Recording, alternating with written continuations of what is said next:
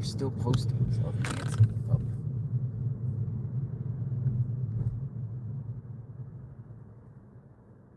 Yep. They still have, it's illegal though, but they still have the posters, flyers of Nancy. They're up. They're still up.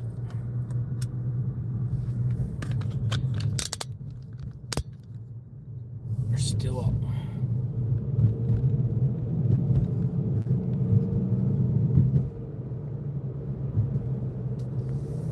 Posters up.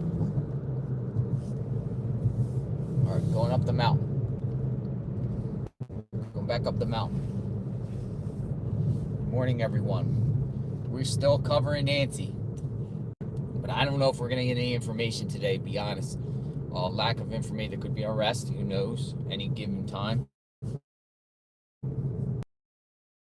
We'll see who's out in front of the house this morning.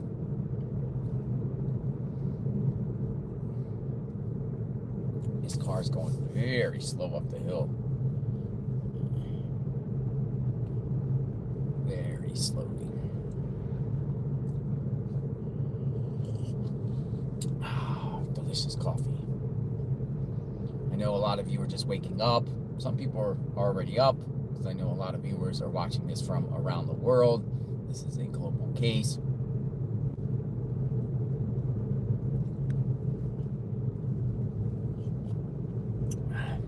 The sun is starting to peek up over the mountain.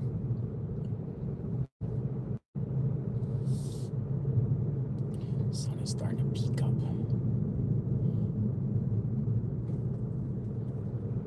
Now, we're not personally done yet. You know, I want to see at least what happens tomorrow on a weekday, and we'll go from there. But there's also, it appears neighbors of Nancy, most of them don't want anyone in their neighborhood anymore. They're putting signs up saying, please leave media, find another place to go. You know, we want to heal, we want to move on, things like that. I mean, plus the house of Nancy has been given back to the Guthrie family. We don't know what they're going to do with it.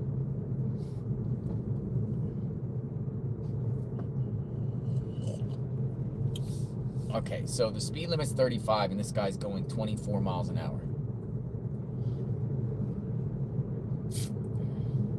And I have a trail of cars behind me.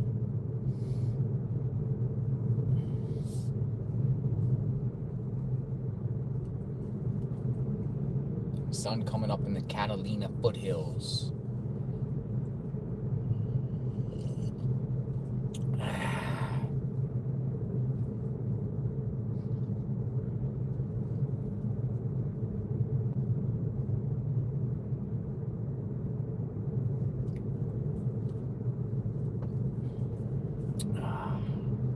Welcome to media.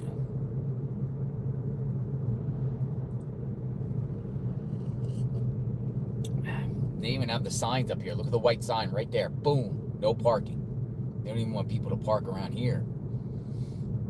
And this is like a mile away from Nancy's home. I mean, come on, car. The speed limit's 35 and you're going literally 24 miles an hour.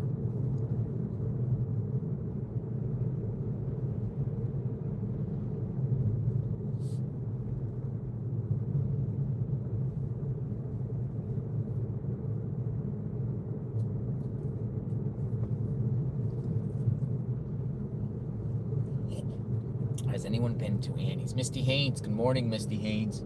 Hope you're doing well, Misty Haynes. Thank you.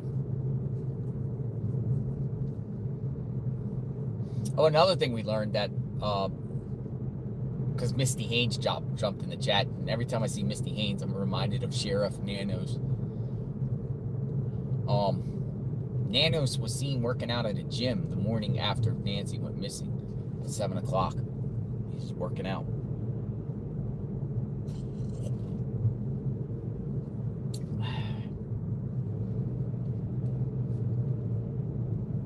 All right, this car is like, this is crazy, man. I'm going out 21 miles an hour, and the speed limit's 35, and we got like 8-9 cars behind me.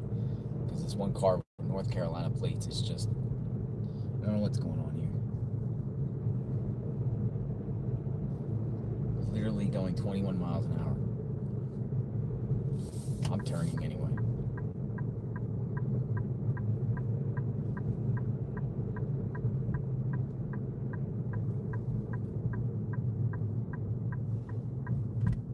Alright.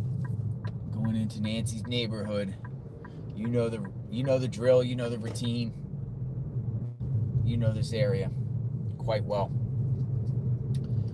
We'll see who's out there, who's not out there.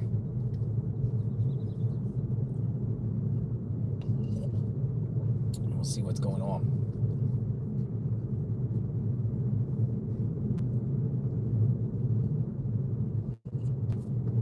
Ah, delicious coffee. Ready for some answers.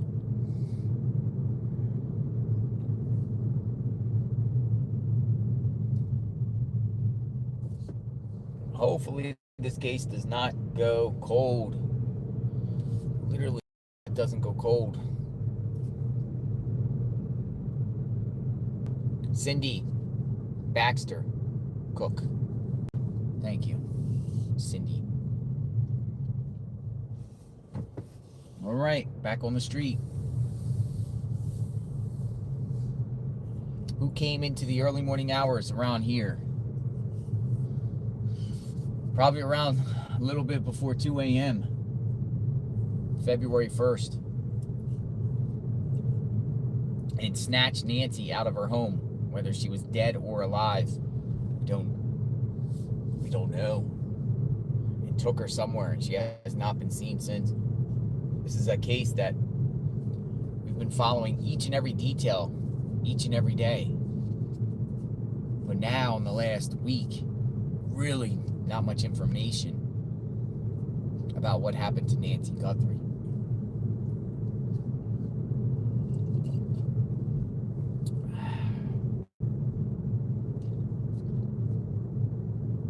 Tucson's coming today to get the tent. We still have a tent out here.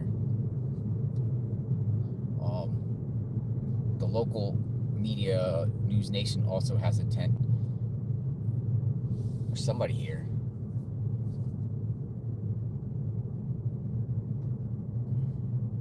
That's it. Look. Literally empty. It's empty out here.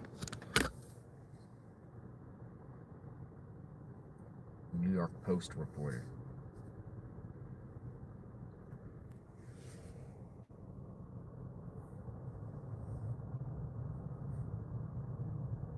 Nothing.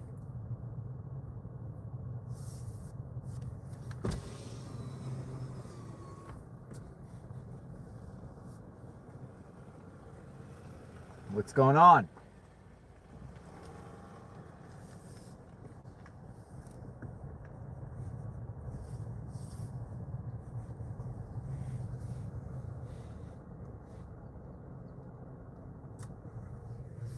What's going on? The Gem Show. Let me turn around up here.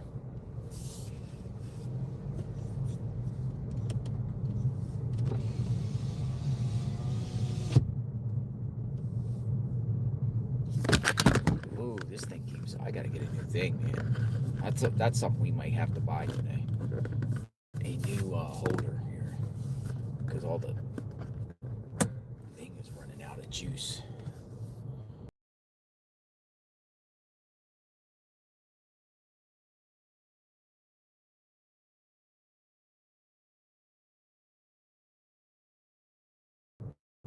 Yeah.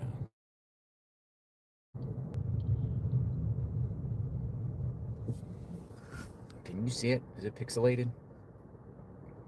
Dear media, this neighborhood needs space to heal, process, heal, and gather in privacy as a loving community. Please cover this tragedy from elsewhere so that we have some privacy, space, and dignity.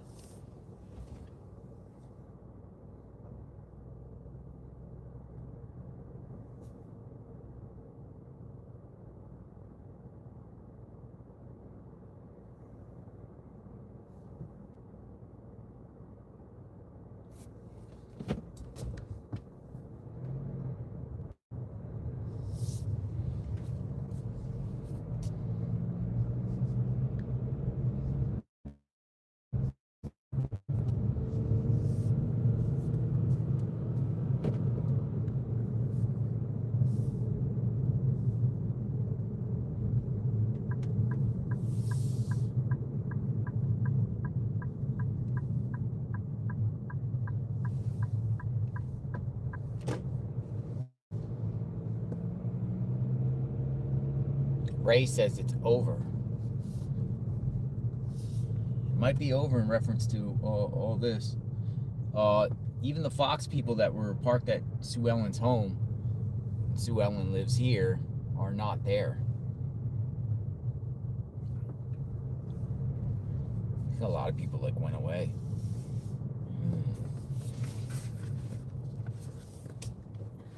A lot of people went away. Where did everyone go?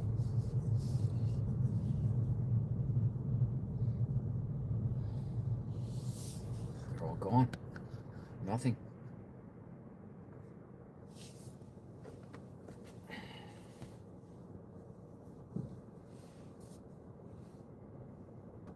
We have somebody getting in the tent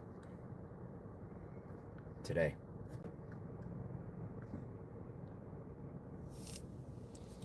Black Rose says, I don't agree because it sounds nice, but that unfortunately makes people forget, and that means no pressure to solve it on the sheriff.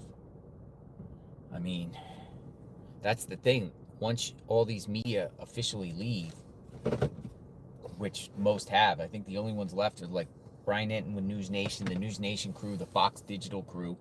Local media will probably come if something pops off, but that's it.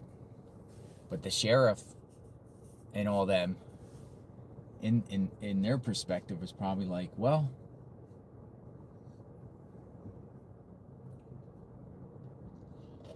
no media here, less pressure.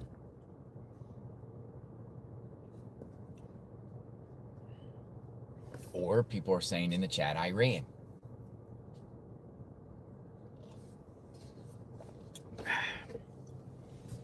They're literally saying, Iran.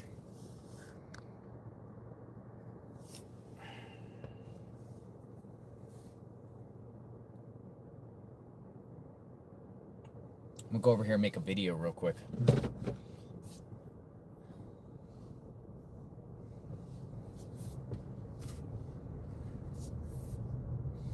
Make it like a 30-second video. I'll be right back.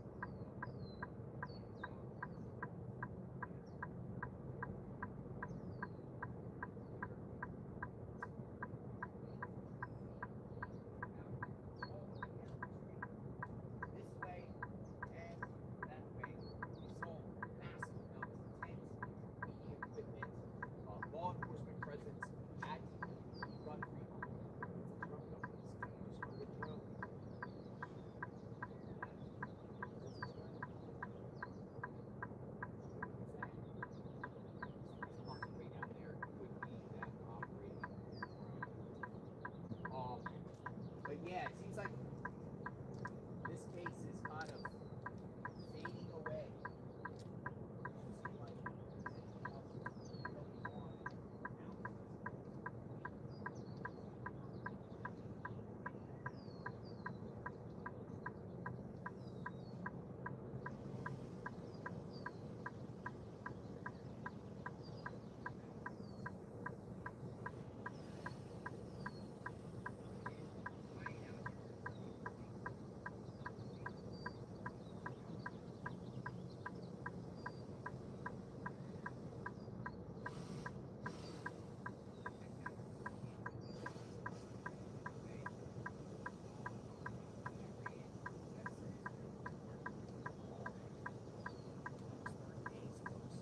I will continue to cover this. We'll see the updates. We'll see if there's something going on, if they do any new search warrants or anything like that. So stay tuned to JLR Investigates on YouTube and at JLR Investigates on X. We are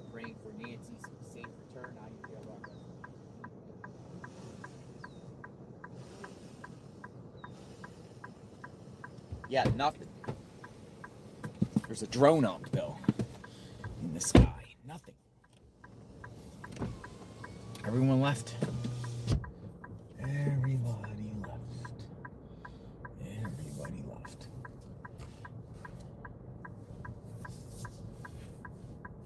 Everybody left.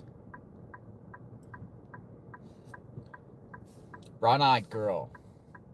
Oh, look at the drone. Look. See the drone? Brown-eyed girl says it should be up to the family if they want the media to leave or not. Once all the media is gone, then everyone will complain she's forgotten. Praying she's found safe and soon. Look at the drone. Dude, somebody's flying a drone, like literally, like, I don't know if you can allowed even to do it that close. Look at the drone. Dude, they're flying it right by our doorstep. Whoa. See that? Is that even illegal? Is that legal? That's not allowed, is it?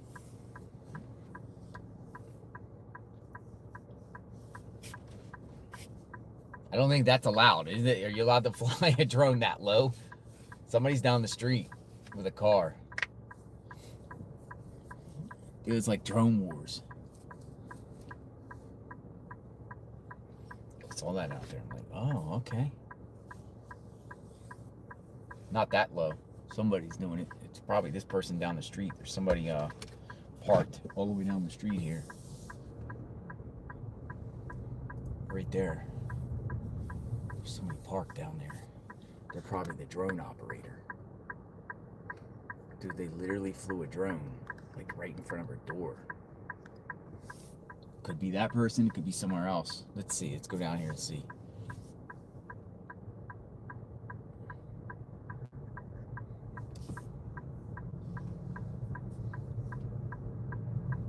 Oh, they're leaving.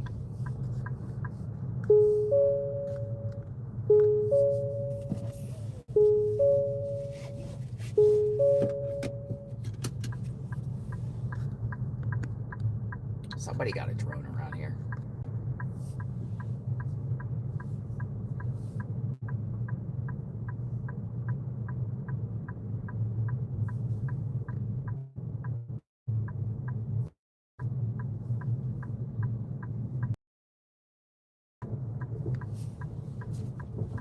That's not that guy though, because the drone's still up. So who's flying the drone?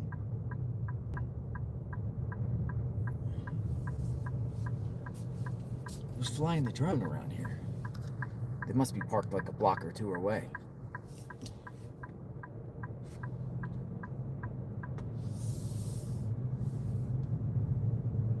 You hope I get ticketed, somebody says. Ticketed for what?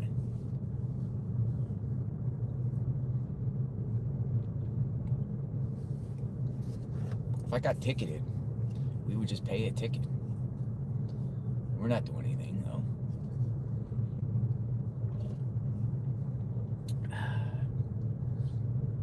You say no parking?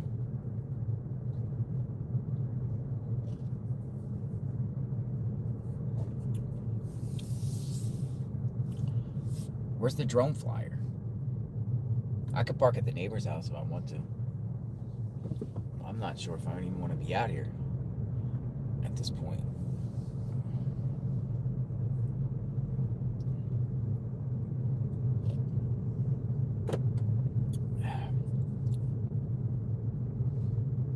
Really, I don't know if I want to do a live stream in front of the house if no one else is there right now. You know?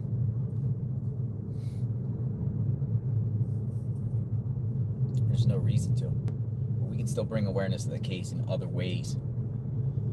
How long will I be in Tucson? Not sure. I do want to wait to see at least if something pops off on Monday.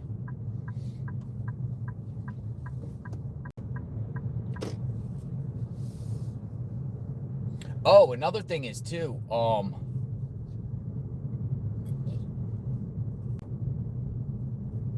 the searchers searched all in this like gully here. There's like a giant, massive like hole here. And according to the maps, they did searches in here looking for Nancy. This is like on the next street over. There's like a ditch there and it goes all the way down. It looks like some wash and basin, but there is some homes down in there. But I believe that they searched there according to the map, like really, really close.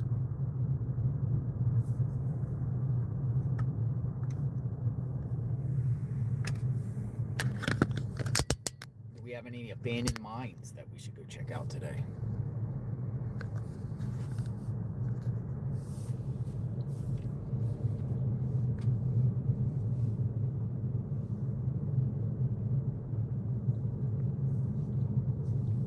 Dude, some people need to learn some boundaries. Some of the people I called, literally, like with a call-in, keep calling my phone.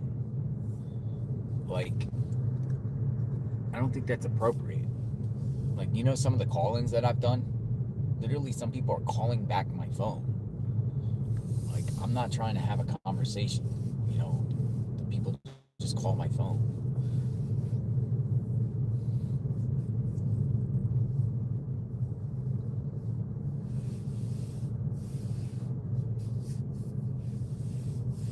Nah, just block.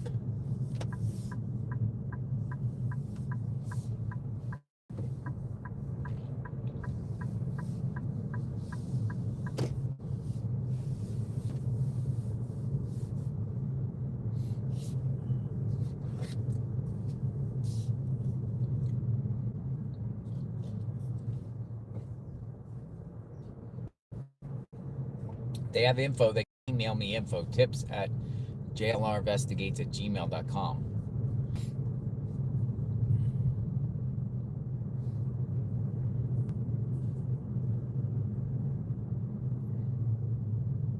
All right, this is going to be our last drive-by here for now.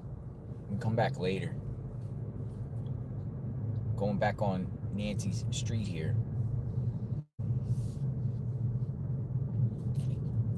We'll go over to Luke's, see what's going on. But there's no media out here. There's nobody. No media.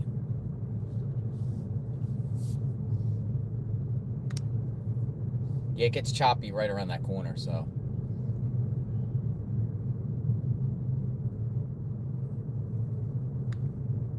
This guy up here picks up trash like all the time. He comes around. I'm gonna stop and say hi to him. This guy here on the left. He goes around, picks up the trash. I talked to him yesterday. Morning, sir. Remember me yesterday? How you doing? You're back at it. Never ends. Never ends. How are you? I'm doing great. It's quiet out here. No, that's the way it's supposed to be. It's supposed to be. That's right. You're a proponent of no media around. Don't you like it? I mean, you know, there's nothing else to really report around here. Oh. What do you think happened to Nancy? You don't know? No, I don't know. Don't know? I have no idea. I mean, there's so many scenarios. Failed burglary, fucked up kidnapper, conspiracy. I don't know. It's something. Yeah. I'm a Western conservative. What happens on your side of the fence stays on your side of the fence. You come onto my side of the fence, then we'll talk. Gotcha. But it's not my family. What's a Western conservative? What is that? Well, there's a fence, right? Yeah. You get to do whatever you want on your side of the fence. It's almost like people say, stay in your lane. Right? What's wrong with staying in your lane? Staying in your lane. I mean, look, your sexual orientation, whatever. It's your business. It's your business. But you want to bring it on my side of the fence? It's not happening. Well, right? Well, we got to talk now. Now we got to interact. Gotcha. Now, I might be positive, I may be neutral, or I may be negative, but that is Western conservatism. You get to do what you want, but don't fuck with me. Gotcha. You know?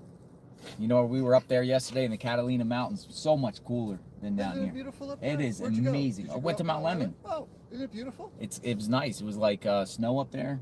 The southernmost downhill skiing in the lower 48. Really? Yeah. Yeah, there was snow up there. Yeah. But they take you on the chairlift. You can go up to the top of the mountain, whatever. Yeah. We had a wet winter, but it was not a cold winter. It was a very unusual warm winter, but we did get rain, which was great. Here, We that had a it's very a heat dry wave right summer. now, right? Huh? It's a heat wave right now here. Oh, in this this- is uncomfortable. It's This is just- not- this is it's- not normal. I don't even want to be out in it. Well, it's short, it's hot, and it kind of overwhelms you physically. Mm-hmm. That's why I told the young lady yesterday that she needs to be wearing sunblock because it. Look at my face. I know. Look at See my how face. fast it happens? And I've been out here like 3 weeks. I know. It happens like this, and I mean, we have a very high UV penetration in Tucson, in this part. So you just got to be careful. How long have you been living here? I've been in Tucson for 45 years. 45 years. 46 years. Yeah. I came to go to school. I graduated in '86, and I never left because I got a job. Back then, you work. You live on this road? Oh, Yeah, next one. Gotcha. So yeah, I mean, Did the authorities ever go to your house? oh fuck. They did? What were they asking? FBI 3 times, Pima County Sheriff twice. What were they asking for? FBI were fucking idiots. There were all these young guys. I don't even know if they had graduated the academy yet. They were like, I'm looking out my backyard, Yeah. and I see this guy, and I'm like, can I help you? Oh, they're like going through your backyard? Yeah. Well, this is the FBI. We're searching. And I said, well, here's the deal. Unless you got a search warrant, you come and knock on the front door and you ask for permission after introducing yourself. Did they teach you that yet? And the guy's like, well, the guy next door gave us permission. I said, It's your property. It's your property. Do you understand that evidentiary criteria is you know where you are? So you're obligated to know where the property boundary is. I know they're not marked, but maybe you should go to Pima County. Maybe you should get a map. Okay. Or see Land what I'm Glide. You saying? can get a Land Glide app.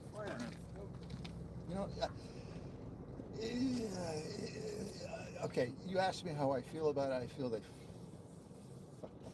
You think they botched everything? I don't know. You don't I know. don't know, but it doesn't feel right. They ask you for surveillance? Of course, Pima County was there. Let's see. I knew something funky was going on late Sunday. What's that? February 1. I can't, because on Monday I saw a sheriff's SUV. Never see a sheriff's SUV. Never see a sheriff's SUV.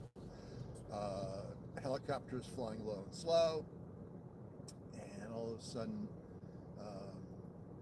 breaking news, CNN, blah blah blah, and then I'm like, that looks like my neighborhood. Then they said Skyline and Campbell, and I said, well, that's awfully close to my neighborhood. And then I realized, oh well, it's Block away. yeah, 4 houses away, and what people don't understand, everyone's got an acre, so being 4 houses away from someone is not necessarily close, Oh. right? But if you go back east and you say there are 4 houses down, you can throw a baseball, right? Everyone has a 1/4 acre lot, if that. If that, and it's probably long, Yeah. right? So I don't know. You've seen me now every day. I just pick up the garbage. I know. It's and wonderful I don't to have see. an opinion. Man, God bless you for that. Wow.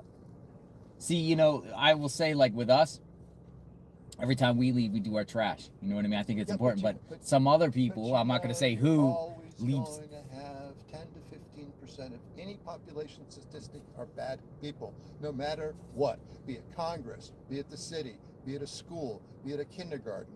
You have always 10 to 15% who will be dicks, just because. Yeah. They may be dicks because they were raised to be dicks. They could be dicks because they're psychologically dicks. Contrarians. Well, narcissists, they're not that uncommon.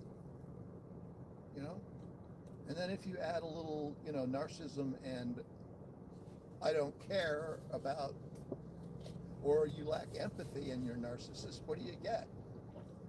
Your name's Steve, isn't it? Yeah. See, I remember. I remember names. It's pretty good. The neighborhood's in transition, and I just want everyone to be cool, and it really didn't turn out that way. That guy's been here. Who is that guy? I don't know. Probably one of the members of the media. You seen him here? Over and over, right? And he's hiding up there. Motherfucker. If I catch him, I'm gonna take a picture of his license plate. You gotta take a picture of his license plate? Yeah, man. I'm gonna be a narcissist. Take care, Steve. You have a good day, sir. God bless you, man. Thanks for the conversation. Don't take a picture of my license plate. I come in peace. So long as you got your blinkers and your car's running, you're moving. Yeah. I don't know how much. I mean, I don't really think it's important to be out here anymore in a sense, because there's just nothing of nothing. It's a nice neighborhood. It's a nice neighborhood, though. It's a nice neighborhood. Take care, Steve. Bye-bye. All right, that's Steve the neighbor. We're off. Try to get cool with the neighbors.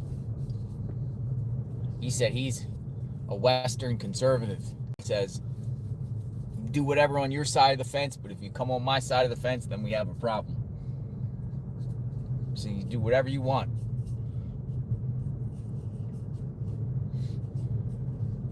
That's what he identified as. But he was like, he said the FBI and the...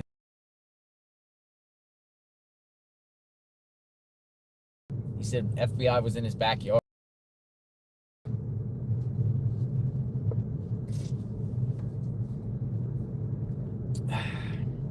Let's go over there to Luke's. Could you guys hear Steve okay? I've been talking to him each morning for the last 3 days.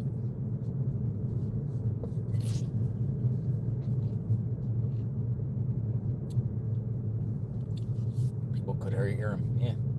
It's pretty close to the window. Detailed investigations. I like that. Detailed investigation. Check out the email I sent you with a map of a potential place to check nearby. Re-forward it right now, detailed investigation. If you sent it, forward it right now. As soon as we're done at Luke, I'll look and just put like map on the title. Because I get so many flooded with so many emails, I have to see through. I'd like to see that location. Steve was out there picking up trash around the neighborhood. He takes a bag and he goes around and picks up the trash.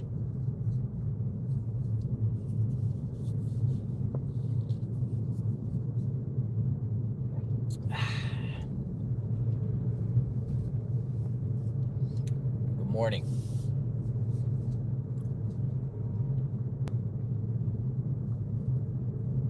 We are in the neighborhood Camino Escalante, or Catalina Foothills. Around this time, Nancy would be going to a friend's house to go to church on a Sunday.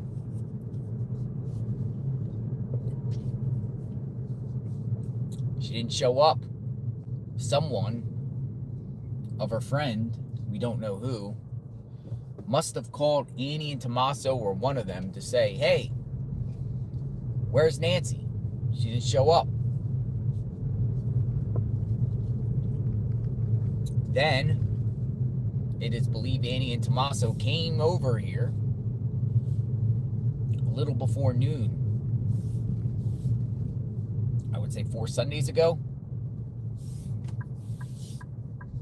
4 Sundays ago. And Nancy's not home. Blood on the front doorsteps. They call authorities a little after noon, 12 p.m., and boom.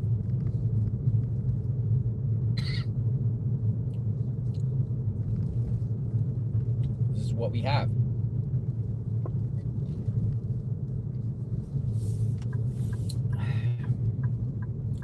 No Nancy. Interview public today on their thoughts. Yeah, we could do that. We'll go down. We'll go to a different spot. We'll go to like we'll go to maybe the KVOA banner or something. Yeah, we could do that. We need a spot. I don't know if I want to stand in front of the Guthrie home, but we could go to the KVOA banner. the big banner outside KVOA that everyone signed, and we could do some calls and hear the people, what the people have to say. What the heck is this? All over the road.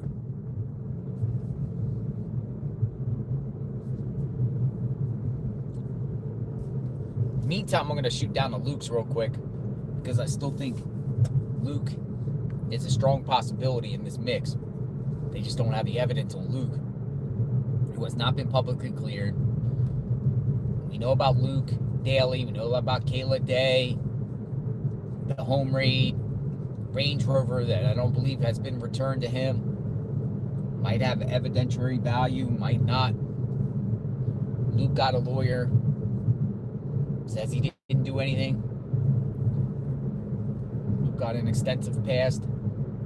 Luke kind of looks like the perp. Where was Luke Daly in the morning hours, early morning hours, February 1st?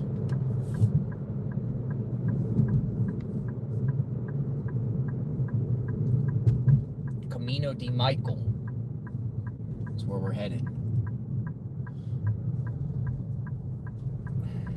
Then I'll just go to, I guess I'll go to KVOA. Band member saying that he's not involved. Band member saying that people are knocking on his neighbor's doors and parking in front of his house and all that. The band member, you know who I'm talking about, DE. Now, at the beginning stages, we started talking about DE. But we never parked in front of DE's house, nor did we ever go to DE's neighbors.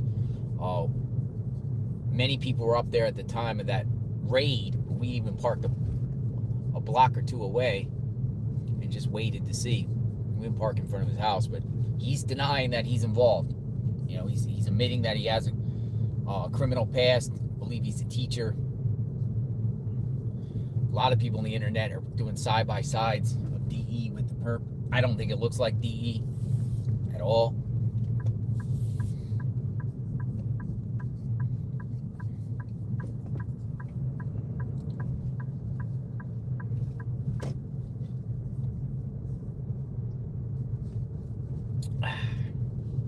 Many people in the chat still think it's Tommaso.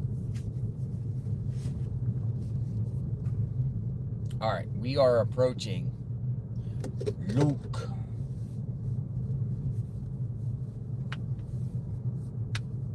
Here's Luke. Home with all the no trespassing signs. Luke. Is he involved?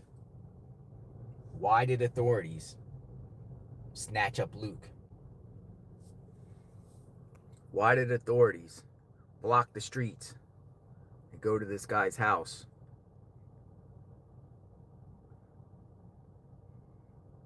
What evidence did authorities have to get probable cause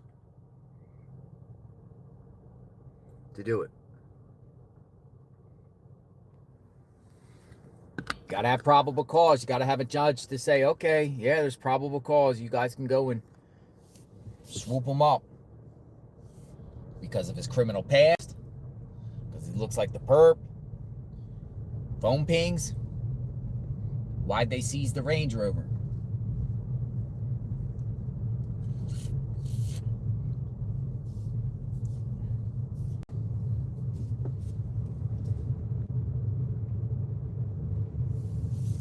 Why'd they seize the Range Rover?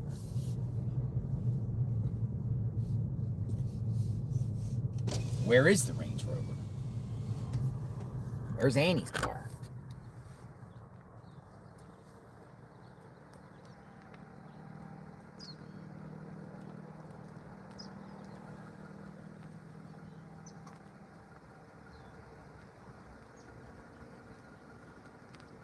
The sheriff has not, these lawyers for these people, including Carlos down there, are calling on the sheriff to clear their names. But the sheriff has not cleared these people's names. The sheriff has cleared Annie and Tommaso publicly, spouses, and everyone from the Guthrie family. They didn't clear these people, though. In the meantime, there has not been any raids that we know of since. None. What happened to all the raids? No suspects? We also heard about polygraphs, but apparently the sheriff is saying that the polygraphs were new hires of Pima County possible deputies in their department. New hires. Nothing to do with any perps, suspects, persons of interest, or anything like that.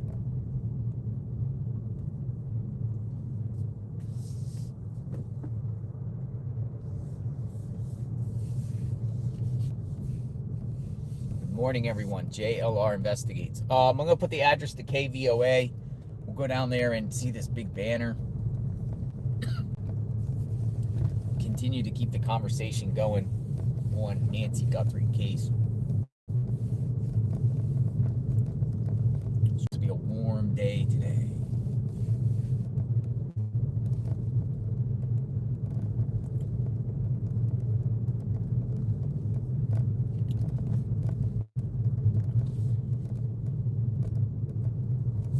KVOA, Elm Street.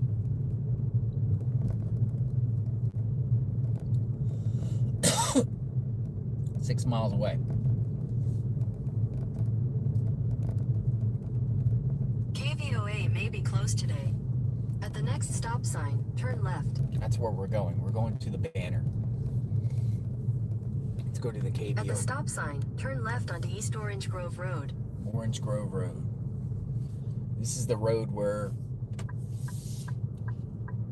one way out to get out of Nancy's home, and also where volunteers found that backpack and clothes, though doubt that it's related. At the next light, turn left. And this is also right around the corner from Luke Daly and up the street from the Culvers.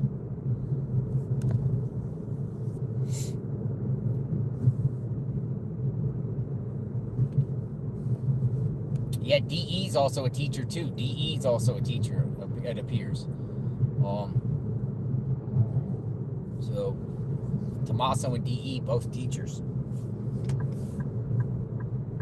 At the light, turn left onto North First Avenue. Sheriff has cleared the Guthrie family publicly. The sheriff has not cleared publicly anyone else. Where names have been thrown out of there. I don't think the perp looks anything like Tommaso or DE at all. I think the perp is someone unknown to us thus far. But who is the perp? Cartel, mafia, international, a local.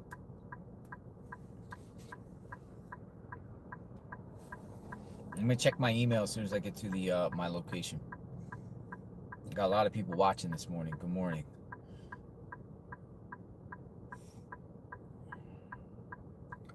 JLR Investigates. All right, we're on the move. We are on the move.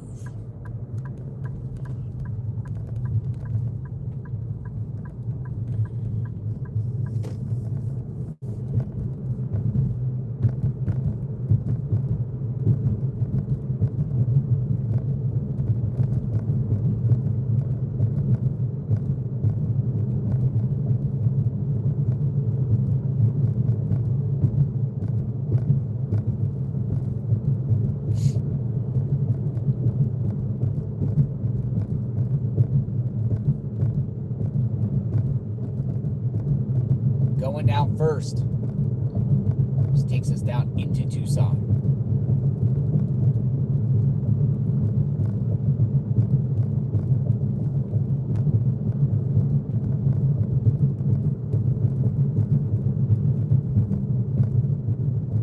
Remember the other guy, Luke, with Slate Magazine? He actually wrote his article.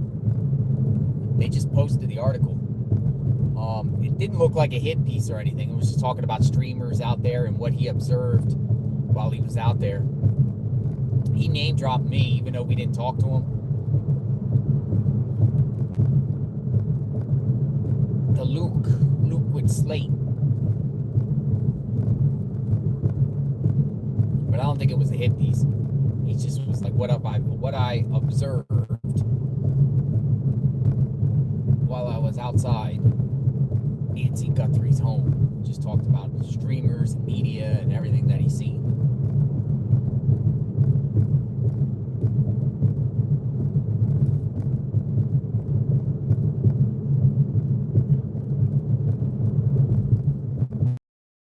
Know anything about Nancy's dog or Savannah's dog, that the dog there's a lot of rumors that the dog passed away certain times. We don't know. We do know that there was a doggy door, it appears, at that house that we saw the other day. It's no longer there. So I don't know. All right, you sent Matt detail investigation. I'll check it out as soon as I park up here. We're going to KVOA. So this is basically the beginning of Tucson right here on River Road. Once you go on the north side of River Road, it's technically jurisdiction of Pima County. But once you cross this road here and head south, you're officially in Tucson.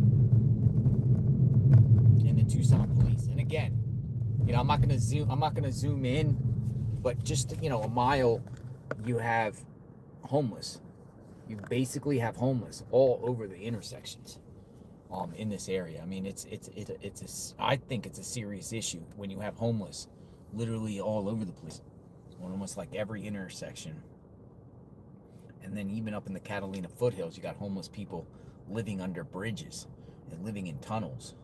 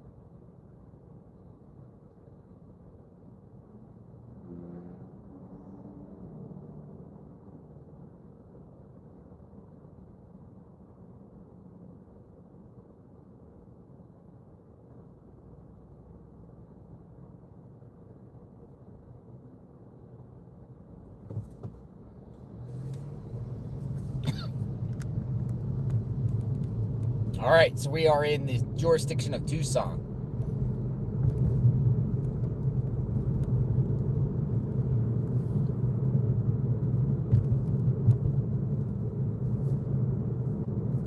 In half a mile, turn after Arby's.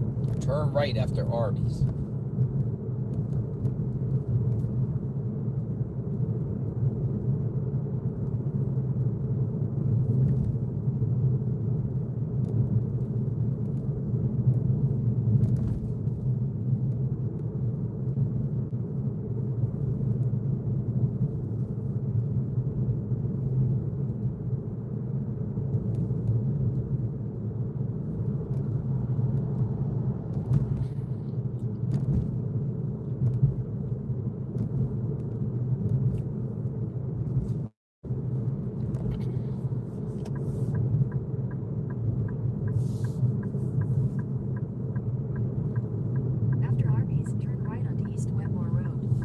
Wetmore Road.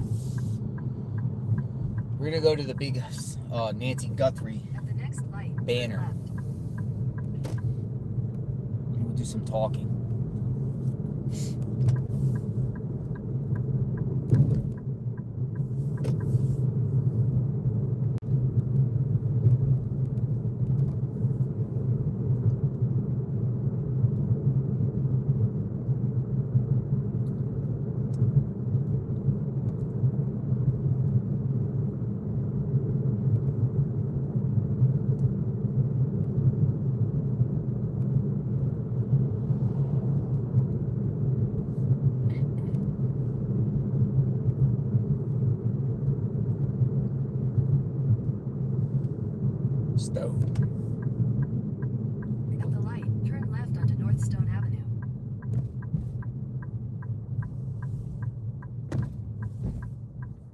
Stone Avenue.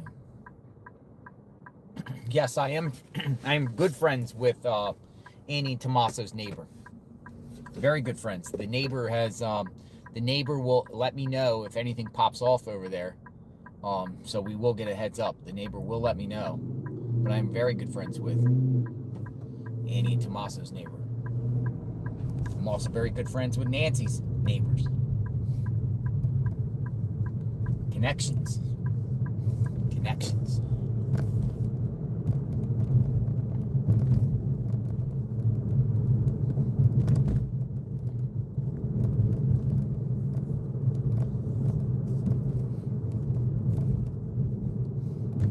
And communicating with them, we got their contacts and everything like that. I mean, if something was to break off at either location, we'll know. They'll let me know. If they see it, I mean, stuff might go on. They might not see it, but they're so close that they will probably see it.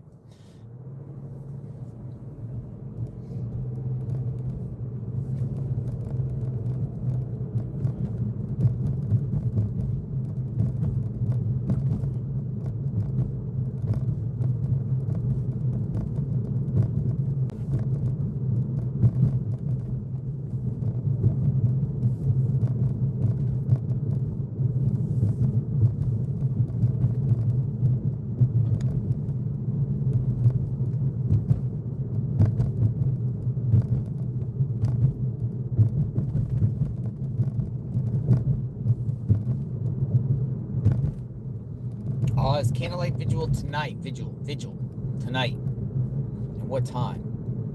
The Starlight 17. I'll have to get with Dad's going live because he said something maybe at dusk, and he was talking about the location here at the KVOA, the banner, because there's already a big banner for Nancy, and they got like people signed, they got cards out there and everything like that, and it's basically in downtown Tucson.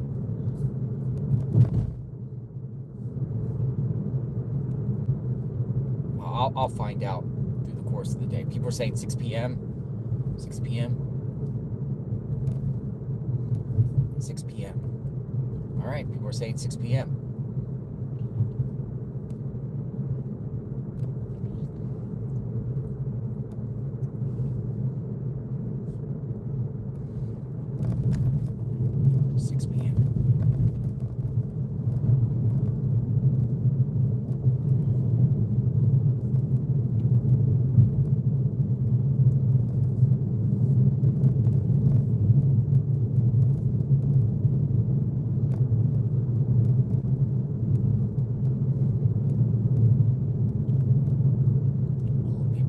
So some people, I guess, are participating that are in the chat or know about it.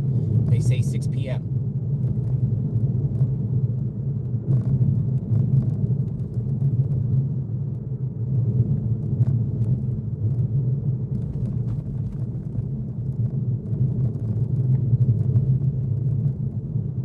Welcome to Tucson.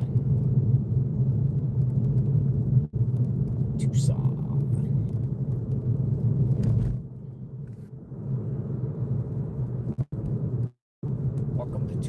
All right, I'm turning right up here on Elm Street in about a mile. Elm Street. It is Elm Street.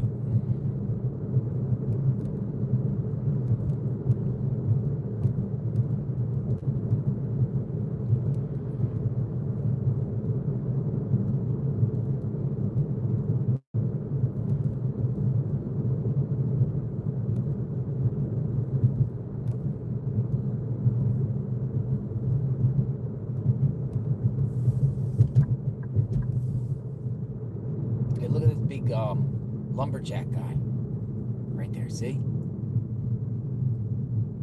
Big lumberjack. Dude, that's Paul Bunyan. Dude, that's Paul Bunyan.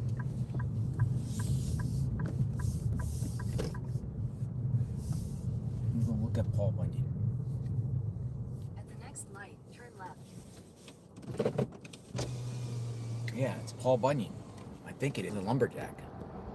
Flapjack, pancakes, lumberjack, Paul Bunyan.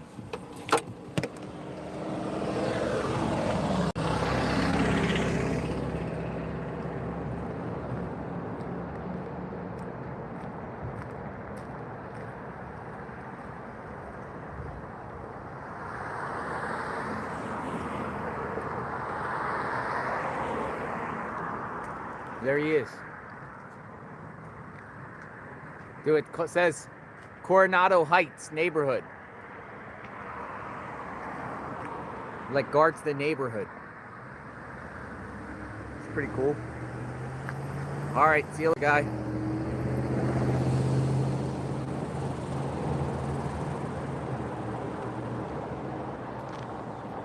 Oh, look, people in the chat are like, I mean, this is just sarcastically, but people are like, he's the perp.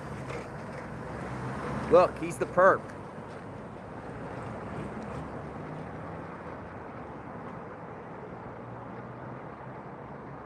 Nah, he's not the perp. Got the facial hair. Anyone with facial hair is a perp. That's a lot of people's been saying throughout this whole mystery. Anyone with any type of facial hair is the perp. Not Paul Bunyan. Paul Bunyan didn't do it. Is he the muffler man? Who is he? Did Nancy usually take did Nancy usually Uber to go to church? It's a good one. KRXC 128 says, did Nancy usually use Uber like to go to church, friends, or was it only the Annies at night? Just weird an 84-year-old would use Uber. We could talk more about the Uber stuff. All right, so let me just put in this address here. All right, it's down this road.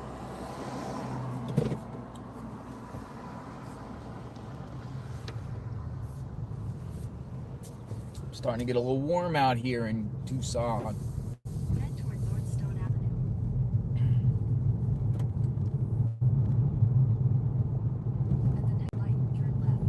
At the next light, turn left. Next light, turn left.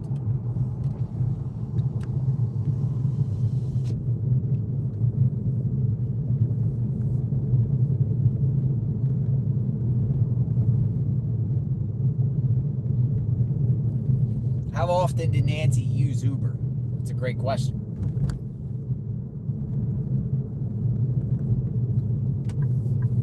All right, I'm on Oracle. I'm turning on Oracle.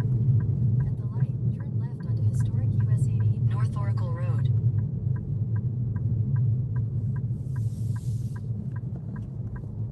Historical.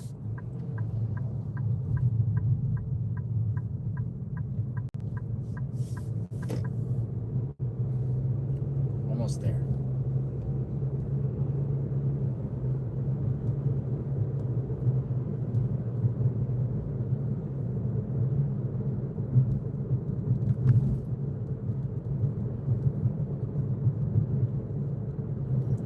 .8 miles. We're going to Leicester.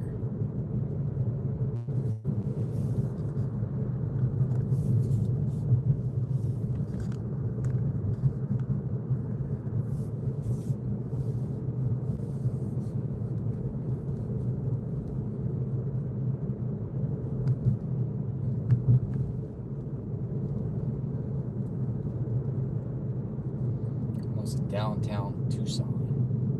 Grant. We are on Grant.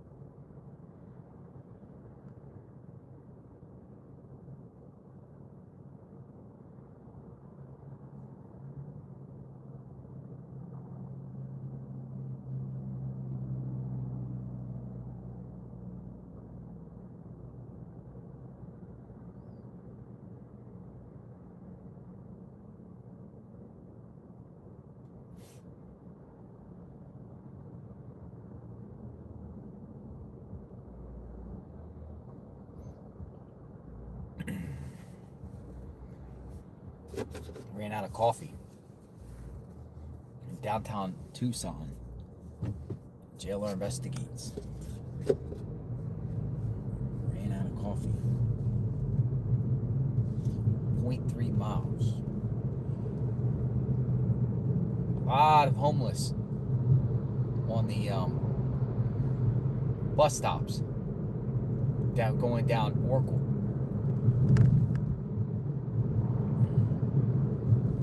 See, but this area here wouldn't have really anything Go past West Ventura Street and turn left onto West Leicester Street. to do with, like, all these locals here. This is like Tucson. This happened in the Catalina foothills above Tucson.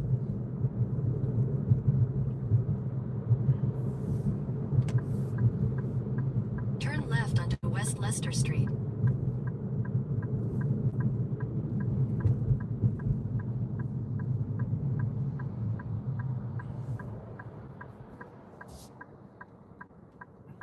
Leicester Street. All these like mom and pop hotels right here. Quail Inn, Wildcat Inn,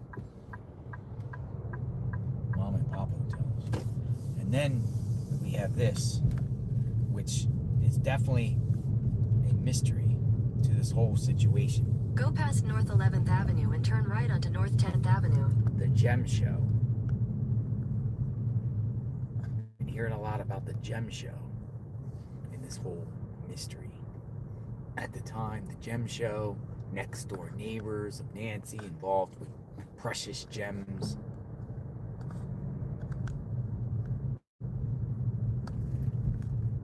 The Gem Show. So I don't know. The Gem Show. Take a picture of this Gem Show. Make sure nobody's behind me.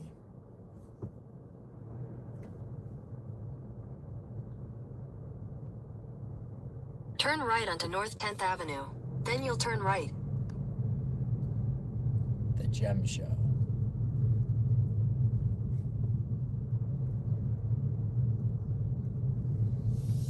I don't know, folks. The Gem Show.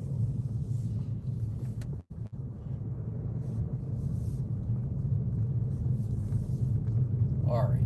So.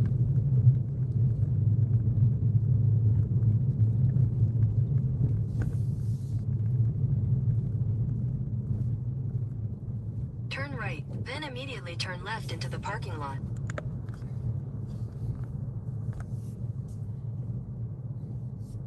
Let me go over here. I got a spot. Right here. Take your next right on North 11th Avenue. It's like an alleyway. Take your next left onto North 9th Avenue. Let me turn this down. Okay. Let's see if we can find a place to angle our vehicle. Looks like there might be a candlelight vigil. There's like an alleyway here. Ah, look. It's a good spot. I don't think anyone's going to be coming down this alleyway. If somebody does, I can move. Bring Nancy home. Look at that.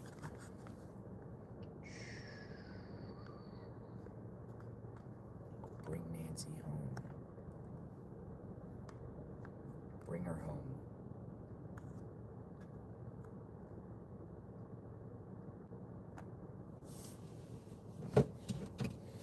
Bring her home.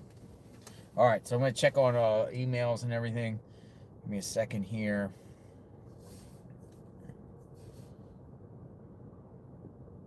Oh, bring her home.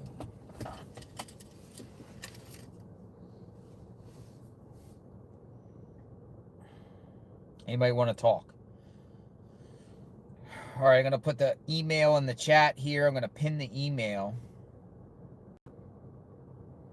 Tips.JLR Investigates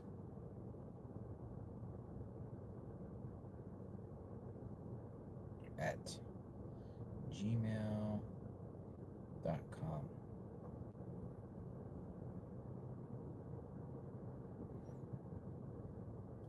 Leave info, Nancy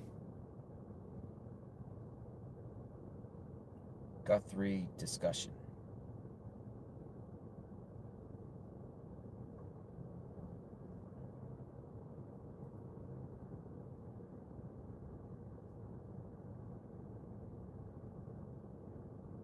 All right, it's pinned.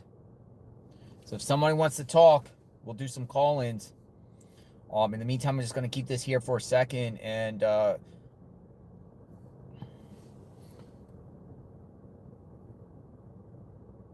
me put the tweet out. Somebody said there's going to be 6 p.m. a candlelight.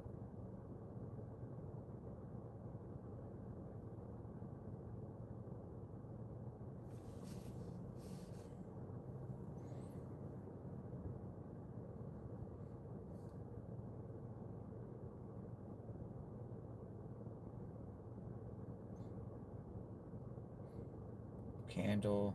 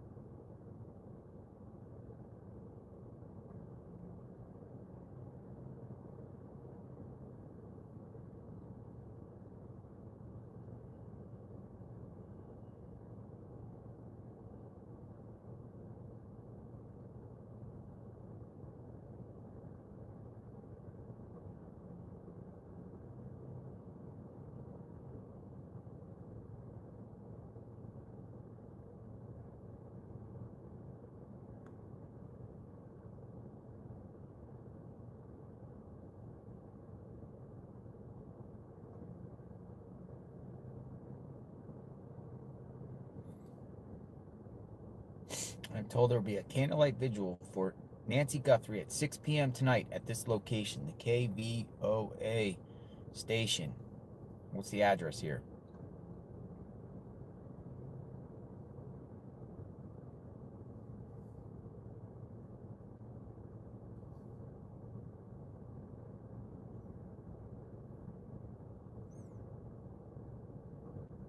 .209 West Elm Street. Email was wrong. Oh, typo. We got a typo, huh? We got a typo. Oh, yeah, typo. Look at that. Thank you for sharing. Unpinned message. I'll do it again. But you guys know what it is. A lot of you already know what it is. I'm going to do it again. Email.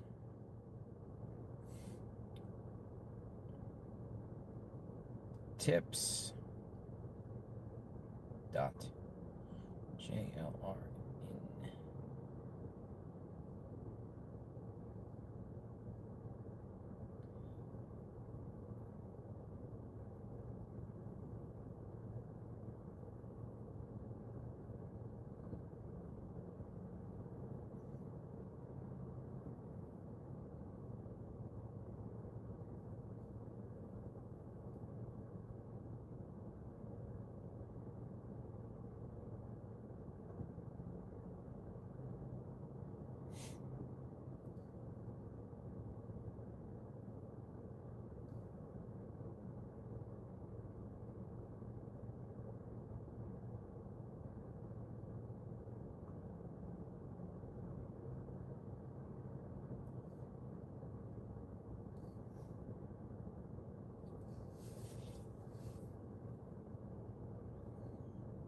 All right, go into email.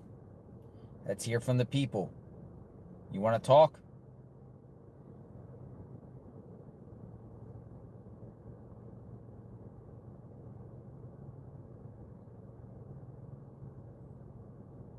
Anybody want to talk?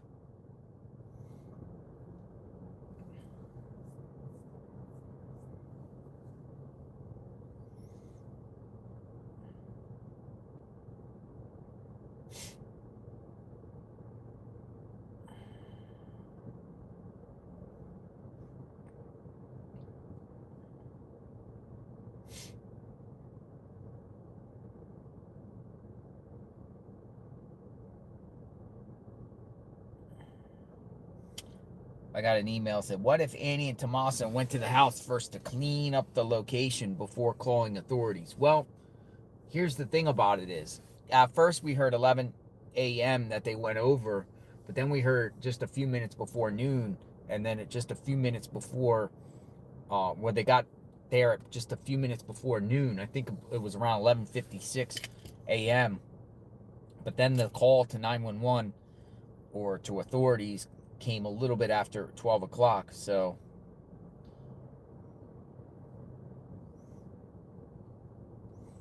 I don't know if they would have enough time.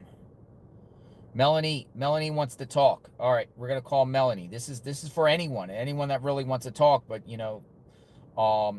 share something. We're gonna talk to Melanie here. 550. All right, I'm gonna put in. All right, Melanie, you're up. Welcome aboard. Good morning, JR. Good morning, Melanie. How are you? Where are you I'm from? doing well. I am from West Virginia. West Virginia. Yes. Welcome aboard, Melanie. Thank you for willing to talk. What's going on? Thank you for calling me. Okay, I have several questions here. Sure.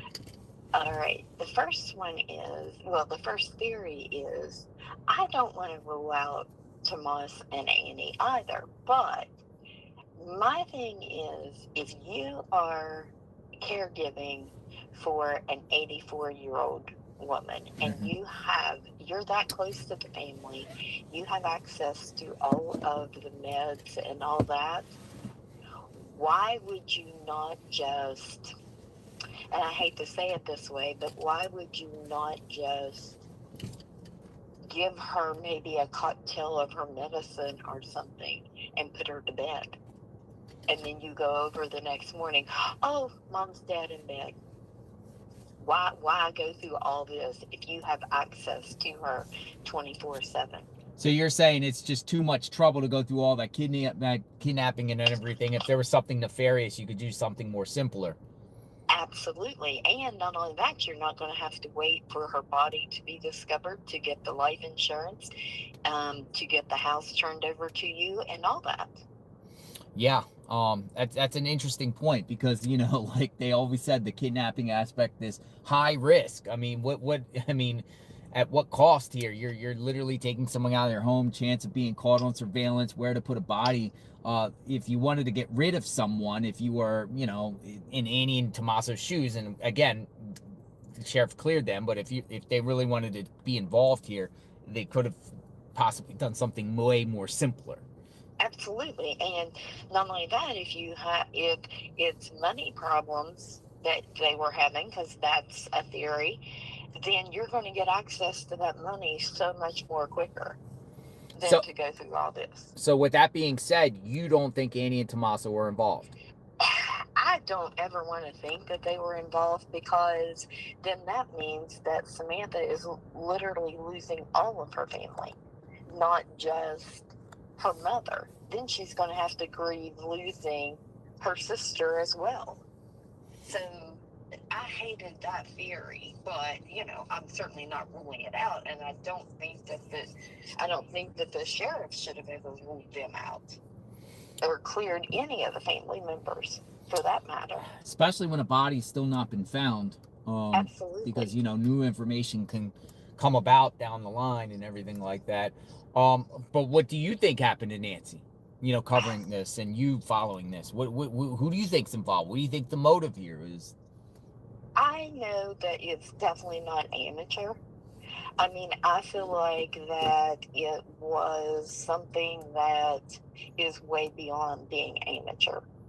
So is it linked to something that Savannah has done? Possibly. I mean, I honestly move more to that theory than I do other theories. Mm-hmm. But this is something that was there would have already been something come up.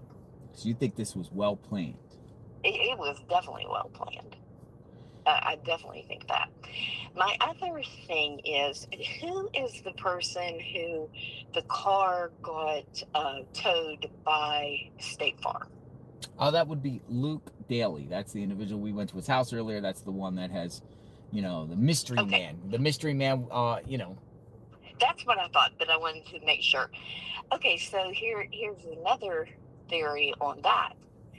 Let's just say that he did something to his car so that State Farm would tow it and take it in before anyone else got a chance, because the police weren't really quick to take that car, right? It's believed that Annie and Tommaso's vehicle got seized within the first 48 hours. Nancy's to follow days later, towards the end of the week. So Luke's saying, oh crap, they may take my car, so let's just go ahead. I'm going to go ahead, do something to my car, file a complaint, file a insurance claim, and get mine towed. Or, what exactly happened to his car? Right, but there's two things. If you don't want the police to take it, let's go ahead and put it in the shop with State Farm. Well, I'm sure they can supersede that if they had a warrant and go right to State Farm and take it. That's true, but there's so many. Well, listen. No theory is wrong. A lot of people have a lot of questions.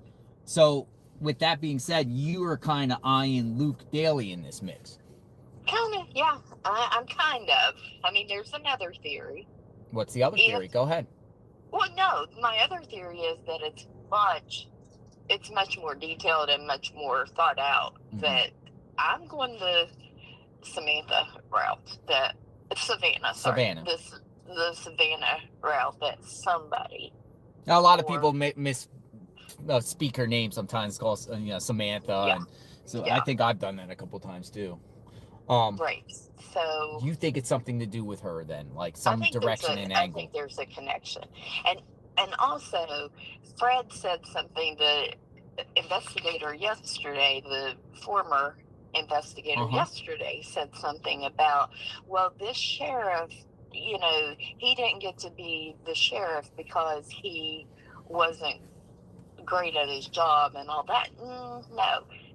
To become sheriff, you have to, there's more politics in becoming sheriff than doing your job well. Yeah.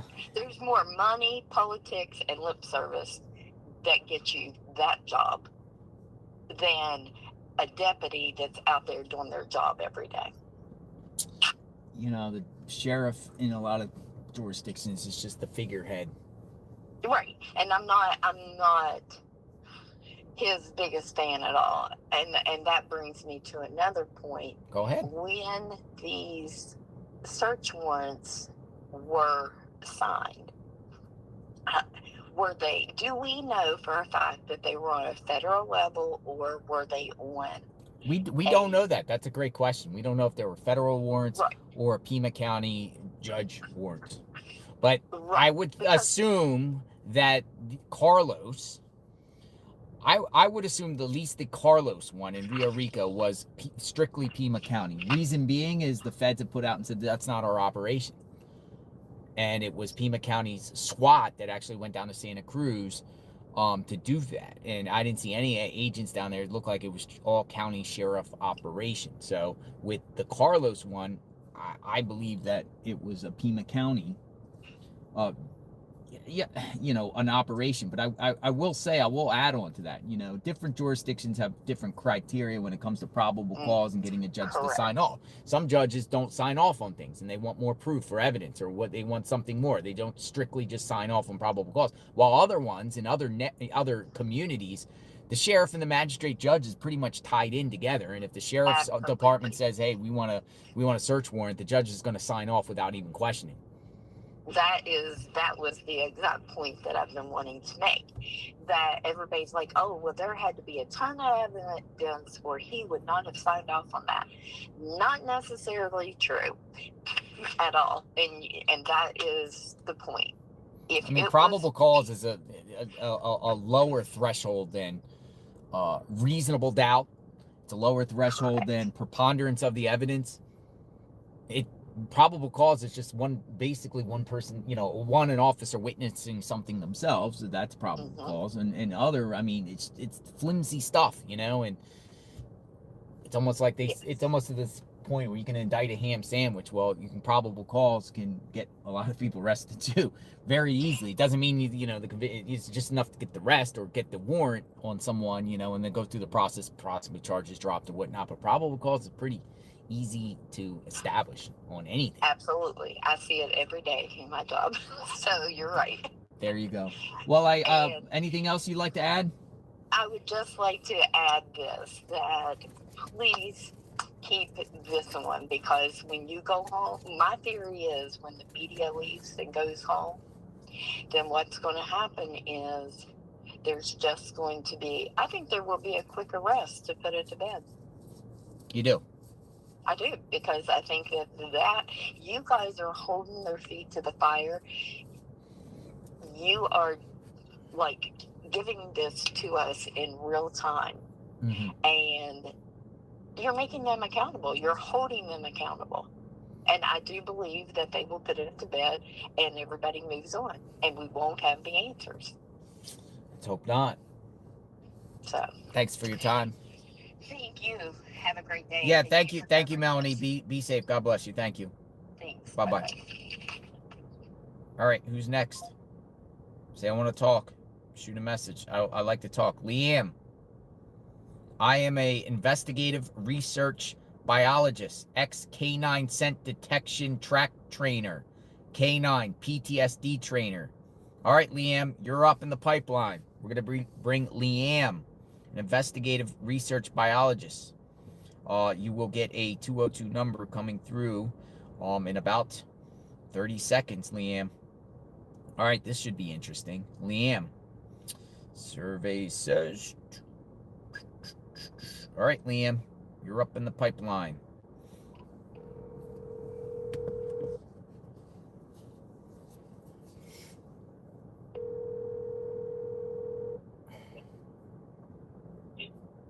JLR. Hi, Liam. How are you doing? I'm great. If you don't mind muting your TV screen so the echo. Yeah, let me knock this down here some for you. And see if that's how's that sound. Is that better? Yeah, it's better. All right, great. All right, welcome aboard. Yeah, thank you. And I just want to go ahead and just give you some kudos, man, for just hanging in there. And even though you got the authority, your presence there puts pressure on the authorities because they want these guys, they want you folks moved out so they can go ahead and do whatever is going on, because a lot of shady stuff. And I just want to back up at the very beginning. All right, go for it. Is that when they went and first investigated the house, what did they find outside? That I don't know. On the ground. Well, there was a blue. There was in front of the door. Did they find Nancy's blood? Oh yeah, on the blood was there. Yeah, the blood was Nancy's blood. It was all over the doorstep there. So my thing is that while they found the blood there, what did they do? Did they use that to rule out doing a grid search with just manpower and canine power and using drones? Great questions. That just baffles me. We really haven't really seen much footage at all of what they did or did not do that first, 24 hours. Yeah, exactly. So they kind of like ruled out, what they did is they pointed directly to either she fell and was disorientated and went off somewhere, or kidnapping. That's what the rules to. Some people speculated that the first, they originally thought she just maybe kind of wandered off. But that's weird too, because there's blood there. But there's no more other blood anywhere else they would pick up. And that's the importance of having the dogs. So they can go ahead and dogs can cover a lot of ground, and setting up, you had mentioned earlier, DR, that, you know how to do a grid search. A grid search is very simple. You just make out, a 20 by 20, and you stake it, and you look at that area. You don't find nothing, then you move it over to the next 20 by 20. You know what I mean? So have you done what type of work have you done in the past? I went and searched for individuals that were lost.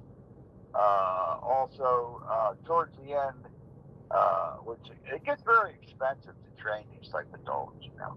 Mm-hmm. And so my last part was taken my previous canine that I had and doing cadaver and water searching, which is the very hardest thing to do. The water one is very hard to do, you know, and you got to have a sharp dog. You got to have a dog that's kind of like, man, I'll find this baby. And this is my dinner, because he's looking for the treat. You know what I mean? Yeah. And so, but yeah, that's what I did. And also with PTSD, I have a current PTSD dog here that I've trained myself. I don't get the Veterans Administration involved with my canines whatsoever. And so, and because of my background, I'm able to go ahead and do it. And I started early, JR, for training. Yeah, I did. I read books, man. I'm sorry? For doing canine training, Uh-huh. I read books. I didn't go to classes. You read books? Yeah, exactly. You know, everybody asks me, where's your certificate? I don't need a certificate. You know? And so, but yeah, this whole case just seems very, very strange from the beginning. It just didn't sit right. I can't explain it, but it just didn't sit. You know what I'm saying? But so what are you feeling? Like, what are you feeling? Like, what this is about then? Well, I get what you're saying, because I'll be honest. I mean, it has just a bizarre chain of events have occurred with this, and I feel it the same way. But what are you feeling about this? Like, there's a lot of angles. You know, you can go anywhere, and it's so broad now that people can put in stuff that don't even belong there. Mm-hmm. You know what I mean? I mean, it's okay to expand, but, you know, taking it too far, you can lose completely track of what's going on, you know? And so, but yeah, it's just so many different scenarios that people's bringing up. And so it's very complicated, and I blame this on Sheriff Nanos. I don't think the gentleman, I use that word very loosely, but I don't think that gentleman is really on top of everything. Now, we don't know what's happening in the background with the authorities, and that would be the Sheriff's Department and the FBI. But the other thing about me is that I thought the FBI would really be jumping on this thing like crazy, since it's a high-profile case. And you haven't necessarily seen that. No, I not that anything that's really impressed me. You know, and the family knows a lot of influential people, so that's the other reason why weren't they there? You know, and the longer they wait, the more degraded and contaminated all the search area becomes, the crime scene. Well, they released it back to the house. You know, they released the house back to the family. We have heard, though, that they have been searching around that particular neighborhood to, what neighbors have told me that, feds have approached them, local police or deputies have approached them, asking about surveillance, scouring around the yards. But I haven't heard of it like a full grid search. Yeah, and that's true. And you know what? When there's a crime that's going on, you don't need to ask anyone, hey, can we search here? They can declare it a crime scene area. Mm-hmm. That gives them the right to go in, whether you say, no, you can't come in here or not. You know what I'm saying? I get it. Anything else you'd like to add, Liam? Thank you. Yeah, not right now. Not right now, JR. I just want to just appreciate your dedication there, and I know you've been spending a lot of time there, and I'm thankful that other broadcasters have, putting in energy and bringing you guys drinks and stuff, and stopping by and see if you need anything. And that's the way it should be. It's community looking out for community. Yeah. It is interesting, and Yeah. very grateful for that. Yeah, because the regular media, they're just looking for numbers, JR. You know what I mean? They're looking for the ones to get on the first ones to report, And so they don't have the finesse. They don't what's the word I want to use? Like people skills. They're not down home when they come down to investigate. You know what I mean? But with you guys have a different style, and I really appreciate it. I watch you for hours. Okay. That's awesome. But thank you. I just want to just thank you. You take care, Liam. Thank you for the support. Okay. You too, JR. Thanks for the Take care, conversation. bud. Hey, stay safe. Be bro. safe. All right. Anybody else want to talk? Come on in. You want to talk? I want to talk. Tasha wants to talk. Tasha. All right, I'll get Tasha in. Tasha wants to talk. We have a Tasha. You're coming up in the pipeline, Tasha.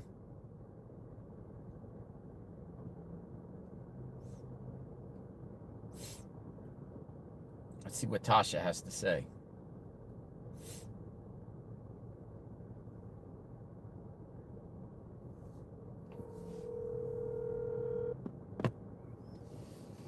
Hearing from the people. Hello. Good morning, Tasha. Good morning. JLR Investigates. Thanks for taking the time and wanting to talk. Yes, thank you for everything that you're doing. Okay. You're welcome. Do you remember when you went out there with the searches with the groups, the search day? Correct. Everyone keeps talking about this walkie-talkie, right? Do you remember the lady from the second group? She found a walkie-talkie. Yep. I do. Has that ever been turned in? I don't believe so. I don't believe, though she said off camera to me that she will be giving that to somebody. Letting someone know, authorities know, but I don't know what came out of that. But it really is interesting, because you're probably going to go say what I'm about to say is, the perps using some sort of three-way channel communication or walkie-talkies to be able to communicate without cell phones. Yes. Right? That just stood out to me kind of weird. And I believe this is an inside job. Mm-hmm. I was brought up, and I still live in the hood. Look, this was an inside job. You live in the hood? Because, where do you live? Yeah, I live in New Jersey. Live in Jersey. Yeah. You said you live in the hood. Why do you think it's an inside job? Who's gonna think about coming to get a 84-year-old woman, other than someone who has some type of financial gain in mind? So you think financial gain is the motive here? Yeah. Even though it'll take a while, look at all the ransoms, even though that might be a hoax, but it's screaming money. Most people will feel the same way. This is some sort of money angle. There are some that say there could be a sick psychopath out there that just wants to prey on the elderly. But come on, does that happen where you live, where people just want to prey on the elderly to do something to an elderly person? No, usually that happens around in these type of areas for money. Money. They want money out of the person. Tommaso stands out to me. Tommaso's friend, whoever that other guy is, stands out to me. The mustache looked fake. You think the mustache was fake? Yeah, and the tattoo could be fake too, because they could have did that to throw people off. People could go get mustaches and put them on their face, right? Mm-hmm. I don't know. Or they could even draw it. It's the camera that caught it. I know. And, the lighting and everything like that could be an illusion per se. There's stuff, we don't know the true color of the facial hair, even though it looks dark and black. It could have been more lighter. I mean, just because the only thing that's really distinct to me is the eyes. The eyes. the pupils were very large. So that means this person was intoxicated on something. Ah, I think they were Mhm. intoxicated. Why? To get a rush to do it? Courage to do it? Yeah, just like alcohol, liquid courage. Interesting. Yeah, I mean, And then another thing I have in mind is, what was this last dinner about? what was it? What were they going for? I mean, the sheriff goes on to say they were also playing games. Right. And was she drinking scotch liquor or something like that? That's a That great picture question, she too. posted- Yep, keep asking the questions because you have a lot of you're asking a lot of unanswered questions. I was there alcohol involved? Where when she was over there at Annie and Tommaso's? What did she What was drink? the What did she eat? conversation about? What was the conversation about? Why'd she take an Uber over there and not an Uber back? Right. Was this a normal thing she'd done to go over there to Annie and Tommaso's? How often? When was the last time she went over to Annie and Tommaso's home? Yes. Why that day? Those are I don't good think points. this has anything to do with Savannah. I mean, a lot of people are saying in the chat, good questions, caller. Tasha. I mean, these are some, Thank you. Normal habits of an individual. Okay, say for instance, Nancy didn't go, well, Nancy spent Christmas with them because we saw a photo. A lot of people spend family with, together on Christmas. But let's just say, hypothetically, how many times has Nancy actually went over to Annie and Tommaso's home? And when was the last time prior? Right. And did she ever take an Uber over there before? Why didn't she drive? They need to question the Uber. They need to go. They need to do their investigation with Uber. They need to. If she went to church the next day, or to go to a family, or go to a friend's to attend an online church service with her car, and she didn't arrive, then she takes her car out. Why didn't she take her own car to go to Annie and Tommaso's? Why take an Uber unless you have a plan to drink and you don't want to drive home? Someone knew that was her plan, to go to church. Pretty wild stuff, Tasha. Pretty... Yes, I've been following you since the baby, Emmanuel. Oh, Manuel. Yeah. Oh, we got a streamer here. We got a streamer here by the name of Mark the Shark, who has actually attended some of his court hearings. Those court hearings. He's out here. I watch Mark the Shark too. Yeah, Mark the Shark. Great guy. That's all I have. If I have anything else to say, I'll email you back. All right, Tasha, man. Thank you. Be safe out there, and have fun in New Jersey. Thanks for the call. You're welcome. Bye-bye. Thank you, Tasha. All right. Lot of questions. Those are the type of questions that I have. Those are the type of questions I have. All right, so we have Miss Love. My name is Brooklyn. I would like to talk about the Nancy case. I am not an expert, just want to give my opinion. All right, Brooklyn, you're up in the chat. Brooklyn, bring you in. We want to hear from people all across the country about how they feel about this case. We also want to hear from experts or former experts. Brooklyn, you're coming up.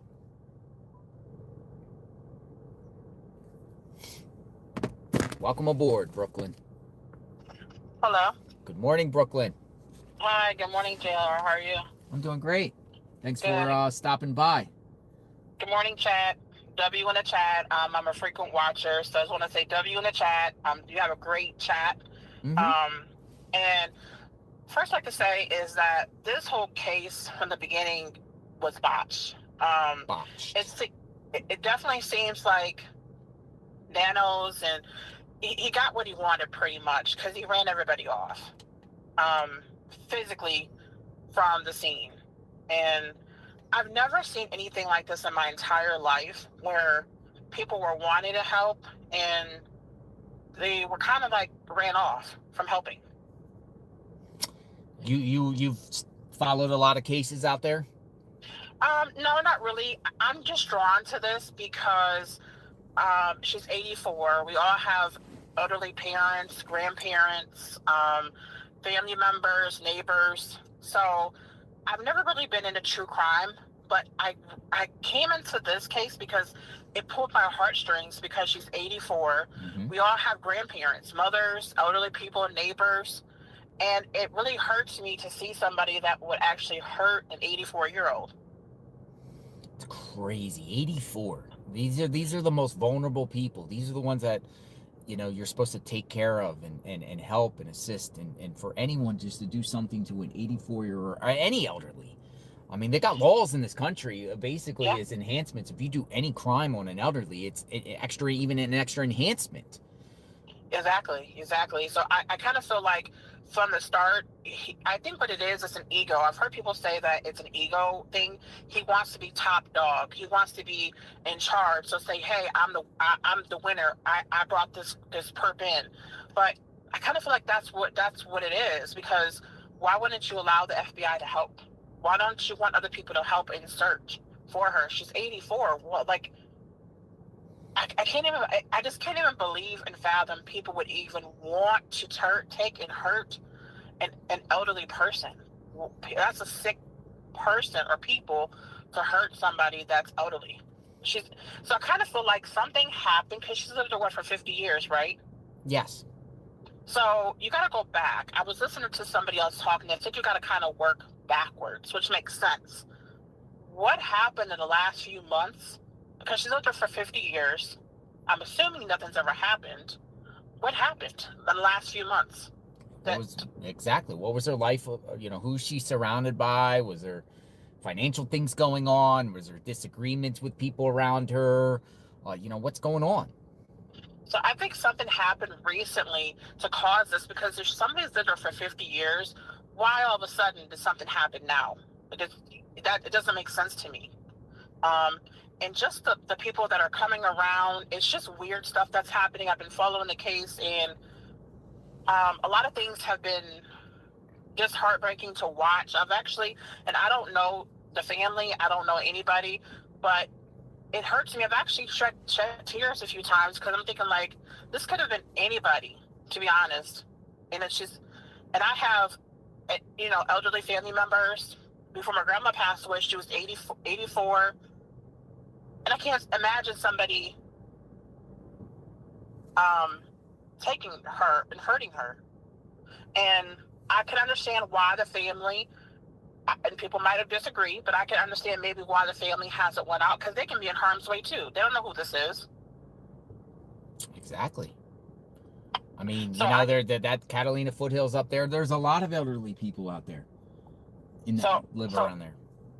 So I understand why maybe the family hasn't searched. People are like, why is the family going on a search? I understand why, because maybe they can be in harm's way as too. But I think that there should have been more press conferences. There should have been family coming out and speaking more. Why hasn't Annie or Cameron spoke? It seems like well, some people in the chat, nurses, medical field, has come on and said, in reference to the family's behavior, what they didn't do or what they did, or even the law enforcement in reference to searches or whatnot, their pacemaker could have an indication that she could have died, and they don't think that she, they already feel like she's dead, leaving that home. Do you think that the family knows that she's already gone, and that they're just, I kind of feel like this. I think, go ahead, I'm sorry. Yeah, I do. Yeah. I think they came with the realization, but how long did it take them to get to that? I feel like, she's using the words recovery. Right. Yeah. Yeah, I kind of feel like the word too. I feel like they already know she's gone. And I said, well, maybe they're just trying to play it off, maybe, and people can disagree, that maybe she's still out there. Maybe they know she's passed away. Maybe I don't know. And they're just trying to play it off, to see if somebody will come forward. But I think, honestly, people know. And I think that they are scared to talk. Because even some of the neighbors, when you would ask, what do you think about the case? Some of them were kind of scared to talk. Oh, yeah, they're scared. Some of them are scared. Yeah. For sure. So I think people really know who this is, but they're kind of scared to come forward. But I really think that people should do the right thing and come forward. Absolutely. And if the perp is watching this, I have something to say to him. Do the right effing thing. Not gonna curse. Do the right thing. Do the right thing. Tell where Nancy is at. You have a mother, you have a grandmother, you have elderly aunts. Do the right thing. And I'm saying this forcefully. Do the right damn thing. And repent and tell where she's at. This has went on long enough. You're causing hell to the family. Tell where she's at. That's all. I think that's the main thing is we need to find where she's at and start the healing process, because I don't even know the family, but I'm hurt by this. This hurts me because I'm a human being and I have a heart at the end of the day. And I can't imagine my family member being missing. But I think that Nanos needs to get off his high horse. He should have already got off his high horse and step down. Step down, because it's I'm sitting here watching people trying to help, and he's blocked everybody from helping. Why? There's a reason why he's doing this. It's mind-boggling. So, it's mind-boggling. It is. So I just have to say that, unfortunately, a lot of the neighbors and stuff, they got what they wanted. Unfortunately, you guys gone because everybody's gone. It's so sad to see everybody gone now. They have officially pretty much left that house. Yeah, I mean, and they're not at the sheriff's station either. I'm told the sheriff's station where they were camped out, they're not there either. They're nowhere. Well, it's kind of sad because how I understand people want their lives back, but at the end of the day, somebody is missing. And if you don't want people videoing you, why are you walking down the street? It's a free street, right? But you're going to be in camera's way. There's no point to attack media. I've heard so many people are verbally attacking media people. Yeah. It was ridiculous. I've seen some. To be honest, it's very small. Yeah, it is, but they're making a scene, and but just for what? There's a person missing, and honestly, this is my opinion. I understand people are concerned about their property, but that can be replaced. You can put new ground in. You can put new soil in. I wouldn't have not a problem or a care in the world if you have to come search my property. Search. I got so angry when people were trying. I understand they were doing not the right thing, but come search my property. Come, let me help you. Look, I just kind of felt like people were kind of blowing that out of proportion with the ladies from Mexico. Mm-hmm. I think maybe there was a language barrier. They didn't really understand. Let them search. They're not harming anything. They're breaking up your ground. That can be replaced, but a life cannot. So that's what I have to say, JLR. Keep up the good work. Chat, keep it going, chat. The chat is very informative. We got the best chat on the internet, Brooklyn. Yeah, best chat. They call out frauds. So W in the chat, y'all called out that fraud the other day. So just please put yellow hearts in the chat for Nancy. We'll pray for Nancy. And again, perps, come out and tell where Nancy is at. I just want this to be done and everybody kind of heal. Perp, come out. Perp, come out. Perp, come out of hiding, because guess what? You're going to be found. And just come on out, perp, and repent. And let's just find Nancy and bring her home. And I hope you're going to do the right thing. I hope and pray you're going to do the right thing, because you can hide all you want to, but they're going to find you. Well said, Brooklyn. You be safe out there. Thanks for the conversation. Yes, Thanks too. for watching. Thanks so much. Yeah, you're welcome. Justice for Nancy. Thank you. Bye-bye. All right. Kimberly Bennett, 412. JLR, can you please sign the banner from for all of us? We did. I'll take you out there and show you the spot. I did JLR Army Justice for Nancy. Love the JLR Army. We've done that days ago, pretty much when the banner first got put up. There were some people that signed, but there's a lot of people that signed this banner. We did, though. We're somewhere in this mix.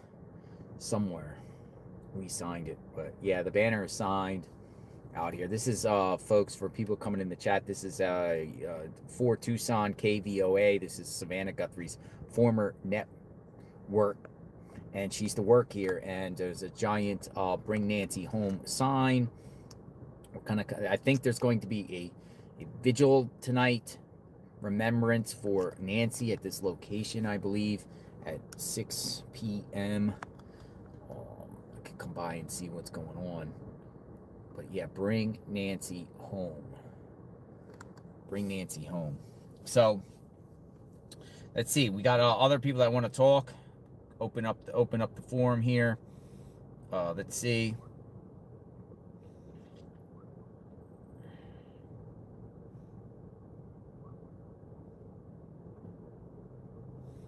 Tracy says, I am a registered nurse and want to talk about the pacemaker. All right, we're going to get another pacemaker nurse. Tracy's a nurse. We're going to get a nurse. You're up, Tracy. All right, bringing you in.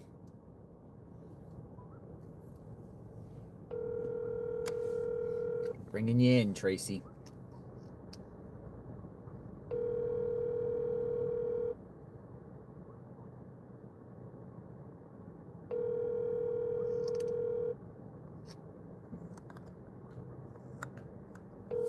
Oh, not available. Hi, you've reached me. All right, not available. Let me make sure I called the right number. Yep. All right, who's next?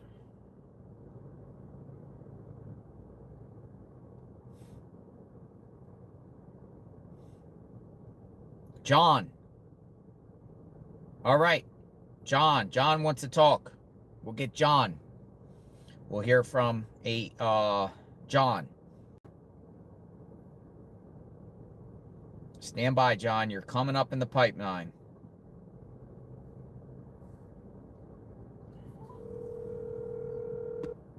Let's hear from John.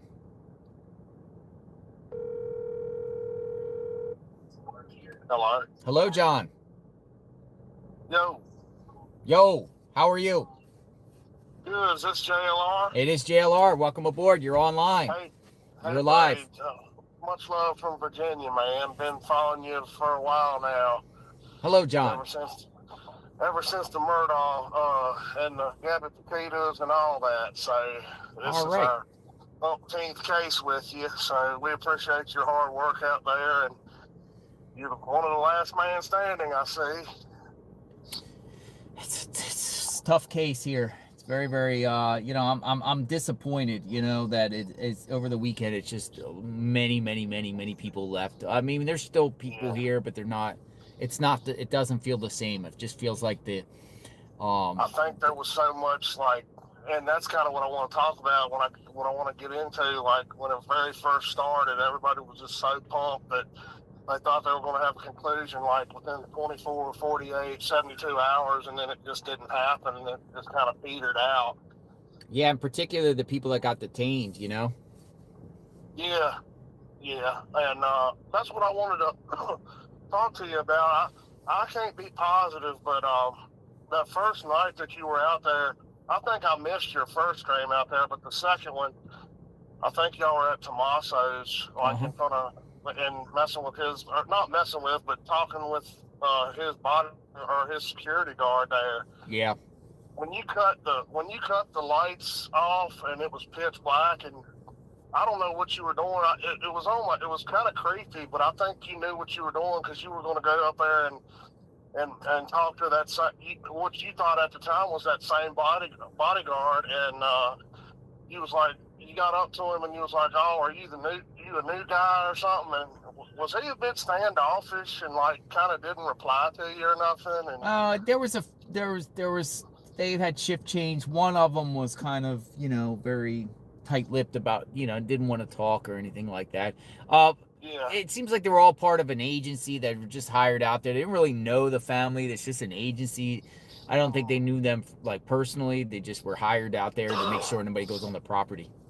So when you pulled up and when you first got out, I've been trying to find the part on the stream, but I can't seem to find it. Maybe you can take a look back when you get a chance. It's like you pulled up and then you turned your flashlight on, but I don't know that you were looking where you were pointing, and it looked like it was pointing at somebody sitting on a porch. And to me, it looked like they had one of those bite lights in their mouth. Oh, really? And something in their mouth. Yeah, one of the like the flashlight that they put it like the perp has on Nancy's ring cam. Oh, that's interesting. You know, I don't want to get you too excited because I can't be 100%, but I thought, because when you pulled up on him, it looked like a figure. And then I was like, dang on, is that somebody sitting on the porch? Well, I asked my mom. Well, speaking of that, you know, a lot of people want to profile the perp because the perp appears to have that flashlight in the mouth, and they're like, what type of person puts a flashlight like that in their mouth, you know?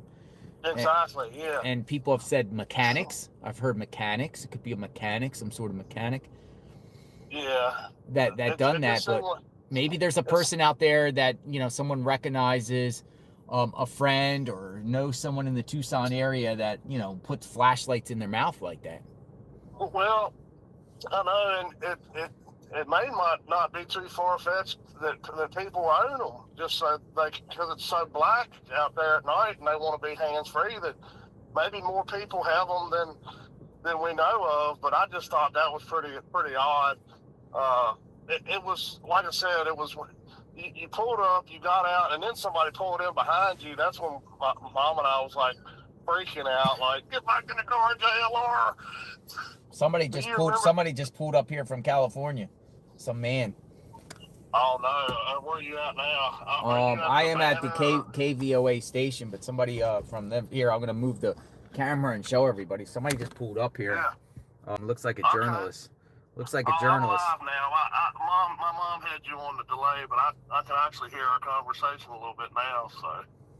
Yeah, this guy looks like California plates. I mean, you know, this might be this is a spot here. This is not the home of, you know, any of the people. This is just a public place here, you know, or not a public place, but the street in Tucson. It's kind of a community center. Yeah, you know, this is seems like this is like kind of like the growing.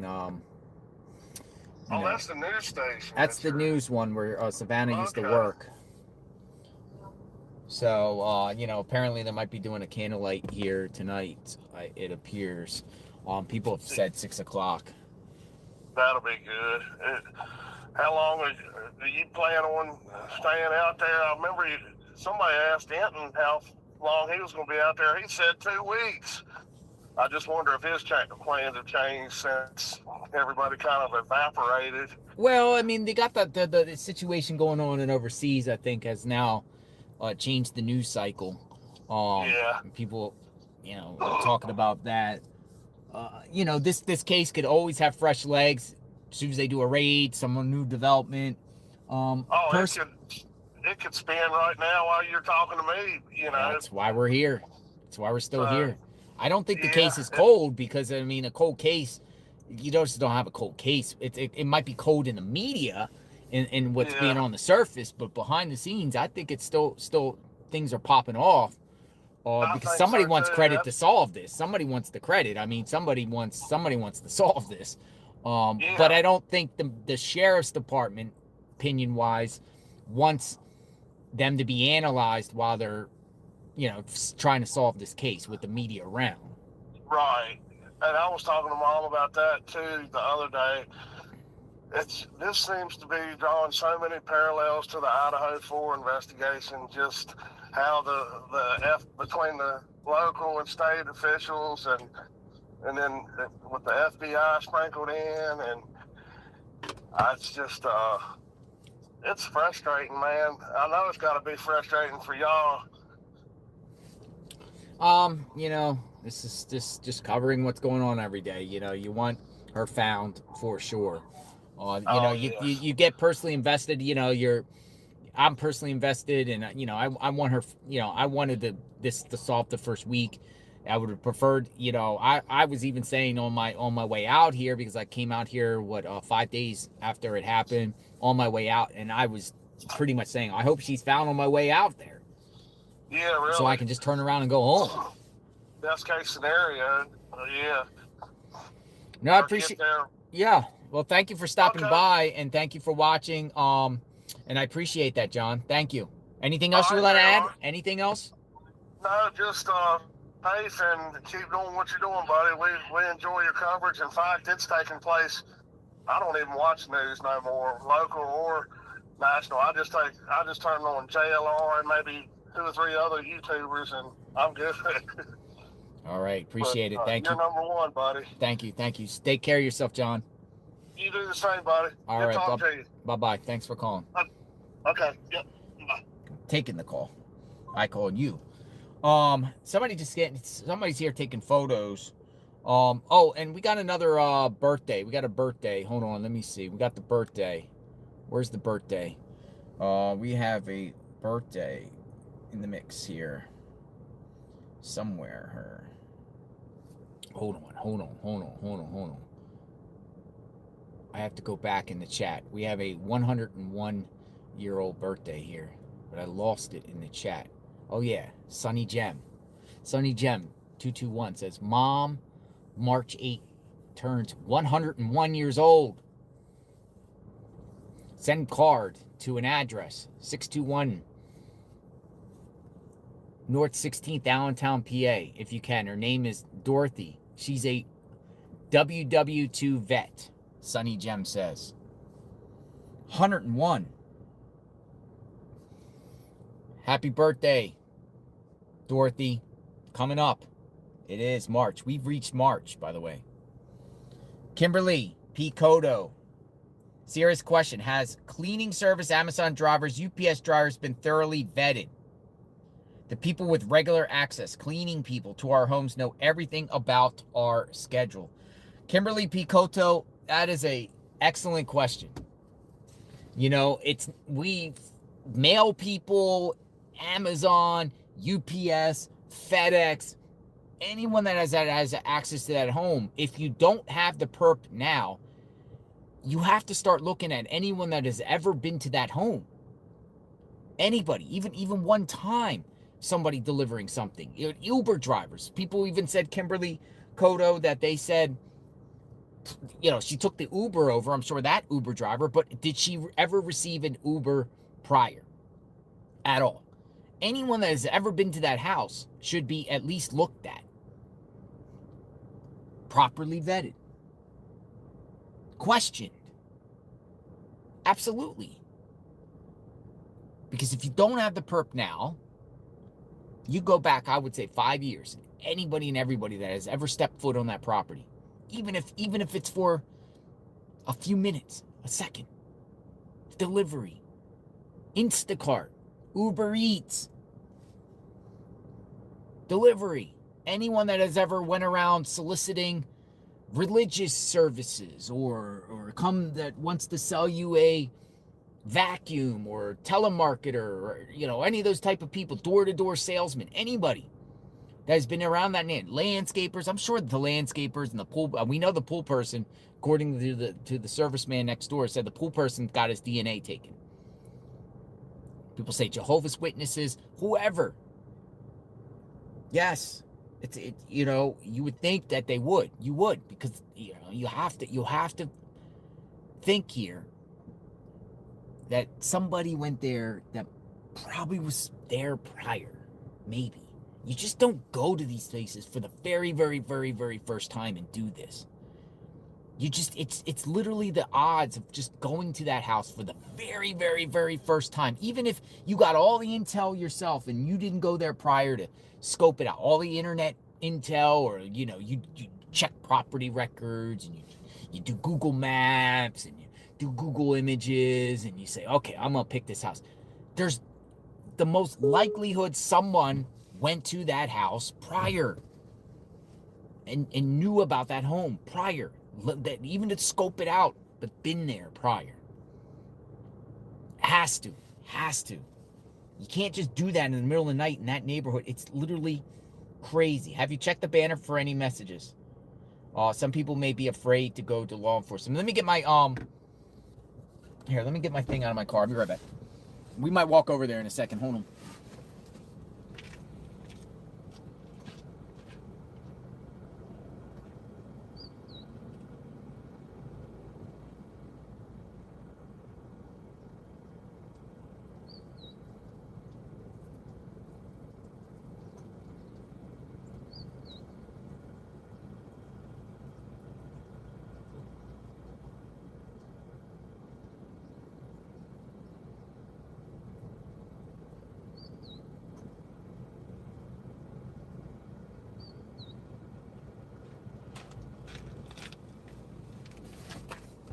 We're gonna go over there. I wanted to see what that guy was doing. We're gonna go over there. I'm gonna show you here.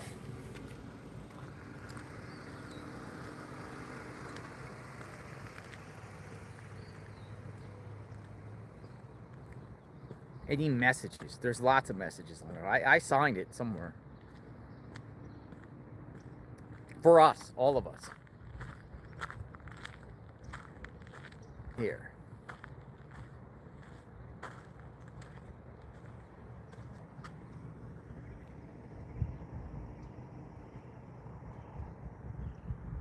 There's us right there. So we signed it. This is for all of you. There's so many messages on there. Just bring Nancy home. Hope for a safe return. Blessings.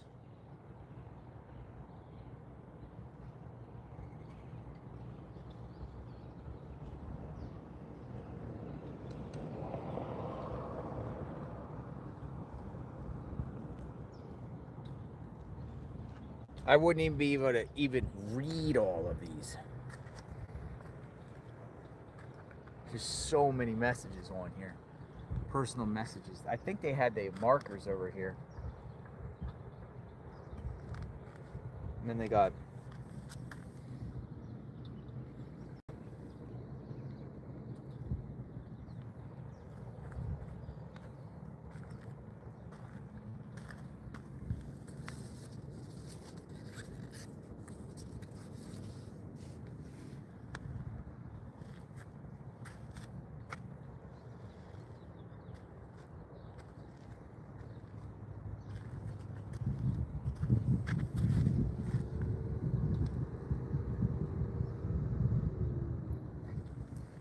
former Savannah's news station.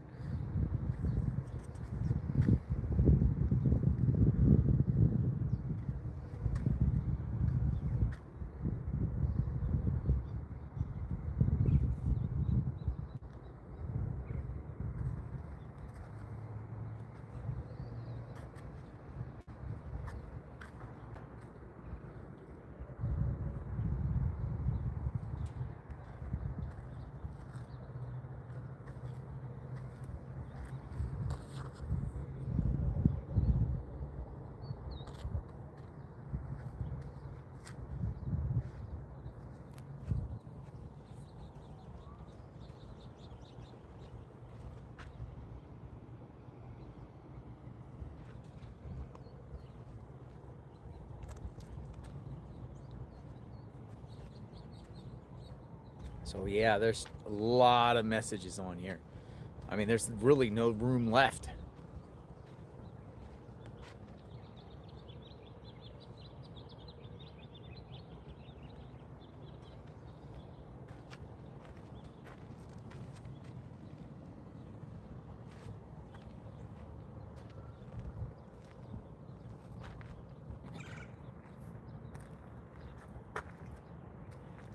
The jury view says gem show suspect matches kidnapper. Same built, same shoes. Were they intending to strike Nancy's neighbor? Dr. Peter Megal, big in gem world. My ex has a video, the jury view. Go check out the jury view. Jury view has a video. All right, let's go back over here and take some calls.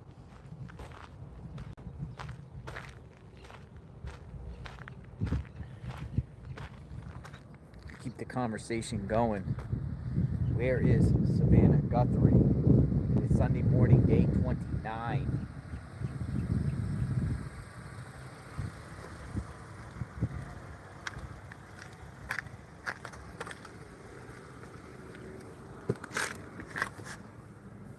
Not too hot out here yet, but the sun is going to be coming out. It's supposed to be like in the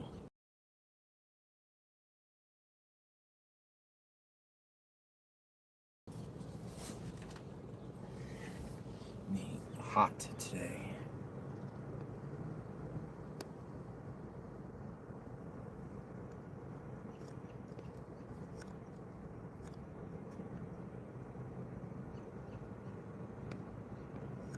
All right, who's up? Who wants to talk? Hey, hold on. Hey, 857. Yeah, I'm gonna be here for a bit. You wanna come down?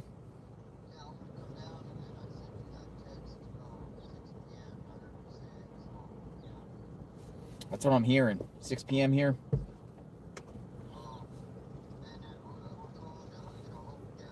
Hope gathering. Did other people plan the show? Like, is there a group that plans the show?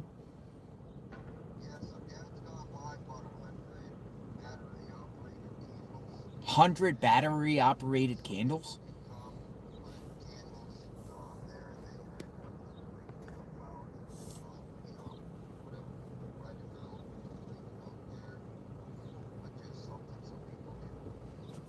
Yeah.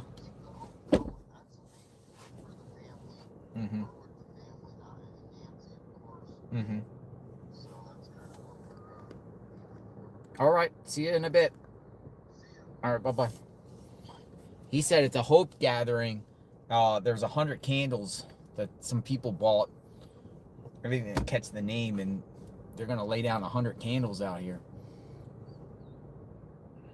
A hope gathering. Wasn't that nice? A hope gathering. All right, so 857 Tucson said he is coming, so he can keep me some company.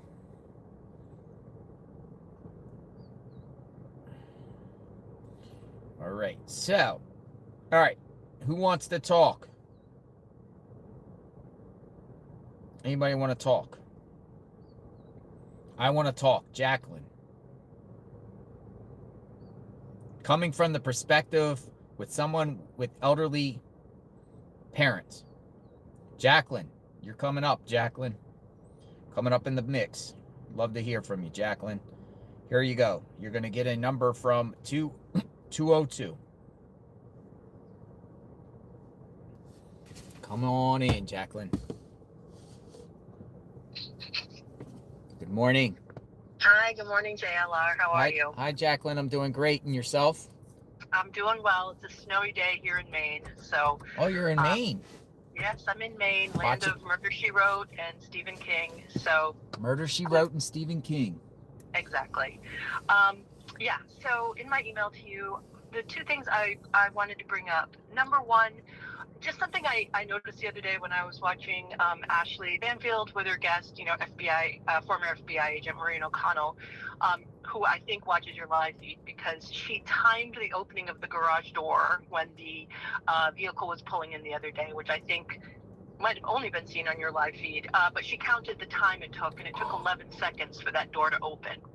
And so I thought, wow, okay, so we've had the timestamps of the garage door opening and the garage door closing. And I just thought that's even less time for Nancy to get into the house if you take off the 11 seconds. Mm-hmm. So I was just thinking about, as I said in my email, coming from the perspective of someone who had elderly parents. And I'm imagining my mom, I'd come around to her door, open it up, get out, get her cane out, give her the cane. She would start slowly walking in. It would probably be even more awkward if the car was pulled into the garage next to her own vehicle, just in terms of the space of all that happening. And I was just thinking, it doesn't seem like enough time. I would also be curious if someone who knew Nancy's walking speed could replicate that. What was that drop off like? And again, I've kind of moved past Annie and Tommaso being involved with this, Mm-hmm. but when Maureen brought that up, it kind of like opened that door for me again, where I just thought, literally the opening of the garage door, but I just thought, wow, I'm picturing my mom doing this. I just don't know if that would be enough time. And even if she did get in, I don't know, there's just something so strange about that. So that caught my attention that she said that. Well, let's go 11 seconds. So I never timed it, and that was awesome that someone timed it. Yes. So 11 seconds it takes to open and close. 11 seconds for that door to open. And that's what Maureen O'Connell observed when she was watching the live feed the other day when that SUV pulled in. She saw the garage door open. I don't know if that showed on your feed or if she was watching a different feed, but she said she watched it open and she counted 11 seconds. So assuming 11 seconds to close too, correct?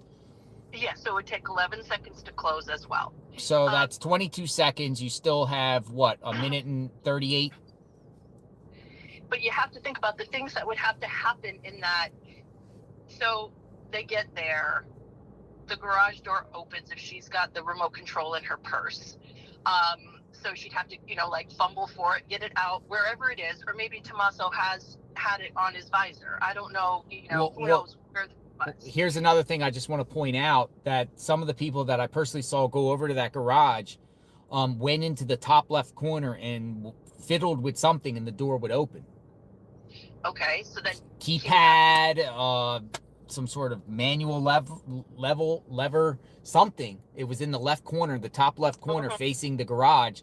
They'd get out of their vehicle, they'd go over there and do something with their hands in that corner, and then the garage door would open. Yeah, it just seems like the time to fumble with however they're opening that door, whether they have the transponder in the car or he's got to get out, he's got to, do something, the keypad on the door, whatever is on the actual door frame to get it open. But all of that starts eating up time in that 2-minute window that they gave us for the timestamps. And I'm just picturing this 84-year-old woman who, walking, having her door opened for her, getting out, getting her cane, getting her feet on the ground and just kind of like getting her balance and then slowly walking in. I just don't know if that's enough time for that. When Maureen O'Connell mentioned that, I totally put Annie and Tommaso, okay, they're cleared. I'm not going to think about them anymore. But when she observed that, I don't know, it just opened a new door, so to speak, just to think like, well, what was that like? That just seems really strange.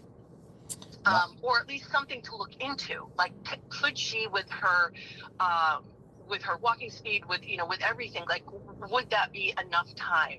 I was even thinking, like, get one of her friends who would know how she would act in that situation to, like, recreate that. How quickly could she get into the house before that door starts to close again?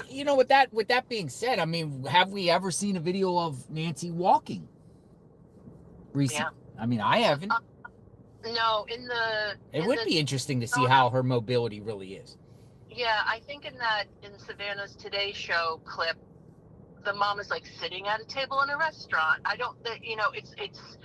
That's a great question. Does someone have video of Nancy walking? I mean, she walks out to the, she don't walk around the neighborhood, but I'm told she walks out to get her mail. Yeah, so that's the other thing that I was thinking about. Does she get her mail, or did she have a home health aide every day who would do basic things like that? Like neighbors have confirmed with me they've seen her at her mailbox getting her mail. Okay. Multiple neighbors. Okay. So maybe I just think it would be interesting to know what was her walking speed, like how comfortable would she be? I'm just thinking of an elderly lady. If Annie and Tommaso, they had some kind of SUV or some kind of, like just getting down from like sitting at a height, like getting down back your feet on the ground. All of that can be really difficult at that age depending on what condition she's in. But if we've been told she uses a cane, I would just think that getting out of the car piece would eat up time. It would eat up. I would think it would eat up a lot of time. It's not easy. I mean, I guess if you're in a rush, anyone can do something. But and then also, it's dark out there. I don't know if there's a garage if the light's on in the garage once the door goes open. The lighting and everything like that. And you would think, because they arrived at dark and it's pitch black out there. Yeah, it's just I'm so glad that Maureen O'Connell made this observation, because it literally, I almost sat and thought about this for the rest of the day about that garage door, and I'm just trying to picture her. I don't know what kind of car Annie and Tommaso drive. I for some reason I thought it was an SUV, but I have really no idea if it's like a Subaru Outback. I don't know.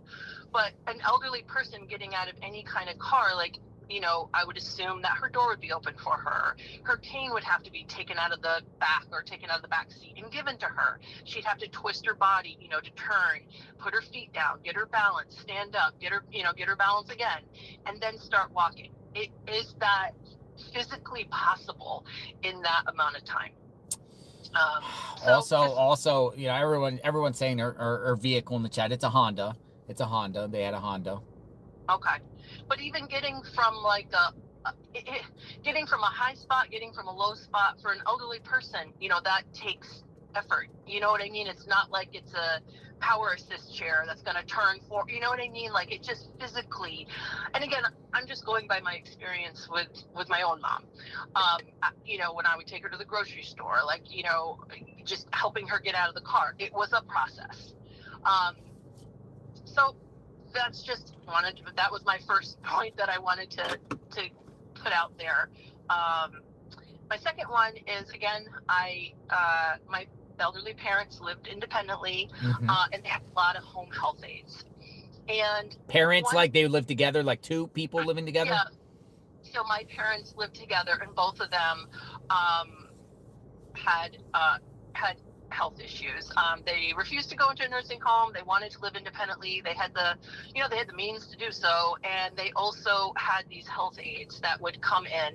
It was more for my dad at first, but then my mom, after my dad passed, then my mom had these health aides too. So one thing I noticed is that, so they lived in another, and then I live in Maine. They did not live in Maine. They lived a few states over. And so I would see them about every 6 weeks.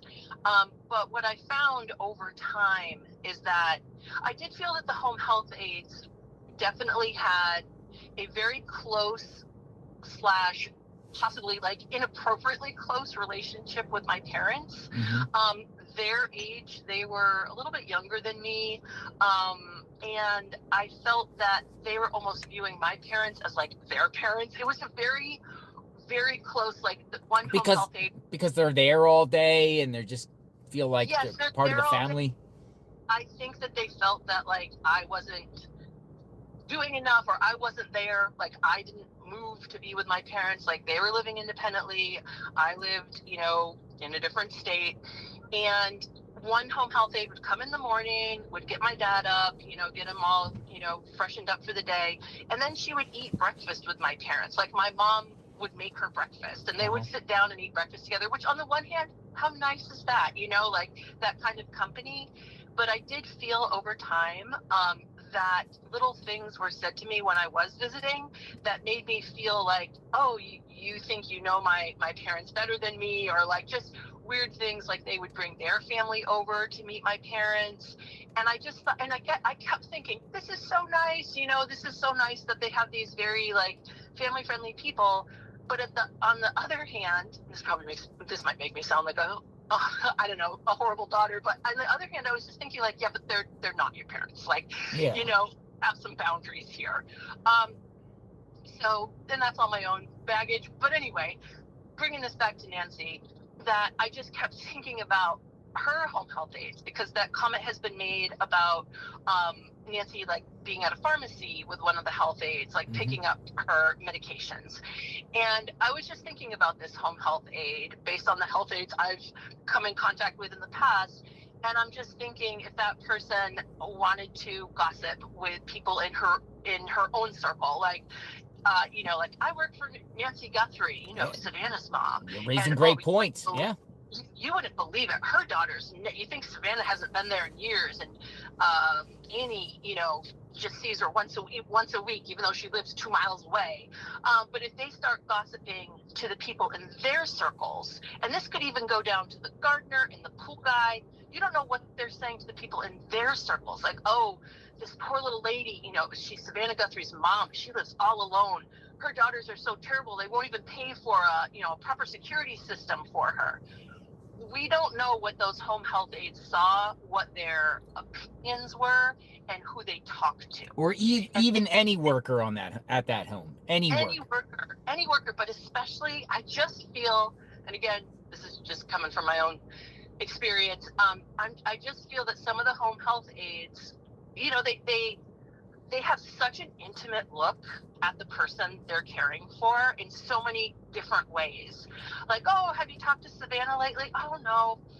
I'll probably see her again in a few months, or I'll hear from her. You know, they know such fine details about the person, because as they're helping the person get ready for the day, as they're, she might have a cleaning lady, as they're doing that stuff, they're chatting away.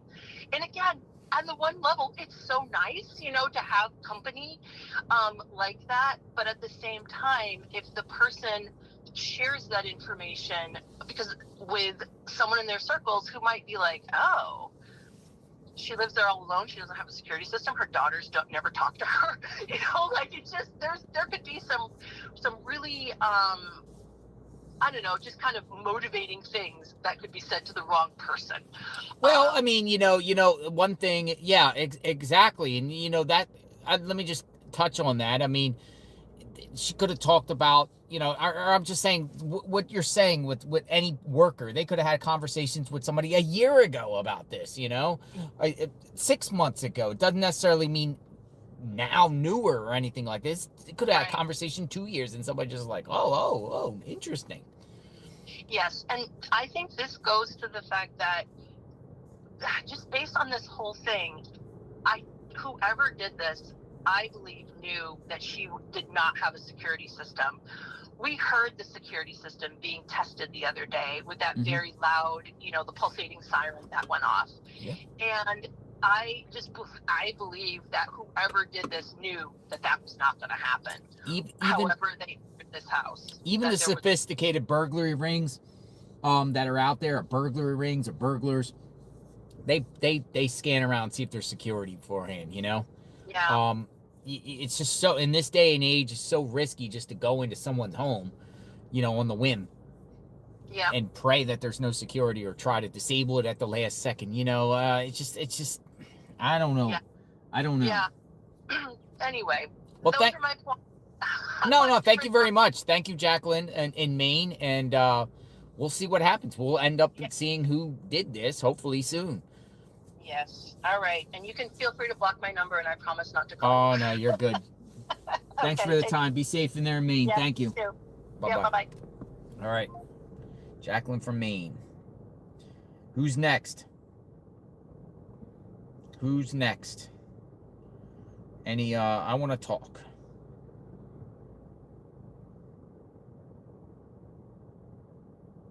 I would like to make a plea for the kidnapper, Cassie says. Oh, Cassie wants to make a personal plea to the kidnapper. Cassie, I'm going to bring you in, Cassie. Thanks for reaching out. Cassie's up. Cassie has something to say to the kidnapper. All right, Cassie. You're up.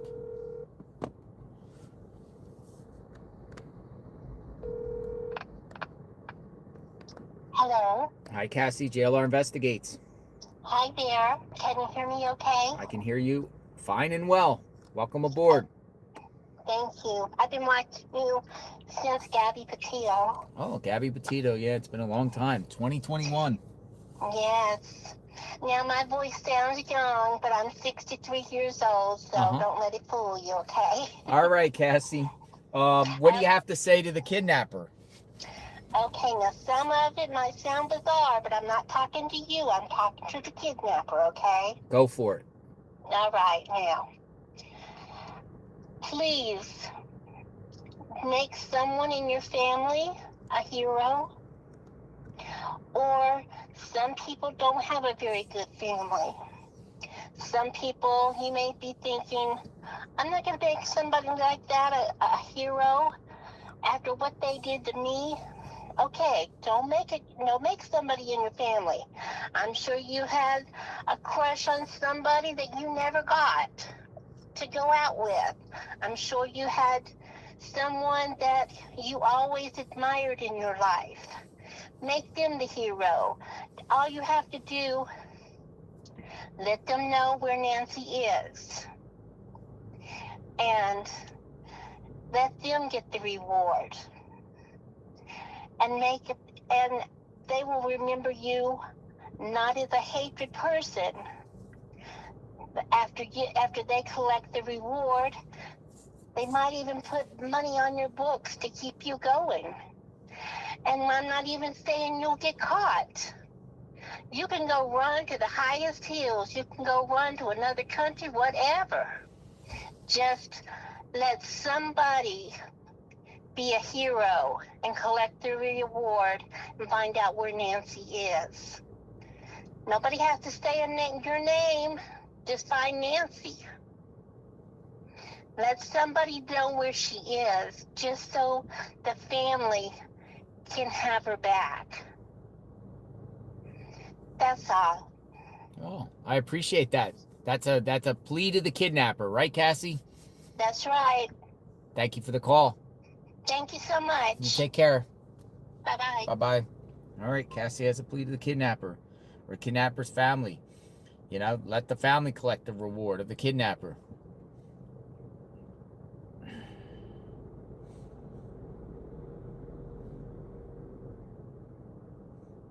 I have a list of things I want to talk about, Leslie says. We're taking callers this morning. Leslie from Virginia.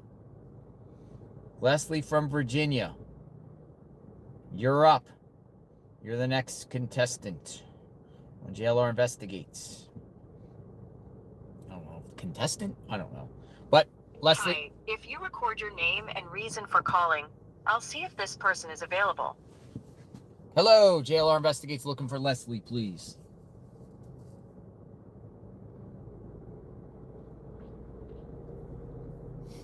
Thanks, Leslie. Please stay on the line.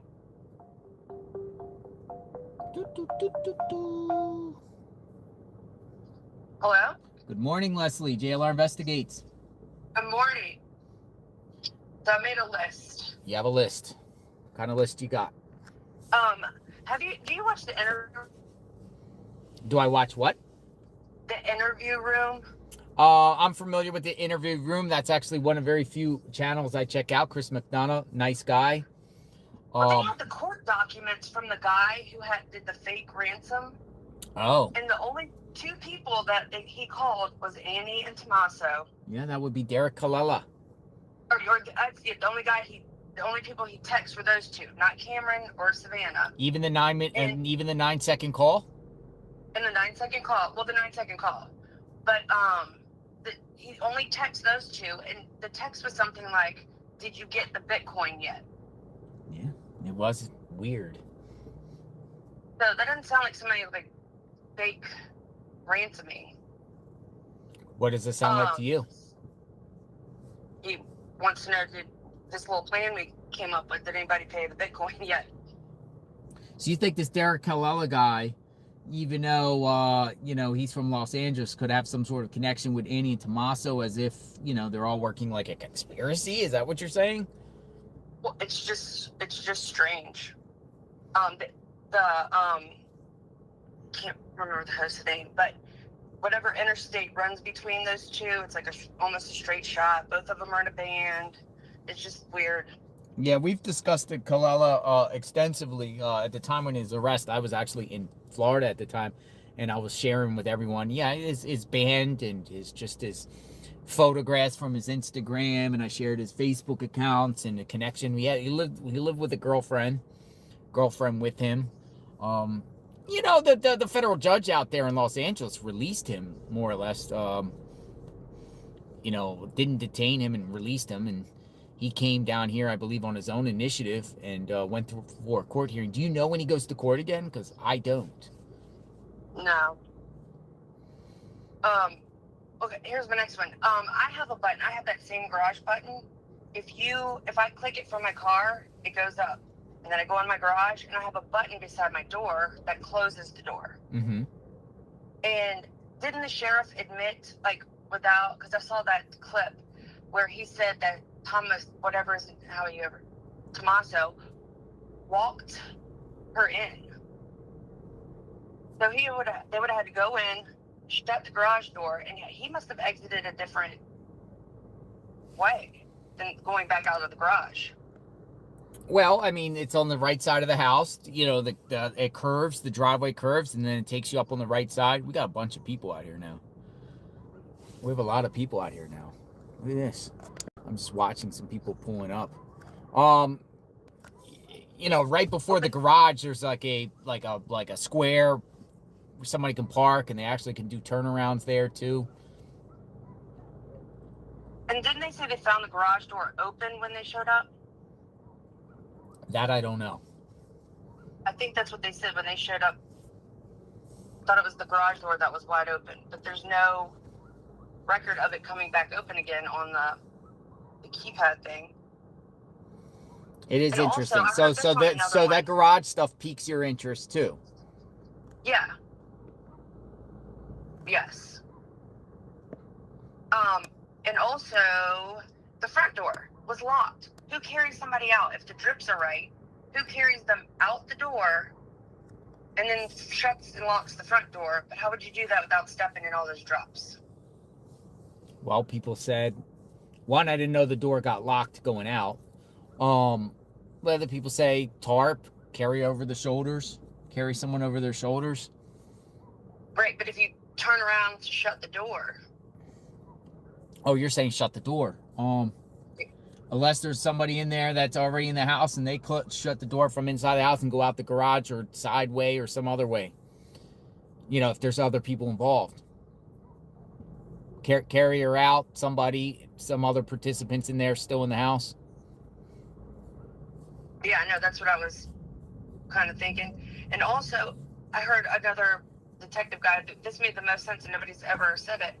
Like, people are doing the time things of like 41 minutes, but what if the people went in front of the camera and then waited somewhere to see if an alarm or police or anything were going to come? That's something, and you know. Well, that's a good point too. Sometimes burglars do that.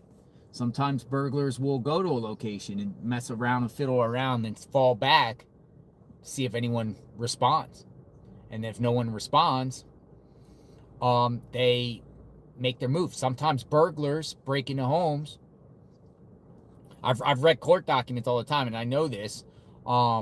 Hearing convictions of people. Sometimes burglars will go to a location. Even I've heard schemes, you know, where burglars will go to a home and look for mail in the mailbox. You know, obviously, if there's mail in the mailbox, they feel like the person's not home. And I've heard other times where burglars will work with somebody and time it at the same time. And if the doors are locked, they'll go bring like something to break the window, and they'll tell the other person, start honking your horn down the road. And while you're honking the horn, I'll bust out the window. So the horn will overtake the brake. And then they'll leave and they'll just fall back and wait. And if nobody comes within a half hour, then they know no one heard the window break and they just go in the window. I'm just saying that, but there was no breaking here. I'm just saying burglars have all types of tactics and ways to do things. If it was a burglar, somebody creeping into somebody's house, there's all types of ways and sneaky ways that these people operate. But it's possible, yeah, they could mess with the cameras and then fall back. Because they keep saying they were inside 41 minutes, but there's no saying that they were inside there for 41 minutes. Yeah, they could have done that and then fall back for 20 minutes and just waited around and then go in and make the move, right? Right. A lot of unknowns. It's just a lot of unknowns here. I mean, with lack of information, we can only use our imagination and speculate, Leslie. Right. And this is my last thing, I won't keep you long. Maureen, that FBI agent, is watching your stream. She mentioned you on the Megyn Kelly podcast. Nice. Yes, we love the Megyn Kelly podcast. Big supporter of Megyn Kelly, for sure. All right, well, have a good day, and thank you. No, thanks for your time. Be safe out there. All right. Take care. Bye-bye. Bye-bye. She raises some interesting points, you know. 40 minutes doesn't necessarily mean they were in the house for 40 minutes. They could have been around the house, outside the house, somewhere nearby for 40 minutes. Tracy says she's a registered nurse. I want to talk about the pacemaker. Registered nurse. Registered nurse. We got to get a registered nurse. All right. Gonna get you in. Registered nurse. Keep the conversation going.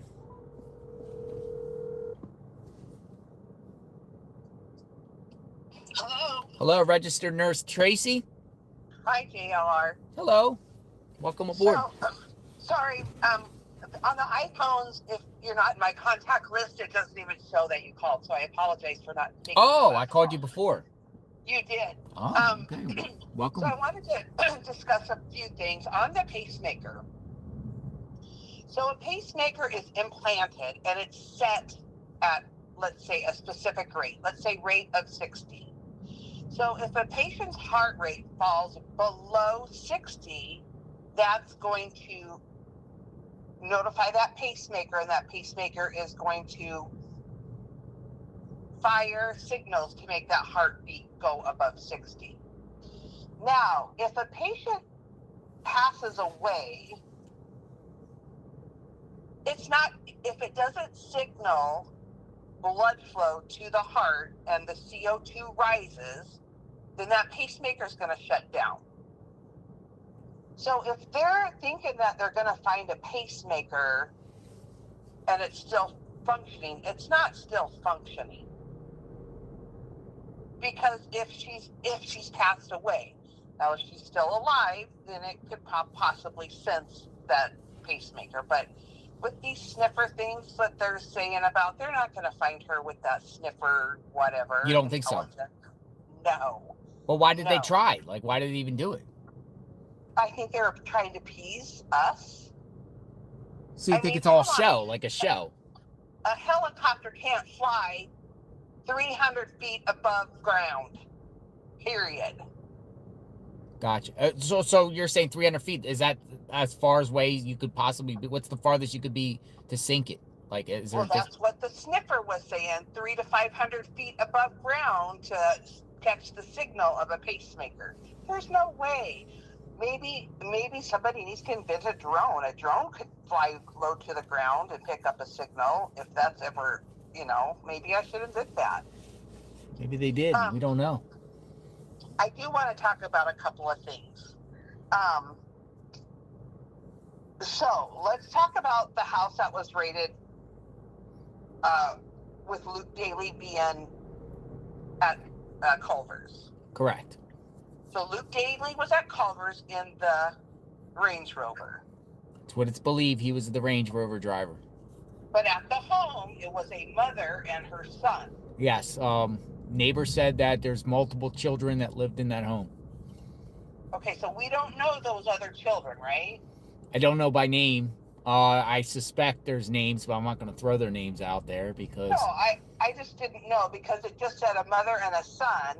Mm-hmm. And that's confusing because people are thinking that son was Luke. Well, Luke was at Culver's getting food. Yeah, so the mother has multiple children, according to the neighbor. Gotcha. Another thing that I want to throw at you is that evidently Nancy's house was up for sale a couple of months ago. Whoa, that's the first I heard that. Maybe in late fall for a couple months, and then they took it off the market. How do I find that out? Do you have where can I find that? Talk to your friend J4J. Interesting. Yes, so her house was on the market for a short time, and they took it down, and maybe this was a year ago. And what I got from her conversation was maybe Nancy didn't want to give up her independence. And maybe they were trying to force her, and maybe that's why Anna and Tommaso bought their home to be closer to her so her mom could stay in the home. Yeah, no, I'm following you. That's an interesting theory. First, got to find out for sure. Does anyone have any screenshots or anything out there of the house on MSL listings? Yeah. Any a lot of times these sites we'll say a house go on the market and then they'll just say taken off the market. I never heard that. Okay, I just seen Jay popped on, so she's probably listening. So she must, she doesn't report anything unless it's fact. But going back to your second theory there, Annie and Tommaso, recently, within the last year, moves to their home, which is pretty close to them, right? Right. Why did they move there? I mean, they originally lived in Tucson. I mean, Well, it seems like they upgraded their home. Maybe the three kids got together and say, hey, you're the closest. Maybe they pitched in money to help them pay for that home so they could be closer. Yeah, because I mean, it's their home is on the other side of Oracle, which the home values over there are less than in where Nancy is, but not much less. But there is, I would say, half the value. Pretty, a little bit more than half. It's people have a difference between a $6 and $1 million home. It's a big difference. I mean, some people might say it's not, but it is. I mean, particularly when you take out a mortgage and whatnot. So you're thinking that possibly they move to get closer to Nancy to be able to take care of her more, or be the closest family member to her. Because I think Nancy did not want to give up her independence or her home, and so this is what the three kids came up with. This is just my thinking. It's not fact. Yeah. And maybe they went together and helped Nancy and Tommaso pitch in money to get this house closer to their mom. So somebody was closer to their mom. That's just what I'm thinking. But I know your friend would not report anything that was not fact. So that house was on the market within the last year. Yeah, I'm shocked. I never heard that before. Now, another thing is that she also had a picture of Nancy with what we think is a life alert necklace around her neck. Who had a picture? Your friend. Okay. Found a picture of Nancy with what looks like to be a life alert necklace around her neck. And maybe that was one of the stipulations. If you want to stay in your home, you have to have this life alert. You know what I'm saying? Yeah. So I'm just throwing these out here because I listen. Oh my God, I'm almost embarrassed to say I listen to you guys until you go off the air every single day. Mm-hmm. Now this is another thing I want to throw at you and see what your thoughts are on this. The school is close. The school that Tommaso taught in is close. It's a private school. Those kids have to pay to go to that school. Why doesn't somebody go there and stake the place out to see if Tommaso walks in and see if he has his job still? Well, I think the fact that the sheriff cleared them, it's like it would be intrusive. The sheriff says it'd be cruel. Be cruel if anyone goes and continues to I mean, but our chat, it's Be Real, our chat, many people still feel like these people could be involved in some way. I don't know, but for me, I've respected what the sheriff has said and put out there. For me, it's like, okay, you want to believe the sheriff, and since they've been publicly cleared, I haven't live streamed over there. My focus is just staying away from them. I understand. So, but again, other people feel otherwise. Maybe when this is all done, they'll come out and set the record straight, or maybe they will give a press conference. Do I encourage anyone to go out there and hang out at the school where Tommaso lives? Personally, no. People told us at the time before they were cleared, hey, go up to school and check it out. People have actually came to me on my feeds and said there's all types of buildings and white vans near the school and everything like that. But I just personally chose not to go up there and film a school and film, what's going on out there. But I get what you're saying. So pretty much what you're saying here is you still think Tommaso or Annie could be involved here. I don't know. You don't know. If you asked me 2 weeks ago, I would say yes. Mm-hmm. But this will be my last question to you. Sure. The first ransom note came out February 3rd. Nancy was reported February 1st. I think the ransom came out on the late evening, the 2nd into the 3rd. Okay. Sometime into the night into the 3rd. Derek Kalila got a hold of either Annie or Tommaso by phone, correct? Days later, yes. How did Annie and Tommaso have their phone if they were being questioned by the authorities? Wouldn't they take their devices? And this is just a day or two later. How did they have their phone to get those phone calls? Did they not take their devices and check them? It's a great question. That's a great question. No. Now that's a good question, because they had their vehicle seized, right? Or their vehicle seized. You would think that someone closest would, whether it's consent or not, have at least the closest people around to proven otherwise, at least their devices seized to analyze to a T.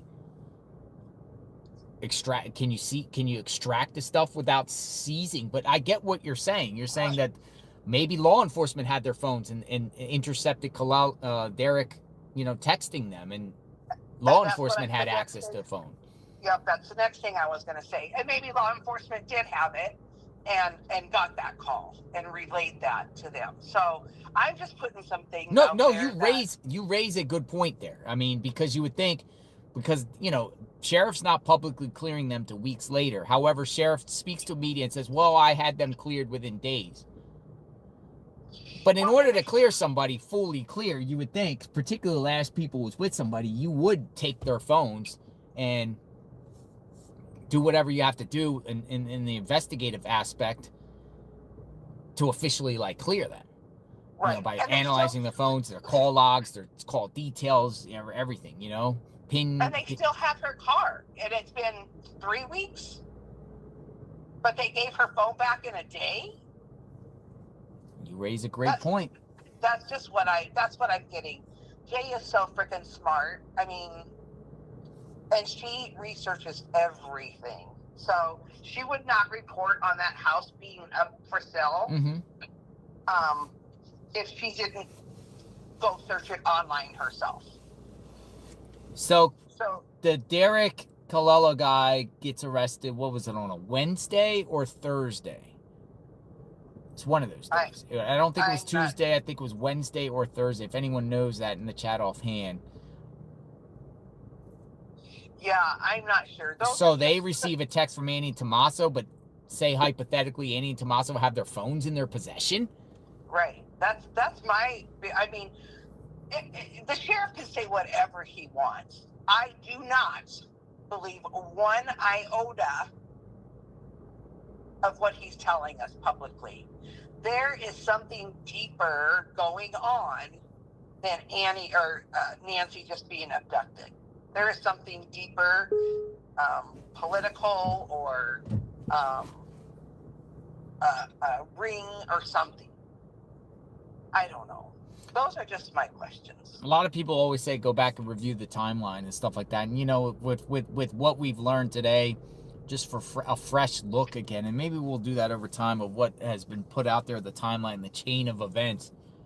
Because sometimes like a new, I don't know. It's sometimes you do these with these mystery cases. You go back to every single interview and you just put it. Now that what we know where we're at now, you just go back and start over again. And you'd be surprised. Something might stick out. Jay made up a timeline, and she, let us all go review it last night. So this girl is on the ball. She is looking at everything, every source, anything she can find about the family. This girl has been on it.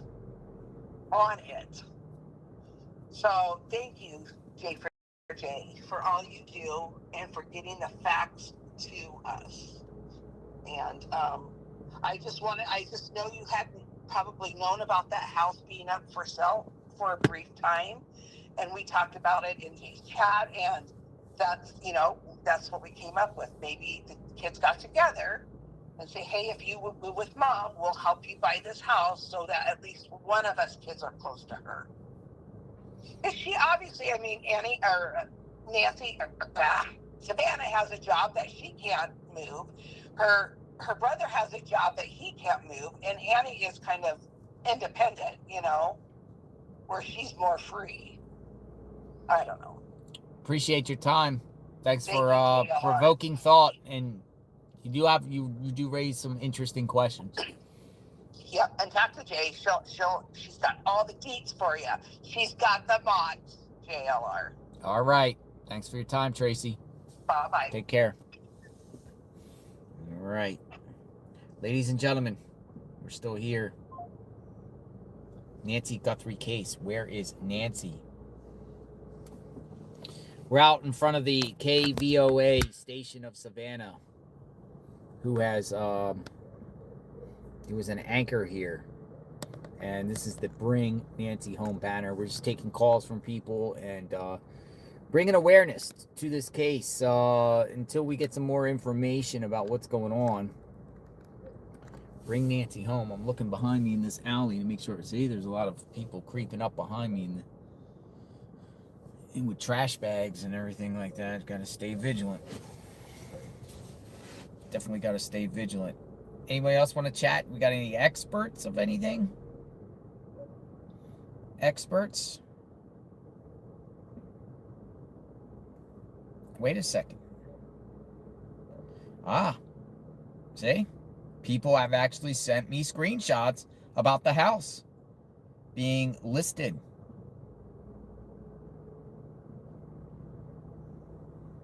It looks like the house was listed in October of 2024. According to records, price history. It looks like the house was listed. People are sending me the receipts. October of 2024. Now, does that have anything to do with anything? Who knows?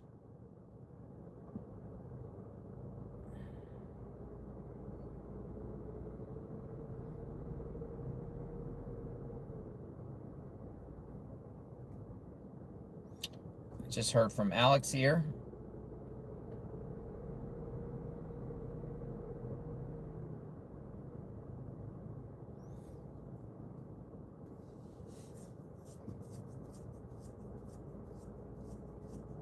All right, we got a searcher that searches in Arizona. Spoken to her before, but she doesn't want to give her name. She likes to remain anonymous, but she is works with SAR and everything in the area. I'm going to give her a call right now. She wants to talk on live. We'll just call her anonymous. We're going to get her in here. Hello. Please state your name after the tone, and Google Voice will try to connect you. JLR Investigates.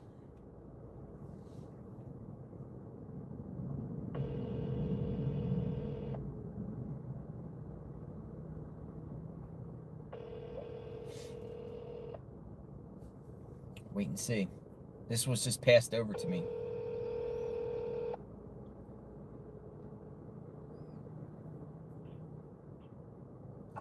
Hello. Hello. Hi. Hey, JLR. How are you doing? Hi. I'm doing great. So you and I met before, right? Am I talking to the same person we met before?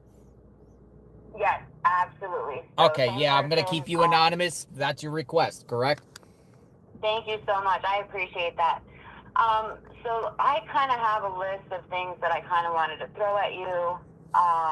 Well, just share with the audience. Just share what you do. You do search and rescue in Arizona, correct? I do. I've been doing this many, many years. And it's just something that I have a calling for. I'm very experienced with it, search and rescue as well as recovery. I've done cases all over Arizona.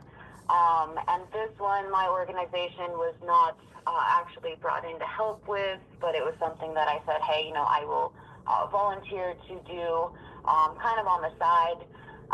So there's a couple of things that I wanted to just run by you and kind of pick your brain, as well as maybe say, hey, this is something that you might not be aware of. So I'm just going to kind of go down my list. I hope we have good connection. And then you just stop me at any time if, something comes up, if you need to run. Go for it. So I kind of want to go back to Carlos.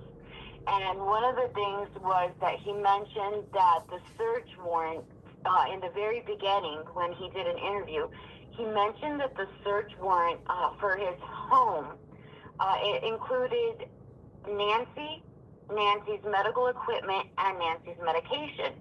Oh. Later on, when his lawyer came on, when he lawyered up, his lawyer now states that the search warrant is a sealed document. They cannot access this. However, in the very beginning, there was media that spoke to Carlos, and he did have knowledge of this actual document and stated on media that those items were on that search warrant. Say those items again. It was for Nancy's medical equipment and medication. Well, why would they look for Nancy's medical equipment in a search warrant? Did somebody take Nancy's medical equipment? So what I'm kind of thinking is maybe it's something like a cane.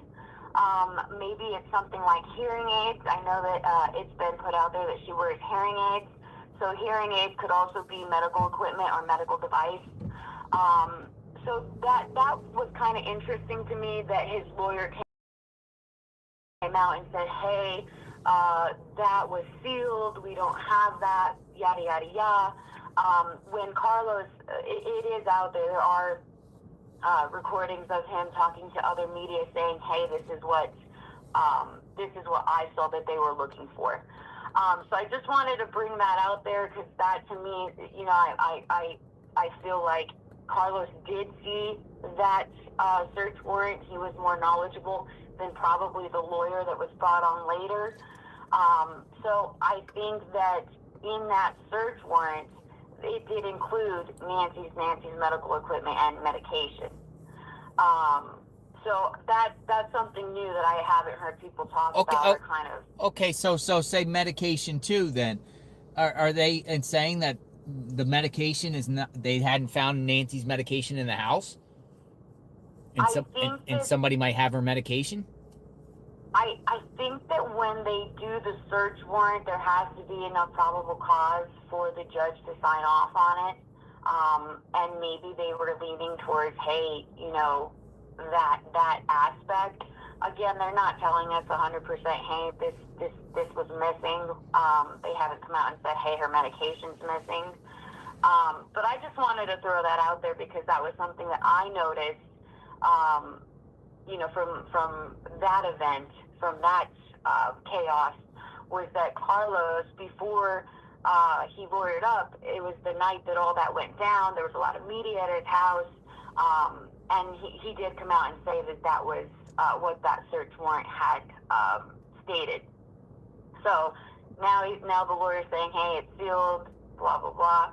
Okay, they don't want to actually say what the search warrant entailed, and that's for another, that's for another time. But in the very beginning, Carlos did mention that the search warrant said Nancy's medical equipment and medication. Gotcha. Okay, so that's something. The other thing, I'm going to kind of go down my list. Kayla did, and I want to be very clear on this to a lot of people. I think there's a lot of misinformation. There was a lot of, people researching this. She is not the granddaughter or the daughter to any of Nancy's kids. Okay. Kayla Day is not related to the Guthrie family. However, that being said, I do believe that at some point, Kayla's biological father was married to a Guthrie at an earlier time. Now, that person that he married has absolutely no link to this Guthrie family tree other than it's a coincidence in the last name. I have not been able to find any type of connection other than like saying, hey, they have the same last name and that person has the same last name. I cannot find any link, any family, tree saying, hey, this was a distant cousin, nothing of that sort. So I just wanted to be very clear on that. The other thing is people are saying that Kayla's family owns, an excavation company out of, one of the smaller towns. That information is also incorrect. Her family does not own an excavation company. She has distant relatives that, own a company. However, that is not her family. That's not her parents. That's not her dad or anything like that. So I just wanted to clear kind of that rumor up. I have not found any link between Nancy Guthrie and Kayla Day or Kayla Day's father being married to a Guthrie, other than just coincidence of that last name. Gotcha. What else? Anything else? Yeah, I got a lot to go. Well, some people in the chat are like, Carlos has been cleared. Move on, but he hasn't been cleared. But it's just interesting of what, and following this case, what brought authorities to a guy that lives in Rio Rico to even do what they did to him. I mean, it's pretty crazy what happened to him. I shared a video on X today of literally them, going through his entire hatchback of his vehicle and tearing it apart on the side of the road, just to do that to somebody is crazy, unless there's something of something. I'm definitely not going back and saying, hey, Carlos, what I'm doing is I'm saying, hey, this is what they're looking for in the search warrant. So definitely not going back on the Carlos thing. Yeah, not to cut you off on one more thing. So that might be a common theme for future search warrants on somebody. Nancy's medical equipment, Nancy's medication. That's what's in these search warrants. Yes. And I will kind of give you an insight in why I think they were looking into Carlos. And so let me just go down this list real quick. But the other thing I wanted to bring up was I think that the timeline is incorrect. And I know a lot of people are stating, oh, he could have been in the house 20 to 30 minutes. In my opinion, I don't believe that they were in the house that long. I believe that they were possibly in the backyard disabling cameras, disabling floodlights. And I also believe that during that time that whoever did this sustained some type of injury. And I will tell you why. It looks like he has some type of injury to his right wrist, broken hand, or an injury to his right leg.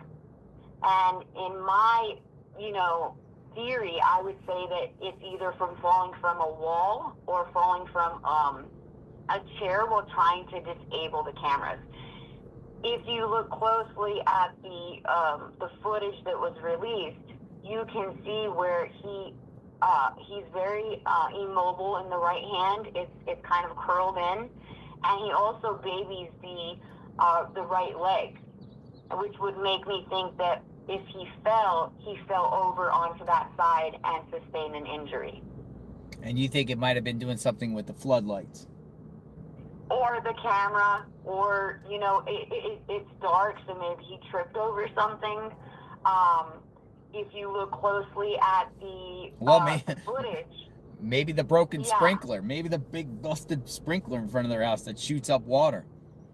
Yeah, if you look closely at the camera footage, and this is like getting really like specific, but if you freeze the camera footage, you can see some type of dirt, soil, debris on the actual glove on that right hand, which looks like, maybe like if a gardener stuck their hand in soil, that's what that glove would look like.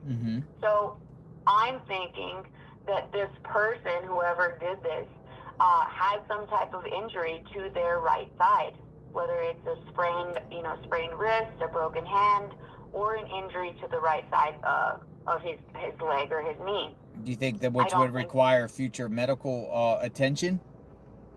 Something like that, yeah. Well, I think where, somebody would say, hey, what happened?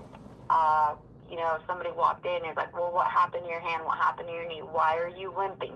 Why are you hunched over? Why are you not moving, having the range of motion that you normally have? I think that would be noticeable. So that's something I also wanted to touch on. So could that be a way? Could that be a way for investigators if the perp, got an injury in the course of doing this and got medical treatment? That would be a way to track down who the perp could be, right? Local doctors, hospitals, and find out if anyone came with an injury to those type of, the body parts. Yeah, specifically to the right side. You can see in the video where he doesn't want to actually bend his knee. And there are a lot of people that say, well, he had on a lot of clothes. Well, he was 3-layered. Okay. Or he had sustained an injury and he actually couldn't bend that knee or couldn't use that hand. That's just kind of something I wanted to throw out there because you can see in the footage that he has a limited, range of motion and that he favors one side.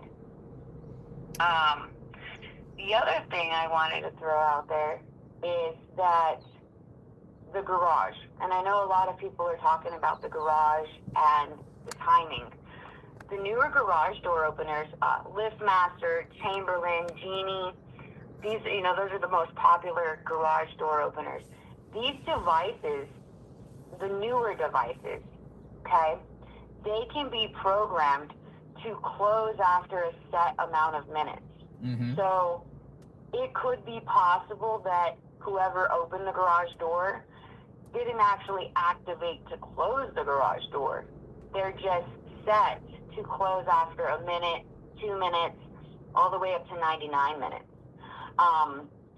That's something that I think the garage company could actually look at. The garage door openers do have control boards inside them that you can download data from, and you can actually see timestamps of when they were activated, how it was activated, whether it was by remote, by a wall button, or by an outside keypad. We also have to kind of think outside the box that garage doors are able to be lifted manually. Every garage door has to have some type of manual rope inside them that you can pull on, and that garage door can be opened and closed manually. It can from the inside. From the inside, yes. There is a law that garage door openers do have to have that safety rope installed. Now, some people that install their own garage door openers tend not to put them on because it kind of looks weird with the red rope hanging down, but it is something that the garage door openers are required when they're manufactured. They have to come with that safety rope attached. Yeah. So not everybody installs them. If it's a LiftMaster, if it's a Chamberlain, if it's a Genie, those units tend to come with those features and on them. So another possibility is that the door was open and closed manually. I personally think that that the back door was either left unlocked, or that the lock could have been picked, or that it could have been easily penetrated. If it's a deadbolt, those are harder to get in. If it's a single lock, those are usually easier to penetrate. So I personally didn't see damage to the back door on any of the footage, so I think that we circle back to around to the door being unlocked or just being, being pushed in or picked. Picked. Yeah, we don't... Yeah, I do want to bring up something else, and this is something that I think I kind of poked around with you a little bit.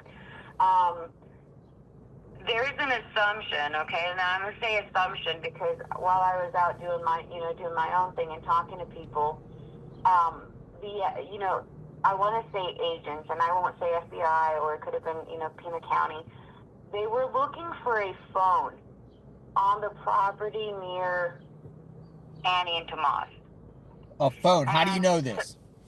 And some of the neighbors relayed that the agents were not only looking for Nancy or belongings to Nancy, but they were also looking for a phone or for an electronic device. How do you know this? They told you, neighbors? Yes. This was statements made from neighbors in her surrounding area. There was a day where a bunch of agents went door to door, and they were scouring. They were looking all over the ground. They were going in people's RVs. They were in and out of, different places. And so some of the neighbors relayed that the agents were not only looking for belongings to Nancy or Nancy, but they were looking for a phone or an electronic device. I will say that there is some type of background noise, and I haven't been able to confirm this, but the background, on the back end, it's indicating that they're looking for a possible burner phone. Burner phone. Which is a phone that, isn't registered to anybody. You can pick it up kind of like at a gas station, or you could pick it up at like a Dollar Tree, activate it using a prepaid card, and there's really no link to you kind of thing. Mm-hmm. So that's background noise. I just wanted to bring that up because I think that also circles back around to how Carlos got pulled into this. I think that Carlos possibly had some type of device that might have pinged or alerted, and it's not a device that, he has registered. It's just one of those, kind of, they call them throwaway phones. You just activate them, you use them for a couple months. If it gets lost, it was like $20 phone. And I think that is possibly how Carlos might have been dragged into this. Well, if you're looking for a burner phone in the neighborhood, say, and neighbors, you're saying neighbors told you that, or just a phone. They're looking for a phone. Mm-hmm. If they're looking around in that area, don't you think they would have been able to ping a burner phone too, even any number with the cast? And I don't know how that type of technology works when they're burner phones.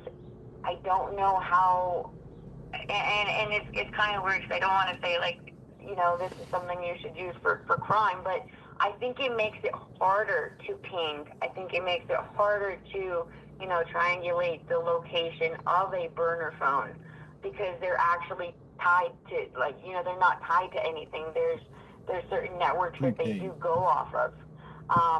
So I really don't know the answer for that. I think that if it's a burner phone, it does make it harder for them to, to track. And I think that people that do, especially in this area, when I do search and rescue, it's not uncommon to come across some type of backpack or something left behind with an old phone because it's used by, people that are out in the desert or, people that are bringing stuff over into the United States. So it's, they are hard to track. So that's something that I wanted to throw out there. Anything else?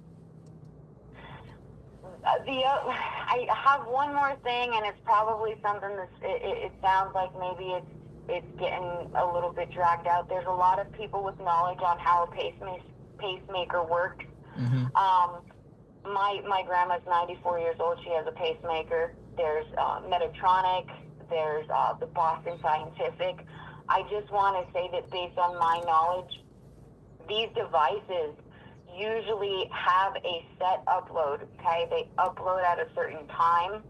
Usually it's between midnight and 4 o'clock in the morning. When you're experiencing something like a heart rate spike or an abnormality in your rhythm, or the battery is, going low, anything like that, it's not meant to send an alert right away to the doctor wherever you are. What it does is it stores that information, and then it will upload that information when it sets its next data log. Yeah, So we were kind of told that like a day later. Yeah. Or a certain time. Yeah. So a lot of people are like, wow, this is a consistent monitoring system, and it's really not. It's a very low energy radio frequency that you have to be next to your device. Now, sometimes they put little devices by the bed, or you can have a cell phone that it uploads to. But it's not something that, let's say I had a pacemaker and I went into cardiac arrest. As I'm going into cardiac arrest, it's not going to upload that to my cardiologist and say, hey, this person's in distress. It would do that at a later time when that monitor and the pacemaker sync and that data becomes available. So I just wanted to kind of clear that up. There was, a lot that I kind of threw at you, and I just wanted to kind of pick your brain and say, hey, I don't think it's a time, to capitulate. I don't think it's a time to say, hey, it's done. We're not going to get answers. I'm praying for the family and praying for everybody that's, searching and trying to get answers. And I think that, and I have told you this before, I think that the answers are going to be in starting kind of over from the beginning and looking at this with fresh eyes. And I think that the answer will be there. Well, I appreciate your time. You have my number. Stay in touch. If you know anything else you want to add, text me and let me know. I'll keep you. You're referred to the anonymous searcher. You have been here. I've seen you here. I've seen you do searches. I've seen you talking to people. So, thanks for stopping by, and thank you for what you do. Yes, stay hydrated out there. It's supposed to warm up. Lots of electrolytes, and so I just want to make sure that you know that, because you can become dehydrated very quickly, and then that wouldn't be a good thing. So lots of electrolytes. Take care, and if anything comes up, I will reach out. All right, we'll talk soon. Thank you. Thanks. Have a good day. Bye-bye. You too. Bye-bye. All right. So I got 857 Tucson. What's going on, 857? Well, I think I put a little pressure on some posts about they need to release something. Like I was thinking, if they could release another piece of information that the public... So what do you think would be something that they could release that might help? One of them was, do they think it's someone in Tucson, or is it someone should we be looking out of Arizona? They don't even say where or who, or, So those are just, I think that's why so many people have different theories, is because they're so silent. Is that because they have somebody or a group they're watching, they're just waiting to build, like you were saying, build the case? Or do they have nothing and they're literally looking? So that's where, as far as new information, I've heard it all. Everybody, keeps going back to different things that have been cleared, allegedly. And we got, the Rio Rico incident. So I think what I was listening on the way over is maybe some of these people who are really organized, they can go back from day one. Mm-hmm. And like you said, go through each piece of evidence, that first interview or press conference with Nanos. Listen to the words he says, his body language. He gives a lot out on his body language. The other thing is, maybe let's pull up the suspect video again. Let's look at that. How he moves. I think somebody's seen that walk. So that's kind of where I'm at with having the public help, because they're the ones that are in there sleuthing. We don't have computers. We can't really. So that's what, to everyone listening, go back, even though everybody, there's so many things to look at over 28 days, and see if, like she said, and I think you said it, is maybe you can pull things out once you zoom out, they call it. Because right now we're zoomed in.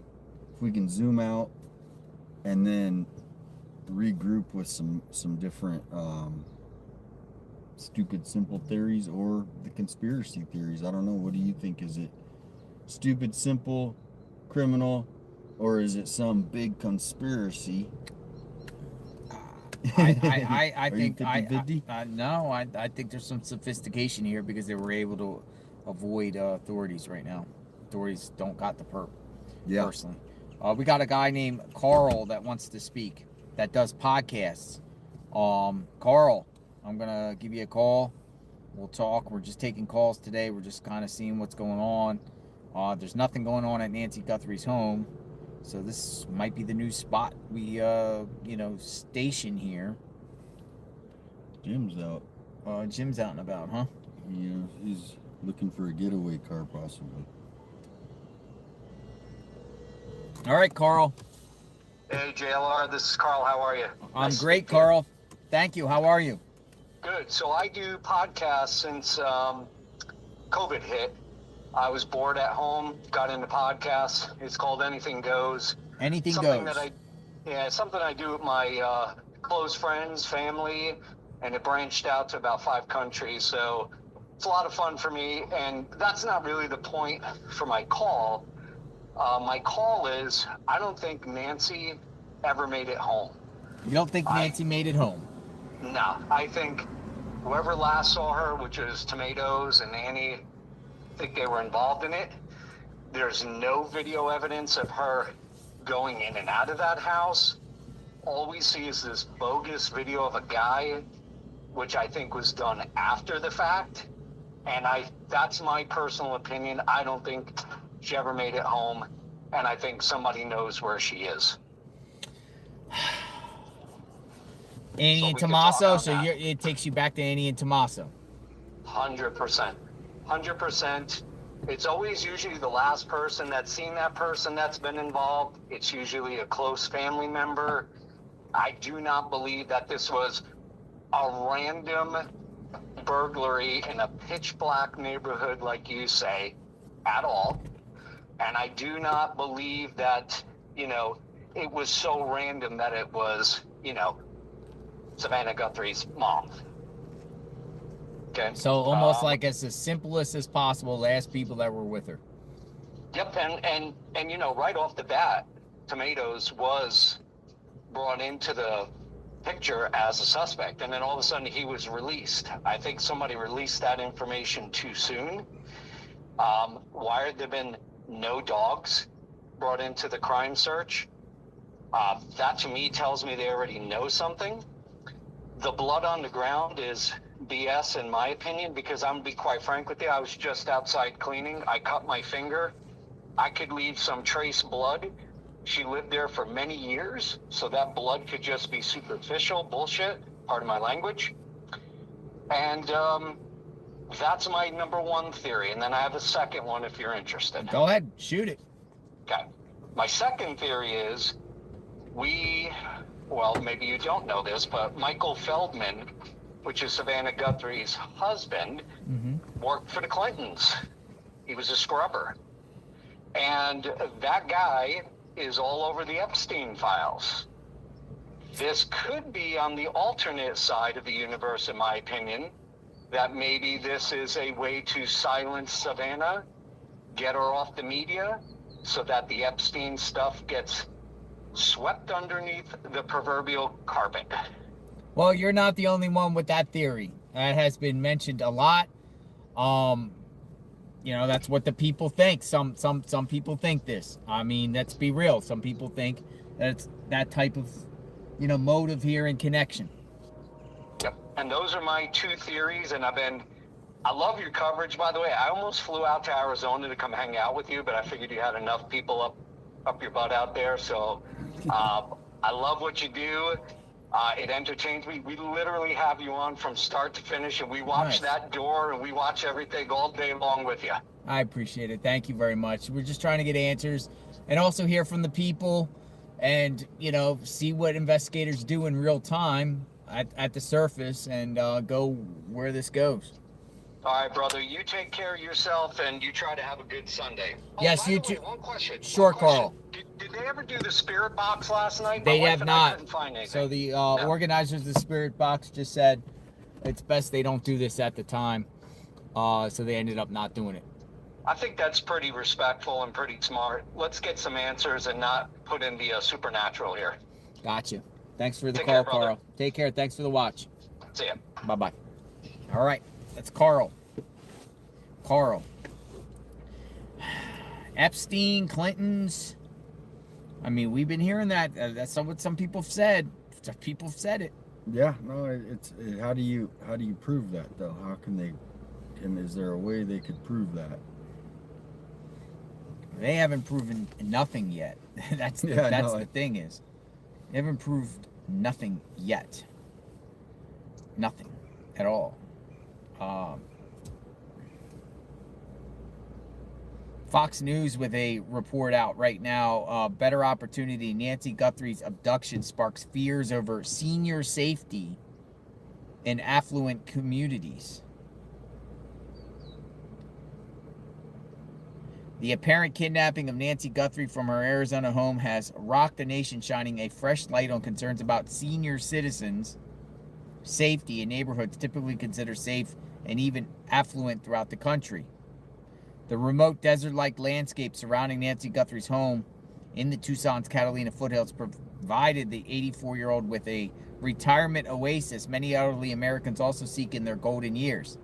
The area boasts a median age of 56 years old in that area, and home values at $652,000, with a population of about 53,000 people. Additionally, many homes in Nancy Guthrie's neighborhood are situated on an acre of land that are not visible from the road. So, it's pretty much that's a place where, seniors seek sanctuary. A lot live there. The median age is in their 50s. Since retirement communities and affluent neighborhoods tend to have a lower crime rate compared to other areas throughout the country, experts suggest the culture within such communities attracts both bad actors looking to take advantage of those who are at least expecting it. Criminals are thinking there's a better opportunity as far as the benefits they can get in a burglary, robbery, or home invasion.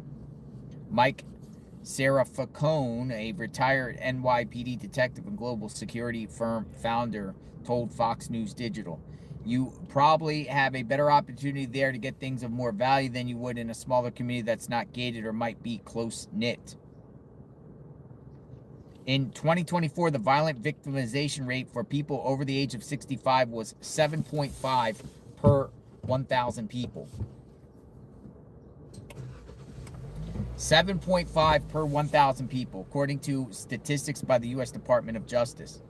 While seniors may flock to popular retirement destinations in affluent neighborhoods, this expert warns the environment could be a potential hotbed for robberies and home burglaries. He specifically points to gated communities serving as an unlikely catalyst for crimes against seniors, noting the culture of part-time residents and revolting security personnel creates lapses in safety. When you go into these gated communities, the residents don't know each other as much. They're more spread out. They're part-time communities. Some people are snowbirds, so they really don't know each other as well, and they don't pay as much attention. He also added the false sense of security cultivated inside gated communities could lead residents to let their guards down. They feel that they don't have to lock their doors. They don't have to worry about things or nobody's going to bother them, but that's just the opposite. The false sense of security provides criminals with an easy target with gated neighborhoods. But she didn't live in a gated neighborhood. She didn't live in a gated neighborhood. And you know what is interesting is one of the neighbors I talked to, she said that even though it's an HOA, not everybody joins it. Not everyone joins it. No, so it's like one of these HOAs where if you don't want to join because it was grandfathered in, newer came. So there might be this house that's in the HOA and this house next door isn't. So it's not the standard whoever lives in this area is in the HOA. You have to actually sign up and want to be in it. But some people with how far they're saying, or people, seniors over their times though, have been used to never having crime affect them, and they're just like, well, they just don't lock their doors when they should. And then if you live in a safe neighborhood that where you've been living there for 20, 30 years and you haven't heard any incident of any type of person being around, you just get to your normal habit. You don't lock your doors. Yeah, that definitely happens up in the foothills. But a lot of them also have those professional security systems already going. You heard it go off, and it also alerts the operator, and the operator calls the police right away.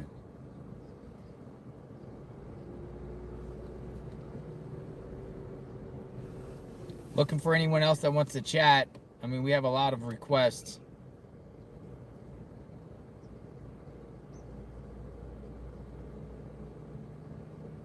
Yep, people are sending me. Nancy Guthrie's home was once for sale. It was taken off. Deborah Hill says she got some good info. All right, Deborah Hill. Let's see what kind of info you have. Let's see what type of info you have, Deborah Hill. Deborah Hill, come on in. JLR Investigates.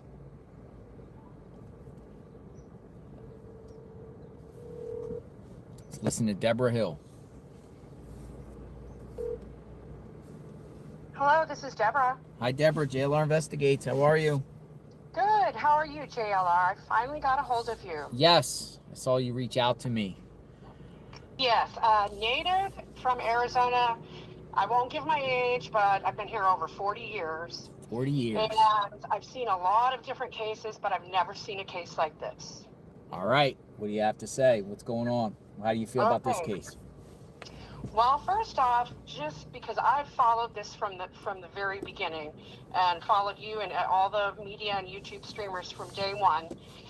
And what I believe is this is not a random incident. It is not a random crime. It was definitely a targeted crime. Usually burglaries, things like that nature, usually don't go deep into the heart of a neighborhood in a pitch black area. A lot of burglaries even are crimes of opportunity, not even planned ahead of time. Mm-hmm. And the second thing that I wanted to kind of clear up about the pacemaker, because there's a lot of confusion about the pacemaker, and based on what I've researched about how a pacemaker functions, a pacemaker does not stop, or it doesn't stop working. It doesn't turn off automatically when the heart stops. It actually continues to send electrical signals until the battery inside of it dies, or it's manually deactivated. And it's manually deactivated only through a special programming system and with a medical team, whoever the doctor of the patient is, okay? But basically, if a person passes away, the pacemaker will continue to send electrical signals until the battery dies. Mm-hmm. And it keeps sending these impulses until it can't work anymore. Either the battery dies or it's manually stopped, okay? The device is not designed to recognize when a person has passed away. So if someone passes away, the pacemaker is not going to send information like right immediately that the person has passed away. It will continue to function.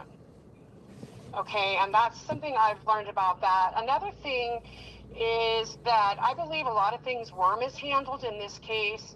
I did not know much about Sheriff Nanos when this first started. Mm-hmm. Although, I'm proud of all of our law enforcement, local, federal, everyone involved in trying to make our community safer. And so, but what I noticed through this was that there was a lot of DNA that was compromised. And with Nanos making some of his decisions, it seemed like that it was kind of a fight between Nanos and the FBI, at least in my opinion. And that DNA that he got and obtained and he sent to the private lab, it was compromised by what he did. However, the technology to separate the DNA strains does exist. Now, whether or not there was enough DNA left over after that DNA was sent to the private lab to be able to forward that DNA then to the FBI, we won't know that because we're not looking at that evidence with the naked eye. Another thing that I have weighed in on too is that I think that strongly the ransom money should have been paid out in week 1. And I do know that Sheriff Nanos discouraged that at one point. And so that's something that would have completely turned this investigation and case into a totally different direction. And also with his control and governance over the search parties and different things, one of the first rules I would say to anyone searching in a search party is that there's no littering. Okay, if you're out there and you have gloves on because you're looking for really important evidence to save a life, you don't take your search gloves off and litter or drop one and just leave it there and say, oh, okay, we're done. And so I'm not sure if that's what went on, but that was an awful lot of gloves that was found after search parties initially went out there. That's based on what I've heard through the news. And also throughout this investigation, there's been a lot of images and videos that have not been released, and many people have brought that up. Information not all released. Even when we've all been watching JLR and some of the other YouTubers and streamers out there out searching and finding items, these items were not always immediately investigated. Sometimes these items in the searches were not even investigated at all. And I think that's really a shame considering I believe I heard there's over, 500 at least in the Pima County Sheriff's Department, if not more. I'm not sure about that, but there's several hundred that could have gone out there and at least picked up the glove that one day, for example, at Bat Bridge. Okay, so those are just some areas that just everything just seemed to get really botched up and unorganized. And I really think Sheriff Nanos should have allowed the Guthrie family to pay the ransom money in week number 1. Another thing too that I've never heard come up, maybe I missed it, is the El Charro Mexican restaurant that Nancy Guthrie liked to eat at. You remember that was featured on the Today Show. And being the Sonoran Mexican food lover that I am, I totally understand how someone living in Arizona since 1985, I believe, would have her favorite restaurant. And the thing about this that's interesting is during the Today Show segment of that, where Savannah visits the El Charro Mexican restaurant, all the camera crews are in there, and all the employees and everyone in there knows who these people are. And some of the employees knew who the Guthrie family was, I'm sure, before that. And so my question would be, why didn't agents go? I didn't hear much about agents going into the El Charro Mexican restaurant and possibly questioning any of the individuals there or the employees there. How far is the El Charro restaurant from her house, from Nancy's home? Do you know which one? Is it a chain? No, it's from that one. It's probably 20-25 minutes depending on traffic. 20-25 minutes. No, I was just saying that because maybe we should go check right out. Down the street from here. It's right down the street. I mean, what we could do. I just think it's something that I have not heard even brought up. So you would think that the federal agents and investigators will at least go there to kind of ask anything around or ask. Well, yes, because Nancy and her family frequented there often, and regular employees that probably have worked there for years back in the kitchen even. So, we're talking about this black nitrile glove that I, as a cook myself, working in the kitchen in different places over the years, know it can also be a kitchen glove. And I thought, well, this is something that should be looked into. And so, and aside from that, I also came across a video. I have not been able to find it since, but I know it's still out there, of a man, a guy about that same time frame on a neighbor's surveillance camera in Nancy Guthrie's neighborhood, walking down like a sidewalk in front of a house with a big, large bundle over his shoulder. And that was around the same time frame as the incident occurred. I don't know what source that came from, but also officials, it's another example of information that officials did not release. Wow. Also, Well, I mean, again, like, not to cut you off, but, just the other day learning that there was new surveillance footage of a neighborhood, pretty close to Nancy Guthrie on the other side of Campbell, yet authorities didn't even go there looking for surveillance at all. Right. Where it's a possible escape route, considering they have no vehicle. It's a little disturbing to me. Right. Yes, I agree. And did you happen to hear at all about the Google searches? I know there was at least 7 different Google searches. Listen to this. The first one that came in was something relative, 8 words. What was it? Nancy Guthrie, home address, Catalina Foothills, Tucson, Arizona, something like that. Actually, these Google searches began in June of 2025. And other ones at different times, what is Savannah Guthrie's salary?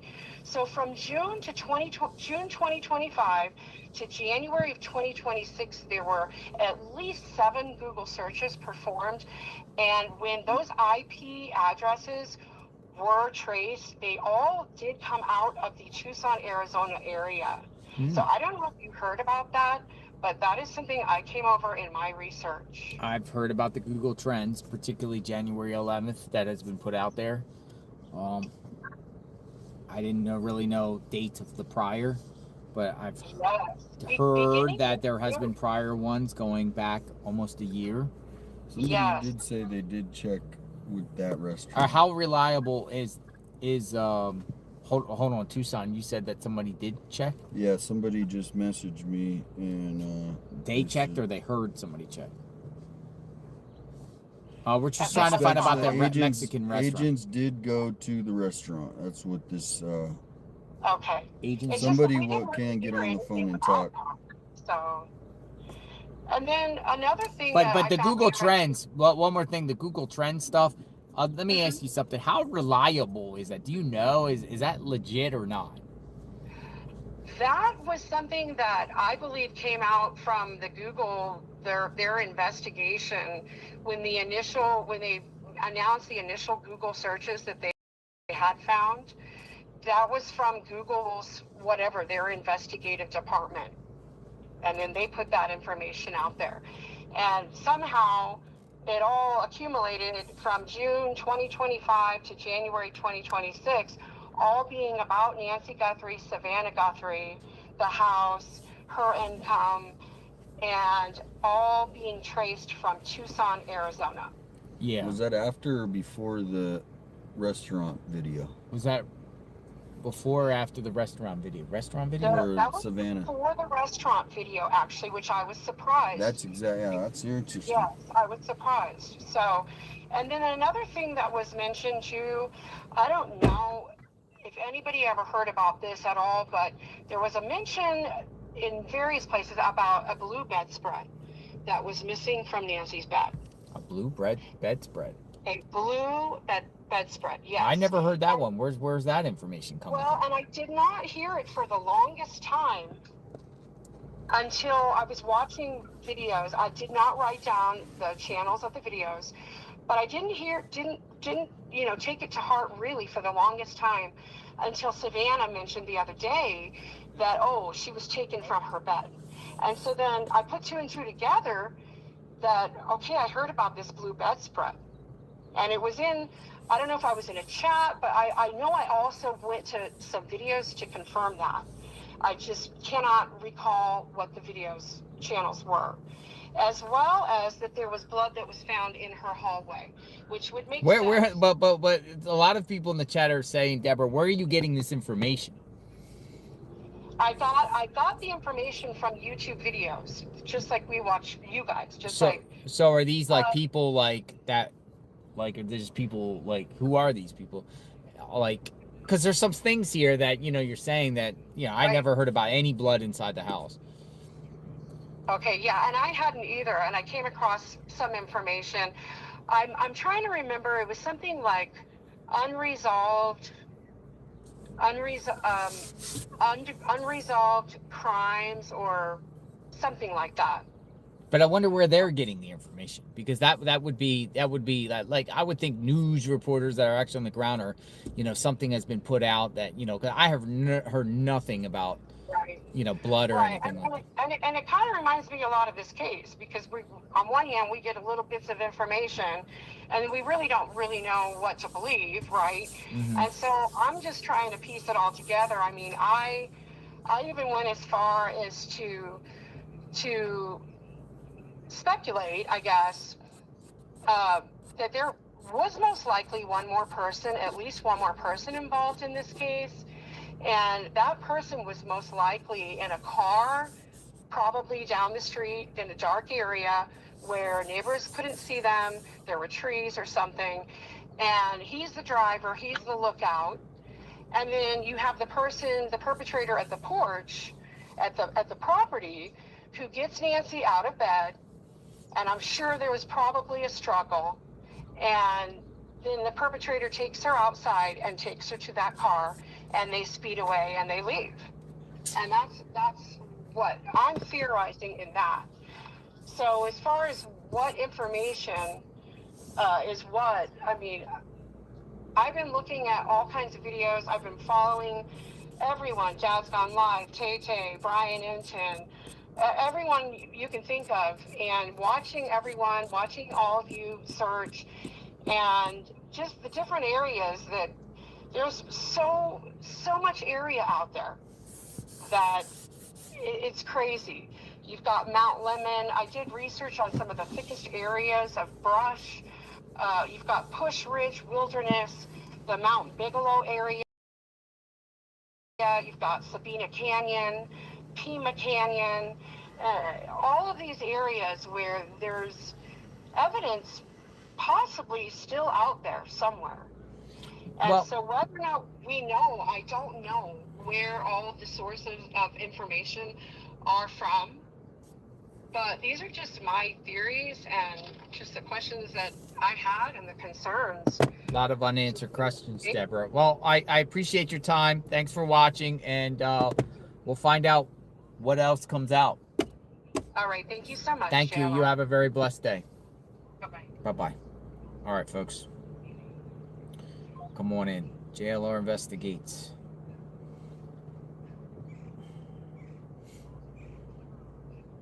Any experts in these type of fields? Let's bring Nancy home out front of the station in Tucson. Purple tea water. I always say tea water. Check out the ring footage when Perp just gets to door. Perp has pointed ear. I emailed pics, JLR. Matches as a chopped right ear pointing back. A pointy ear. I'll re-forward that right now and I'll take a look. Just title it Pointy Ear. Pointed ear. I'd like to see this photo of the pointed ear. Pointed ear.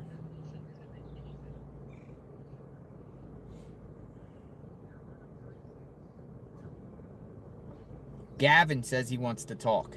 Gavin. All right, Gavin, I'm going to put you up in the chat. Gavin wants to talk. Let's listen to what Gavin has to say. Welcome aboard, folks. Gavin. All right, come on in, Gavin. Hey, JLR. Hi, Gavin. How are you? Pretty good. How about you? Fantastic. What do you have to say, Gavin? What's going on? Well, I think this whole entire case is crazy. But it's wild. I think it's just one person. I think it's actually MS-13. I don't think anyone has brought that up. MS-13. Why do you think it's MS-13? MS-13. I mean, it's just a gang, and like they're not really as smart as the cartel. And like looking at the footage, it just looks unprofessional. I mean, it just doesn't look like cartel related, like more MS-13-ish. What would they want to do with Nancy? MS-13. Probably get some ransom off of her. I'm believing the ransom side of it. MS-13. That's the first time I've heard MS-13. The whole conversation. But I'm not an expert in crime or anything like that. I just, like, my friend Kylie wanted me to call you and give my thoughts about it. So shout out to her. All right, shout out MS-13. We'll see if MS-13 is responsible for this. Anything else you want to add? No, sir. You have a good day, JLR. No, you take care. Thanks for watching from Florida. MS-13. Anybody think it's MS-13?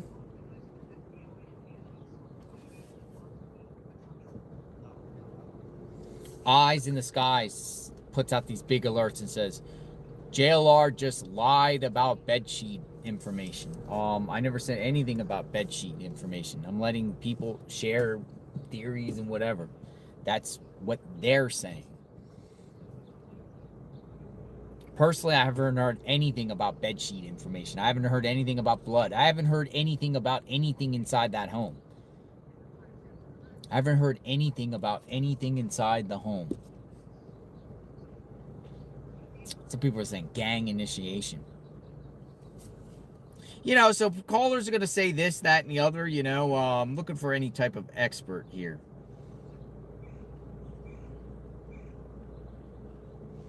Expert in a field. Now, we know about that blue article of clothing that was seen out front that was apparently used by the Border Patrol people to track a scent, and they left it out there. That's the only thing of articles of clothing. But I haven't heard of any condition whatsoever that is inside that home. C. Cruz, I want to talk. Send you an email. I sent you an email. I'm a counseling psychologist who specializes in profiling. Yes, we want to see profiling. C. Cruz. Can you re-forward that right now and just put psych profiler in the title? I do want to talk to profilers. Resend it. Let me see. Let's see if I can find you.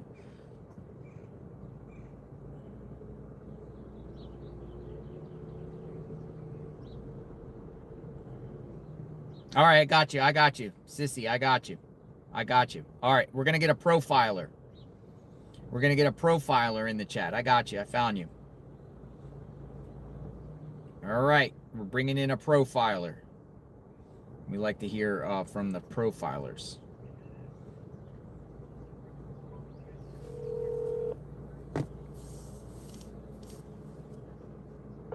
Hello, Jonathan. This is Sissy. Hi, Sissy.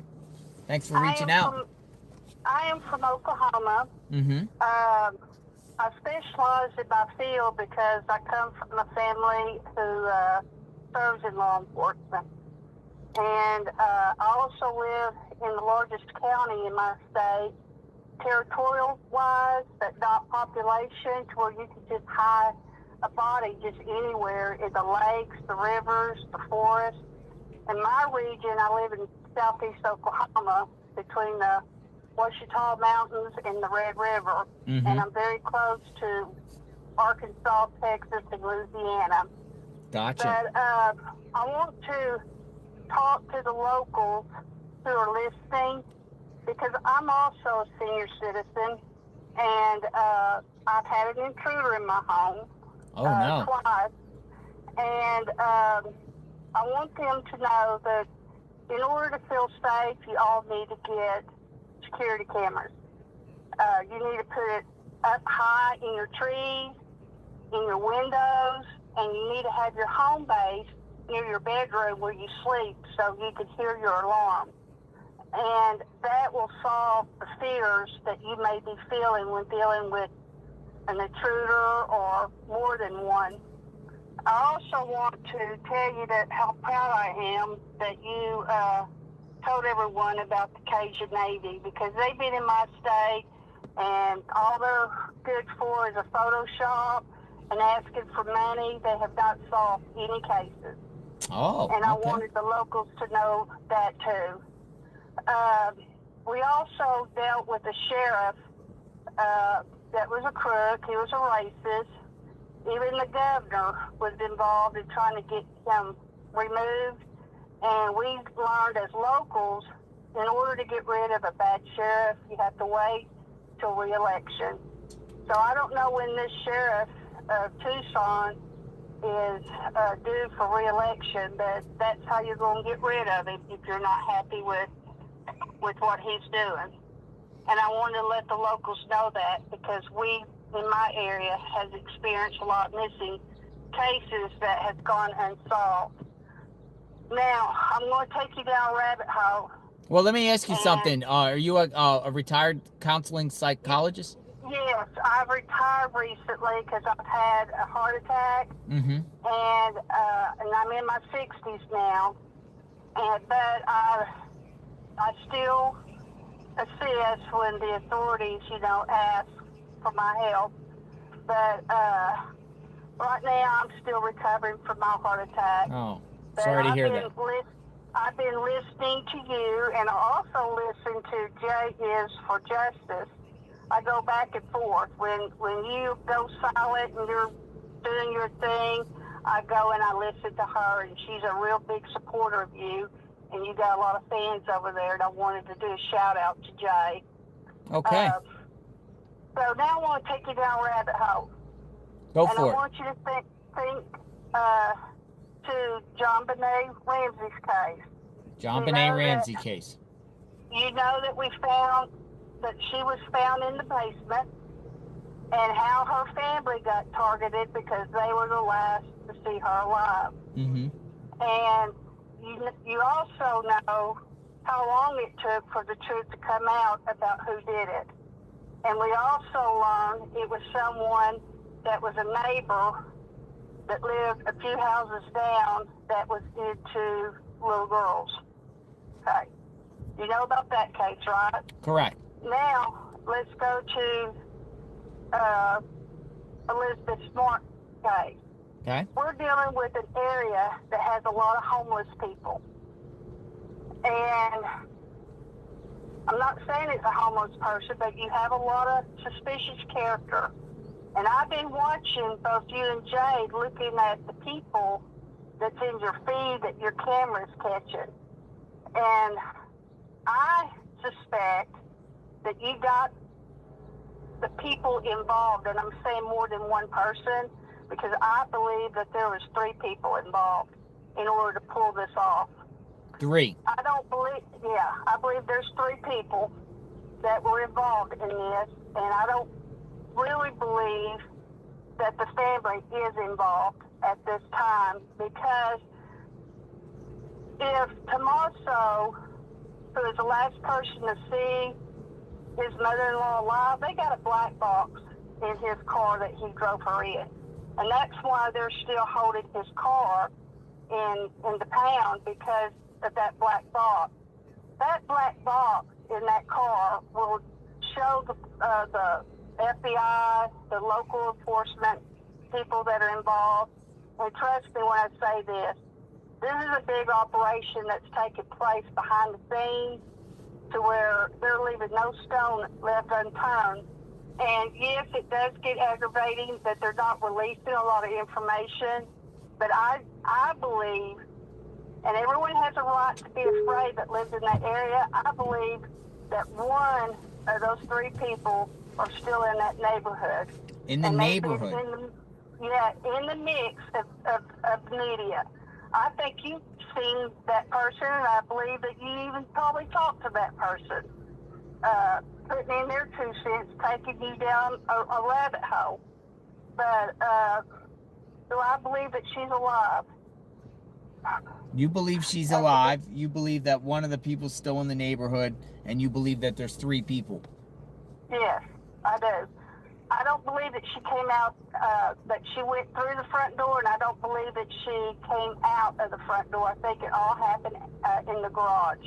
I think the garage entranceway into the home is how she went in, and I believe that's how she went out, and I think they put her in a car and drove her off.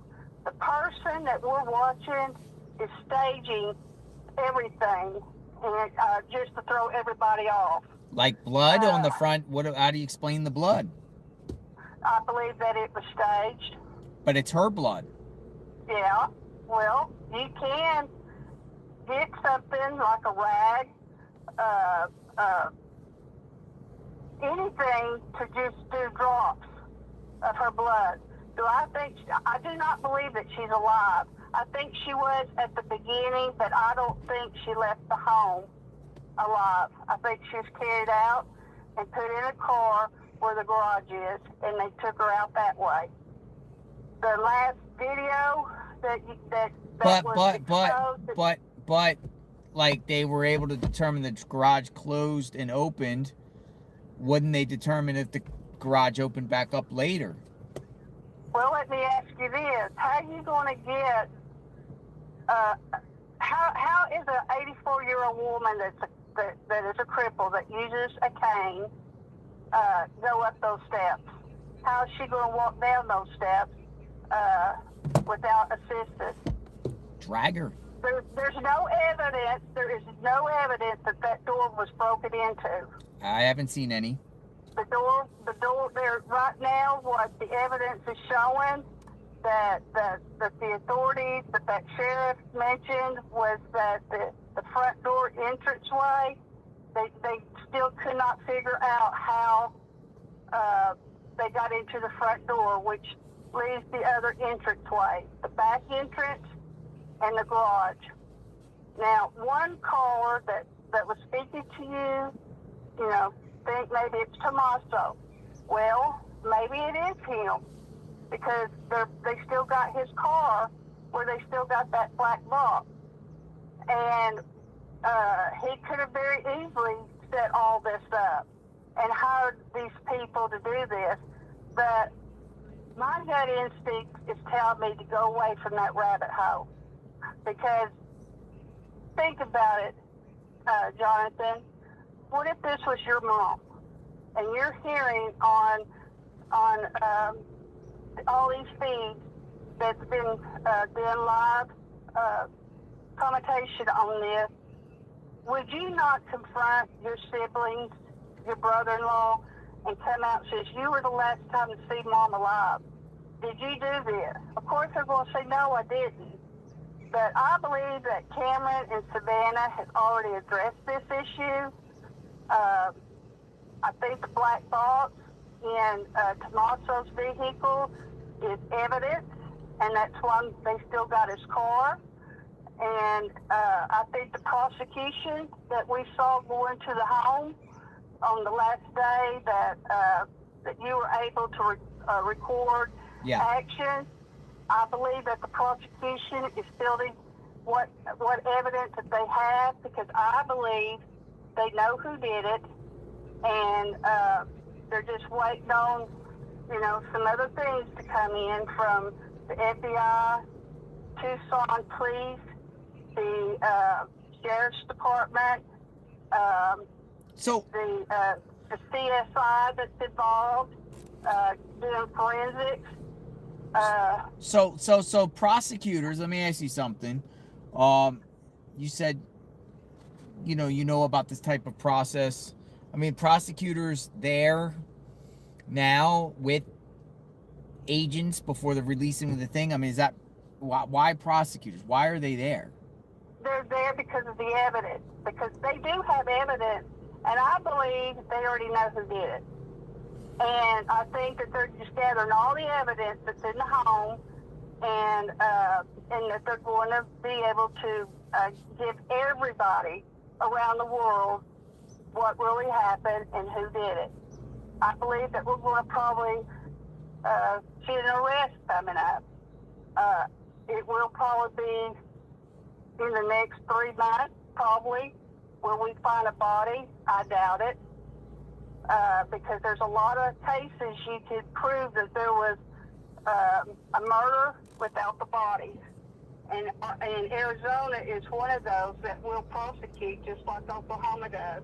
You don't have to have a body to convict somebody of murder. Yeah. You have to have the evidence. If Tommaso is involved, the black box in the car that he was in will tell everyone that's investigating this case exactly where he went from the time he left his house to Nancy's house, and where he went to if he did report back home to Annie. I don't believe that Annie's involved. I believe that she's in shock. I believe that in the back of her mind, because I've been watching her like a hawk, I've been watching every movement that she's making. I think she's hearing all these allegations. It's upsetting to her, thinking that, oh my God, what if my husband did kill her? You know, it doesn't look good because we are in a financial bind. And I believe that she has talked to Savannah and Cameron, because even though you might love your husband, that bond that you have with your siblings, you cannot change that. And I just don't believe that Annie's is able to look at Savannah and Cameron in the eye and say, I'm guilty, my husband's guilty. I don't think she would say that to him, but I also don't believe that she would say, Savannah, Cameron says, I am worried that Tommaso could be involved based on what we're hearing, but I just don't know anymore. And I just have this feeling that she is innocent. Tommaso, out of all the entire family, he's the one that they're all having to single out. If they had a body, it would be so much easier if she was drugged, how she died, and all that. I believe that the body will never be found. I believe that the body has been taken by the animals, like the wolves that we heard. Everything. Being in Oklahoma and being around Native Americans, the wolves are very spiritual animals. They don't mess with humans at all. Now, if they're hungry, if they're starving, and if there was parts of a dead body laying around, they might devour that. But I don't. But you got bobcats. You have other animals that live in the desert that you were able to show us when you went up to that park area of what wild animals live in the desert. And it could have been one of them that could have eaten her. They can't bury her in the desert unless it's soft sand. And I haven't seen an area yet that they could bury a person, so it has to be covered in rock. I haven't seen any water that you can put a body under. So there's a possibility that when she died, they could have cut her body parts up into small pieces for the animals to eat. Oh wow! We had a case here in Oklahoma where they cut the hands and the head off and left the torso and threw the legs in rivers for the crocodiles to eat. And so there's that rabbit hole about why we won't ever find a body. But when it comes to the people involved, I believe in my whole heart they know who did it. It's 3 people. They're looking at the garage, they looked at the back door, and they looked at the front. That guy that we all watched, he's a Hispanic American. He's not Native American. He's not white, and he's not black. He's a Hispanic American. I would say that he's probably in his early 30s. I believe that what he was doing was something that happened not before the crime, but right after the crime was committed, to where no one will see how Nancy was able to leave the area. But there's one thing that Jay caught on her video, and I'd like for you to talk to her, because she could go back in her evidence that she was able to pull. We did see a person carrying someone over their shoulder in a park, but we couldn't tell if it was a homeless person or someone that was involved with the crime, because it all happened in that same time frame. So that's something I want you to talk to Jay about when you have a chance.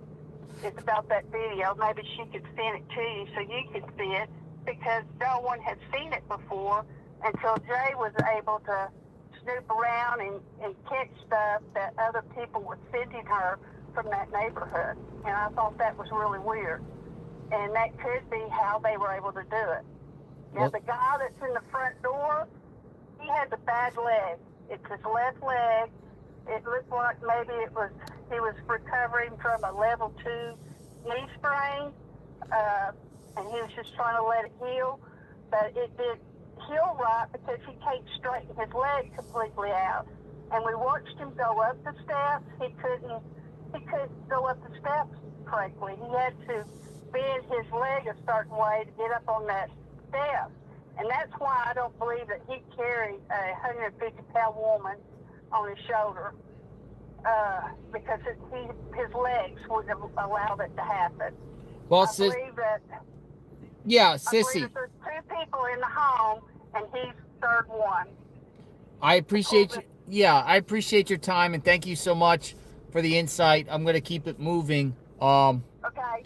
But we'll see. We'll see what ends up happening. You, and I appreciate Jay, and you are doing an awareness, and I just want the locals to know that if they're not happy with the sheriff, they're going to have to vote him out. There's no other way of getting rid of him. Thank you for your time. All right. Take care.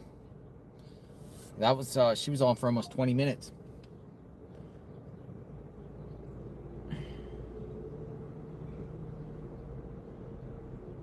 Heidi's a housekeeper for house cleaner of 10 years. Heidi, a house cleaner. A house cleaner wants to speak. A house cleaner for 10 years. Let's see what a house cleaner has to say. Heidi the house cleaner. Heidi the house cleaner.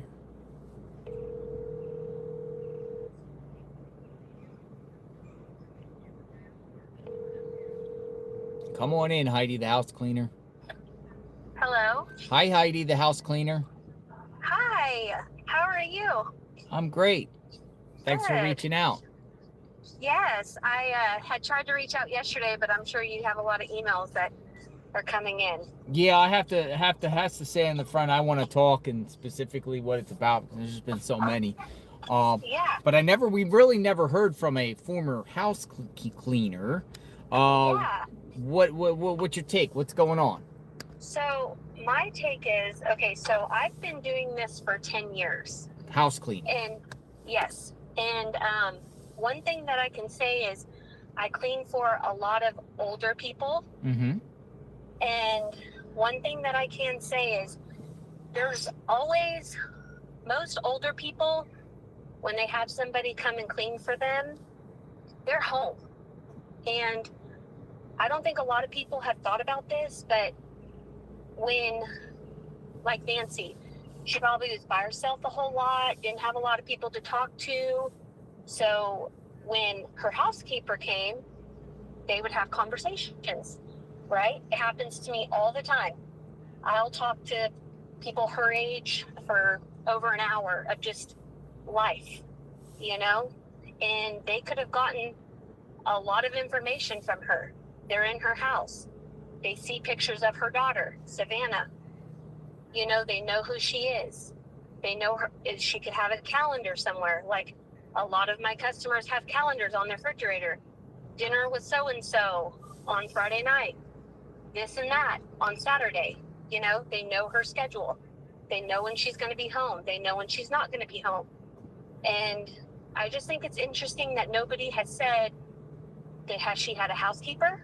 And I'm not trying to throw my profession under the bus, but I mean, you know, you get to know about these people's lives like they're your best friends, you know? So you're thinking maybe a housekeeper, someone that done some housekeeping inside her house, shared information with someone else, possibly. Yeah, and I think there was 3 guys. I think the guy at the front door was a decoy. I don't think that he was... I think the reason he had that backpack, they had him go in, knock off the floodlights in the back. I think they came in from the back. That's why there was no damage to the front door. Mm-hmm. I think they went in through the back, and they had him do the floodlights, get that camera off. I think they have cased that house prior, or the housekeeper. When you go in somebody's house and you house clean for them or anything like that, you know where their cameras are. You know where every single one of their cameras are. Now, a housekeeper, like, does someone get a regular housekeeper, or does it switch up all the time? If you go through a company, do they send the same housekeeper or different housekeepers? Well, it could have been somebody local, like me. I clean locally. Do you clean the same house all the time, like the same house? Yep. I've cleaned for the same people for 10 years. 10 years.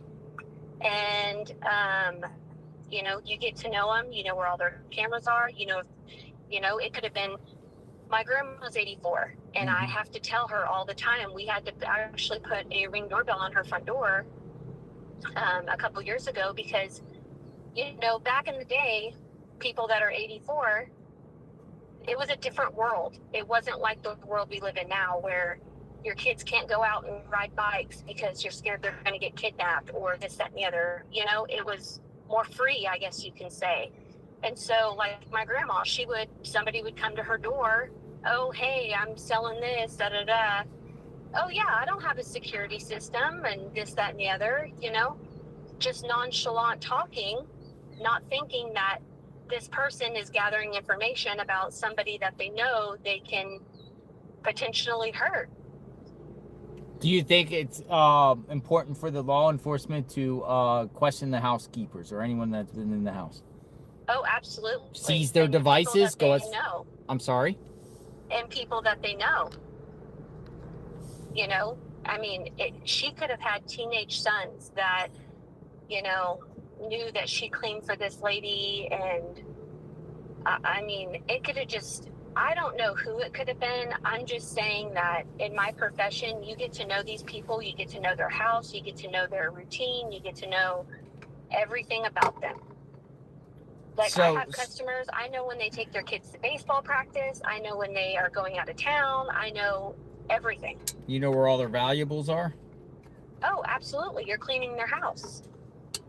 Ethically, you can't touch that stuff, obviously, right? But I mean, there's. Oh, no. I mean, is there? You know, housekeepers that steal things and take things out of people's homes, corrupt No, housekeepers. not personally. I don't know anybody that. But does you've that. heard stories. No, I'm saying you've heard stories of housekeepers. Not really. You know, I really haven't. But then again, you know, I think two people came in the back door. I think the guy that was at the front was a decoy, getting all the cameras off. And once they knew that the cameras, and I think she went out the front door for sure. You do. You know, I think that once they got the cameras off, there was a car down the street, maybe parked, and they're like, okay, we're ready, come on, and they took her out.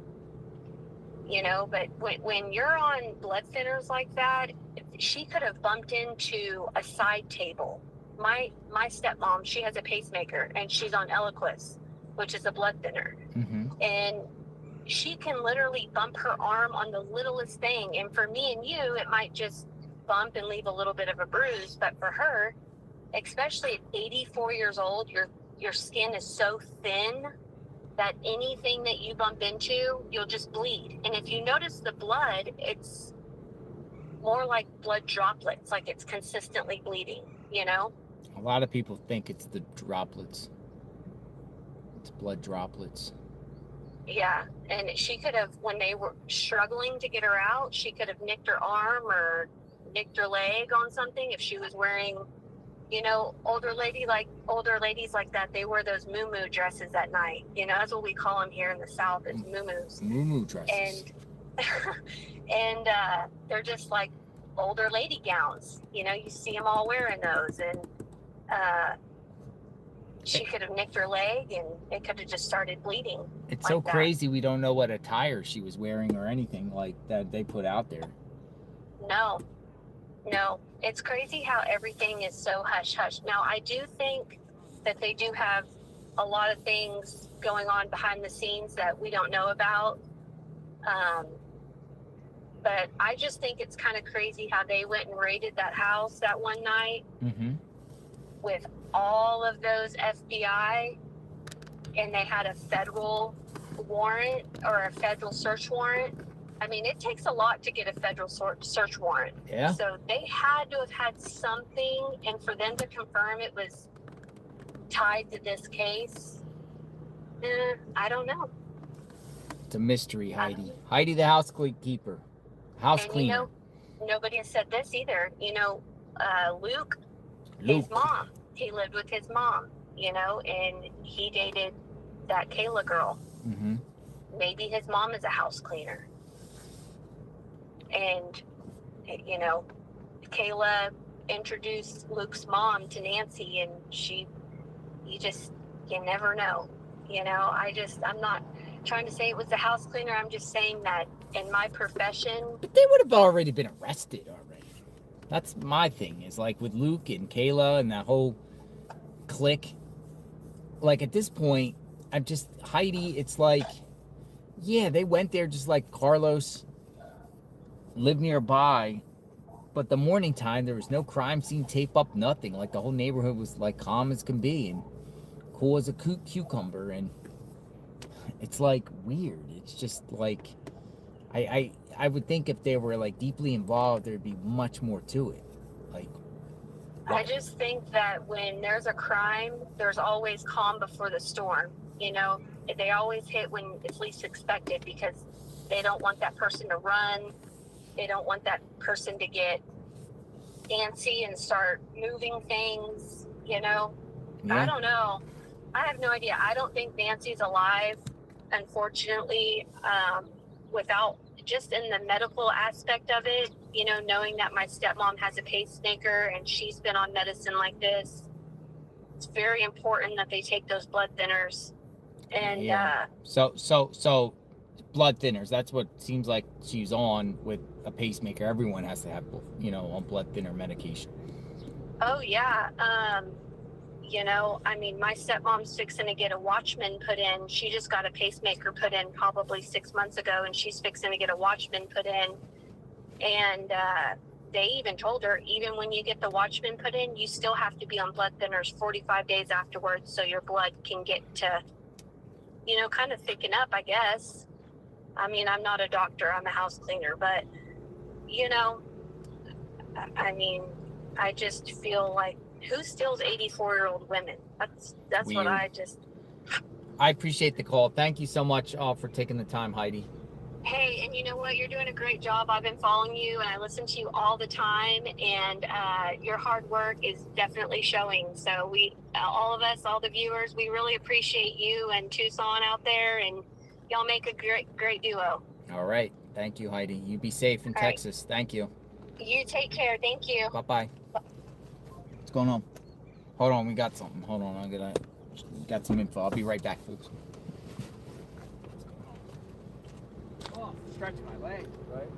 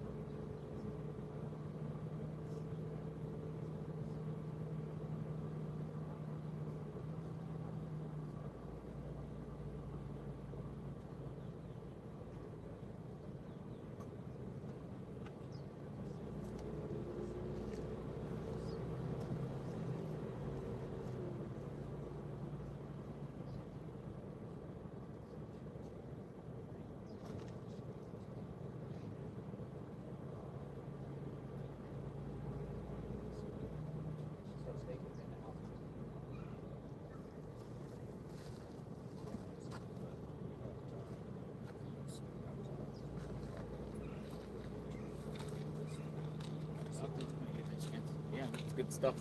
Thanks. That's interesting. Come on in, folks. You want to summarize and share some of that? Summarize? Right now. Uh-oh. Everything keeps falling. I need to get one of these things again.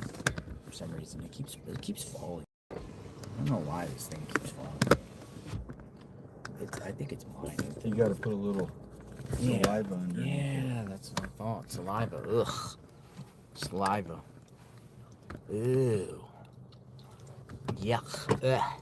It's like licking an envelope. Ugh.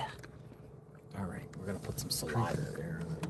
We're gonna put some saliva. I didn't even consider that. Yeah, looks like saliva made it work. Saliva. Better. Welcome aboard. Oh yeah, that's nice. Nice air. Where is Nancy? Yeah, I got 857. 857 if you want to share a little bit, or do you want to or no? Yeah, well, I'm waiting for a call back, but they did suggest that we should look at the businesses between Annie and Tommaso's and Nancy's house, and any businesses that would be recording that route. So you think that route is important? That it could be. I'll just put it this way: it could be something they're looking at as far as backtracking. You know, cameras. We haven't had any camera that's like, hey, this is a vehicle. But to confirm everybody's story about timing and that kind of thing. That's one thing.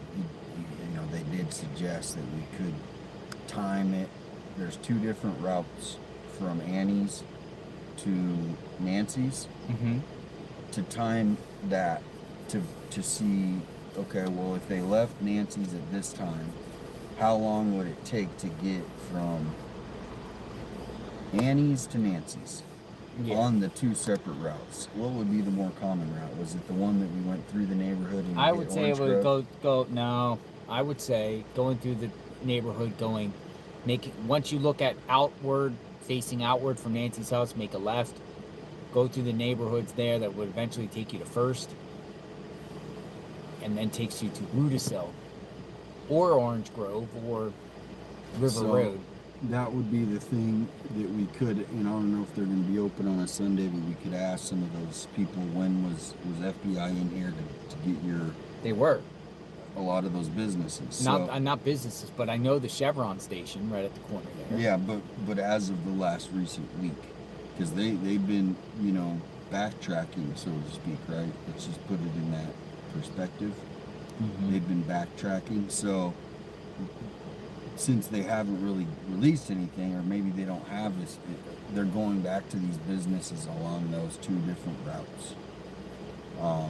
So that could be one suggestion that we could figure out. Well, if we drove to Nancy's, we never did time it, did we?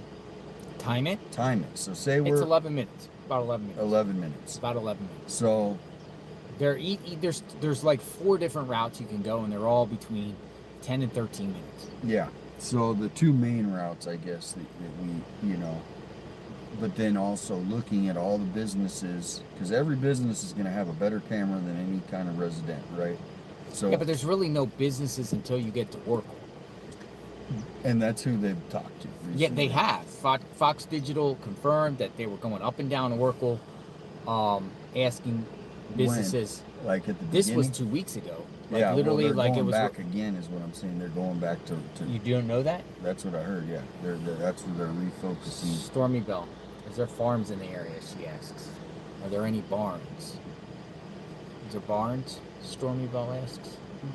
There's lots of areas that you can either buy a 5-acre lot, a 10-acre, a 20-acre, 3 Points, Arivaca, Picture Rocks, where we were out the other day in Marana. Remember? Is there any Chick-fil-A around here? Oh yeah, I'm sure. Is it like right by Except here? the problem is Chick-fil-A is closed on Sundays. Oh, Chick-fil-A closed Sunday. We could Is go there any, downtown to that El Charro and go to the place that they ate at. Well, You want to go in there and talk to him? Well, I mean, I don't know if we can go with a camera and talk to him. Maybe they talk. How far is it? Oh, it's pretty close, I would say. 10 minutes tops. And just go in and ask the FBI. Came in. Well, also I want you to eat there. Well, I just want some fast food chicken. There's Maybe I'll go to McDonald's and get a chicken sandwich. I kind of want a chicken sandwich. There's a Popeyes right here. Popeyes? Yeah, there's a Popeyes. Popeye. Somebody said eat lunch. I didn't even eat breakfast. Tom Sanders says, I was there last night. It was very dark. Whoever did this was bold and calculated. It felt more premeditated, murdered for hire. Tom Sanders, you were here last night. You know how dark it is, right? It's dark. That's what I'm saying. Like, you have to be here to see how dark it is. I just feel like no random person's going to roll up on that house for the first time and do this in that dark of a house. It's just literally the odds are like you'd probably be better getting struck by lightning 3 times. Well, it's just one thing I want to bring up is Brianna Whitney. When she came out with her statement and Nanos came out, remember, it wasn't even 5 minutes before she put that statement out. I've never seen a statement. It was like they couldn't get it out fast enough. Yeah. So if anyone in Arizona wants to dispute Brianna Whitney and go follow her on X, when she said her confirmed sources said it was a targeted burglary, that they're lying. So from then on, when Nano said, oh, we didn't say that, well, that doesn't mean it didn't happen. Yeah. Now, when Brianna Whitney, if anyone else, we would be a little bit, we don't know them. I know Brianna Whitney, not personally, but her reporting and how she, she's got sources in Arizona, right, who are working the case. So to me, what she said is it being a targeted burglary, even though they're saying nothing was stolen, that could be a lie. That could be a complete lie. Things were probably stolen. So that, if you go on that theory, if her story being correct, it actually was a targeted burglary based on Brianna Whitney. And so that's all I'm going to say. Even though Nanos went out 5 minutes later after she said that and said, well, we didn't say that, that doesn't mean anything. Yeah. I actually believe her more than if you were to put, hey, who do you believe? I actually believe Brianna Whitney saying it was a targeted kidnap. If you guys want to go pull that up and read that tweet. You remember that tweet she came, or what to call it, a tweet? That post on X. So that's where I'm at with... You want some Popeyes? Yeah, let's do that. All right, we're going to Popeyes. Let me lock the Is the door locked? We're going over to Popeyes real quick. And I got this first aid kit here. Throw that down there. We're gonna go over to Popeyes. I need something in me. All right, it's 0.7 miles away, and then we'll come back. We'll go to Popeyes and we'll come back. We love that chicken at Popeyes. So go ahead. What were you continuing? So that's where I want, as much as there's all the conspiracies and this is more of the stupid simple theory, right? Like, I mean, we can think of every biggest conspiracy and all this, and just think of a simple theory of somebody who sees an 84-year-old woman as an easy target and they got valuables. Now, if they knew it was Nancy, most likely somebody had interaction with Nancy at some point, right? Yeah. Somebody had an interaction and knew this is this wealthy lady. We have a target here we could possibly target for a burglary gone wrong.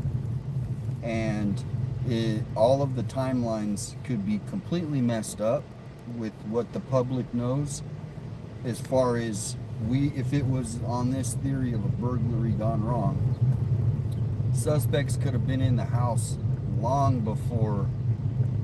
Well, they've been in the house as she was being brought back As and she already was in the bringing house. back. They hide. They hide. She can't hear. She's 84 years old. When an 84-year-old at 10 o'clock almost comes home, what are they gonna do? Go to sleep. Okay, so she's in bed. After they take a shower. Well, not even a shower. That's speculative. So let's say she just goes to bed. They wake up, and I have confirmed that Nancy did have a safe in her house. Yeah. So how do you get open a safe? It's not going to be easy unless you know where the number is, and you know. So maybe something. It didn't go as planned in the house, right? Maybe they didn't think Nancy was going to come home at that time. Something happens to Nancy, and they are not going to leave their DNA on the body of Nancy. So they had to change plans in the house.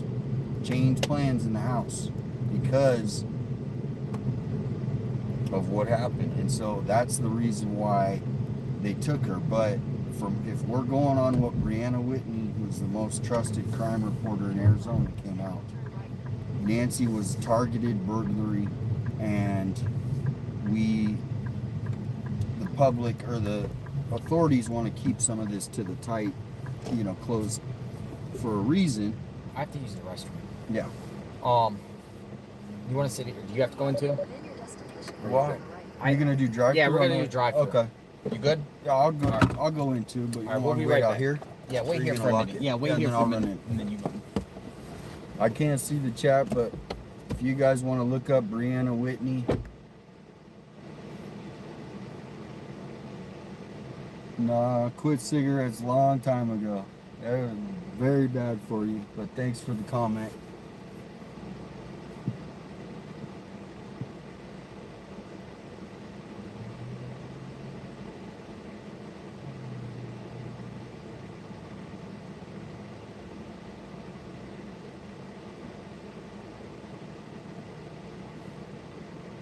But yeah, if you guys did go to X, give Brianna Whitney a follow. She's the best as far as here in Arizona, as far as her sources.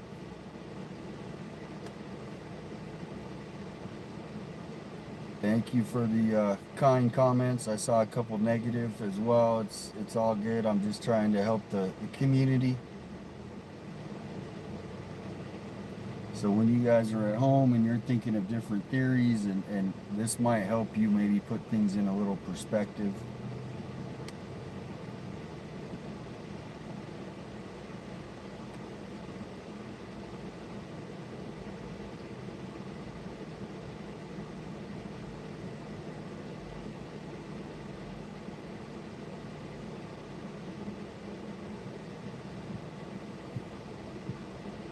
But yeah, I hope it doesn't offend anybody about coming out with any of this information that I got. I know a lot of people are real sensitive. They have a false sense of what exactly happened, and some conspiracy, which is always, the mind will go to those areas. But if you think of just more of a simple theory instead of a big blown out, that's kind of where I think investigators might be looking.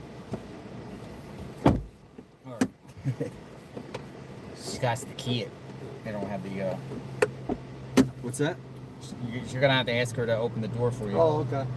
Yeah, that's how they do it in this. Yeah. That's how they do in Tucson.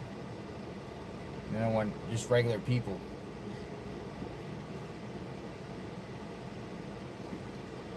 All right, so yeah, we're just waiting for Tucson. We're gonna get some lunch here, and the drive-through. We'll go back to the KVOA spot, and we'll have a conversation. We'll keep the conversation going.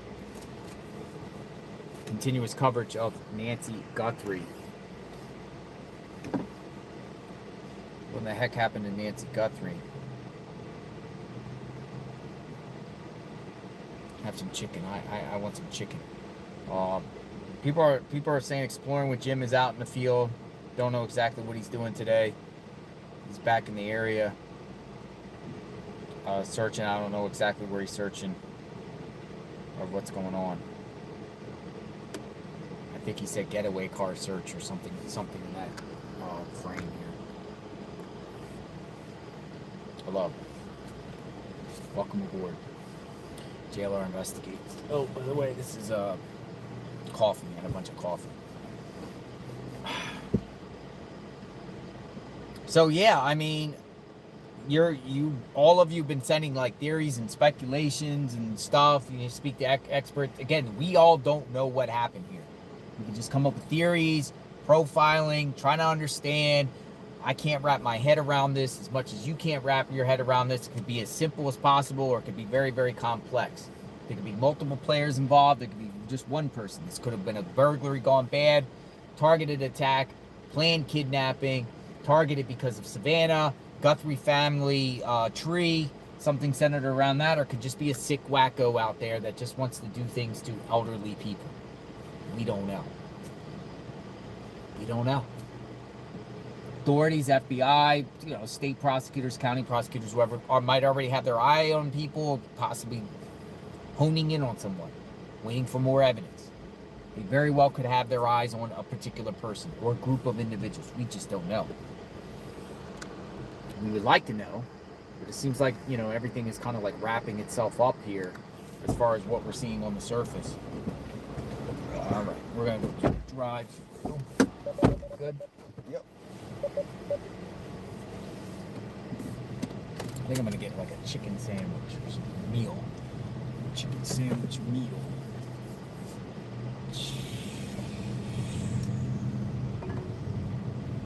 All right, in the drive-thru. Turn right, then your destination will be on the right. Thank you for choosing qualified. Would you like to try something today? What would you like? Oh, let me look one sec. I'll take the sandwich combo, number one. The number one sandwich? Yeah, let me get a classic. And for your side? How many sides you get? If you want two sides, you get the large combo. If you want one side, you get the regular combo. I'll take a the two sides. The large combo? No, actually one. So fries. The regular combo? Yeah, regular. It comes with fries and a biscuit. Is that it? It doesn't come with a biscuit. All right. Well, can I get the two regs with a biscuit as one of the sides?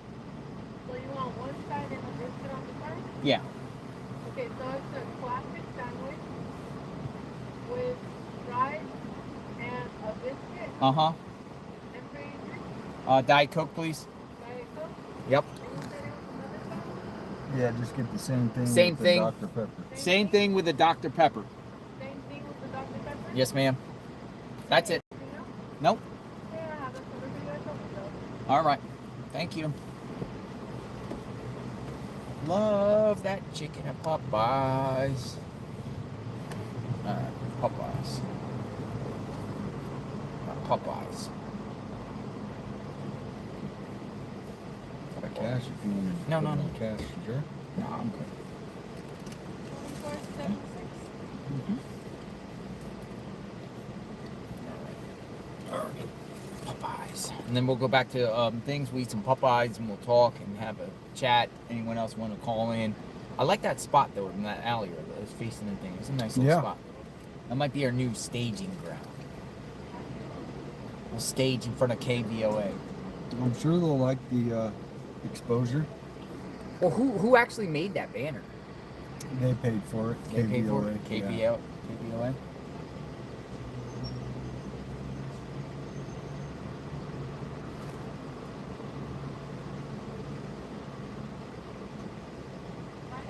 Down, so I'm gonna charge you in the front, okay? Go around? So I'm gonna charge you right here in the front. Okay. I'm just gonna charge you. Her system is down, she said. My pen pad is down. Charge up front.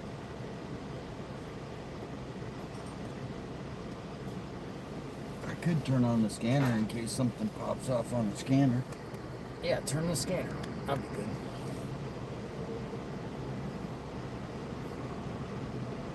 Can't report cases on an empty stomach. I didn't even eat breakfast. I was up at literally like 5 a.m. again. Oh, I was too. I think I made my first post. It was like 4:20. Thank you, man. All right, thank you. I don't know why. I all of a sudden I woke up. I was like, normally I can sleep. You're not reporting anything, someone says. I think we've covered a lot. Maybe yeah, not, well, there's maybe new not right now. information We're in coming the in. lull, but I mean, I think we've covered this case a lot. You know, a lot of different angles. Watching what's going on in real time, covering these raids, seeing, you know, authorities when they're at the location, seeing what's transpiring, listening to people, reporting on what's being reported. I think there's been a lot. Some people are saying it's time to go, but how can somebody arguably say it's time to go when I think we're in the absolute thick of this and the case is not solved? Well, as soon as a big piece of information drops, all those people that said it's time to go, they're going to be right back. You know? Yeah, exactly. I mean, but it's like, you know, you're in the middle of it. Most of the media is gone. And anything could drop at any time. Like, these cases sometimes take a while, but they also, you know, we're in that stage where it could be right there. Dr. Pepper, Dr. Pepper. Thank you. Pepper, Dr. Pepper. Dr. Pepper. Alright. Dipping sauce? You want dipping sauce? Yeah. Like, let's see, ranch, honey mustard. Ranch, honey mustard. What else you got? I have buffalo, taco. Can you put a little sample of, so I try what you got? Just a couple of, one of each. Thank you. I just want honey mustard. Honey mustard. Honey mustard.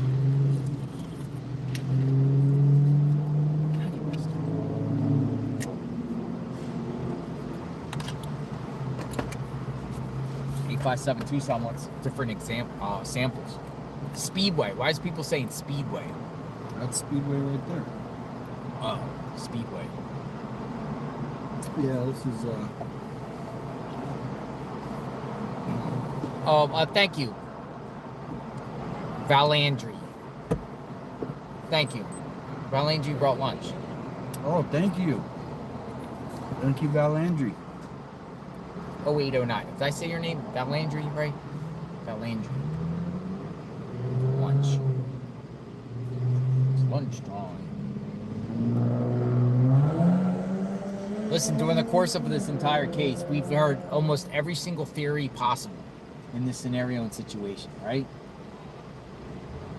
I would assume that once this case is being solved and gets solved, one of these theories are going to come into fruition. One of them is going to be what happened here. It could be simple, it could be complex.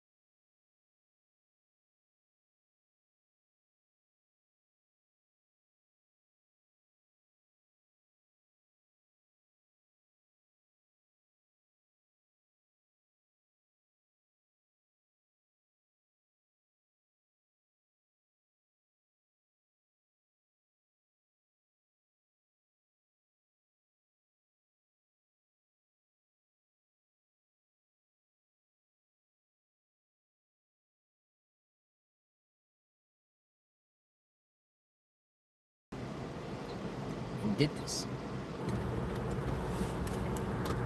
Yes, we're back. Got a little... Yes, we're back. Got a little hot out here in the sun. You put something in the window. Yeah. Hold that for 1 second.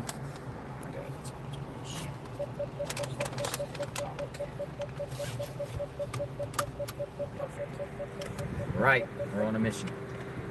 Going back.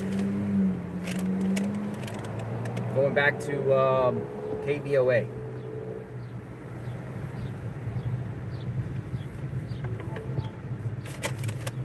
You know how to get back to KVOA from here? Yeah, just take a right. Take a up right. here at this light. You mean hold it where you drive? Yeah. Get situated. There in about 3 minutes.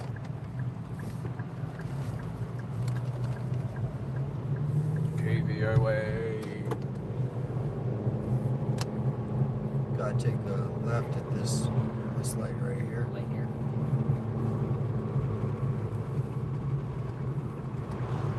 Dude, they got ticket. They give tickets for running red lights around here. Or no? They still do it. Or no? Yeah, they will if there's an officer around, which is hard. No, I'm to talking get. about one of those clock cams. Oh no.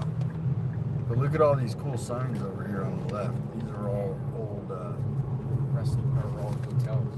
Yeah. Oh, my turn. Somewhere around here, right? Yeah, it's not.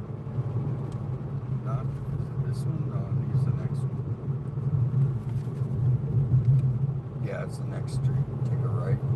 Right.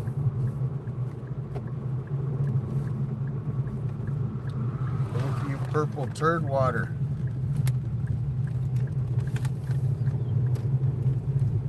Dude, they literally got dogs running around. And right here. Straight? Yeah, straight actually. Refresh. See, no sound. It says we're muted. Take a. No, we're not muted. No. Okay. There should be one here. Let me see. Thank you.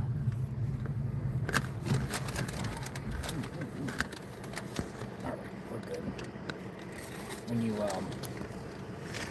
put that up there and see if we can get some cold air up there. well, it'll be like,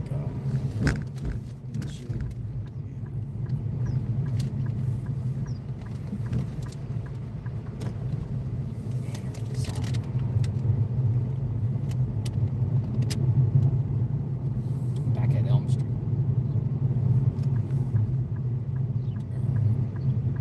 Back here. Yeah, this was the day we came here, Friday the 13th. Yeah, we came here Friday the 13th, right? Yep. Yeah, and that was the night. The night was the There's raid. some shade. Yeah.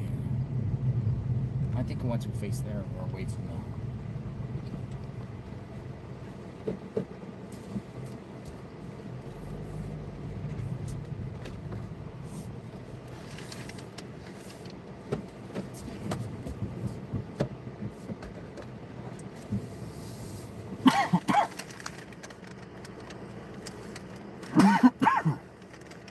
Nice.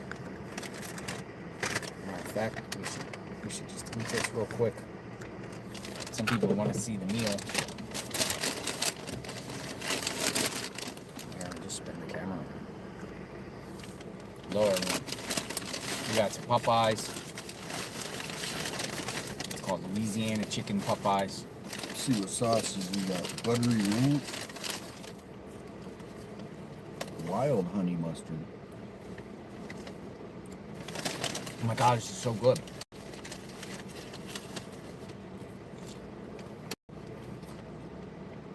I don't know why I ate a biscuit.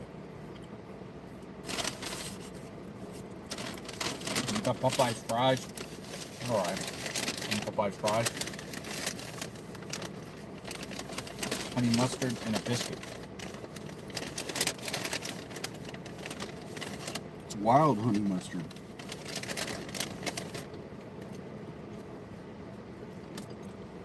I'll just eat this for a second.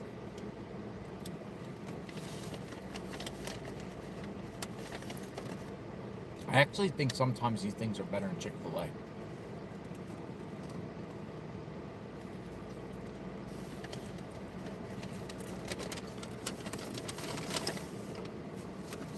Chick-fil-A Do you guys doesn't... have Cane's out there in Florida?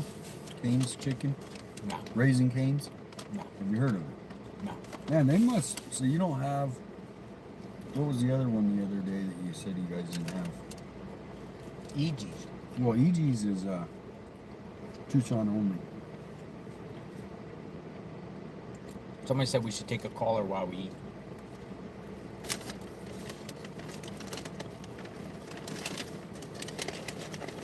How about this? Should we face us? Yes or no while we eat? Yes or no? Do you want it faced towards us while we eat? Yes or no?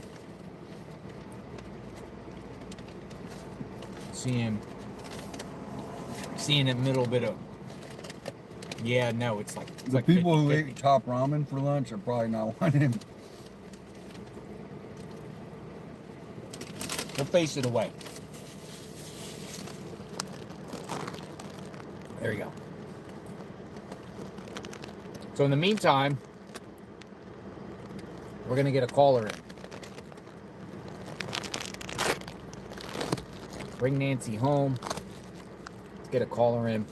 Let's see. See what we got. You got anybody that wants to talk?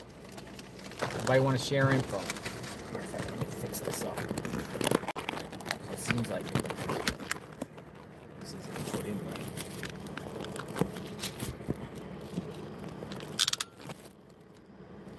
Is that a sign over there? That thing, that little next to the gate, or is that like a keypad? Oh, I think it's a keypad.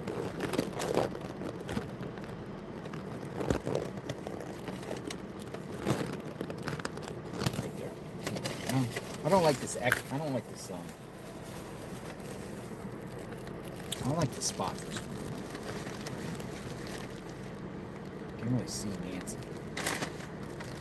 We need Nancy's face on. Let me move around here. We got a position.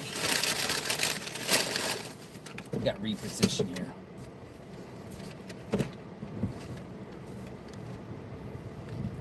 Come out of the alley.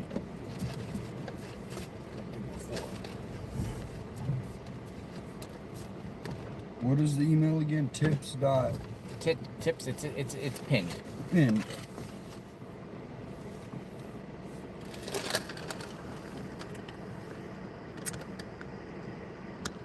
Bring Nancy home. All right.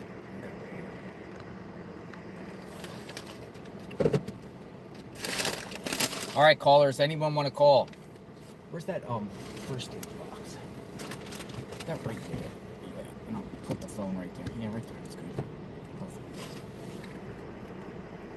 Perfect. All right. Anyone want to chat? Well, I want to chat. Wendy. Wendy says, call me. Debbie. Debbie wants to talk. We'll get Debbie in the line. Well, I'll just sit here and listen to Debbie.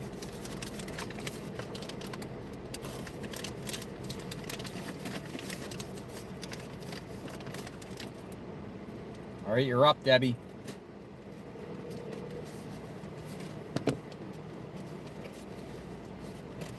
Hello. Hi, Debbie. Hey, how are you doing? I'm doing great. What's going on? I just have a couple things to bring up. You know, the person or persons that I think they went through the glass sliding door, which is off from her bedroom. I know when she was on one of the talk shows, she'd say how she would like to go out and write in a journal. And I was just thinking maybe they went in maybe through the bedroom door. And another thought I have is, I mean, I guess I watch too many shows, but maybe she's in a nearby storage unit. Maybe she got scratched and they had to take her at that point because she had DNA under her fingernails. Uh-huh. I mean, it's just a couple thoughts I want to throw out to you. You think she could be in a storage shed? Yes, I really do. And I think it's close by. You know, I recently had to rent a storage unit, and I had my nephew do it. We done it online, and you can use PayPal. You don't even have to go in to rent a storage unit. You can do it online, and they're really cheap. I mean, it's just something I was just throwing out there to you. The question is, I wonder if feds actually went and visited any storage sheds or storage facilities just to talk and find out if anyone made any recent rentals. Yeah, I haven't heard anybody mention anything like that. And it's a place, I mean, I've seen stories that, you know, they bring people in, deep freezers, and people moving furniture in, they don't pay any attention to it. And I know they're 24 hours a day, so I don't think they would take her and drive her a long ways, afraid they get, you know, maybe pulled over by a cop or something. So, you know, something like that, people wouldn't even pay any attention to. A lot of unanswered questions for sure. Yes, it is. I appreciate the insight. Yeah, I mean, maybe check around. I mean, they see anything. They've got cameras. Maybe somebody saw something. And thank y'all for all your hard work, and I've been watching you for years. Thank you. Thank you, Debbie. Take care. Thanks for the call. Right, bye-bye. Bye-bye.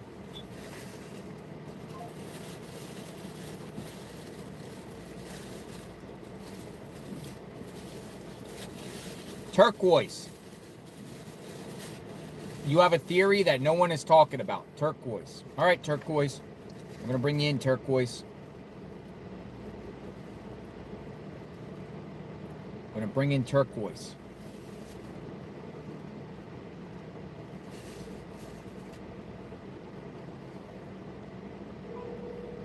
Come on in, Turquoise. Hey, JLR. Hi, Turquoise. How are you?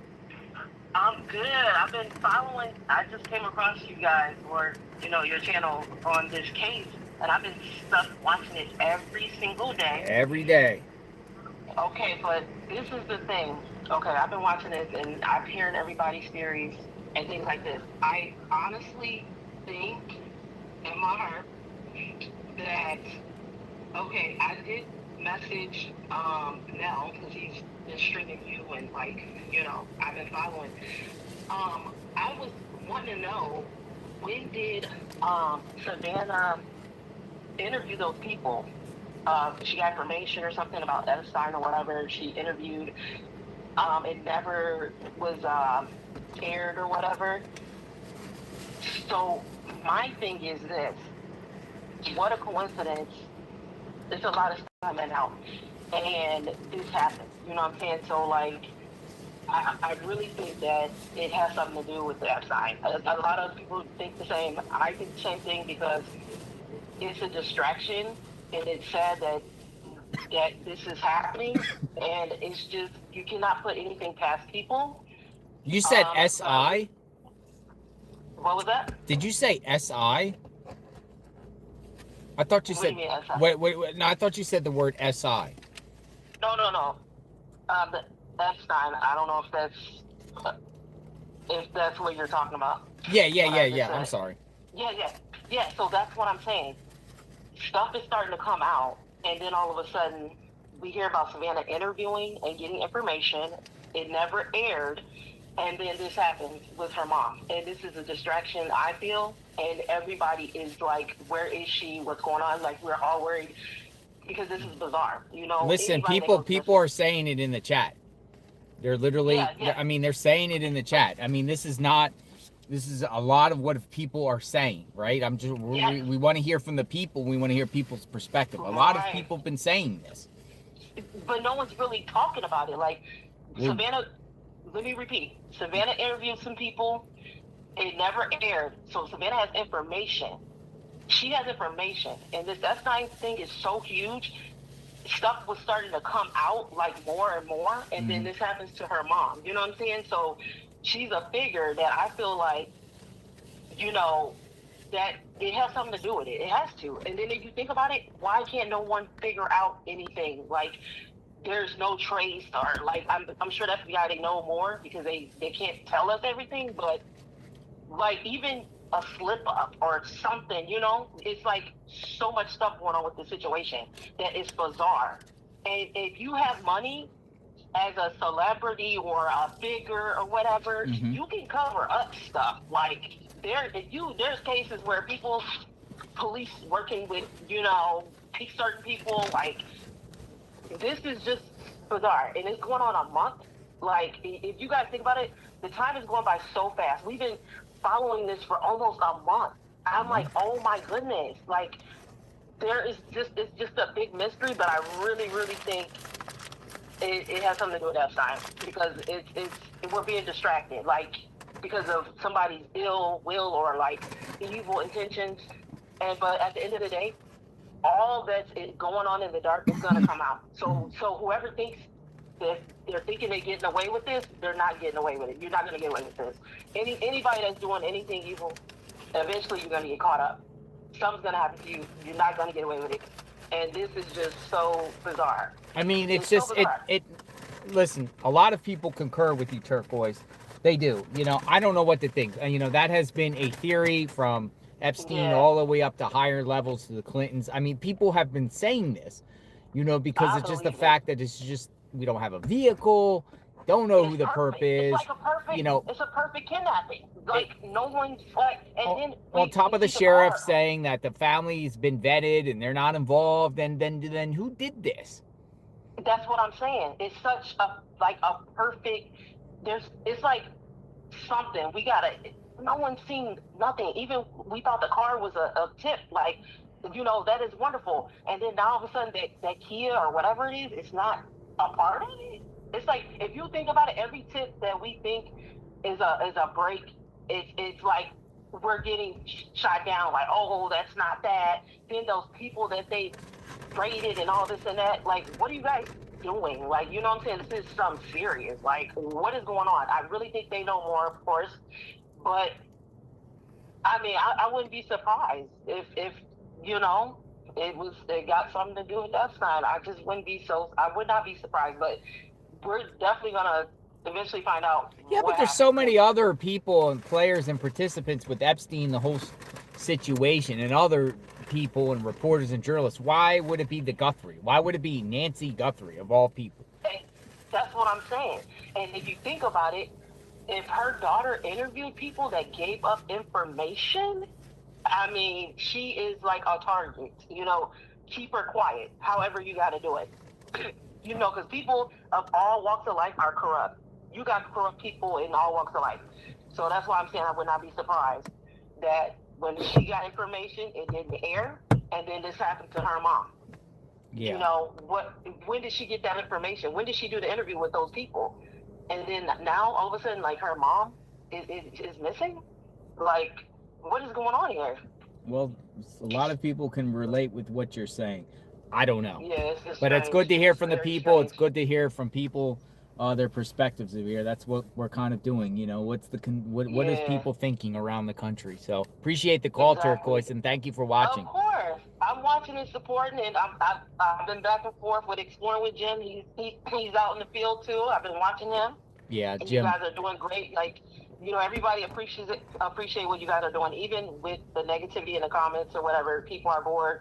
But if it was their parents or their family member, you know, you would not be saying stuff like that, because this is serious. Even though, like, there's other people going missing in the world and stuff, you know, it's sad, it's unfortunate, but this could be anybody. Yeah, but this type of thing with this, it's rare. There's lots of missing people, and we get it, right? And they don't get voices, and it's sad, right? It's sad that everyone doesn't get the attention. But how often does someone do this and just totally vanish off the face of the earth? And you know, this is a whole different animal here. Right, it's very different, and it's like we're being thrown curveballs everywhere you look. It's a curveball. Oh, this is the lead. Oh, we're happy, you know. And then come to find out, no, it's not. You know, with the DNA and all this, I watched you a lot, so it's like, you know, when the DNA came out that it's up, you were so hurt. Everybody was hurt, because we're like, dang, what's going on? Like, you know, now they got to start from scratch. Like, what is going on with these people? And you know what it is too, with all this that's going on, is just a wake-up call also, that everybody needs to make sure you secure your houses, be on alert. It's like, it's giving us awareness now. Yes. Like, this can happen to anybody. So, Turquoise. you know, if you got elderly parents, look out for them. Make sure they have a subscription, you know. If they by themselves, maybe hire a vetted company to work overnight with them. Like, this is a wake-up call for all of us. Yes, exactly. Well said. It doesn't matter if you live in the safest place. It can happen anywhere. You know, you don't know who's watching you. You know what I'm saying? Turquoise, we've covered mass shootings, and I can tell you, just on mass shootings alone, they don't discriminate. They happen in urban, suburb, country. It just happens anywhere, you know? And it don't matter. This is definitely a reminder for people, you know, if you have that Nest camera or you have that Ring camera, maybe it's time to upgrade to get a little subscription here, so you can at least protect you and your interest in your family. You know, lock your doors and you know, just have safety ways before everyone goes to bed at night. Don't answer your door at night, no matter what. If someone's pounding on your door at night, or you know, somebody don't open that door unless you're 100% sure, and you know, find other things. These use these cases as an example to make sure this doesn't happen to you. Well, on the street too, lots of neighbors, something might happen at the neighbor's house, and if you can get somebody driving by. Yeah. Well, you know what I did? You know, Turquoise, you know what I did?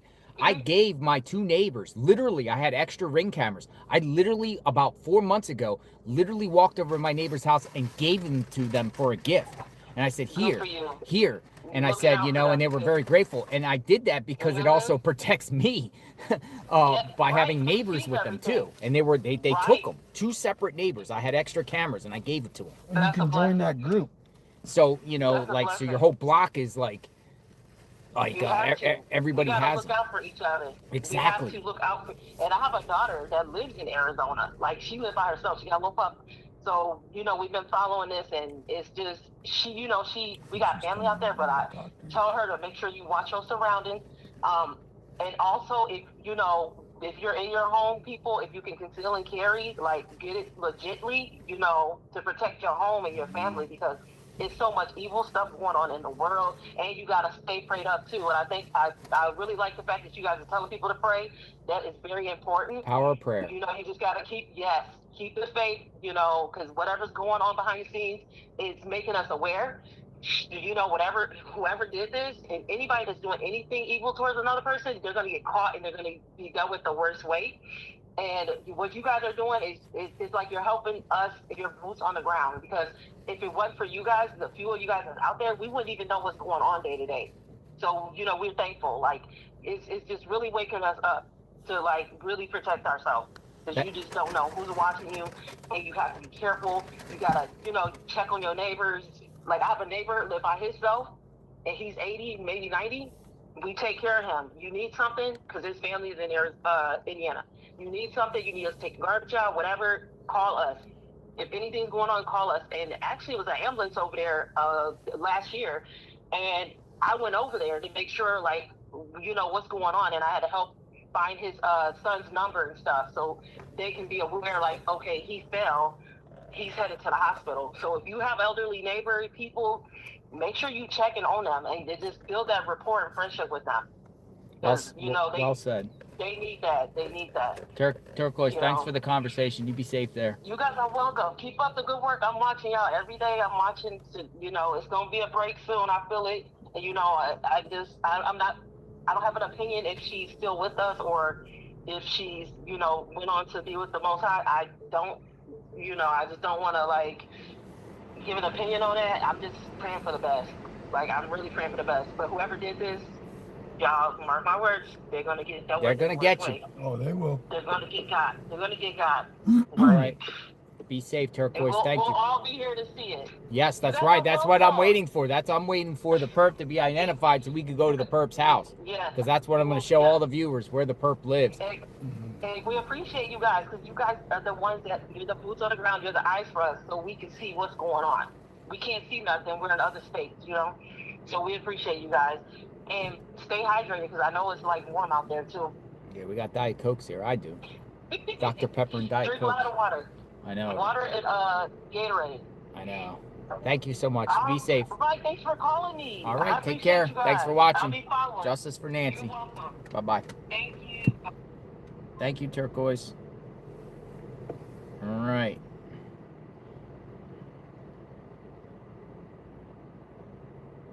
Nurse Melody says, ignore the haters. Supper on me. Thank you. Thank you very much. Thank you. So yeah, that's one thing that he did say, is they need to think about anybody who had contact with Nancy in the last, let's say, I would say a year. Now here's what I want someone to look up is there was an uptick from what I heard in police activity around Nancy's house from January 10th to the day that Nancy was kidnapped. Okay, so let's think about this. That area nothing was happening as far as a lot of police incidents. And then January 10th, there's a spike in that area. Confirmed. of mysterious people being seen on Ring cameras in Nancy's neighborhood and in that area that we've been. All right, we're gonna have to switch up because this is hot out here. So I might have to put the tripod out there because we're about to melt here. This thing's gonna melt. It's getting hot. Yeah.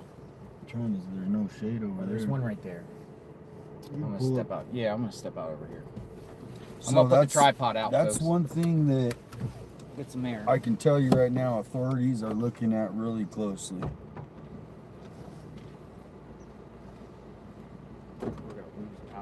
And there's all these targeted groups, so to speak. So that's where, if anyone can pull all the calls that were made, police, I don't know if we need a FOIA request it. There was a spike in police calls in Nancy's neighborhood starting on January 10th. Before that, there wasn't that many. January 10th, it picked up big time. So why all of a sudden from January 10th till that? That's what we need to find out. This thing's gonna melt. I'm gonna put this out here since we're getting pretty hot out here. It's getting hot.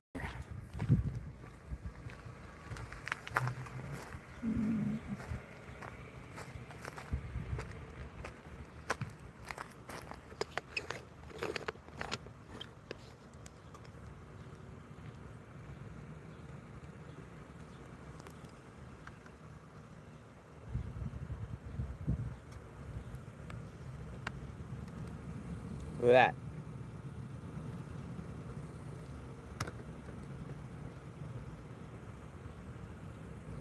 Bring Nancy home. This is where there's going to be a vigil tonight. Let's see if I can park over here, though.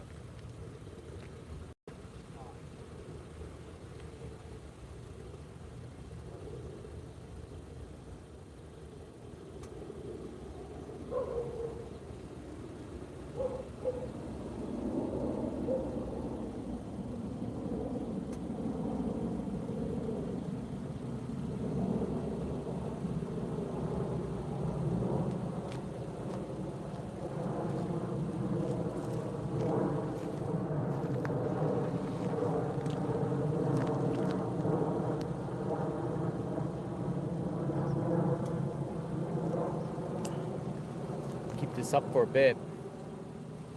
Wish I could come up on the curve here. I don't know, where other locations should we look?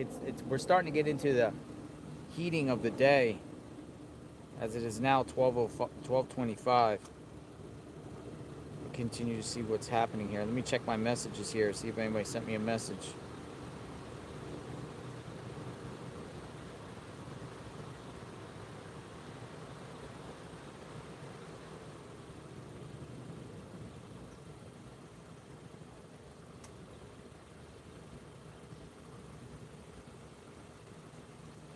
Let me see what's happening here. I'll be right back.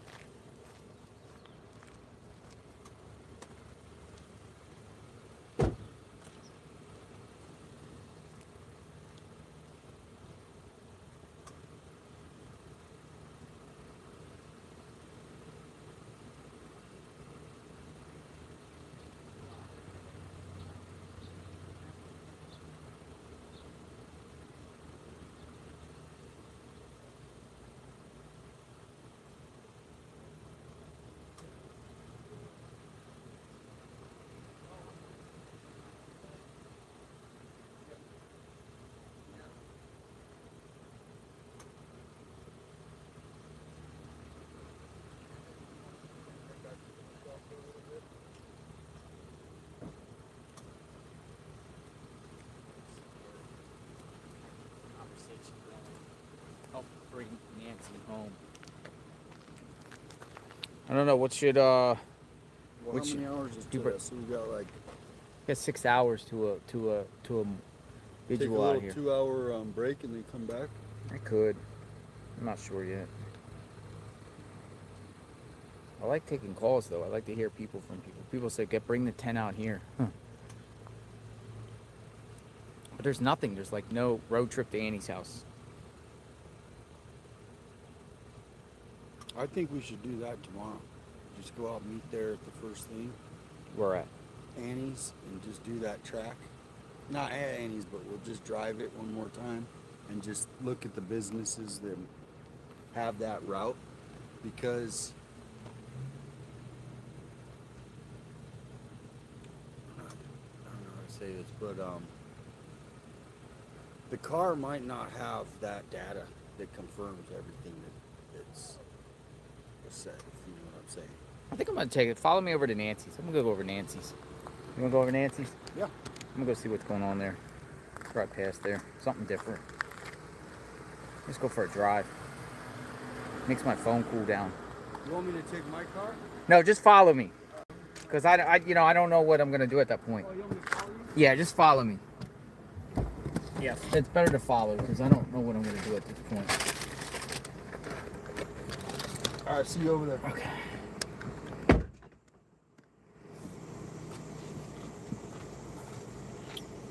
Get my tripod here. We're gonna go on a little road trip here. I'm gonna go over there and see what's happening.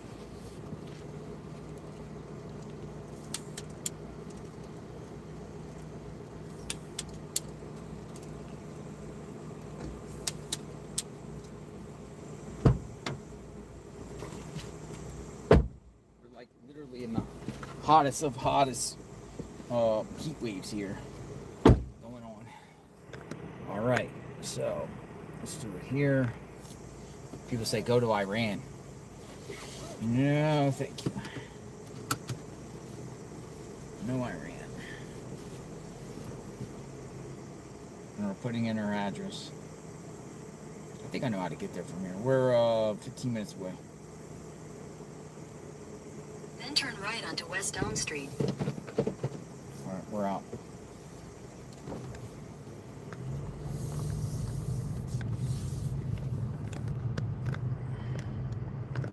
At the stop sign, turn right onto West Elm Street. Nightmare on Elm Street.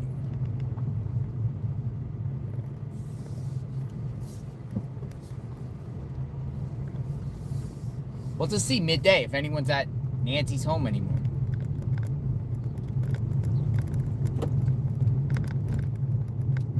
At the next stop sign, turn left.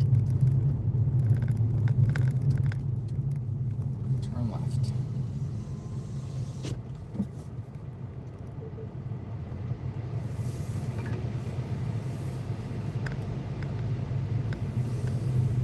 In 300 feet, turn right onto West Leicester Street. Turn right onto West Leicester Street. Then at the next stop sign, you'll turn left. I'm gonna go back up here.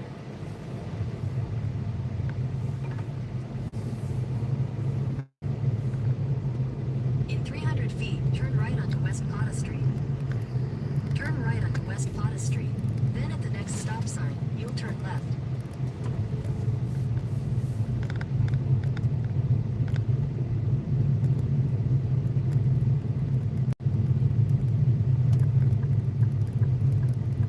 At the stop sign, turn left onto North Stone Avenue.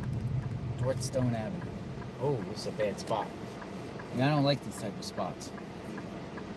Where I have to cross because there's so many cars. This is gonna be a pain. Let's get there.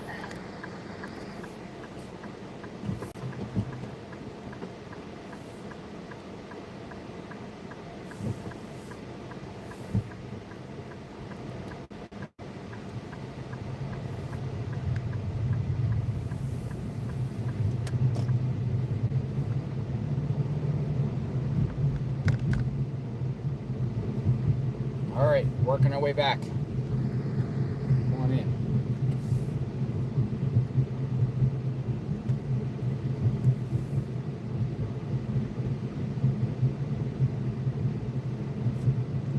Also know that even murderers show up at funerals. Set up a camera to security video the crowd tonight.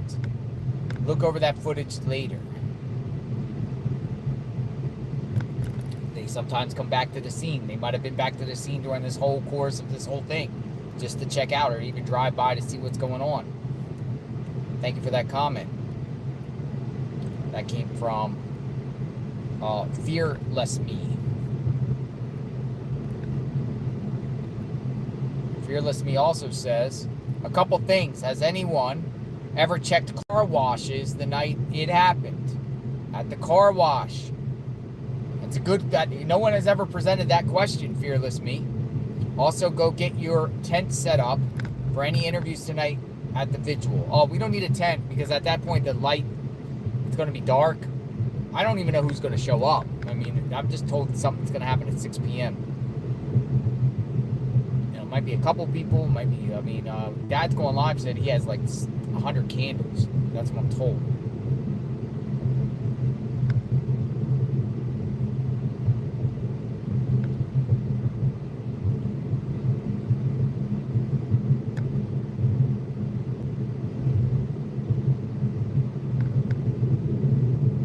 Once it hits that 4 o'clock hour, it starts to get less hot. It is hot, man. It's close to 90 degrees right now.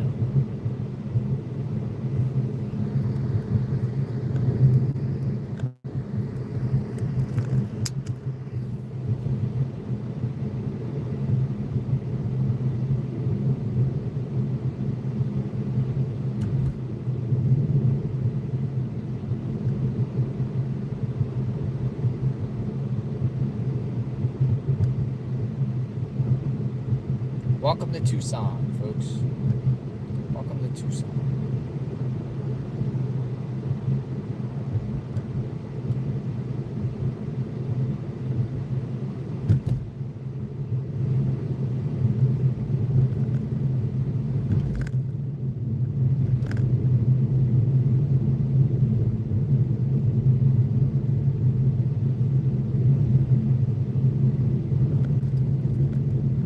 Watch, I truly doubt there's going to be anyone at Nancy's home.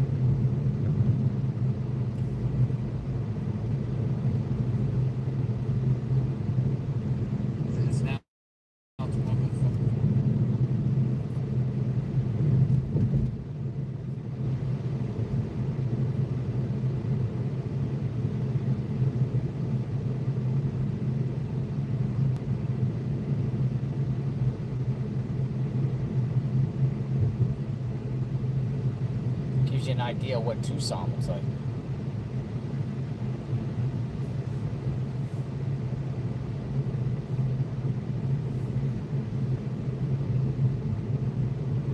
Where is Nancy?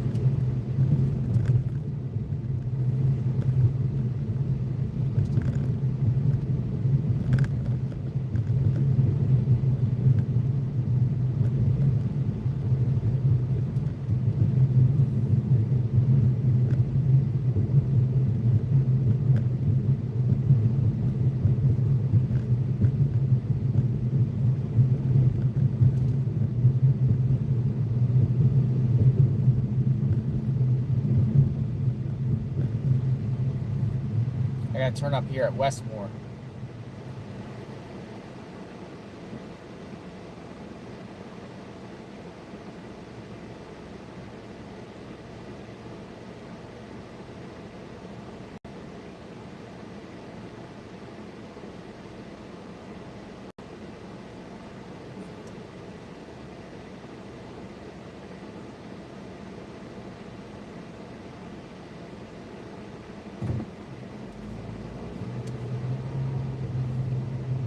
Tucson Police.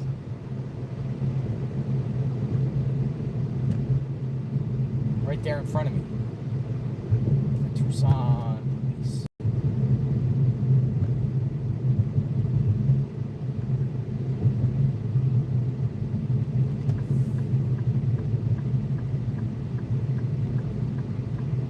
Wetmore. Did I say Westmore? Wetmore.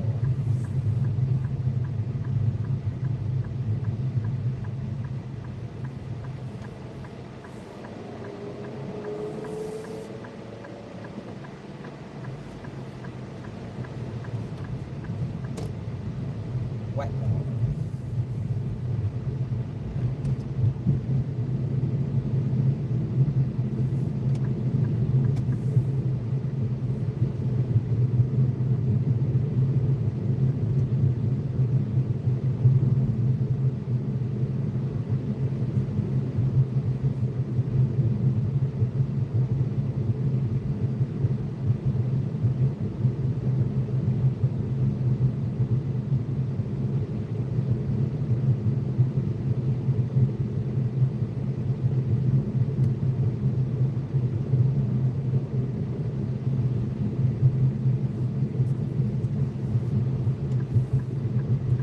All right, up here making a left.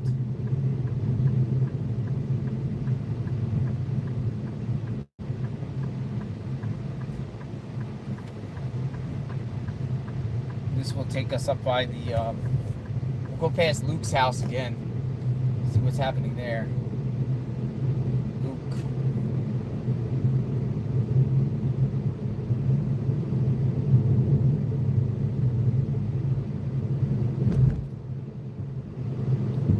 Crossing over that river that is dried up. Man, it's brutally hot. Oh my goodness, the temperature says 95 degrees right now. Tucson weather. Oh, that's in my car. It says 95, but it's probably my car. Tomorrow will be 88, and then it just goes back down. Reasonable weather again. 60s and 70s. We're in this like major hot heat wave. All right, there's the Culvers. They did all the searches around here. I don't know if you guys remember the searches.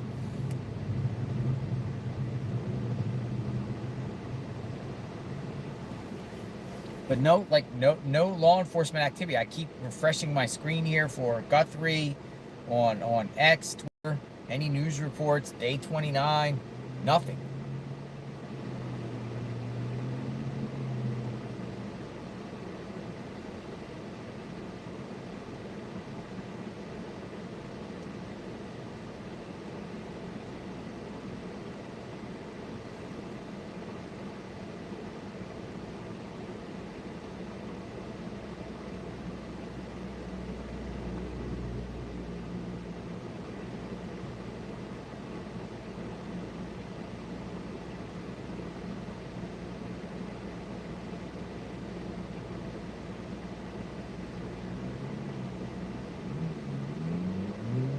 There we go.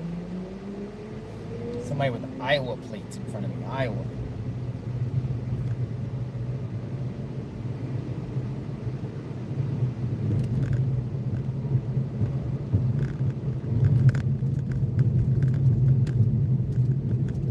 All right, we have officially entered the Catalina foothills.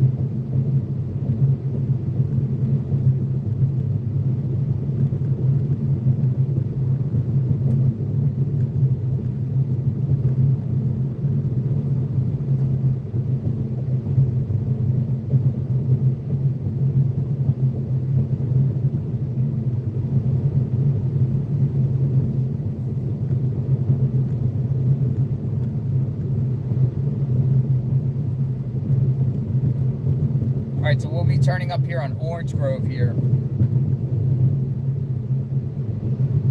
shortly.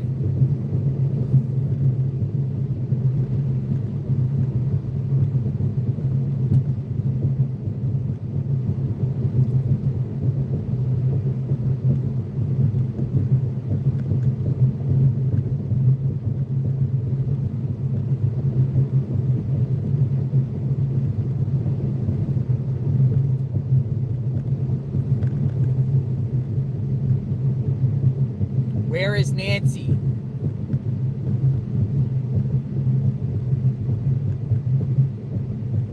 Shayna, Lee, Pacific Northwest. Where's Nancy? In Arizona? In another state? In another country? I mean, those are the three options. Her body's somewhere.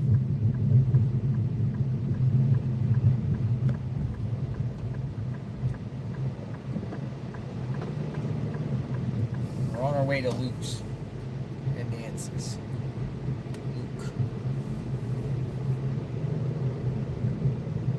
and Nancy's.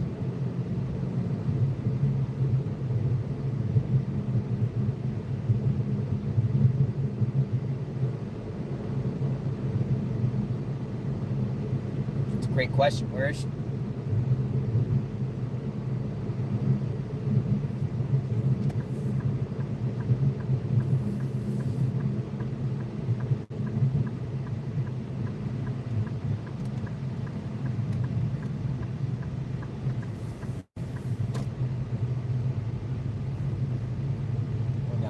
House again.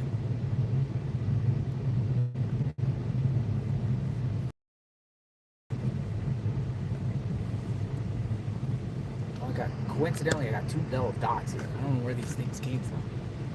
It's weird. See those two dots? It's weird. Two dots. Hold on a second.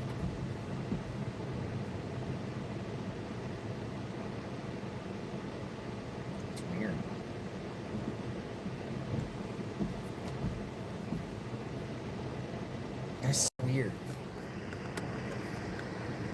Right there. Where these two dots come from?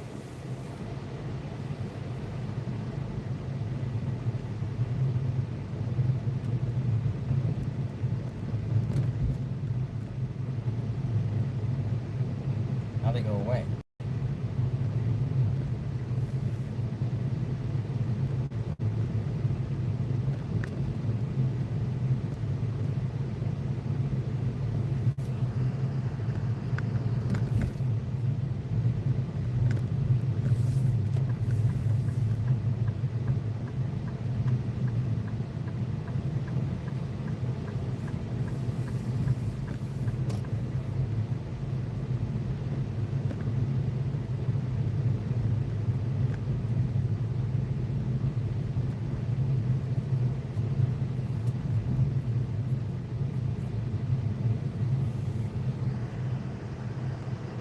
Nobody at Luke's.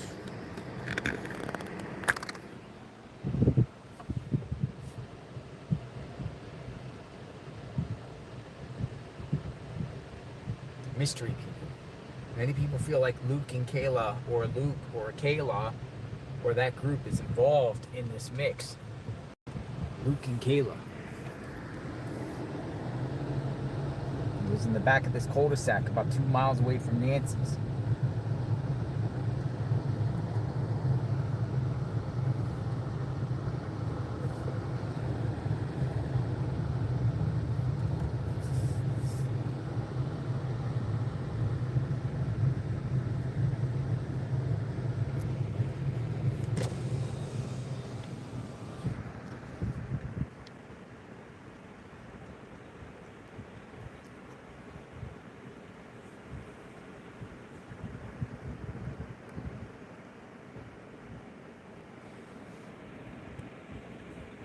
I don't see anybody.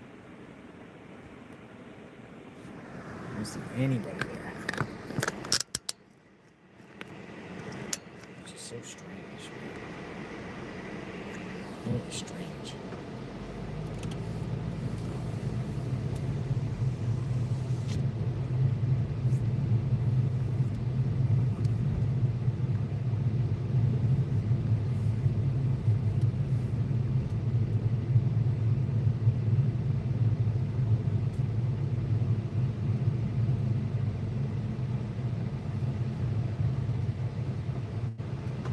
They're not even in front of the sheriff's office anymore, no media.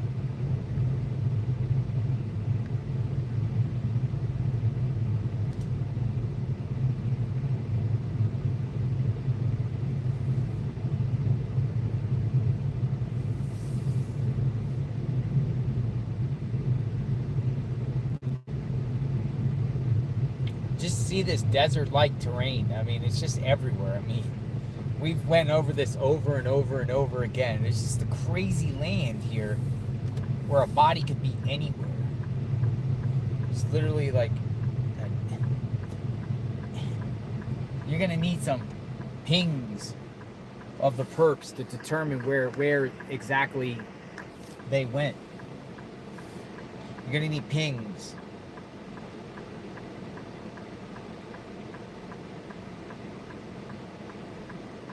It's just so much land. You're gonna need pings, man. All right, couple more cars, we're out. Oh, here comes another one.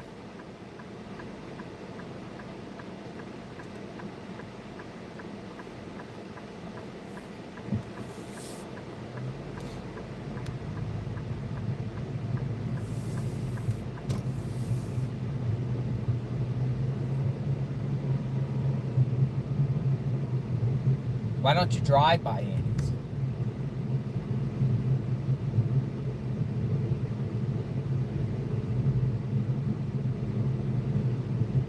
That's what Ashley says. Well, I could text the neighbor that can see their house. The neighbor will let me know if anyone is in front of the house. Yesterday there was a media there, but there was nobody. It's empty. It's just an empty house. There's nothing going on there. There's no police activity there. But if something does jump off, we'll know and we can go.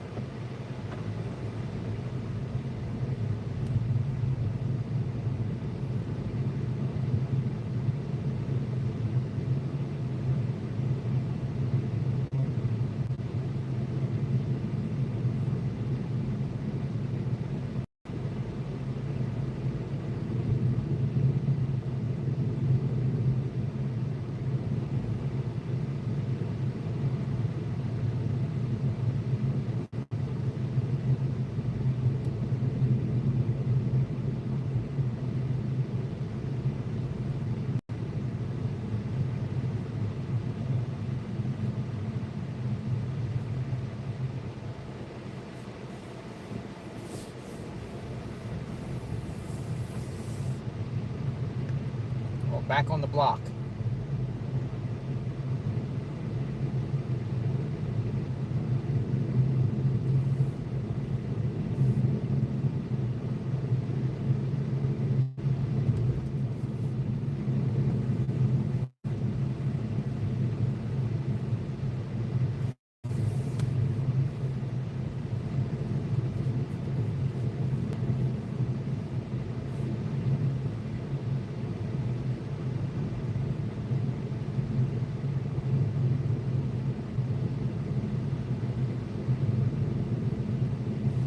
Look at this guy. It's John DePietro.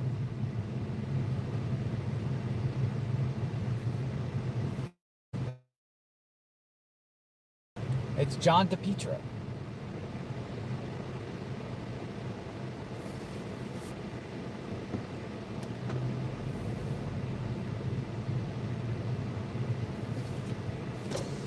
You want to hop in, or you're... What's going on?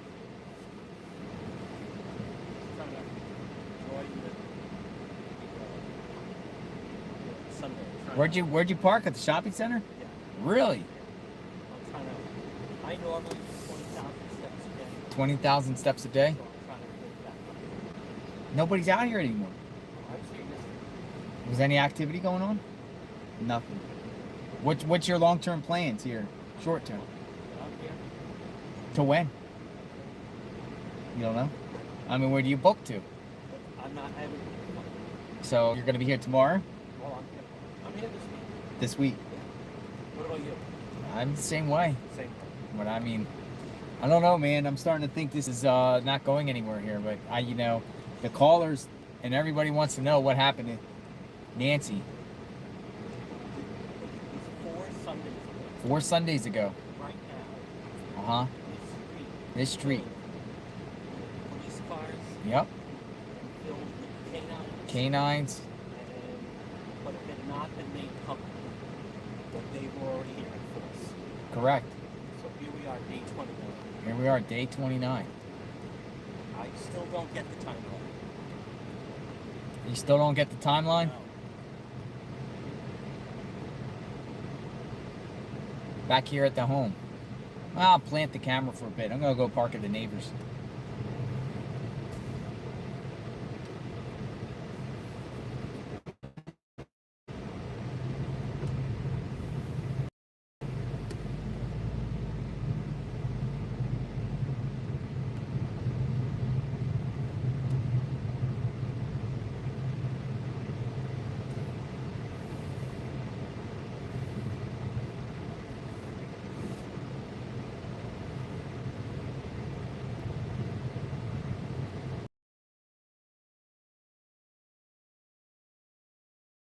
Wendy, with your number.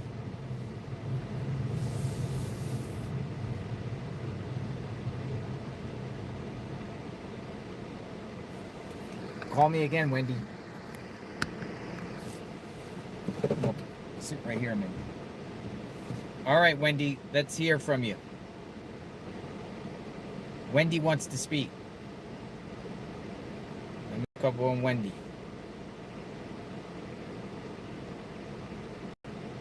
All right, Wendy, I got your number, Wendy. Calling you now, Wendy.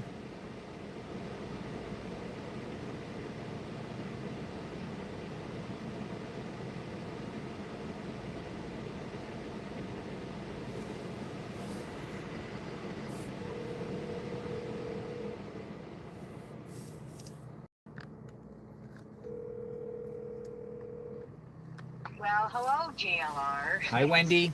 How are you? You've really screwed up my day because I've been trying to get a hold of you for 6 hours. Oh, I'm not trying to screw up anyone's day. You stopped my life for 6 hours and trying to get a hold of you. But you know what? I appreciate everything you've been doing. And also, I sent you an email a week ago on the MLS listing of Nancy Guthrie's. Okay. Which was and I sent you a screenshot, so you got to be vigilant of those kind of things. Yeah, yeah. So, I get a lot of emails, so I can't see it all.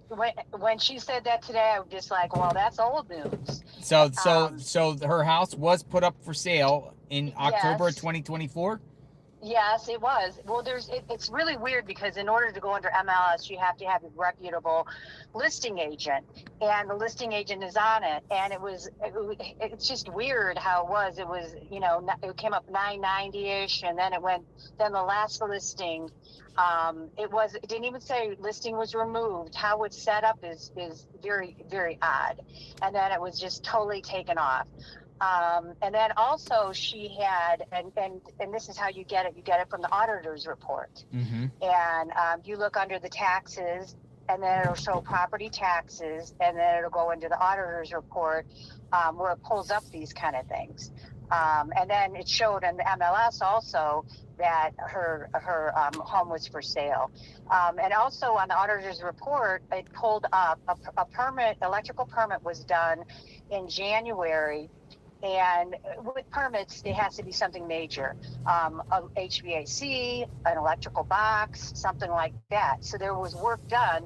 I have a different theory about it, but there were major electrical issues done in January. Yeah. So I haven't seen any police. Yeah, everybody's asked me to leave the town. I'm sorry, I did not to cut you off. Are you gonna park? Yeah, I'm gonna park my camera and then park it at the house. Okay. Go ahead. I'm sorry. Okay, that's okay. So there was major work. There were some other people, in the home in January. Mm-hmm. You look under the auditor's report, you have to file it when you pull permits with the city. So I found that out. And also, you got to go back to, when you say you got to go back to the start. Okay, so her house was put up for sale in 2024. Annie bought her house in 2025. Okay. And my theory of the whole thing is, I take care of my mom. She's 88 years old. She has, she has disability. She can't see. I moved in with her. I just have a hard time, feeling the lack of presence for somebody, and even taking an Uber, to call for your mom and not being able to pick her up, which is totally absurd. But my theory is I feel that Annie wanted to move close.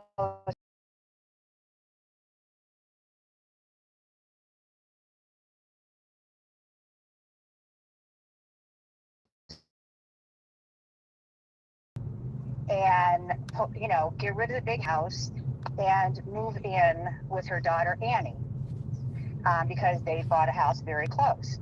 Well, something went south, and I think that she decided she didn't want to move in with her because, on paper it sounds great, but it's a lot of work.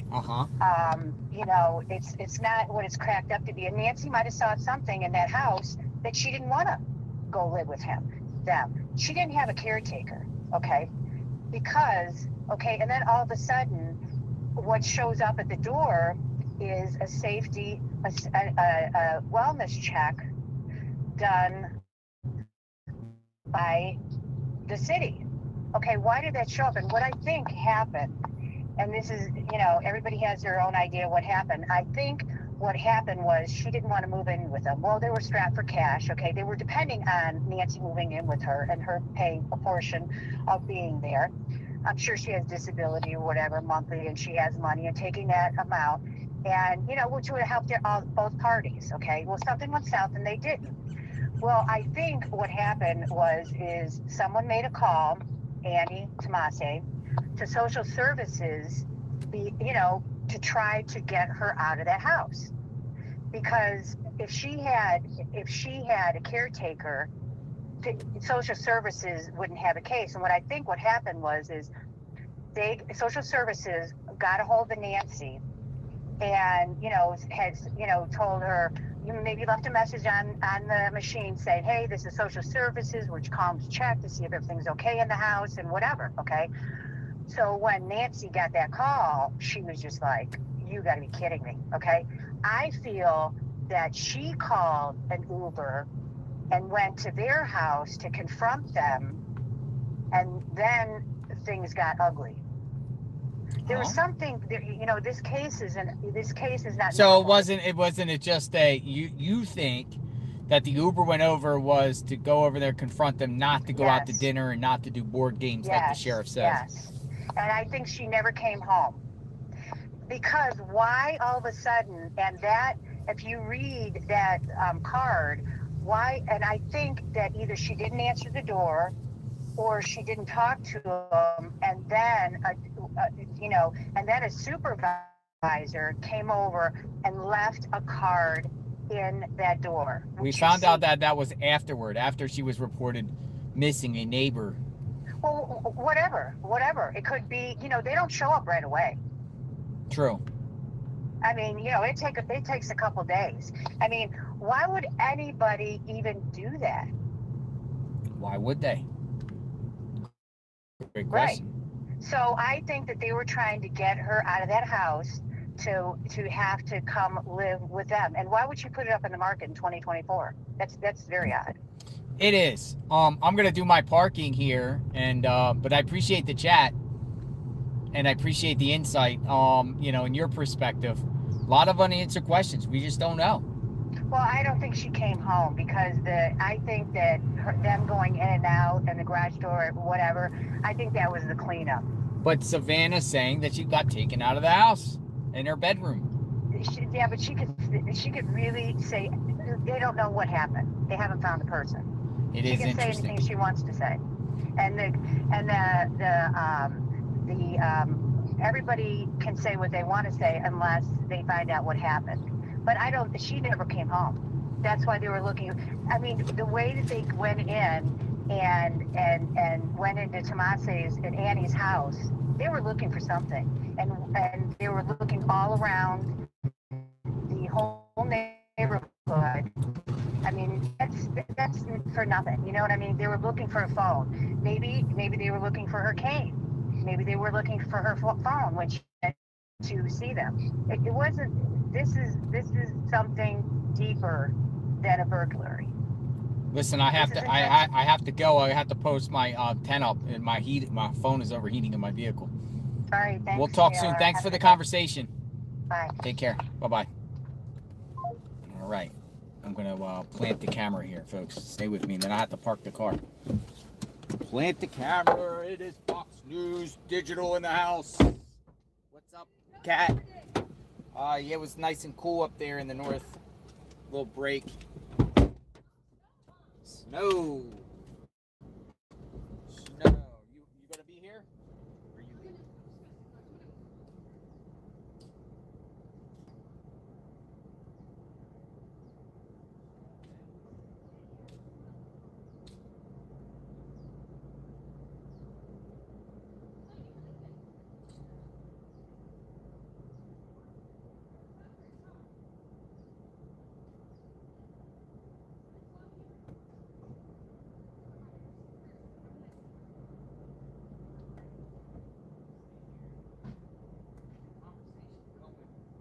Park the car.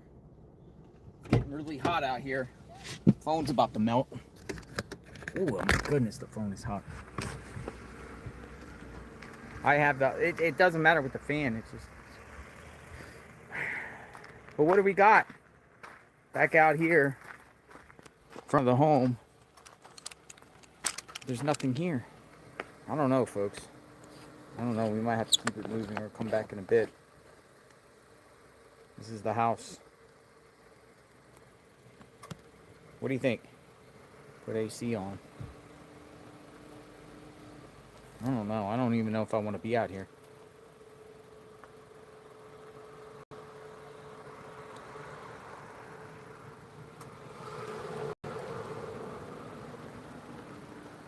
We'll wait to see who shows up. If anyone at all, but I don't think anyone's going to show up personally.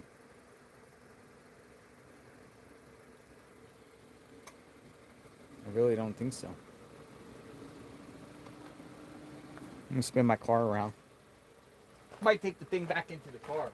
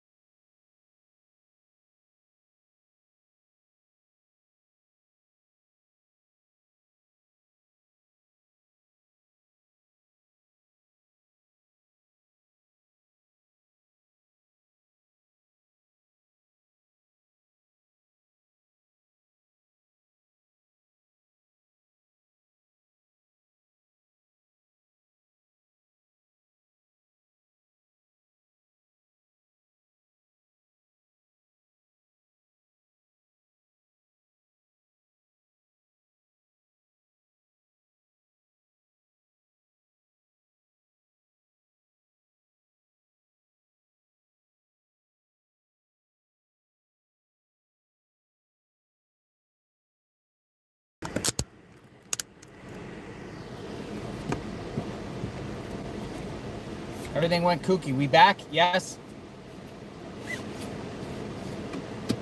I'm going up the road. Are we back? Yes? Yes. All right. Thank you. Yeah, definitely. Too hot out there. There's nothing out there. Literally, there's nothing out there. This scene is done. This scene is done. There's nothing else left at the Nancy Guthrie home. Except an empty house. Last night I listened to News Nation who said this was done by a delusional fan with a grudge. I wholeheartedly agree. Listen to the interview. So you think it's one of those delusional fans of Savannah? Hollywood celebrities get a bunch of delusional fans and delusional people. I mean, Hollywood celebrities get all types of people, stalkers, things like that. They do. I'm going up to the Starbucks parking lot in the shade. Plus better reception up there.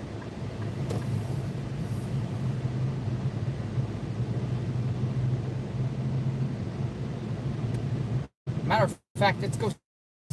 Matter of fact, let's do something different. Let's go down to the sheriff's office.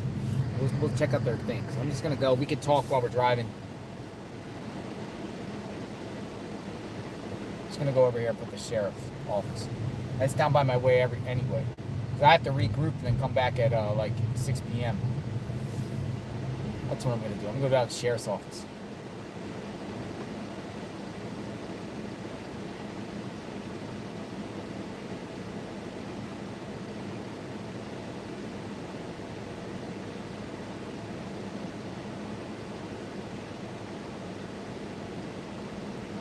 Turn yourself in.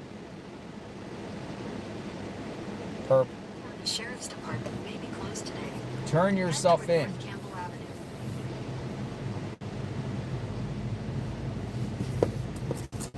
Turn yourself in, perp.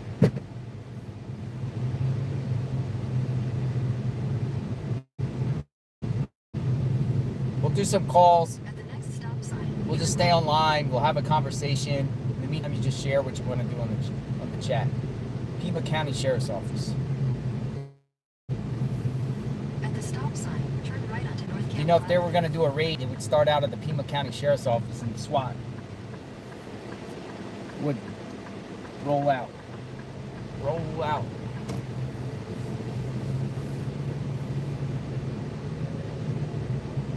We'll do some calls. So if you're a professional, leave in the email there. And we'd love to hear from you.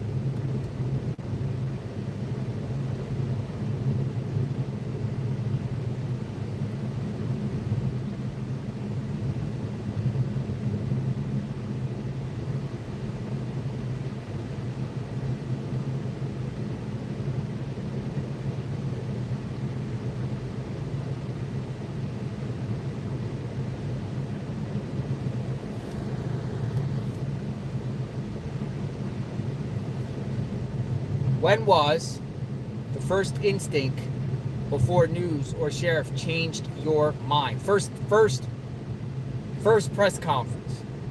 Second theory, your first gut instinct is usually right, even if you go away from that original thought for a bit. Famous last words. I knew it.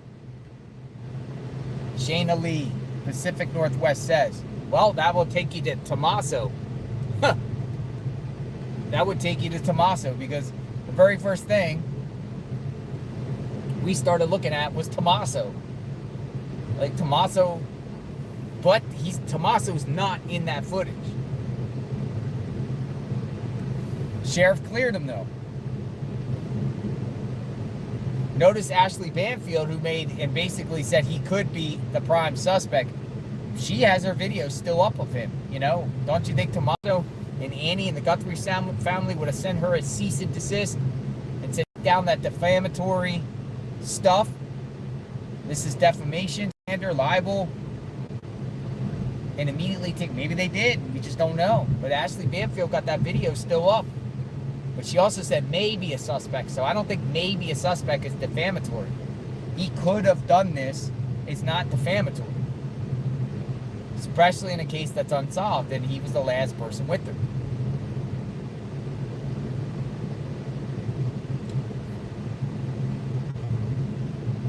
Don't know what to believe, ladies and gentlemen. Nanos has said things before that wasn't true, so, but he's saying they've been cleared. And apparently they've been cleared for a couple days after this incident happened. But another caller earlier presents the question, if they were cleared, or why at the beginning stages, just a couple days later, some dude is texting their phone about Bitcoin, and why did authorities have their phone seized at the time? Well, maybe they did. Somebody was texting Annie and Tommaso about Bitcoin, the Derek Colella guy. You would think that their phone would be seized at that point for a while. But maybe Savannah intervened and said, how dare you think Tommaso and Annie's involved? This is my sister. There's no way she did it, Sheriff Nanos. You need to focus on somebody else. I talked to my sister, Annie. She says she didn't do it. You can't sit there and say my sister did this. I don't know. But they got their car seized.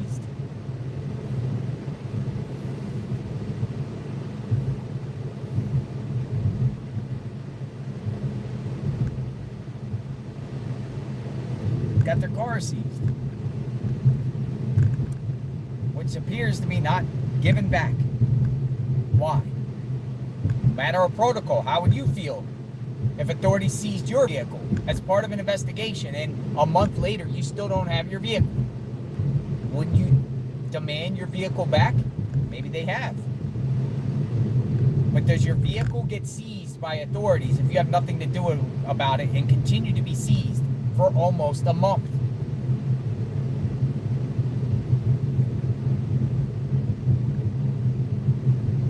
That's your transportation, it's your livelihood.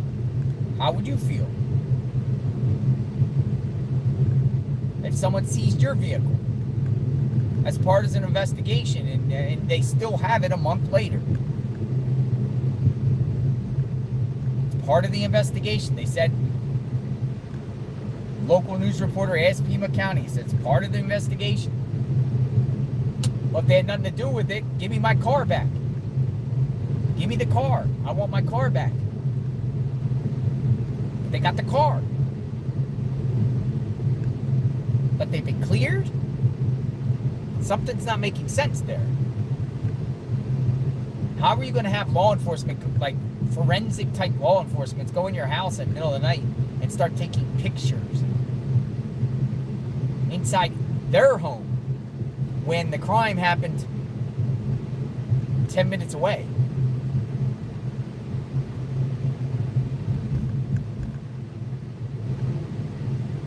Doesn't make sense, ladies and gentlemen. Until proven otherwise, it just does not make sense. I don't like that right there. I don't like that spot. It doesn't make sense. It really doesn't. We're on our way to the sheriff's office on Benson to see what's going on.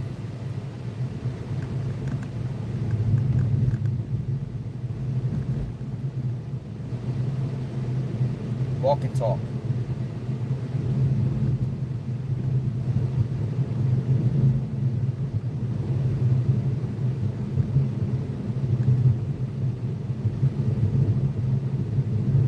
Roll out.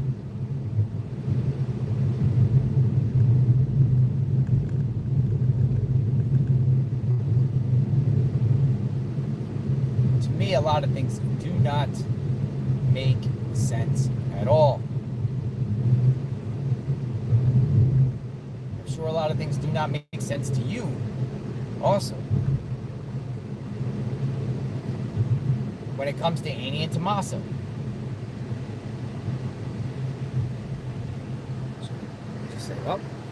just going to take your vehicle.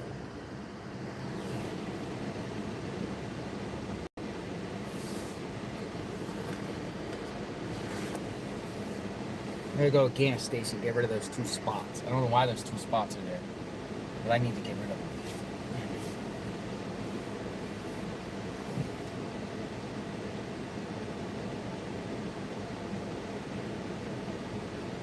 It just makes no sense to me.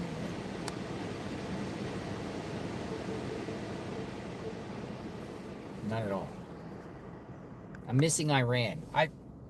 Iran is not really my concern all like that. I mean, I'm covering cases in the United States right now. Whatever goes on in Iran, that's the thing. I mean, that's a world thing. We've covered a little bit of Iran. We knew it was going to happen at one point. If they attack U.S. soil, then that's a whole other story. But wars and crazy stuff overseas.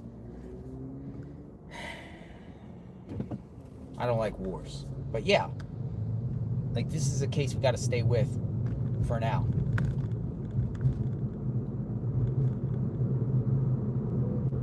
Yeah, my dash has a reflector spot. That's what I'm going to go over.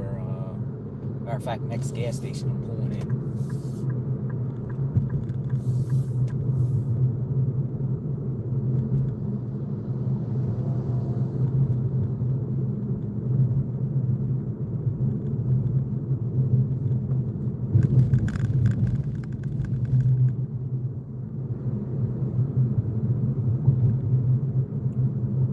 I'm on my way to the sheriff's office.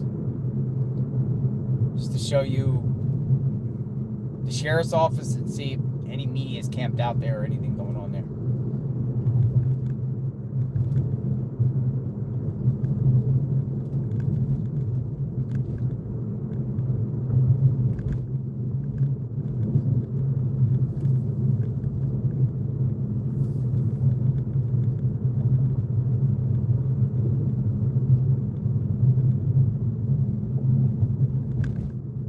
Jimmy John's, Dunkin' Donuts.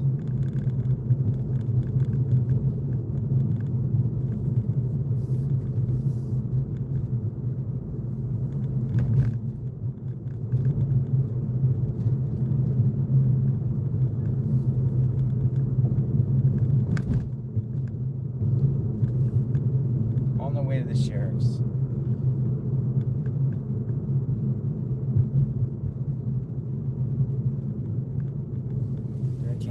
Gas station. Here.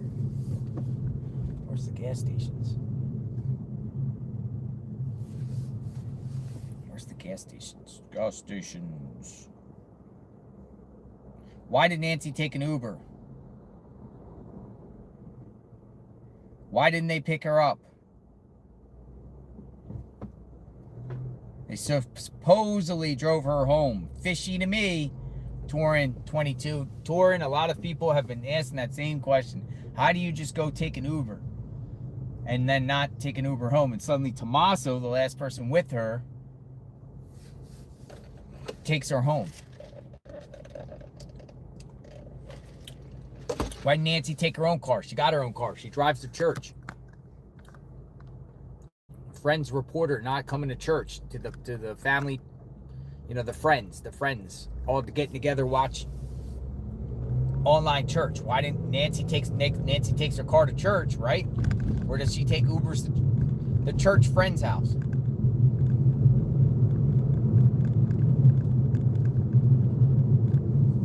Sheriff Nano said Nancy is sharp as a tack.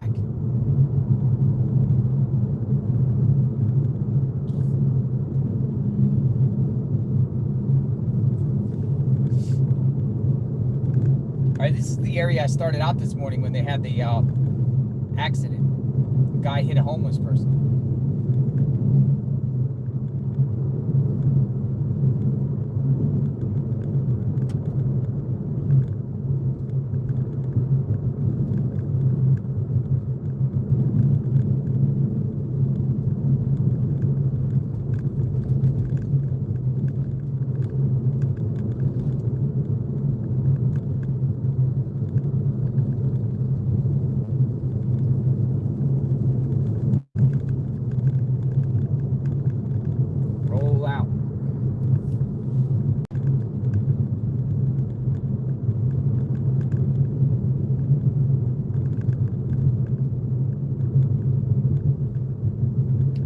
downtown Tucson.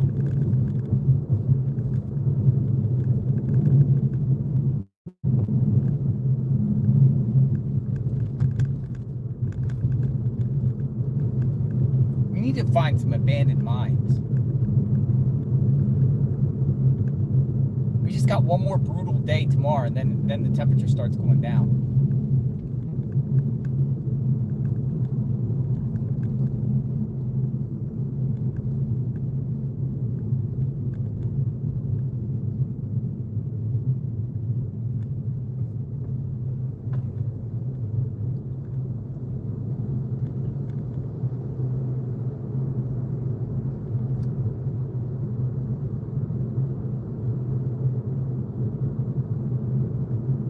Roll out.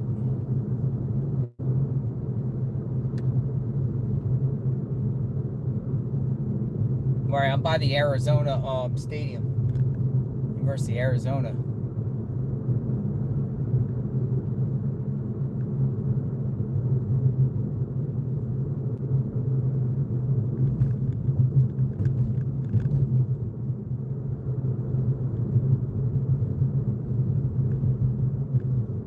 University of Arizona land.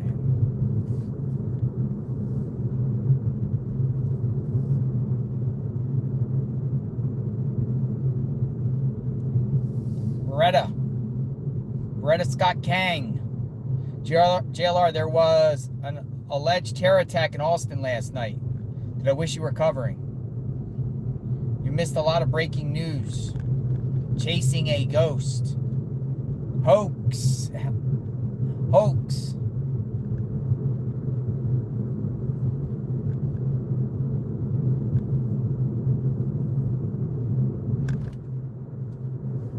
Austin terror attack.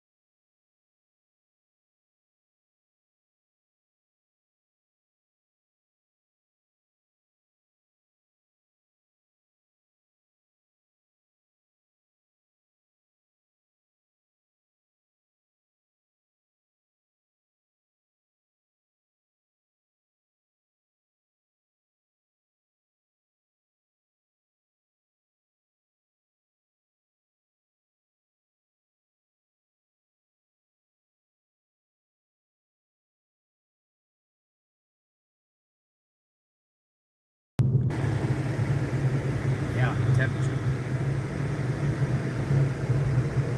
Temperature gets hot.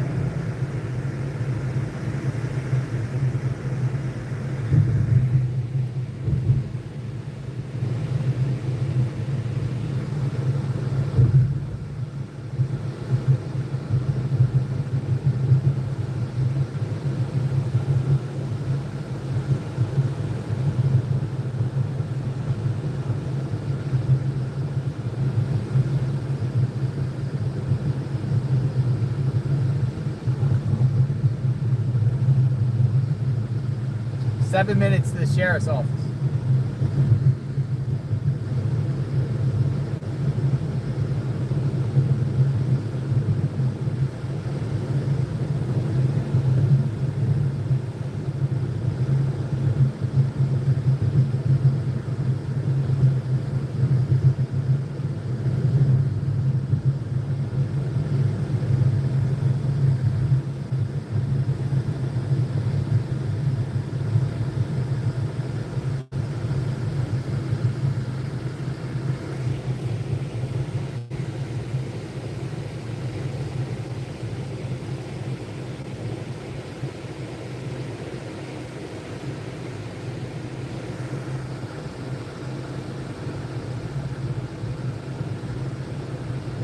It's like a broken bus.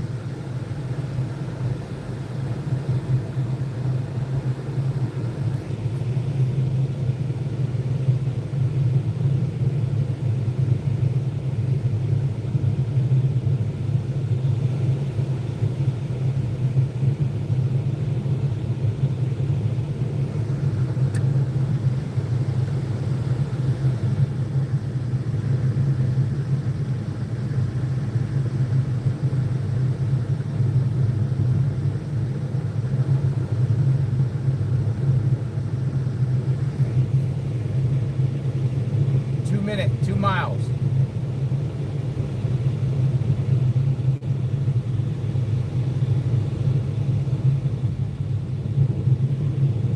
Probably feel safer at the sheriff's office than anywhere else.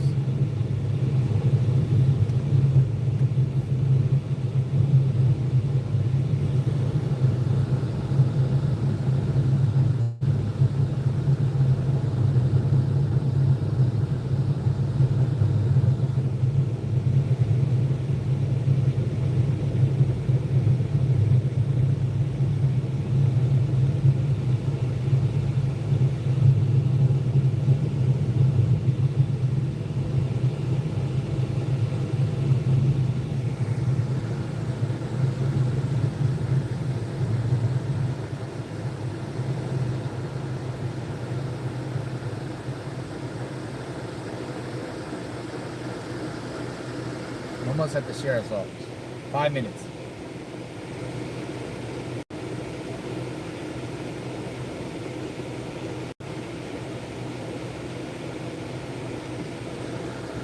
There's like a nice shady spot under there.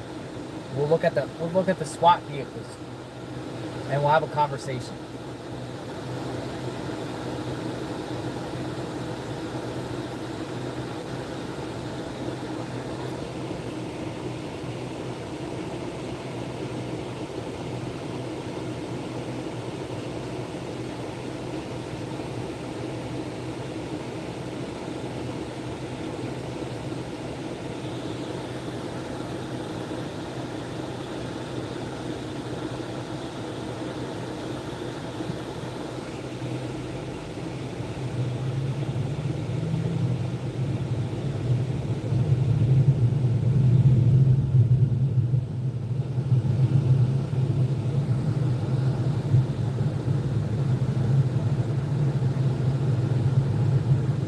Crossing over I-10.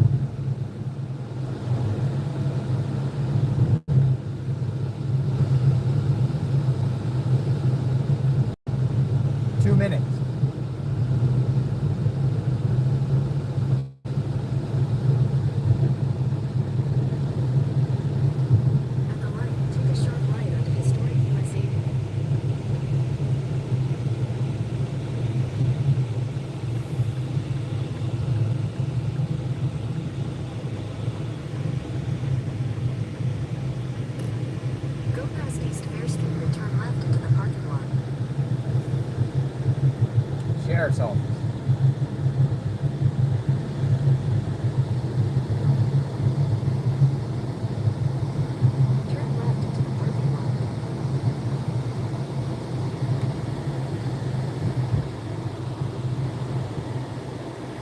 Nobody's here.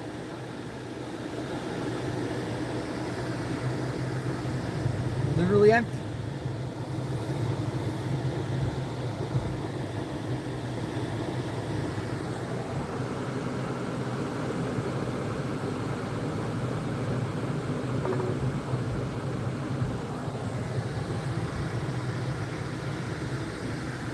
It's a good backdrop. Bomb squad.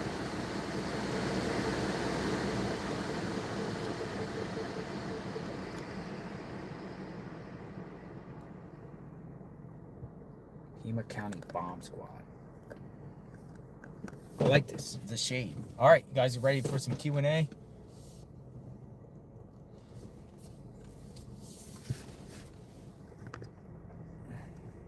Pima County Bomb Squad. You guys are ready for some Q&As and different phone calls and different things. Pray for the families of 3 military members who were killed, 5 others seriously wounded during this conflict against Iran. Pray for peace. Dreamsicle 289.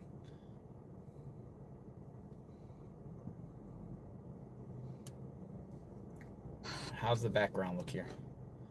Yeah. How's the background? Yeah, looks interesting. The Pima County Sheriff Bomb Squad.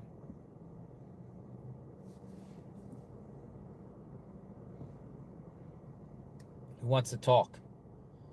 Anybody want to talk? I want to talk about the dark arts. All right, Roseland. Roseland wants to talk about dark arts. I am a God-fearing woman. However, I do know about the dark arts. All right, Roseland. Dark arts. What's going on with the dark arts? 625. All right. Let's talk.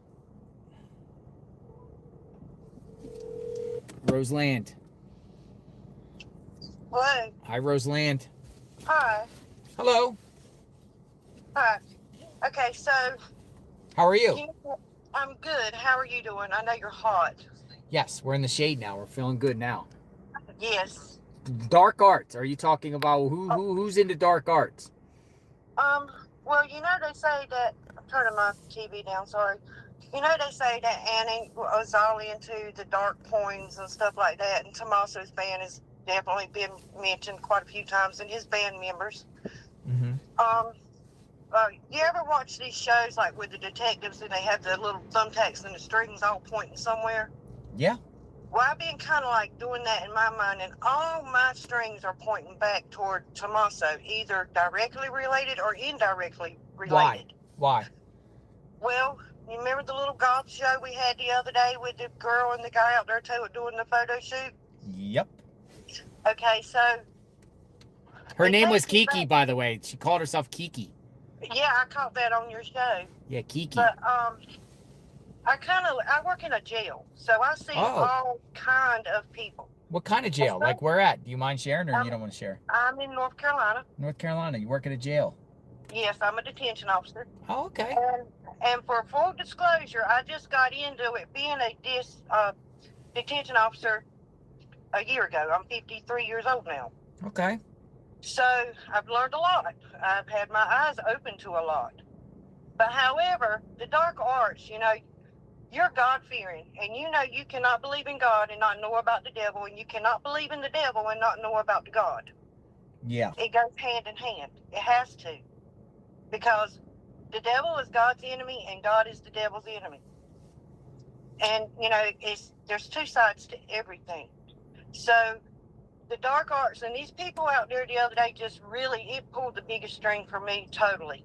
Because they are known to be inverts. Society is not fully accepted it, but the dark arts has been around forever. It's even mentioned in the Bible. So these people are really very close knit. Yeah, you remember like when the Marilyn Manson scene was out and people were cutting M's in their chest and stuff just to show their loyalty to Marilyn Manson? Or I'll even go as far as saying Charles Manson. Right. So it's been around forever. So either directly or indirectly, Tommaso has certainly a controversial group to the normal standard, Yeah. And I'm not ready to toss that tomato at him yet, but I'm hoping it. You said you're not ready to toss the tomato at him yet? Not yet, but I'm hoping. Tossing tomatoes at Tommaso, huh? Right, right.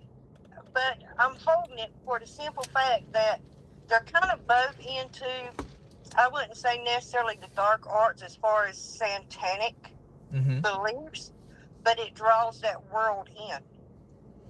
And most of them are inverts. Most of them are not empathetic to very much of anything. A lot of them, when you get to know them, they have very, very bad relationships with their parents because they just don't fit in with their own family. I mean, it just kind of, and I'm not trying to say he's directly involved, but it sure seems pretty heavy on his end. Yeah, we don't know him, but he does play in that band. It appears, there's some love and murder, and there is pictures of Annie, with, I don't know if you've seen the pictures, or you know what I'm talking about? I do, and I even went on one of his band members' Facebook group. Well, it was actually the band's Facebook group. And there was a picture in there with a lady that just kind of made me think of Nancy. It's a black and white photo. She had a bullseye in the middle of her head. And, I've been to college and I've studied world religions and some different things. And, and then I seen another picture and it was the Nine of Swords. And I've definitely never understood the tarot readings or anything like that. I just always thought it was hogwash. But that also has been around forever, so, I mean, who am I to say it exists or, it's real or not? I don't know. I mean, I've never practiced it, but there's a lot of people that do believe in it. Do you see it in the prison system or the jail system? Oh my God, what do we not see in the prison? I mean, it's just all walks of life, everything that comes in there. And, we see some pretty bizarre stuff in there sometimes. But you know what's interesting? Because, I feel like Savannah is a God-fearing Christian. Savannah. I do. Do you? I do. And okay. I grew up watching Savannah. Exactly. But it seems like her personality and persona is much, much different than her sister Annie. It's like total opposite, it seems like. Okay, so with I'm just going by based off me looking at, her Annie's profiles and seeing some of these dark, edgy pictures and stuff like that. Does Annie and Tommaso go to church, like Nancy or Savannah? Do they go to church? And you had a caller call in a little while ago that said, did Miss Nancy go over there, seen something she didn't really agree with, and backed out, maybe of wanting to possibly live with him? That could be, kind of going to where I'm going. Maybe because Nancy is a God-fearing woman, she's just not going to be part of that. Somebody suggested, that Annie and Tommaso could have had their hands in some stuff and been in debt with some other group or some dark side, something, and someone is doing something to retaliate on them. You understand? Like, taking it out on Nancy because of something that they're involved with, Well, like everyone keeps saying Savannah, it's because of Savannah, or celebrity. And even if you pull in the Clinton and the Epstein theory into this, into the dark side of this, Epstein's crap was more toward the dark sides. It was. So, there again, that string pulls back toward Tommaso and Annie. Like, what are you saying? Like, negative energy? Well, demonic? Are we going as far as demonic? I don't know if I want to take it to that level, but it might not be on Annie and Tommaso being demonic. It might be someone that follows them. Yeah. Well.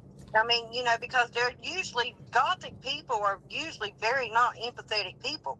I mean, you got to be kind of, and many people have said this, you got to be sick and twisted to take an 84-year-old lady out of her bed. No matter what the price is. Exactly. No matter what the price is. It could be $1 billion, and I would say 99% of this population would be like, no.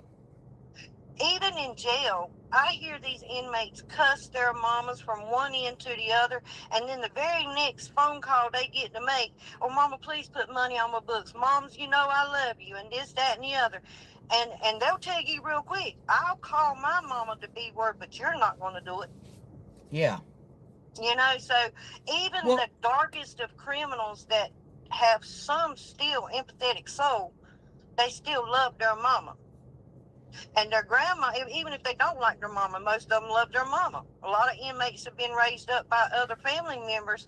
They have a deep hatred toward their mother, but they love their grandmother. Well, even just a total stranger doing something to an elderly.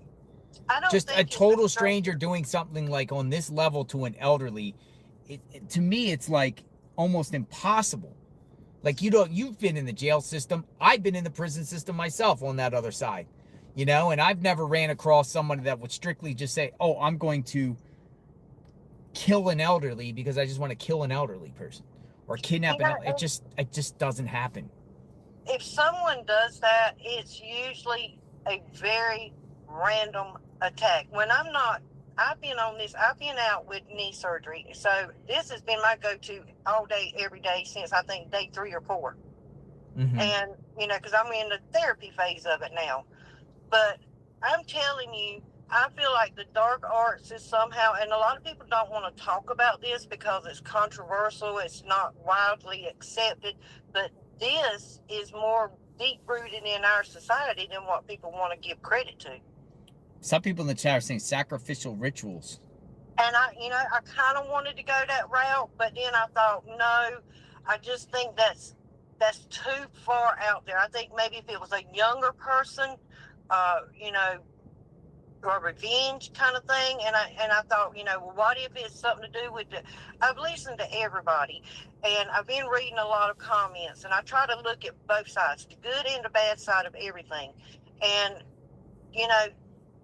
okay, so to be realistic, I'm a crafter. I've been crafting for 35 years. I even thought about the gloves. And then when you got your cup, the lady that made you the pretty Tucson cup, yeah, I thought, oh my God, ding, ding, ding, the bell went off. Annie's a crafter. She makes jewelry. A lot of jewelers, myself included, depending on what materials you're using or what you're working with, you'll put gloves on to not leave fingerprints or not get, say, like epoxy resin or something like that on your hands. Mm-hmm. Or, depending on what her craft is. Is she making witchcraft jewelry? Is she making, desert arts jewelry? I mean, it doesn't matter. She's at some point or another, she may use gloves to protect her hands or protect her craft. Gotcha. So she might not be directly related any kind of that way, but that could have been, easily accessed to Tommaso. Or it could have just been simply simple as, well, we found black gloves in her house. This is more reason to search her house. Simply because she's a crafter. My mind takes me, and I 100% hope in this and pray that they are victims themselves, like the sheriff says, and they're just misunderstood, or I hope and pray that these people are not involved. Sheriff insists. I'm really trying to look at it like that too. And as far as the sheriff, I'm kind of on the fence with the sheriff because our sheriff would be out there in the back of a pickup truck with a spotlight. He would be searching the woods, the swamps, everywhere he could get out there to find. And he'd have a group of good old boys out there helping him do it. Anybody that wanted to help. Well, and yeah. That I don't agree with. I just don't agree with that. I remember there was this little boy in Hernando County, Florida, named J.J. Rowland, and he vanished out of his, he was at his mom's house playing outside, and there's a little boy, I think he was under 10, and he just vanished, right? He wandered off in the woods. And I swear to God, I went up there, and literally the next day, there were 1,000 volunteers from all walks of life, bringing their ATVs, horseback, signing up, elderly, mothers, looking for this little boy.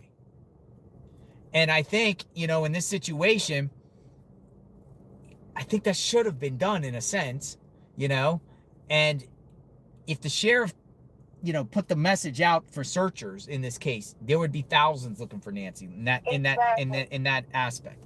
Where would they go? I don't know, but at least they would go around the neighborhood and expand out. But then looking back at but they didn't do it. No, some tried, but it was quickly shut down, and I don't understand. But I do, from the law enforcement side, I completely understand keeping your information close to the vest, that only the perp would know, that somebody would slip and say something that only the perp would know. I do completely understand all that. But I don't understand is the public safety awareness, come out and say something, have somebody come out and say something, because you got now elderly people thinking, oh my God, is our neighborhood safe anymore? Some do not feel that way. Some are very like, oh, I don't know, man. They're thinking, somebody could be out there. Some I've said, they think this is just an isolated incident or somebody connected to the family that's involved, or they're not worried, but others are. Some people just might not want to say on camera because, they don't know which camera saw them, who didn't see them, who's got the hot mic listening. Some people just kind of reserve themselves, and they say, oh, well, I think it's still a safe neighborhood to show face for the neighborhood. But deep down, they're probably thinking, because we've seen the security trucks rolling into neighborhoods. We've seen people starting to get new security systems out there, Mm-hmm. And I guarantee you, if someone done some kind of search on the increase of sales of security around that area, I guarantee there'd be a rise in it. This is scary stuff. I can tell you that. Very scary. And, like I said, a lot of people do not want to talk about the dark arts because it's so controversial. But to believe in God, you also got to believe there's a devil. And the people that go toward the devil's side, they believe there is a God because that's the devil's enemy. They don't believe in God as being the God himself. They dismiss his authority. They dismiss his powers. They say Satan has the powers. So it's a double-edged sword. Either which side you believe on. And I believe in God. I believe totally, fully in God. And I believe God's going to shed light on this case. But, when you got that cup, I thought, this could be something as simple as she's a crafter. She has gloves. Is there residue on these gloves that could revert back to the crafts? Like I use muric acid. I live close to the coast, so I soak my seashells in muric acid. So there's a variety of reasons why people could use gloves. Yeah. So, but the dark arts, and then when these two characters came out the other day, of course, she said, we want to bring awareness to what happened to Nancy Guthrie. I think, in my personal mind, I think that was a diversion. That was kind of like a spit in the face saying, oh, we're supporting our group, we're supporting our people, and we're laughing at all of you right now. Because that was so disrespectful to get out there and do that. Roseland, I appreciate the conversation, and we're praying for Nancy. Absolutely, and never stop praying for Nancy, even if this takes years. It's not going to take years. Have the faith. I don't think it is, but... And, I kind of feel like maybe Savannah may know a little bit about this, too, because that's her sister. She knows what they do. And I kind of feel like some information might have came out, and she's protecting her sister. It's her only sister. It's her only sister. Some people get her sister, and not only that, I do believe that the sheriff is keeping in touch with the family, because I know if it was my husband and somebody was accusing my husband publicly of all kind of different things, I would be screaming off the rooftops, my husband is innocent. Look at that. Have you seen the image? Again, I don't think they're involved because the sheriff says it. So I want to believe the sheriff, but other people feel otherwise, right? A lot of other people feel otherwise. I feel like, the sheriff cleared them. Got to believe the sheriff. That's where my mind's at. And I want to stick with that. And I want to think, but, I don't want to turn my mind back to them. But I'm telling you, seeing that photo of them hiding their faces in their car and trying to, you know what I mean, Tommaso, I got negative vibes with that. That picture. Too. But maybe they're just private people. Too. And on that band, the Facebook page, and I told you about the picture of the lady that represents Nancy Guthrie. There's another picture on there, and it's a tarot card. It's the Nine of Swords. Well, I didn't know what that meant, so I looked it up. And the Nine of Swords means confusion, not sure, uncertainty. And it's an old lady sitting up in the middle of the bed. That's the picture of the tarot card. And that just about ripped my heart out when I saw that. I was like, oh my God. So that's why I don't want to necessarily say it is Tommaso, but maybe it's someone that follows that group, that little group, that follows that type of music or different That things culture, that that lifestyle, that type of lifestyle. That's the word I'm missing, the culture. I think it could be someone in that realm somehow. That got wind that Annie Tommaso has a mother named Nancy who is mothers of Savannah that might have money. Maybe. And, then all these crazy ransom stuff started coming out and then you pull this string and you pull that string and you pull this string and it kind of just all goes back to that. I mean, the ransom stuff, you just don't kidnap a normal person and demand a multi-million-dollar ransom on a normal person. Normal people don't have that. So the person obviously had to know it's a family member of Savannah that has wealth. But if it was legit. We've got people in our jail that's in there for kidnapping, but it's mostly custodial kidnapping. One parent gets mad at the other parent and hauls off with the kid. And, it's custodial interference, more or less. But, that's most of the kidnappings we deal with. Now, that big, heavy kidnapping stuff, like in the Susan Smith trial, she said a black man took her kids, drove off with her car, blah, blah, blah.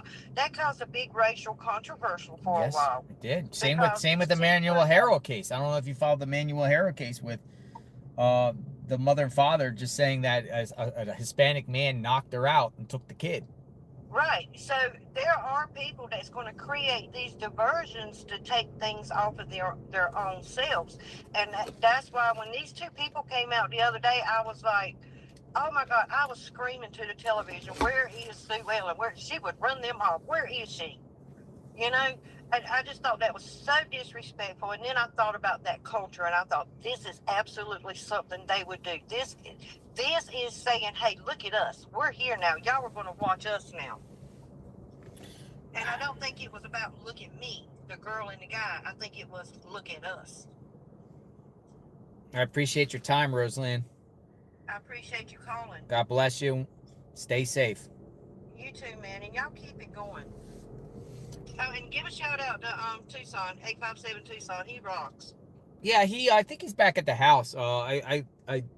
We separated here. I don't know if you followed me, but I also told him I might take a break for a while and then come back on for this nighttime vigil thing. Yeah, I've seen y'all at Popeyes, but well, let me just say this. I got a comment here by Let's Do This Please 22, and he says, "What are the chances that Derek Colella?" Now you know who Derek Colella is, right? I do. What is the chances that Derek Colella is into dark music and sang about mutilation? Tommaso is into dark music. Kayla Day is known online as Kayla Stabs Things. And February 1st was a full moon. Is this really coincidence? Okay, see, that's what I'm saying. All the strings runs back to that culture. I would say it almost is demonic. And it could be. I mean, paganism, maybe. I don't know. Paganism? Yeah, it could be. And it could be just people being stupid. There's people that get involved in these other cultural groups, I would say, that really don't understand what it's all about. But then they get so deep into it, they don't know how to get out of it. But a lot of them are very antisocial, sociopathic. Most of them are psychotic. Like I said, most of them don't fit in with their own families, and their own family don't understand them. So a lot of them have relationships with their families. And then let me just say something while you're on, and it's just hitmen, paid hitmen. If this was a hitman or a hit job, they can accept the job or not accept the job. Dude, what a hitman's going to sit there and say, I'm going to take out an 84-year-old woman? Why would they not go straight to the top of the tree and take Savannah? She's the one that holds the big money. But it's like She's a lawyer. The one that holds the secrets. A lawyer chooses his clients, right? You get to choose. A hitman is. You think a hitman's going to be like, I'm just going to hit, like in a say, like a paid hitman, but go after an 84-year-old woman it just seems like, because this could be a hit. That's the thing. The point I'm making is it could be a hit, but that makes it to the far evil of evil, going after a elderly woman. Exactly. And the people in the dark arts, they don't see it as, well, I'm just going to hurt Savannah. No, they see it as something that's more closer to something they believe in. And that culture ties back to take the mother. Take the mother. The mother is the matriarch. Take the mother. Gotta be some financial incentive here. And see, that's where I got a little string that keeps pulling back toward Tommaso, but the big strings are pulling back toward the culture. And, you know, Tommaso, you know, he's not on the grand scale as Cameron and Savannah as far as financial wise, but he's also into some pretty weird stuff. He just doesn't look like, again, judging by the book by its cover, we don't know him. I watched videos of him playing the band. By the way, they took down their page, all their band pages and everything like that. He just looks like somebody that would not fit in with Savannah and Cameron. Like he wouldn't be like somebody that would be. They just look like two opposites. And you know, I've watched Nancy through the years. Like I said, I'm 53 years old, and I've watched Nancy and Savannah on that show, and you can tell there's a love bond there between them two. I mean, you just see it in their eyes, you hear it in their smiles. There is a complete love bond there. And you had another caller that called in, and she was talking about she felt like Annie was like a DV situation. Yes. And that she was kind of like a wounded woman. I kind of see that too, you know, because I see women that come in there. There's a lady there now for murder because she's been beat all these years, and finally she just got tired of it. But just knowing her, getting to know her on an everyday basis, you would never think she's the type of person to do anything like that. All right, Roseland, got to cut you off. Thank you right. for your time. Very grateful to speak to you. Thank you. Be safe. Thank you, and y'all take care out there. All right. Take care of each other. Thank you. Have a great day. Sir. You too. All right, folks. In front of us, we are at the Pima County Sheriff's Office. This is the Pima County Bomb Squad, and the SWAT. It actually feels really good being under the shade here in this situation. Anybody else want to talk? What else we got going on?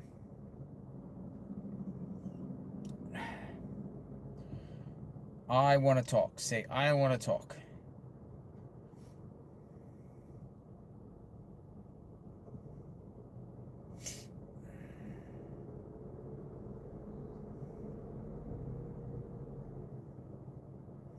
Jewelry heist gone wrong. We've discussed that theory.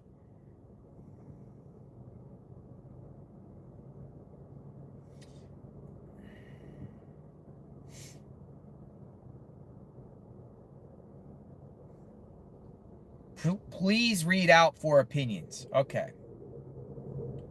This is our friend from Scotland, Adrian.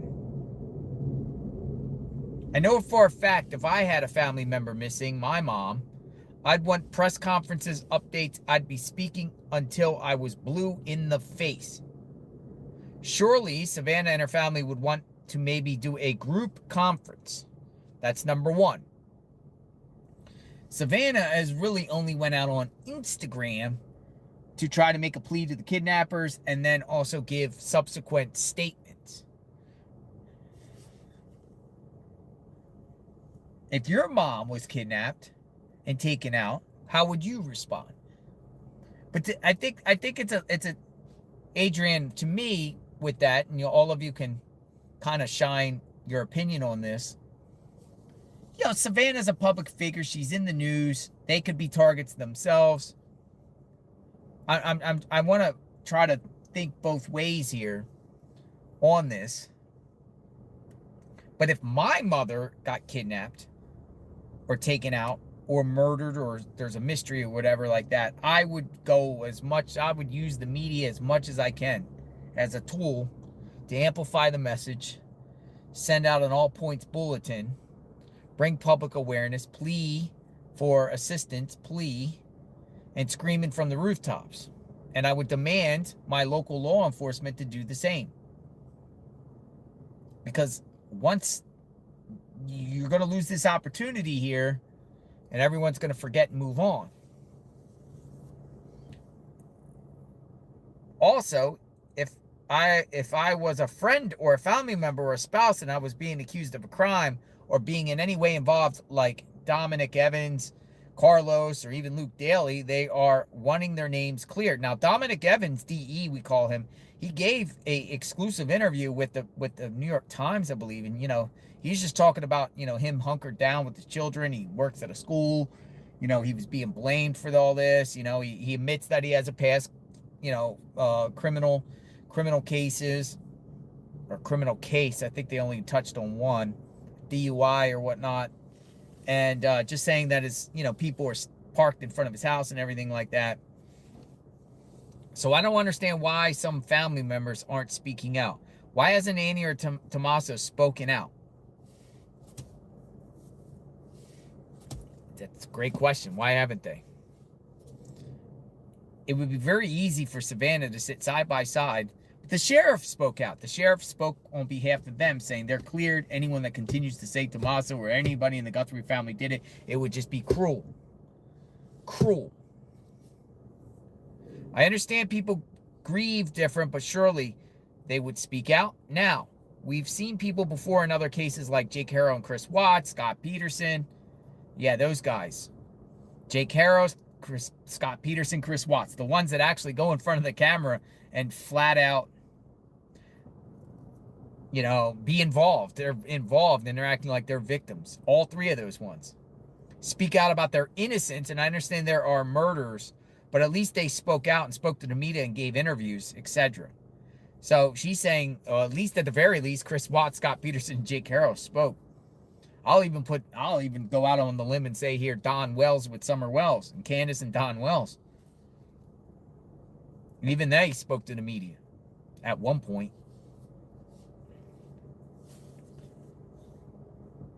Susan Smith. Don't forget Susan Smith. We'll lump her in too. Jake Harrell, Chris Watts, Scott Peterson, Susan Smith. Who else? Who else out there went really crazy and just went onto the cameras and said, oh, blah, blah, blah, blah. Sherry Papini. How about Sherry Papini? Sherry Papini, Casey Anthony. So I said Barry Morphew. Barry Morphew. Don't forget Barry, old Barry Morphew. Barry Morphew. I say Don Wells. Even though they haven't been arrested for that. Yeah, Chris Watts. Pretty crazy. Lori Daybell. Jodi Arias. Jodi Arias. This family are so quiet apart from Savannah. We saw Savannah and her brother Cameron speak via pleas, but we have not heard from Annie. Should Annie and her husband Tommaso speak about? Should they speak out?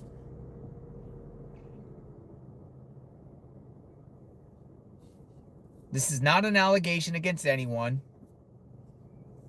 but I just find it a bit odd. Adrian. Thank you for the insight, Adrian.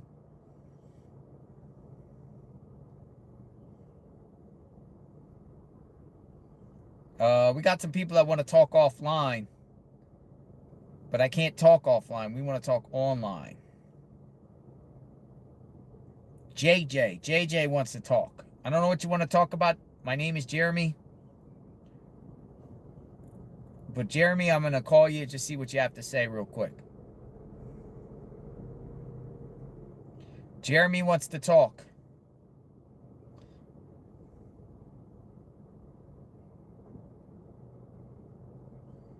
All right, JJ, you're up. JJ's up. Hello. Hello. JJ's up. Hey, mute your phone down, JJ. Or mute the I got my TV muted. Awesome. Hi, Jeremy.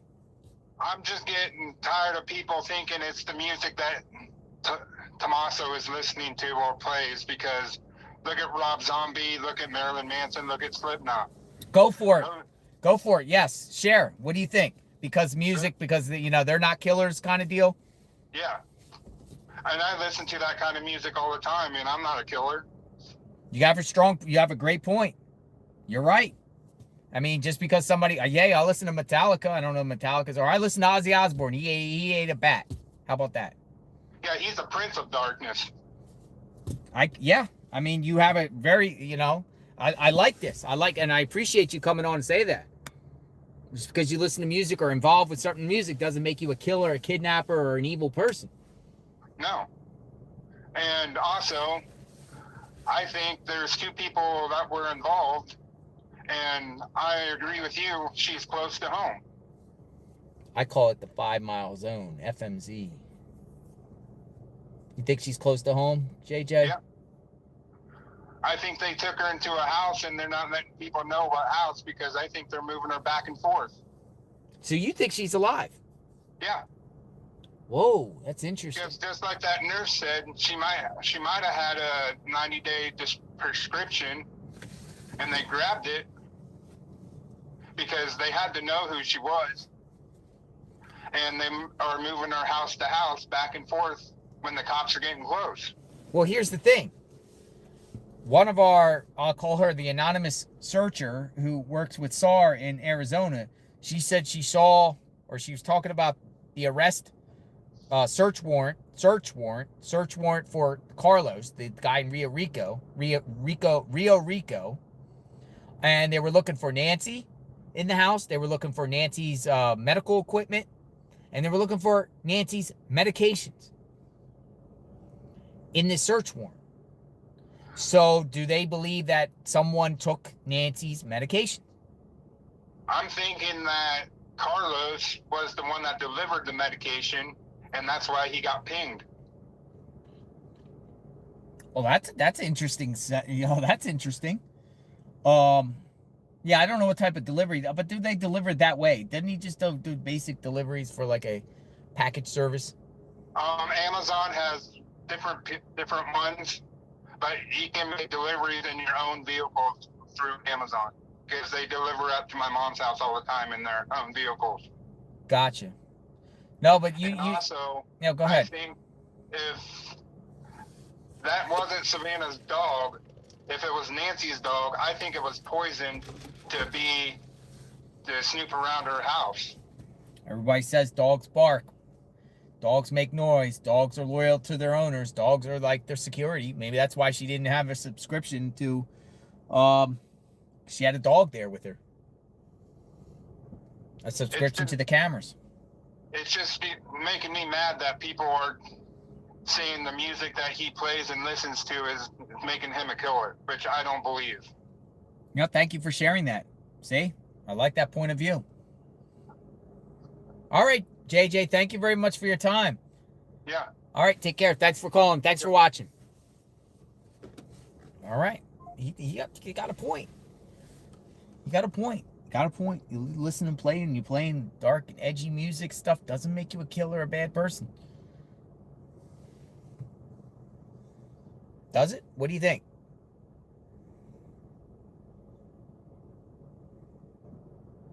All right, we got Bren wants to speak. Brenda wants to mention 2 things that no one has mentioned.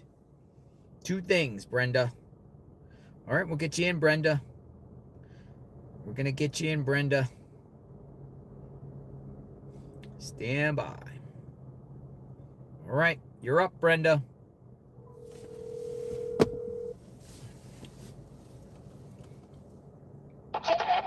Hello. Hi, Brenda. Hi. I have 2 things that have been on my mind for a long time. What's been on your mind? Shoot, go ahead. One is a little bit taboo, and so I'm going to say it and then go on to number 2 without discussing it. Early on, when Nanos was questioned by people, so Tommaso dropped her off, and he said family dropped her off. Let's leave it at that. I've always wondered, are there grandchildren of driving age? That's all. Just there's other family members. Leave it at that. So, no, I will elaborate on that. They got children. Driving age. That's, he said, at the time, he used different terminology on who originally dropped off Nancy, family, children. He said children at one point. He said family, and then he started saying, both names in different interviews. And his family, I'll leave it at that. But, I get what you're saying. Others? Yeah. Nobody wants to talk about it, and I understand because Nanos will call us names if we do. It's hard to hear you. Can you speak up a little bit? Yes, I can. I'm sorry. I will speak up. I know that Nanos will yell at us if we talk about family members and especially children, so leave it at that. But my second point is something that's really been bothering me. Can you hear me okay? Yeah, go for it. Okay. If you were going to kidnap someone, you would know that step 2 is going to be, I'm going to ask for ransom. So part of your plan would be probably when I get into that house, I'm going to find the stuff because I'm going in at night when she's asleep. Okay. I'm going to get her cell phone and I'm going to take a screenshot of her contacts so that I can contact her children for ransom money. Obviously, this is why I think this wasn't a planned kidnapping, because they would have screenshot Savannah's phone number, Annie's phone number, whatever. What do you think about that? In her phone. From Nancy's phone. Unless she had a passcode and she wasn't giving it up. Oh. Well, okay. Some people have the 4-number code. Okay. All right. Biometrics. Maybe they asked her for her phone. Give me your phone, or let me see something. She resisted, and they did something because she didn't comply with demands on that or anything. You're right. I didn't think of that. I just thought automatically they would be able to get her contacts, but a lot of people don't have passcodes. I don't. If I lose my phone, oh my goodness, everyone sees everything. Me too. Anyway, I'll keep thinking. I'll let you know if I come up with anything else. All right, Brent. Thanks for the insight. Okay, great. Bye. You have a good day. Thank you for calling, or thank you for me calling you. All right. Yeah. What do you think? She says that's a taboo topic. Some people are like, how dare you even imply that children could have done this or been involved? But who else was at the house with Annie and Tommaso that night? Who else was there?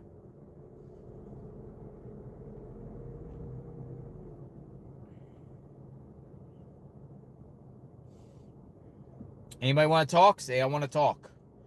I want to talk. All right.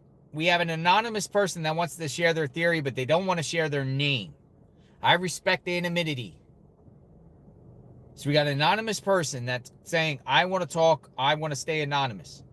And we're going to protect that. So I'll just say S27. S27. Anonymous that wants to share a theory. We protect the anonymity. S27, you're up.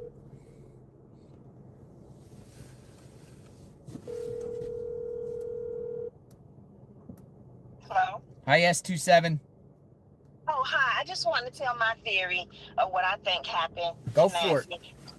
So I think that far as the blood on the porch, I think maybe that when she came out the house to wait on the Uber driver, she probably nicked herself or did something to herself while she was waiting on that porch, and that's where the blood came in. And she probably went back into the house to clean up.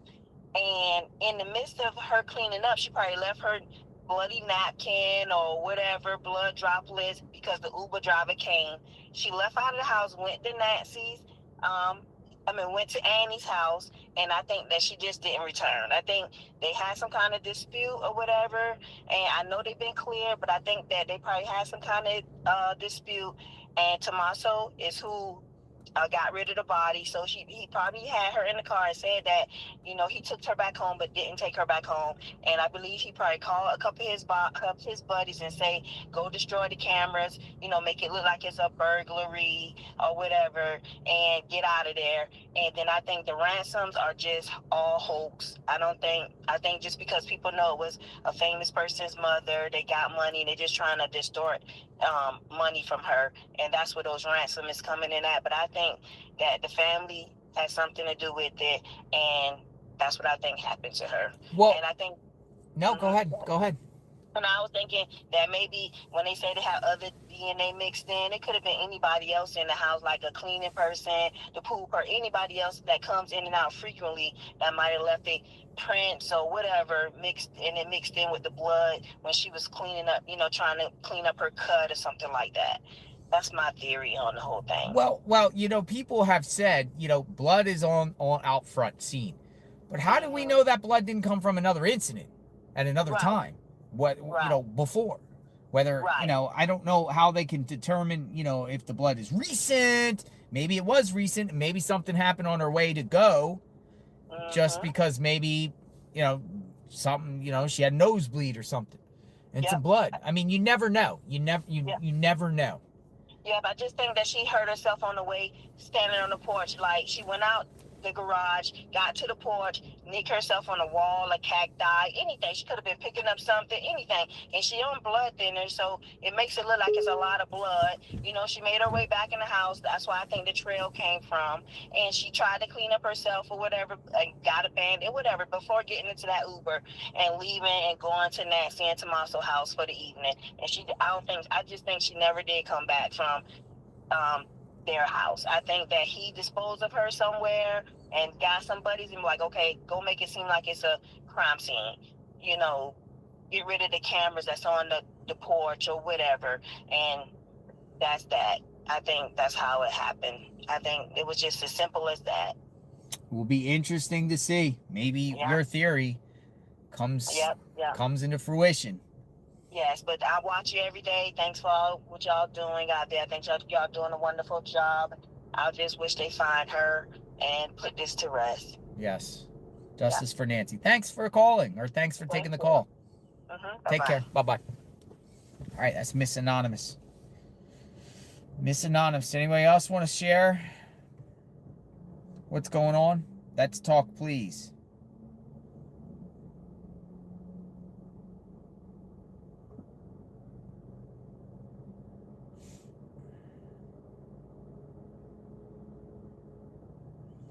I want to talk about 2 unpopular thoughts, Carol says. I want to talk, and she put big emojis, telephones. I want to talk about 2 unpopular thoughts, Carol. All right, Carol. I'm going to get you in the mix, Carol. Stand by, Carol. You are going to get a 202 number. 2 unpopular thoughts. Come on in, Carol.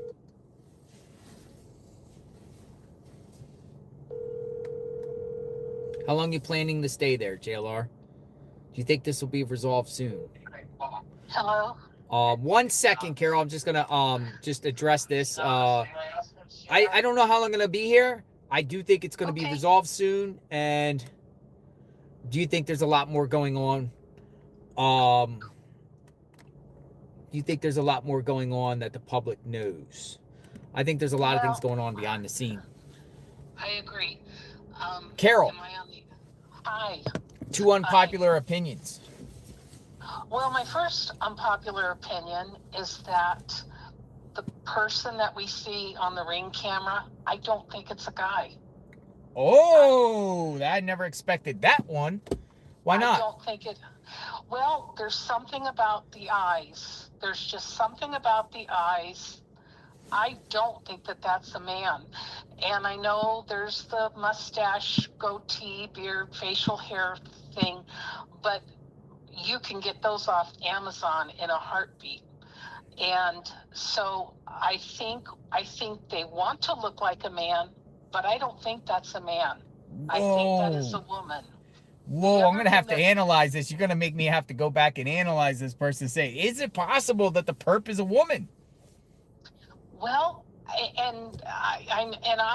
agree that they look, I agree it wants to come off as a man, but let's be real. There's a lot of ways you can dress, you can act, and there's just something about the eyes that I'm not convinced it's a man. My gut feeling is it's a woman. The other thing is, and you mentioned it just slightly a little bit ago about Susan Smith. The very first video of Savannah with her brother and her sister, I believe Annie was sitting, as you were watching it, Annie was sitting on the right. And there is a Left. point. If you look at her left. If you, okay. Yeah, she was on the left. She was on the left. Okay. As you watch it, there is a moment where Annie is almost laughable as she tries to fake sadness, tears, remorse. It was ridiculous. And I was like, she is so into knowing what's going on. And it so reminded me of Susan Smith, who you just a little bit ago talked about. Annie's reaction was not real. It was fake. Savannah's reaction, totally real. Cameron's reaction, stunned and totally real.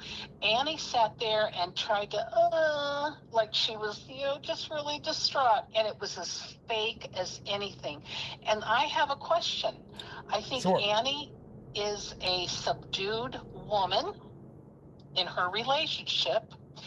And has there ever been any calls made from Annie's residence to the police regarding fights, domestic violence, or anything, or help in any way prior to Nancy's abduction? Is there a history? Well, I could say with that, there is people that already submitted FOIA requests. Yes. To find out if there's been any calls of anything for anything. And just the short span that they lived there, or you can even just say, prior to them living in another address, it's interesting. That is interesting. Has there ever been any calls of anything? I think Annie is in on this. Let me put it this way. I think she knows a lot about what the truth is.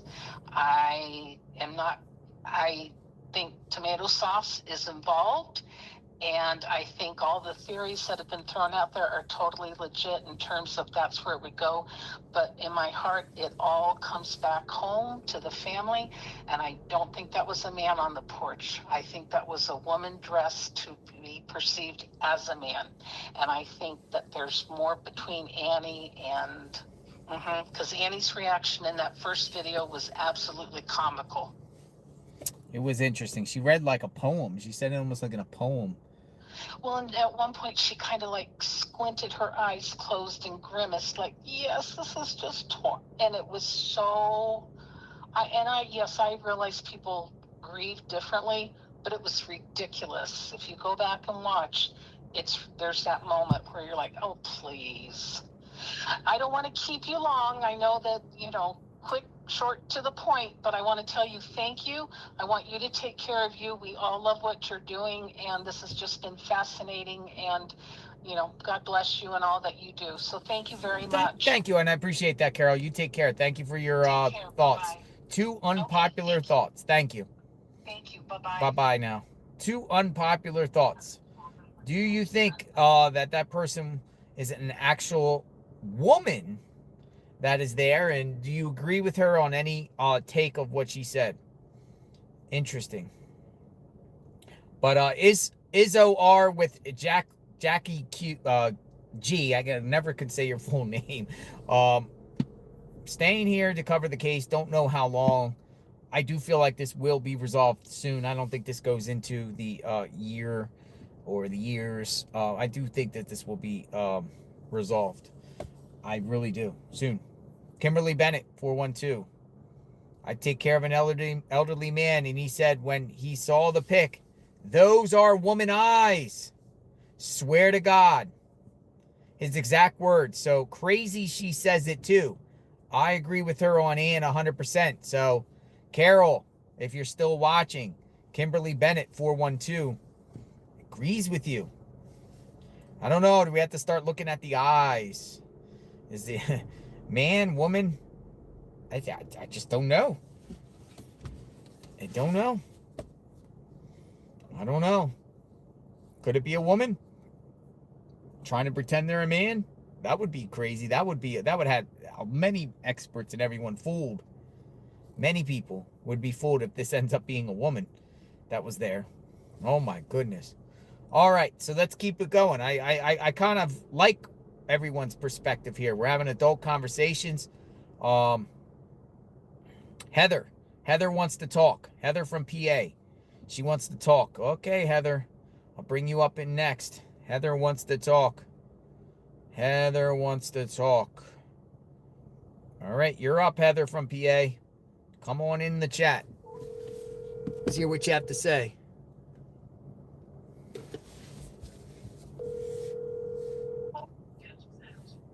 Hello. Good afternoon, Heather. Hi, how are you? I'm doing well. How are you? Good.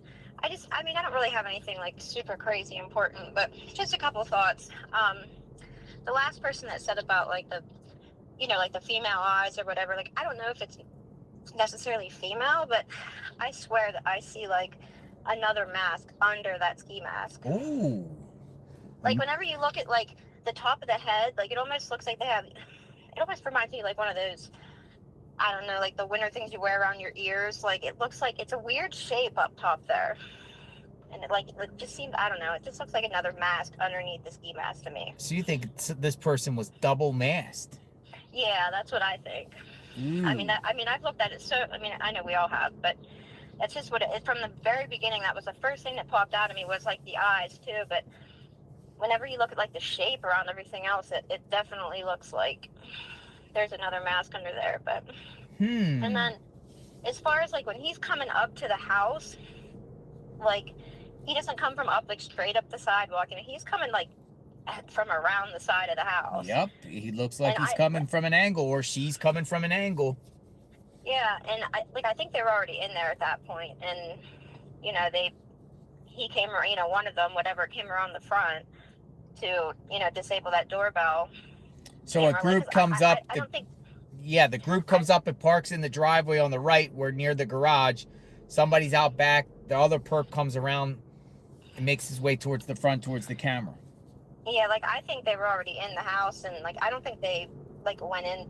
I don't know. I mean, no one can say for sure, but I don't think like they meant to kill her. Like their plans were to kill her, but I think whatever happened inside, and then they, the kind of plans changed, and they had to bring her out the front because it's easier to carry her out the front door into a car than around the back, or I don't. The other image of the guy, suppose it was the same person, and suppose it's a guy standing there without the backpack that appears to be a different date. Yeah, man, that's a creepy picture. I always think of I know. I think of Michael Myers in Halloween, and Michael Myers is just standing there in front of someone's lawn, and the person looks out their window and they see this masked person just staring at them. I know, that picture literally haunts me. Like, it's terrifying. I say, every time I see the video, I'm like, can you imagine like pulling up like your phone to like a notification and seeing that it's outside of your house? Like, I would probably die right there. They wouldn't even have to kill me. It's creepy, man. It's just the attire itself is intimidating. Like, if someone creeped in on me and I was sleeping like that, it's almost like you have to comply with what they say, because, man, you don't know what they're gonna do. For sure, but like, yeah, I think that they were already in the house at that point, and whatever happened, whatever, and then, he had to come around the side and go around the front and disable that, that doorbell camera so that they could get her out the front door, because, like everyone else was saying, like, I don't know how many other people said it, but I've been saying it for a long time, and I did just finally see someone come, like, say about that light, like, after he puts, like, the flowers up to the camera, which I think he was putting them, I think he was trying to use them to put behind it to pull it off. Like, I don't think he was trying to block, I don't think he was trying to put them there to block the camera from him or whatever. I think he was literally, because, you can't get your fingers in behind those. It's like a very hard to get your fingers in behind some of them. So I think he was trying to use them to pull that off. But like right at the end, after he puts them up, like you do see like another weird shaped light coming up beside, almost like somebody was inside the house, and they were putting their hand through the door with a light, trying to hold a light up to help. It just looks like another light to me. I don't know. It's a weird, like almost like a phone flashlight or something, because it's square, but you know what I find just with all of you and all the callers you guys just are paying attention, and you just coming, based off what you're seeing, but you all are analyzing this to a T. And coming up with perspectives, which I think is fascinating. Like all of you, every one of the callers are coming in like basically saying certain movements and just theories on it. It's just like everyone is paying attention, trying to figure this thing out, man. I know it's crazy. It's so sad too. I mean, like who does, like you were saying earlier, like what kind of hitman would like accept a job like that? To do an elderly person, that's like crazy. I mean, yeah, like money talks. I don't really think that matters, but like it is. It's just like where's the morals? Like that's so, I don't know. Well, all people should be off limits, of course, right? But the yeah, code of ethics when it comes to this thing, women and children, or elderly and children, or women and children, women and children, elderly, these are like off limits. Yeah, I mean, and no wonder, like, no one's really talked about it yet, because I'd be, if I did it, I'd be embarrassed to say, oh, yeah, I took out an 84-year-old woman. You know what I mean? Oh, they won't go well in the prison system for that. I mean, right. They're gonna have to be in isolation the rest of their lives if they're caught alive. But now I'm starting to think also too, this perp here, there's a possibility this perp, if they know it's circling, he's just gonna take his own life or her life. Yeah. To avoid all this, because they do that too. Yep. Oh yeah. And they ain't sleeping. All right. Yeah, well, Heather, sure. Thank you for the insight. Thank you for the time. Thank you for watching. Keep up the good work. Thank you. You have a good day. You too. Bye-bye. All right. Woman or man? False eyelashes and trimmed eyebrows.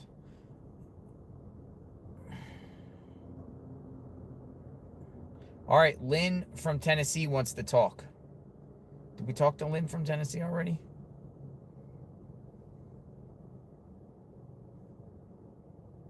Yes, a woman. Lynn wants to touch on the perp being a woman. I'm going to get Lynn from Tennessee in the chat.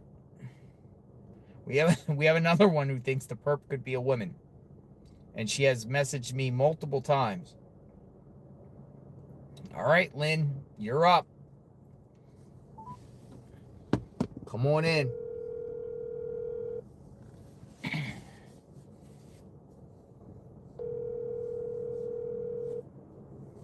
Come on in. Hi, Lynn. Hi.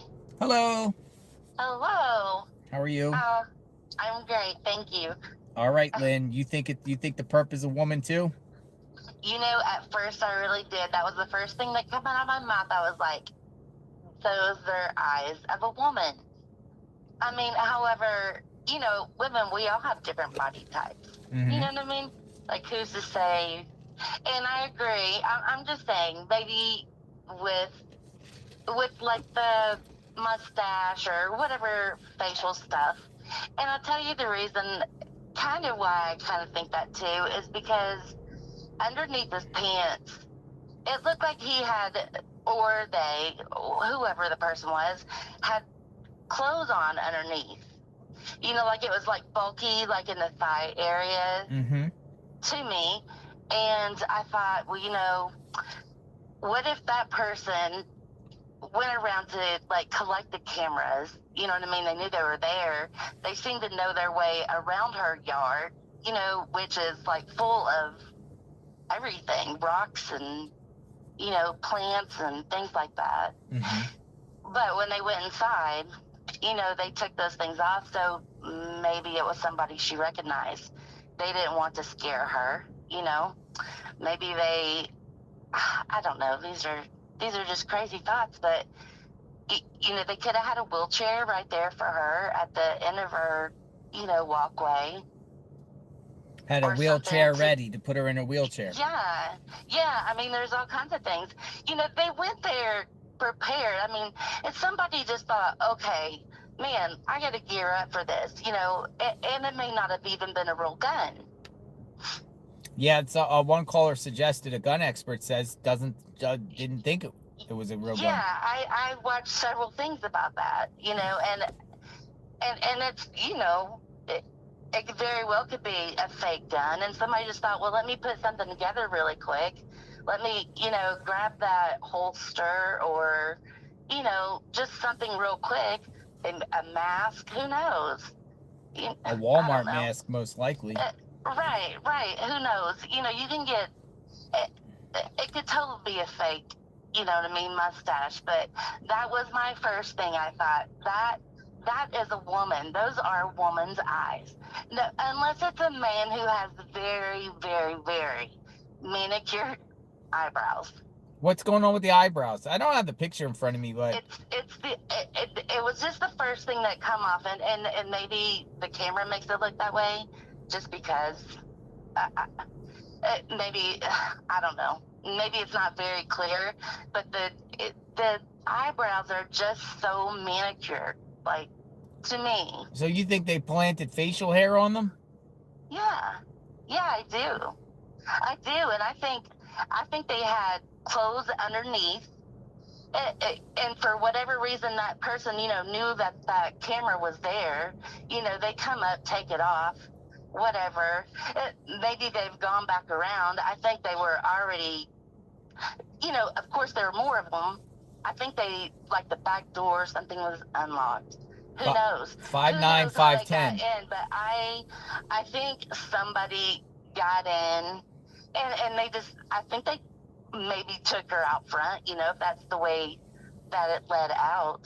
But I think that they could have easily taken a wheelchair, down to the end of her drive, or, covered the rocks back up. Is it rocky, like, in her driveway area?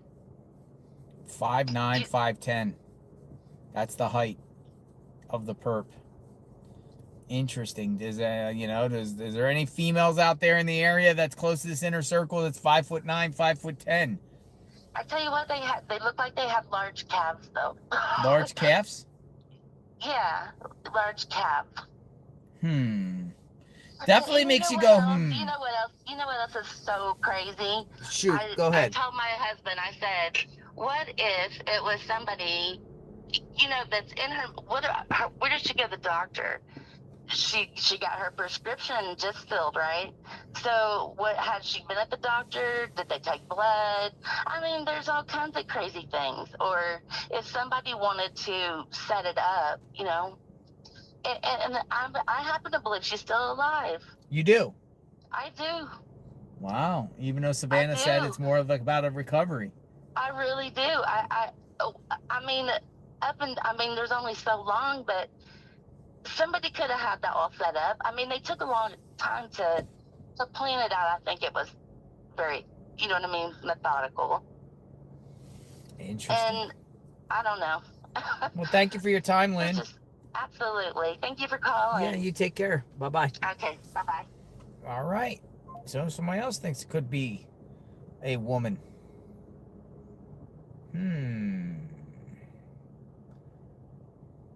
I'm a therapist, Mandy says. We got a therapist. A therapist wants to speak. All right. A therapist. Mandy, you're up. You're coming up in the pipeline. Mandy, the therapist. Give me a second. You're going to get a number from 202.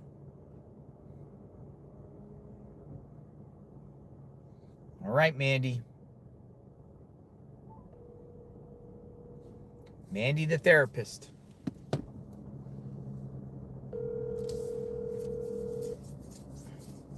Hello? Hi, Mandy. Hi, JLR. How are you? I'm great. How are you? Good, thank you.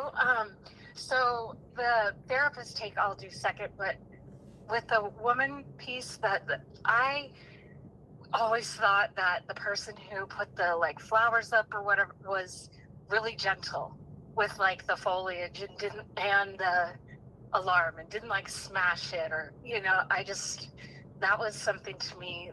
I mean, of course a guy could be gentle, but I just had this thought about that. So you're leaning towards a female too, doing well. Let me just say, handling the cameras with TLC. Yes, and the foliage and everything, just not being being really careful. And this could be strange, but there's a picture of Annie, and I don't know if I don't think she actually hurt her mom, but something may have happened. She may have had to cover, but her eyes, there's pictures of her eyes, and it kind of gives me like a nauseous feeling when I see it. Like, Whoa. I don't know, that could be, but also Luke's eyes are a little bit like that too. So Luke kind of looks like Luke's eyes. I'll admit that's something that the eyes of Luke kind of looks like the same eyes as the perp, eyes wise. Yeah.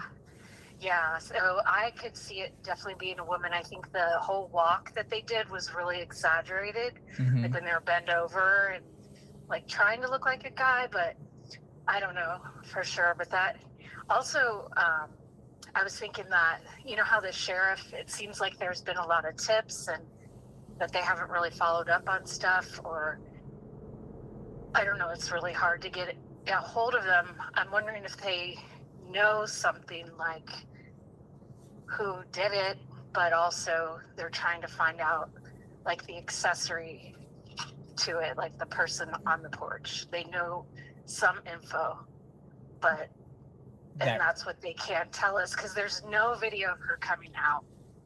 Nothing will tell us anything about how they got inside. You know, it's just, So I'm just wondering. yeah, no. What about your therapist aspect, or what did you want to talk about being a therapist? Well, the therapist aspect is with you, because I don't know, like, just how how much people really relate to you, or just how you get, like, I never sat and watched YouTube all day. I mean, I'm a little older,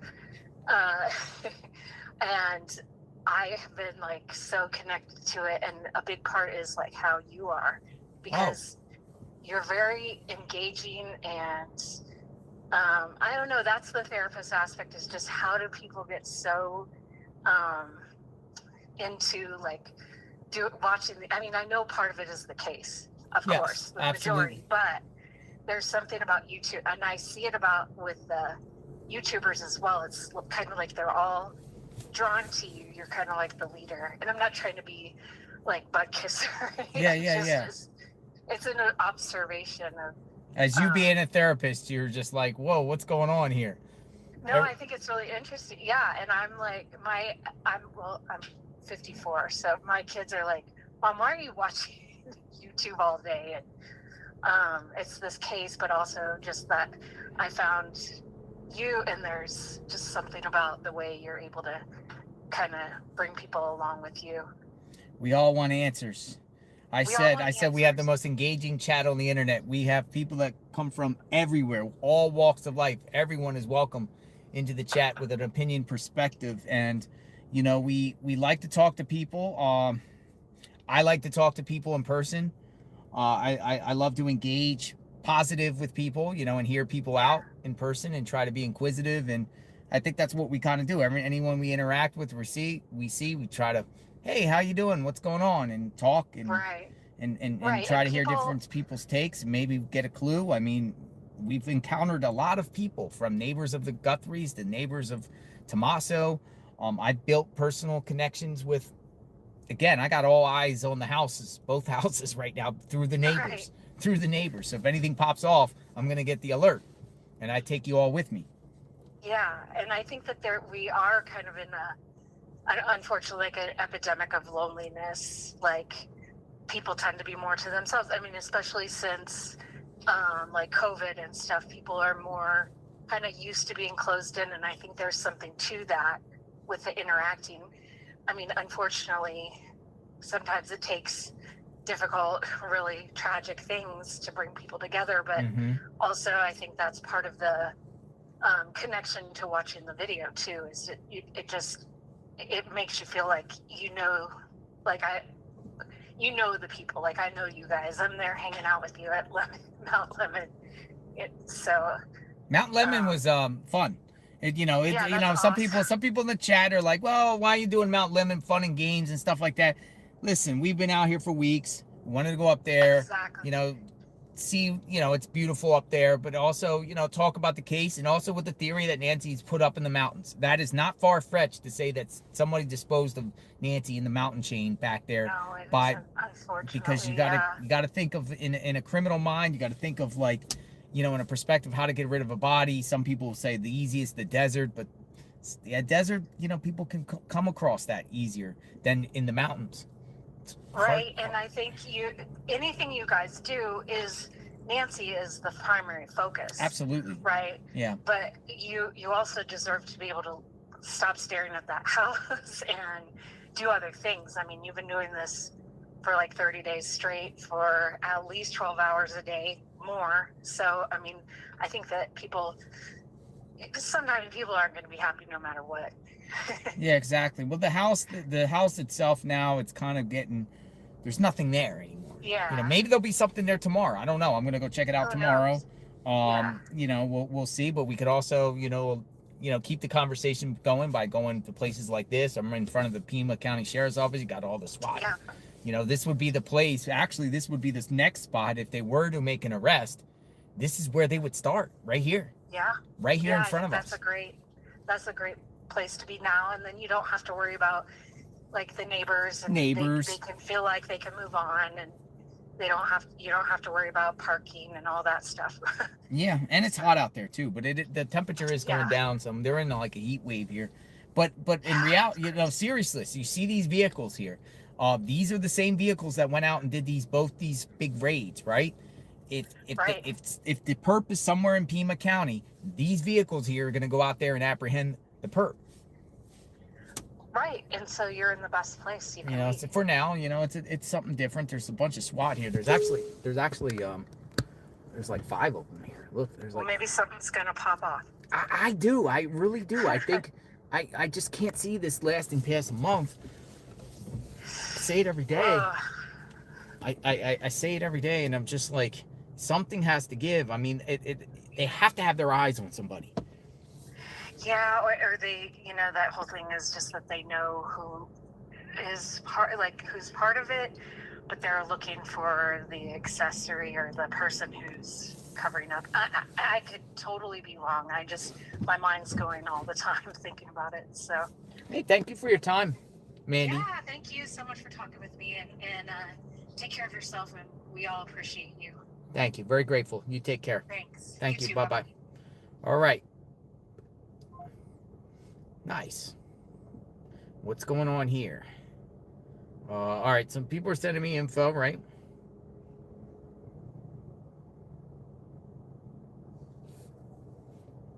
People are sending. Let's see.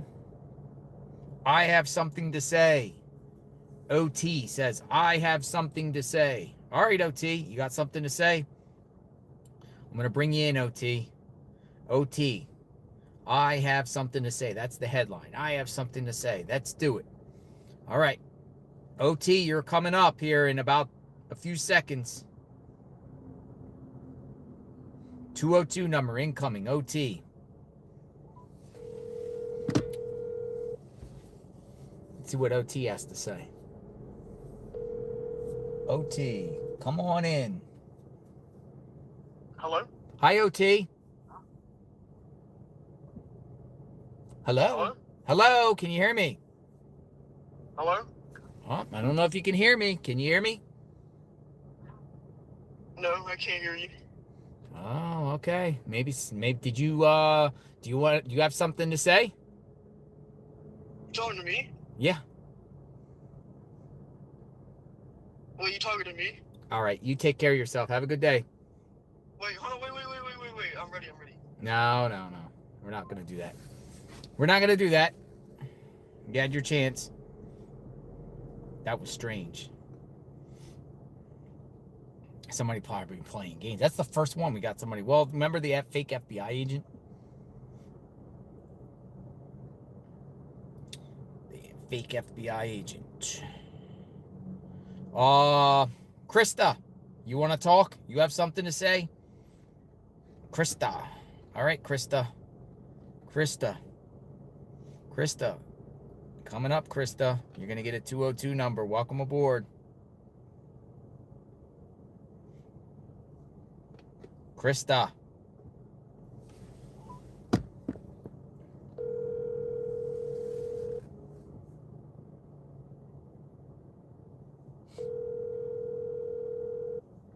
Hello, hello.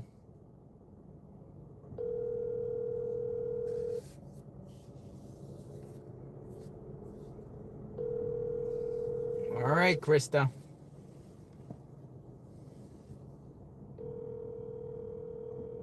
Krista's not available.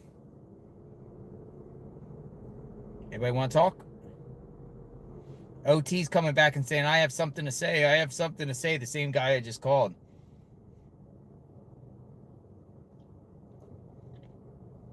He just reached back and said, I have something to say. TJ wants to talk. TJ. All right, TJ. Coming in, TJ. Let's hear what you have to say. Oh, nice state.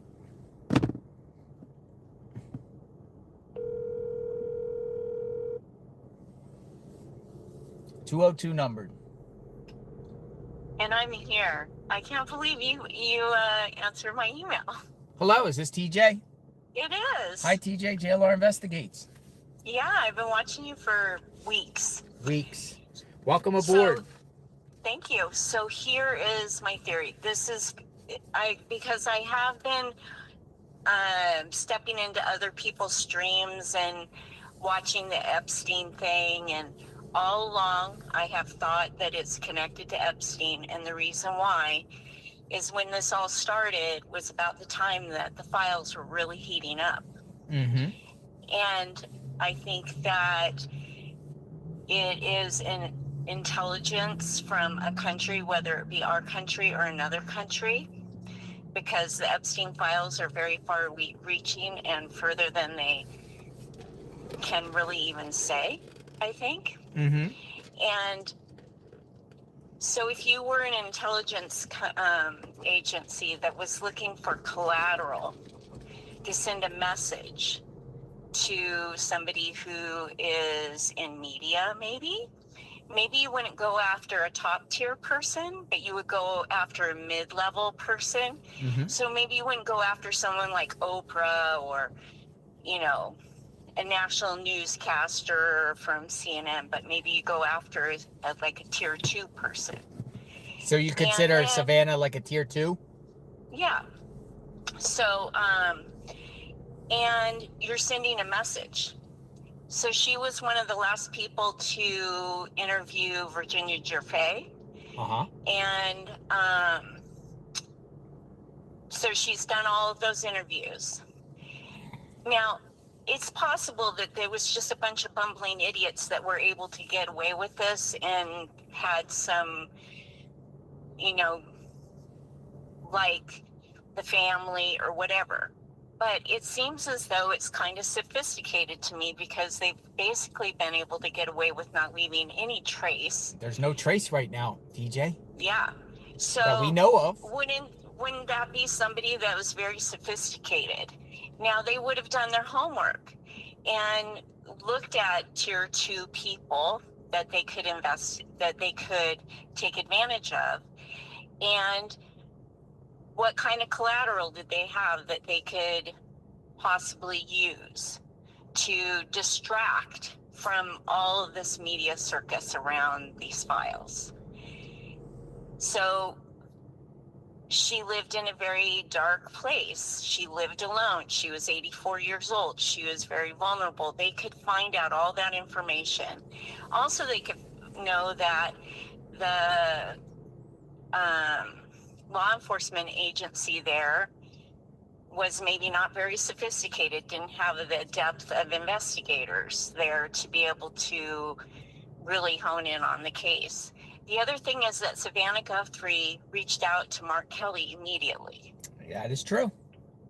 And maybe, I don't know, we are former law enforcement in my house. Uh-huh. So if you think about I know for us, there were certain things to protect our family around my husband being in law enforcement. And so I'm sure that there are those sort of things for reporters and people who work in media as well. The other thing is What do you mean, like, what do you mean, like, your law enforcement, like, you being from an LE family, what do you mean by that? If something's going on, something... Right, we have certain things that protect us. Like, if we're driving around, you're not going to be able to look up my license plate. Oh, really? Yeah. My license plate came back to City Hall. Okay, so, like, basically is to try to protect where law enforcement lives and, you know, try to give them more shield, you know, from being found, more or less. Right. And I'm sure that there's stuff like that for reporters as well. But so here's the other thing. The other day I just came across a feed, and they were talking about Epstein. They were talking about the Guthrie case. And one of the things that they brought up were the pings that were coming out of, was it Grand Central, Colorado? Yeah, I keep hearing a Colorado connection with phone stuff. So here's the crazy thing, is that there were these 3 pings that came out of this town in Colorado.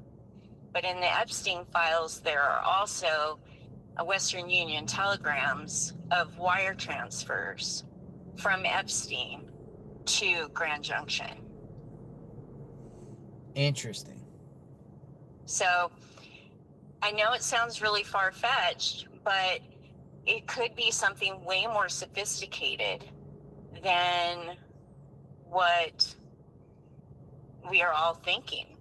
Than just the low-level burglary, local group. It was maybe made to look like that, but it could have been somebody that was really, really sophisticated. But what's the goal here? To shut Savannah up because of her reporting? And to send a message to other people who may have interviewed victims. It's intimidation. So scare people away from covering the Epstein case. Right. Or coming forward with some details that could Well, TJ, we don't know. We all don't know. We all don't know. And I will say, TJ, you're not the only one in this chat that has said anything. This had, you know, bringing up the Epstein theory and everything like that. Many people in our chat said it. You know, and you want to hear from the people. You want to hear everyone's perspective. You're not the only one that feels this way. This is some sort of higher up, something higher. Right. So those are my thoughts. I think you're doing a fantastic job. I love sitting and watching and listening and watching while I'm on my computer. You keep me very engaged. Hopefully we get some answers very I'm so glad that I found you. Hopefully we get some answers very, very soon. TJ, yeah, I mean, love law enforcement too. I love tell your side of the family thank you for their service. Of course. And it's just really sad that, you know, as I approach my old age, I'm like, oh my gosh, like I can't even imagine something like that happening. And it had to have been terrifying for her regardless. And I'm really sad about that. And for her family. I mean, hopefully nobody in her family is involved. I will just be heartsick if that would be horrible, really. Yeah. I mean, it would be crazy. All right, yeah. TJ, thank you. You have a very blessed day. Stay safe. Thank you. Bye. I mean, imagine a masked man coming into your house, ladies and gentlemen, scooping you up or your family members. I mean, I can't even imagine whether you're male, female, whoever. Someone snatching you out of your own home at gunpoint. I mean, when you're sleeping, catching you off guard. Huh. That is crazy. That's pretty much what probably happened here with Nancy, unless many of you feel like she didn't even return home that night. And this was just all a ruse, and there was nothing taken out of her house. Her taken out of her house. She never made it home. Some of you think that. Yvonne Yvonne has a Uber theory. Yvonne, I'm going to give you a call right now. You're up in the pipeline, Yvonne. An Uber theory. All right, 202 number coming, Yvonne. Is it Yvonne or Yvonne? I'll find out in a second.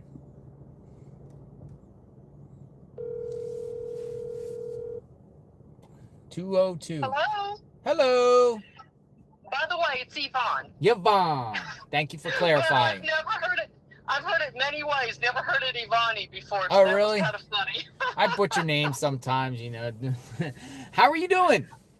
I'm doing wonderful, and I hope you are as well. Yvonne. And staying cool. Yep, we're in the shade right now. We're under this, like, here, I'll show the audience.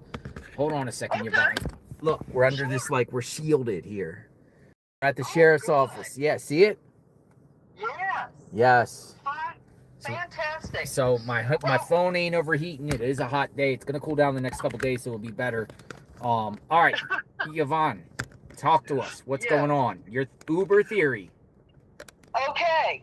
I never thought of this until another phone call that you had much earlier. Okay. And it got me to thinking, and then all of a sudden it clicked. And here I'm going, oh my gosh, I know why she took that Uber. Okay, to go back, that phone call that you had was the theory of that Nancy put up her house, and that she was thinking about moving in with Annie because Annie wanted her to move in. Mm-hmm. And then Annie started calling Adult Protective Services because Nancy changed her mind. And it all got to, I got to thinking about that. Now it made me mad. I am a senior living in a retirement home. And if somebody pulled that on me, I would be very bad and want answers. And maybe Nancy was trying to get answers. They didn't want to talk to her, was kind of hiding around. So instead of being recognized by taking her car to go see Annie, she took an Uber, had the Uber drop her off in front of the house or maybe the house over, walked up to the door. Maybe she had a key to Annie's house. Usually we do to our children. Or if not, she can be standing out there going, hey, I have no way home. You're going to have to take me home then. Some way of getting them to talk. And she confronted them, and it got too far. It went too far. Something went too far at that Annie Tommaso household. Yes. So my theory is the Uber wasn't because she was going over there to play games or anything like that. The Uber was used for her to sneak up to the door to confront them, and that's what happened, doing with the Adult Protective Services. But she could also drove there to confront them. She could have, but they would have seen her coming, and they would have known, well, if we just don't answer the door, open the door, she can get back in her car and go home. Yeah. So they look out there and don't see the car. They think it's somebody else. Right. And then open the door, or she might have had a key and just snuck up on them. I think every family member closely has a key of someone's house, right? Exactly. For emergency situations. Yeah, especially the mothers of their children. Usually we have our children's, key, just like our children have our keys. Yeah. That's an interesting theory. I mean, the question is, why she take the Uber over there when she has her own transportation? Exactly. And why didn't she take an Uber back? Right. And I think it was a way of sneaking up on Annie to get, she might have made phone calls. They might have been, not wanting to talk to her, or she just wanted to go face to face. Why are you calling CPS on me? Or APS on me. Or whatever it's called. Every state has a way to call it. Adult Protective Services. Remember the note that was above the doorbell from Adult Protective Services? There's a little card. It was card. Okay. Yeah. And right there proves that other lady's theory, she was being called on. Maybe the other lady is right. Maybe that's what they wanted her to sell her house. Then she changed her mind, didn't want to sell her house and didn't want to move in with Annie. And then they took it too far by calling Adult Protective Services, and Nancy wanted to stop it. She wanted to confront them and say, hey, knock it off in person, and it went too far. So according to according to records, they tried to she tried to sell her home. People, I've been getting screenshot after screenshot after screenshot around October 2024, right? Yeah. Then in the spring of 2025, Annie and Tommaso move into that home. And that could be what started all this. But they also took the listing down on in October 2024. She tries to sell her home, but it takes it down pretty quickly. Yeah. And then I would say 6 months later. And it's also being said that they couldn't afford their home anymore, so they were relying on her to move in with them. Well, let me ask you something. You know, everyone's financial status is different. You know, but as you get older, do you upgrade or downgrade a home? Downgrade. Especially when you're in your 50s, right? Yes. Kind of downgrade. You wouldn't upgrade, would you? No.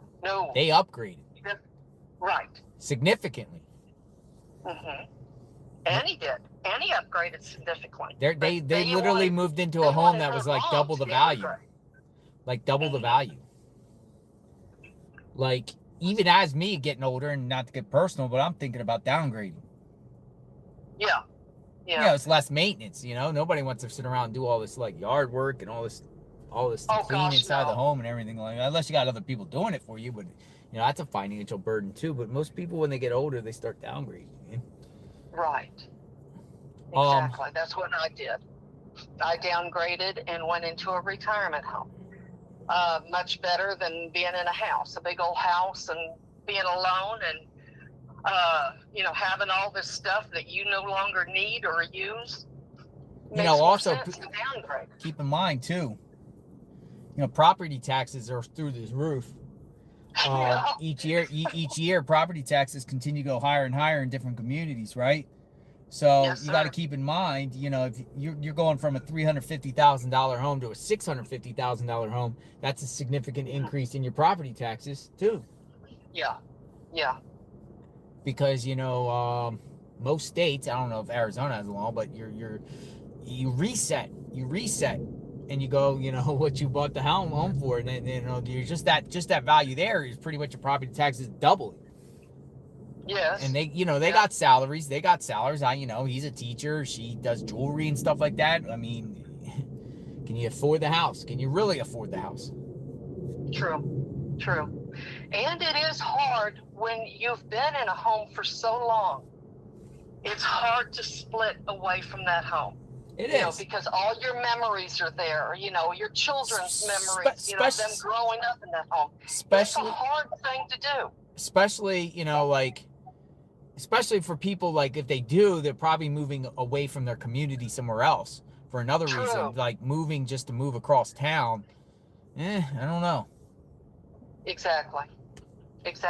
Now, one thing I want to say before we hang up, I followed you ever since the Gabby Petito case. That's where I first learned about you. I think you're doing a wonderful job. You're getting better. Every month I notice something different about the way you handle things. You're doing so much better, and I want you to keep it up. And you've got a forever fan over here watching you. Thank you so much. Very, very grateful.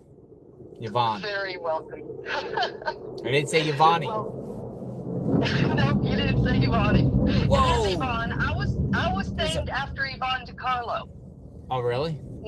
Yes, my mother loved Yvonne DiCarlo. All her movies. I only knew her as the Munsters before, and my mom said, "No, she's very beautiful."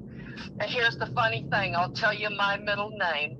Sure. She took DiCarlo, took the D-E off, changed the L and O around, and it's Carol.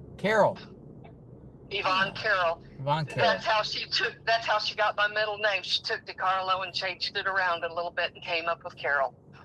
Well, Yvonne Carroll, you take care of yourself. Thanks for watching since Gabby Petito. It's been a long time there. Dude, my car just shook. There was like a big airplane that flew above me. It shook Oh, everything. is that what Yeah, I don't know. It was happened? like a fighter jet or something. I was like, whoa, everything was like, Oh, holy. Hey, you're not in Iran now. no, I'm not in Iran right now. But we're in a war zone right now. This is a war to get the truth. You know, this is a battle to get the truth, right? This is a spiritual battle between good and evil. I agree. I agree. All right, take care of yourself. Thanks for talking. You as well. Bye-bye. Bye-bye. All right. Yeah, my car just started shaking. Folks, ladies and gentlemen, we are outside of the Pima County Sheriff's Office. No activity, but we're trying to just chit-chatting with the people. A lot of people have been watching the channel, and people that want to share whatever they want about this case. You know, a lot of people have a lot of things to say. A lot of people have a lot of opinions, theories, speculations. We want to hear it all, you know, and keep this conversation going. What happened to Nancy? How come no one has been arrested yet? Do they have a perp? This parking lot is completely empty at the Pima County Sheriff's Office. There's nobody here except me. I see a couple sheriffs like come in. They've been waving. I'm just sitting here. They've probably been watching the channel. We know the Pima County Sheriff's been watching JLR Investigates, because a lot of times when we say things on the channel, they respond on Twitter about it. It's interesting. But they haven't responded lately. Parking lot is empty here. They haven't responded lately to anybody. More or less. They haven't been giving out any like press conference, no statements, nothing else, nothing new to report. We're in that lull. But in the meantime, let's hear what the people have to say. Because all of you fine folks have a lot of interesting perspective on this case. A lot. Now, we got Denise. Denise wants something to say, so we're going to keep it going. This is kind of like forum afternoon where everyone can speak. Kind of doing something different each day, listening to the people, share your thoughts. You guys can comment. You guys are cool. You guys are respectful to others' opinions most of the time. But we police each other. Hey, JLR. Hi, Denise. Hello. Hi. How you doing? I'm doing great. How are you? Good. Good. So Welcome aboard. Good. Thank you. I just had some things to add about Nancy's house also. Okay. It also was up for sale in 2007 from February to October. And I do know that from what I've read in articles that Annie had studied jewelry making in Italy, and I think that's where she must have met Tommaso. Oh, that's new. I think okay. Her and Tommaso have been together since 2006, according to Nancy Guthrie's post on Facebook. Okay. And so I just find it strange if she met Tommaso in 2006 in Italy and maybe came home. She was studying jewelry making in 2007. Why Nancy's house would have been on the market in 2007 if she was so attached to that house and didn't want to sell it? Why would she have put it up for sale in 2007 also? It's kind of strange. Why would she even considered that?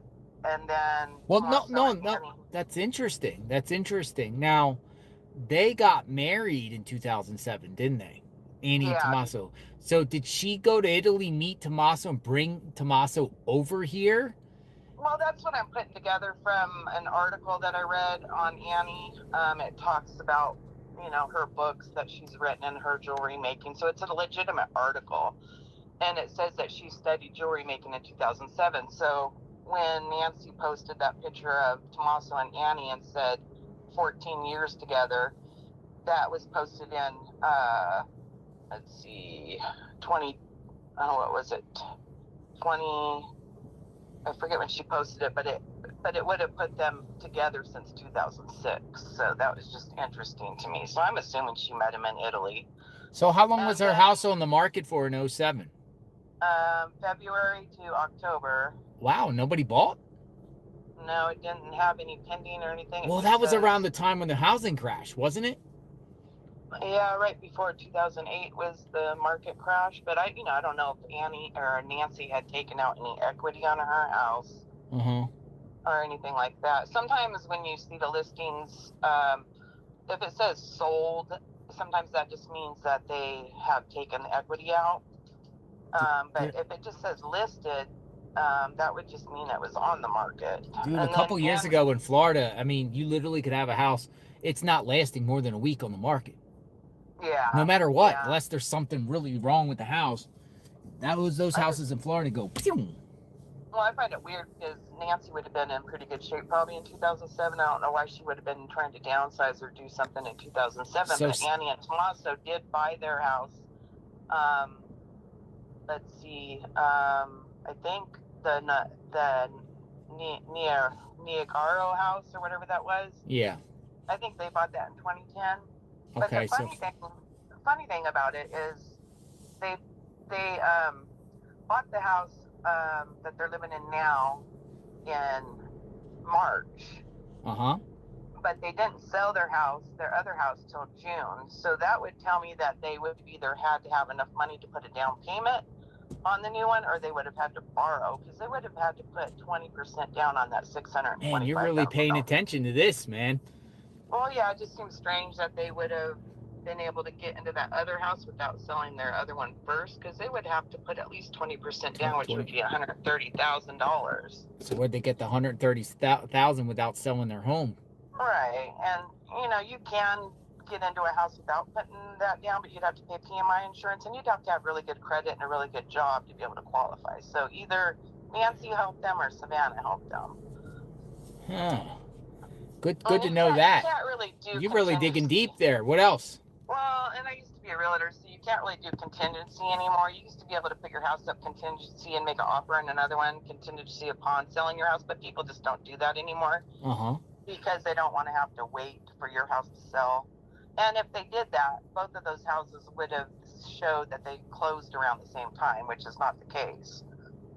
Because they bought the house that they're living in now on March 26th. It shows it closed in 2025. And then the one they sold didn't close till June 10th of 2025. So that was a couple of months difference. They may have borrowed it, paid it back once their house sold. Who knows? We don't really know. Wow. But another interesting thing that I found early on, there was a comment on a Facebook post, and this was really early on, and I should have taken a screenshot, but they were saying that Nancy had a expensive collection of crystal in her house. Crystal. And I don't know how that person would have known that. I did look at their Facebook page, and it just seemed to be a woman, so I don't know if it was somebody that knew her. But that always kind of was in the back of my mind. But then also I read an article that said that Annie sold some of her jewelry on Etsy and on also AnnieGuthrie.net. And I pulled up her Etsy early on, and now it's gone. I can't find it now. And on her Etsy, there was some jewelry that looked handmade and stuff on there, but there was a lot of things that she was selling on that Etsy website that looked like vintage old lady things that would come out of somebody's house. It wasn't even all just jewelry, and I thought that was strange. And it kind of made me wonder if she was taking some of Nancy's things and selling them on Etsy without maybe Nancy knowing. But now that Etsy site, I can't find it. Well, I wonder why it's gone. Maybe she took it down so it couldn't be analyzed? Maybe, but I had posted on comments on YouTube videos and stuff, so a lot of people might have got wind on it and maybe started harassing her. I don't know. I find it strange that she took it down, and I find it strange that Tommaso's Facebook page is down and things like that. Why would you take your Etsy shop down? There was just especially in this situation. I mean, you got to pay the bills and work, right? Right. And there was things like vintage tablecloths that look like an old lady vinyl tablecloth that were on there. Vintage vases. It wasn't just her homemade jewelry. And a lot of the jewelry didn't look homemade. It looked like vintage brooches and things. And, I don't know, maybe Savannah caught wind that maybe Annie and them were selling some of her things out of her house. Or, Nancy could have agreed to start selling some of that stuff off. But I just thought it was weird. You know what people are calling you? They're calling you the real estate sleuth. Yeah. Sean, I just looked at flight radar. I haven't seen anything up in the sky. I've been looking for these jets. They got some jets flying around here that I can hear, but they're not on flight radar. Flight sometimes too. Yeah, they're not on flight radar right now. Denise, anything else you'd like to add? Let me ask you something. If you're real estate, there's the house, the Guthrie house is in a trust.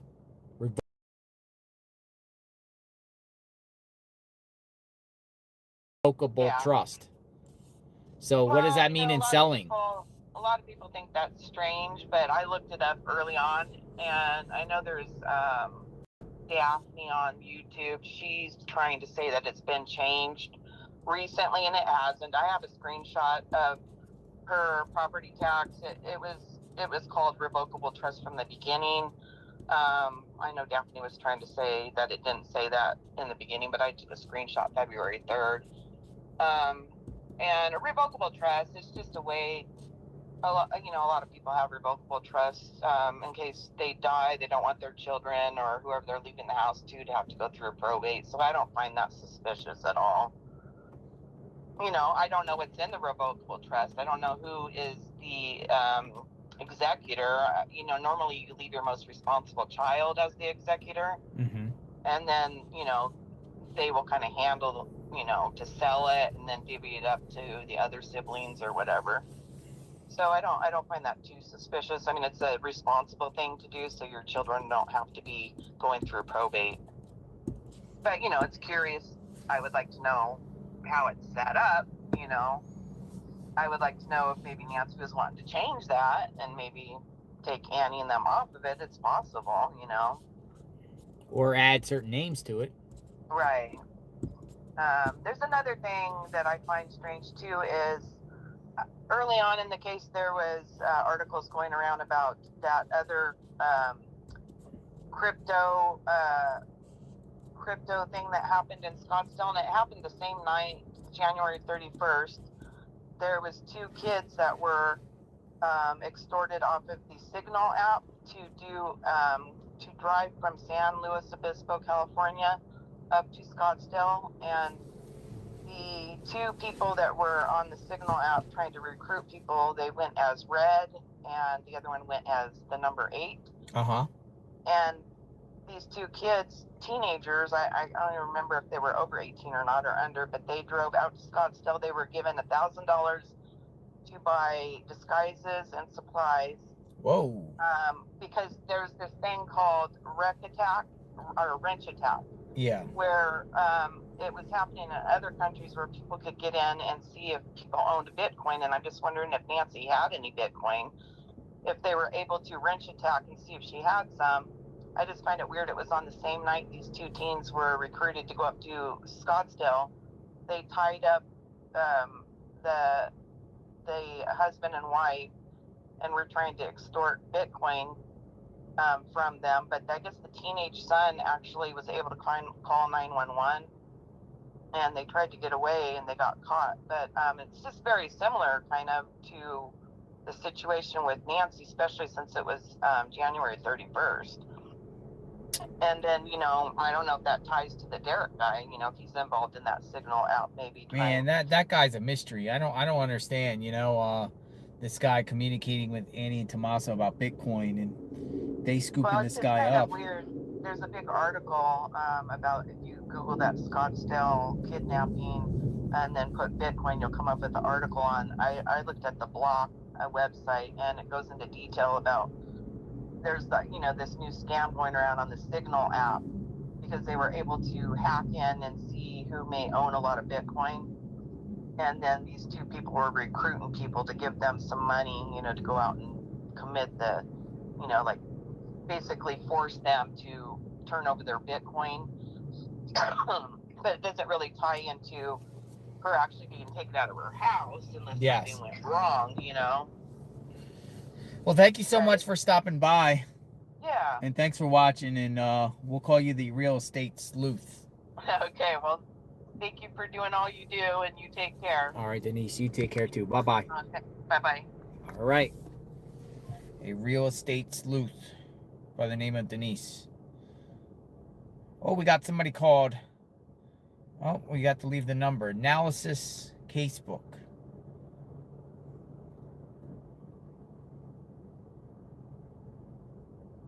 Analysis Casebook. If you want to talk on record, let me know. Harlan. Harlan.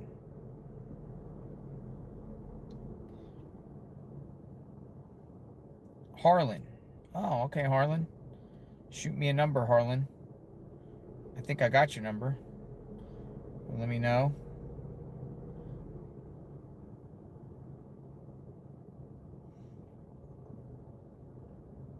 I kind of like these calls. Interesting. In the meantime, I'm going to look on, see if anything is trending online right now with the situation. We are here. Somebody actually called this True Crime Radio.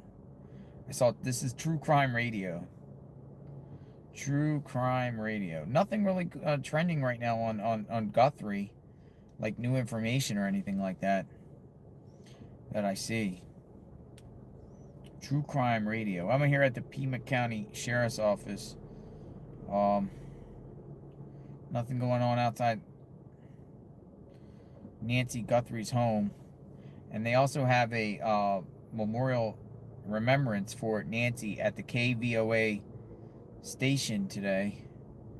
And I think I'll go up there and do that too in a bit. Anybody else want to chat? Say I want to chat. I want to talk about Drippy. I want to talk about Pima County, Drippy says. All right, Drippy. You want to talk about Pima County? We'll bring you in. We'll find out what's going on in Pima County, according to Drippy. All right, Drippy. Here you go. Drippy, you're up. We're going to talk about Pima County.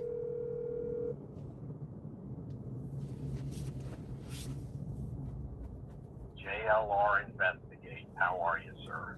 I'm great, Drippy. How are you, sir? I'm doing well.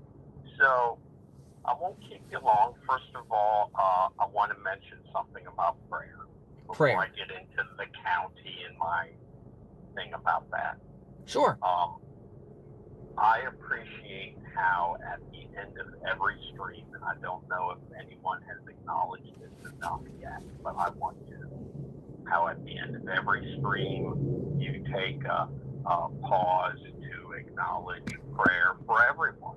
Yes. Whether it be the FBI, the investigators, Sheriff Nanos, the family, just all inclusive, and you mention them all. And I like that. No matter where we stand in the investigation and our theories, and let's all come together and have a moment of prayer at the end of every show. So thank you for doing that. Thank you, Drippy. Yeah, I think that's important to do, you know, when we do that. We just pray for everyone centered around this case. And, you know, we want the best. We want everyone to be safe in the process of finding out answers about Nancy. Absolutely. As far as the county goes, here's my thinking. Either everyone is just totally incompetent, which is a possibility. That's a real possibility. So everybody's lost. They don't have a clue. One lead takes us to yet another dead end, and they just don't have any ideas. So it's either that, which is possible, or they have a good idea and they're just waiting to connect the dots, which is also possible. But here's what I believe, because whether they have 50 of their best investigators working on it, or whether they've moved on to, I think it was Phoenix, right, that the FBI relocated to, and they're reallocating resources, and they pulled the sheriff from the home and released the house and all this stuff, and whether it went from hundreds of FBI to however many they have now. Whatever the current status of the investigation is, I guarantee you that they are listening to your show. Every breath, every minute, every caller, every chat, and they would be foolish if they don't. So if you're listening, FBI in Pima County, I hope you listen. And because JLR Army strong, okay? However many hundreds of thousands of followers and subscribers and so on. Most of us, I know I'm not, we're not investigators. Most of us aren't professionals in this field. We don't study it, but we do study it. And we all have our theories. And I think you said it earlier in today's show that somewhere out there amongst all of this is the real what happened. Yep. And so I hope they listen. I hope they take every wackadoodle, whatever it is. Maybe they don't get here. Oh, there goes another wackadoodle. It's probably in the chat right now. All right, I'm the next wackadoodle. Anyway. Wackadoodle, that's our word on JLR Investigates. Wackadoodle Wednesday. I love it. Anyhow, I hope they take every single chat and every far-fetched theory and look into it until, like the sheriff said, until we exhaust everything. Yep. Because somewhere out there, because JLR Army Strong is way more powerful, way more knowing, way more insightful than their hundreds of trained investigators, obviously, because we don't have an answer. So unless this is the biggest cover-up ever, or they're so incompetent that they're not even listening to hundreds of thousands of people that call in and take the time to do their own research into the real estate or this angle or that they are not listening to the power of social media, and they have the guts, if you want to call it that, to drive the media out, where this is so much more powerful than obviously what they can bring to bear. I also think the perp or the perps are also been listening to every word. What do you think? You think they've been listening? Probably so. I mean, someone brought up the idea, bring cameras to the vigil tonight, which, by the way, I think there could be a permit issue, I heard. Mm-hmm. If someone says, oh, we want to bring actual real candles, that's why they're the battery candles. And so I wish I was in that neighborhood. I'm all the way across country, or I would be there in a minute. Like 850, 857, or whatever his numbers are, Tucson, how you and he kind of team up together. Mm-hmm. Anyhow, so I would be out there with you guys, searching and just, knee deep in it. But anyhow, so you're right. I think they probably do listen. I think that, what was his name? Adventures with Jim. He made a good point at one time, maybe a week or two ago, where he says, you know what? I used to say where I'm getting ready to go next, and I'm going to stop telegraphing my next move, because I'm just going to go there and do it and search my next whatever, Mm-hmm. and then after I do it, I'll report on it. So that would be my one tip. And what do I know about it? I'm just a follower that prays for the best outcome for Nancy and the family. But I would echo Jim's thinking to wherever people are getting ready to search next or go next or whatever, take us along, because we want to see. And that's helpful for the Nancy community to see it, but I don't think it should be detailed like this is where we're getting ready to look, because one of the callers says, well, we think she's still alive and they're moving her to this place and that place and so forth.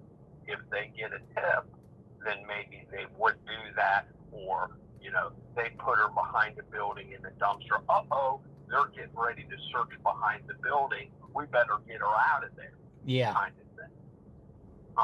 Anyway, so I hope the authorities are listening.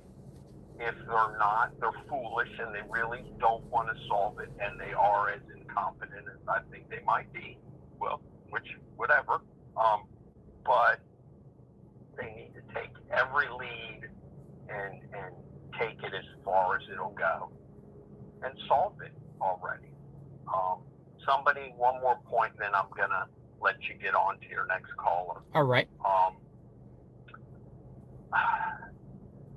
If there's not going to be a sheriff's media briefing, because I too believe that the FBI probably told him to keep his pie hole shut already.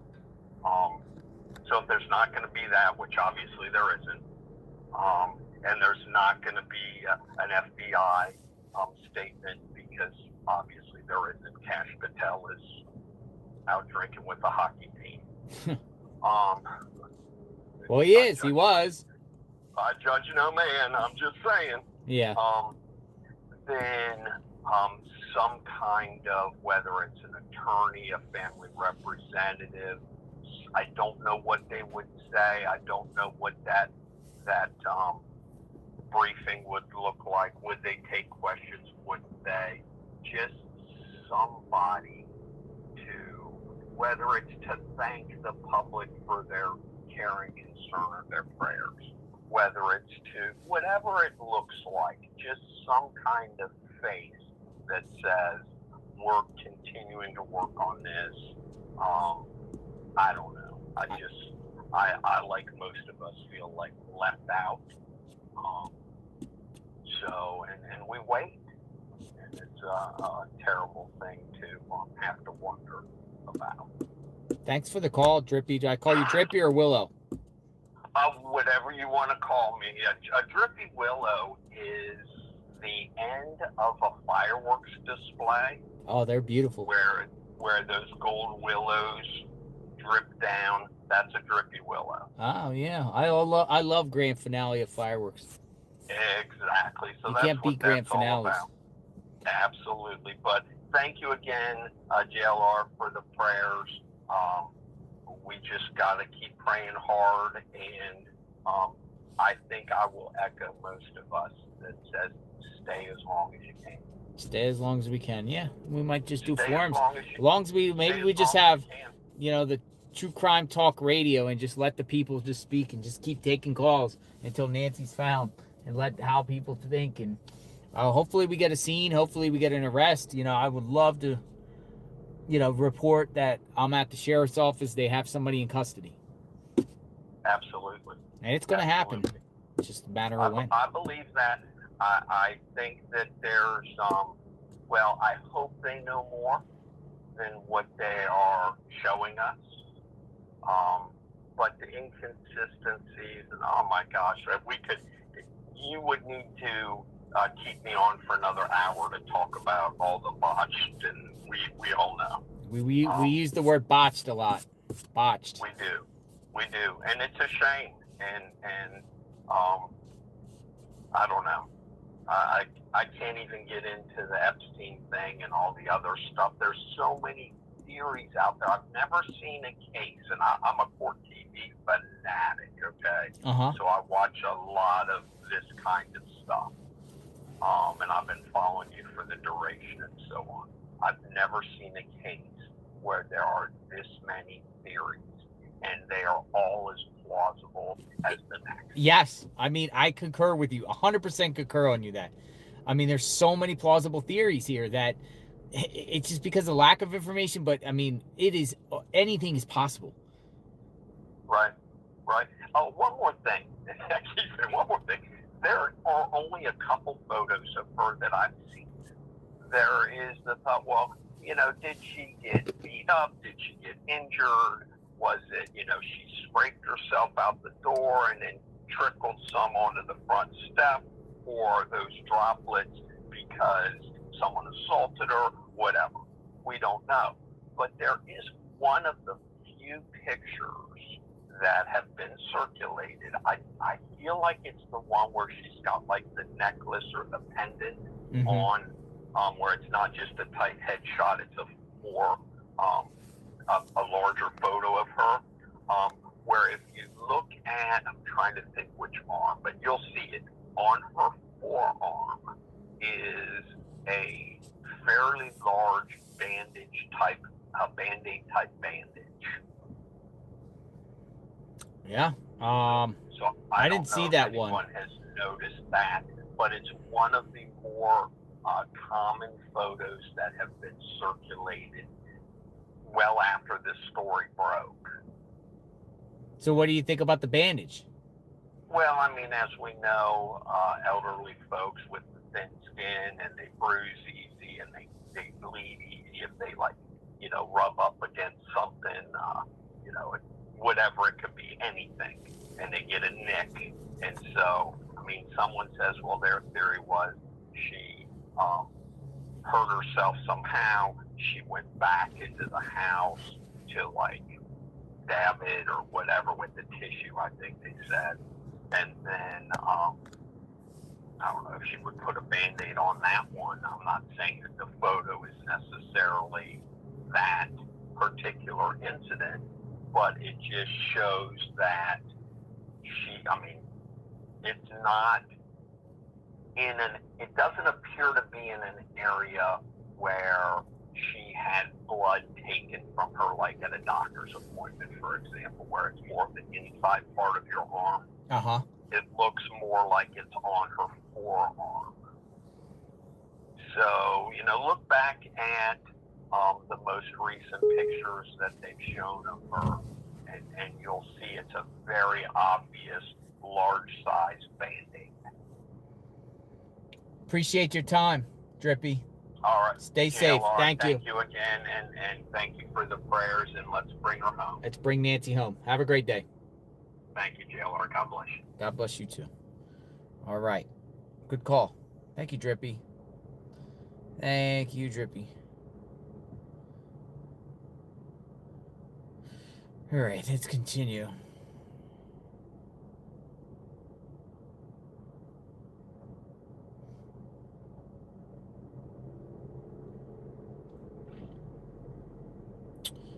Let's continue. Let's see.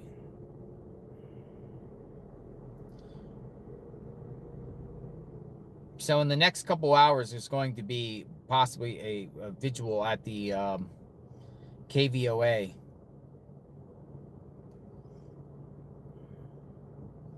At KVOA. All right, let me see here.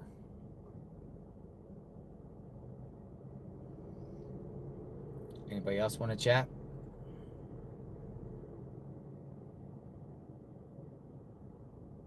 Georgia Bulldogs. You've been sending Georgia Bulldogs coming in. Matthew. I've seen you a couple times. I was going to get to you yesterday. All right, Georgia Bulldogs. Georgia Bulldogs. You're up. Matthew. Come on in. Georgia Bulldogs. Hi, Georgia Bulldogs. Hey, how's it going? It's going, Matthew. You sent me some messages yesterday. For some reason, I didn't get to you. I did, and then... You're persistent. A couple of other days. That video I sent you about the... Did you ever watch that video? Which one? I've received many videos. I could resend it. It was an FBI agent, and he was talking about stuff nobody's talked about. Now, how accurate it is, I don't know. But he's saying he is aiming more toward, as everybody calls them, tomatoes, because he says it's going more where this person, she has security systems in her house. Uh-huh. He went in, it's somebody that she knows very close that knows the whole security system. Uh-huh. Is what he's saying. And he disconnected everything in her house. And they're saying Let me send that video to you so you can watch it. Maybe you can share it on your channel and get thoughts on it too. Well, I can't. I don't know. I have to vet through before I play videos, so that's going to take time. But you know, just summarize it. Like what's going on? You're saying somebody disabled cameras? That's what he's saying. They went in and disabled the camera.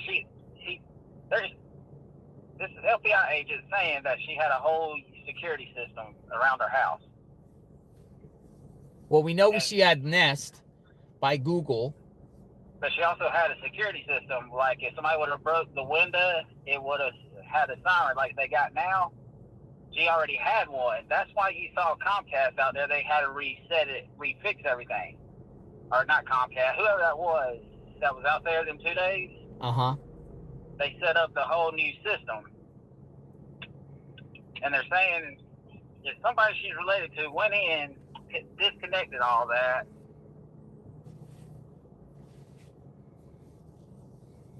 And he's saying that the slide door is where they made their entry at. Somebody was already in that house, is what he's saying. When they got home. Somebody was already in the house prior to Nancy coming home, or came in after? That's what he's saying. He's saying they're saying this whole story's all screwed up. Tommaso did not bring her home. So his theory. He's an FBI agent, but I don't know how true he's being, but he's saying that Tommaso, whatever his name is, he was already at that house by what he's saying, and he was in there disconnecting all the security systems. They're actually saying Tommaso was in there? That's what they're saying. That's why they're going toward him, that he's the main suspect.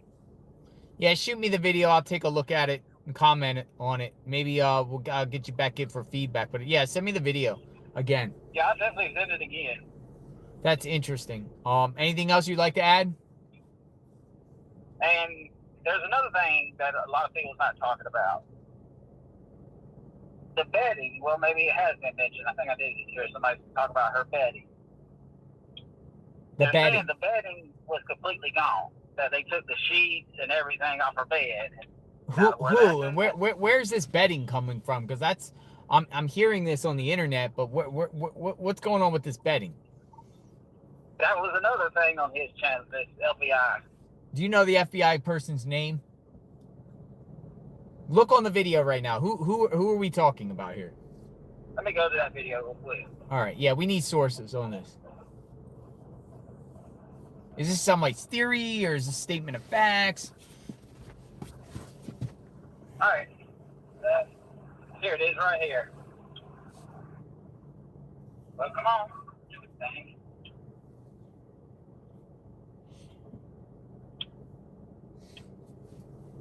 All right. It's by Supreme Watch. Surprise Supreme Watch? Supreme Watch. Yeah, I'm presenting as the whole video to you. Supreme Watch. So if you see this come through, it's the video.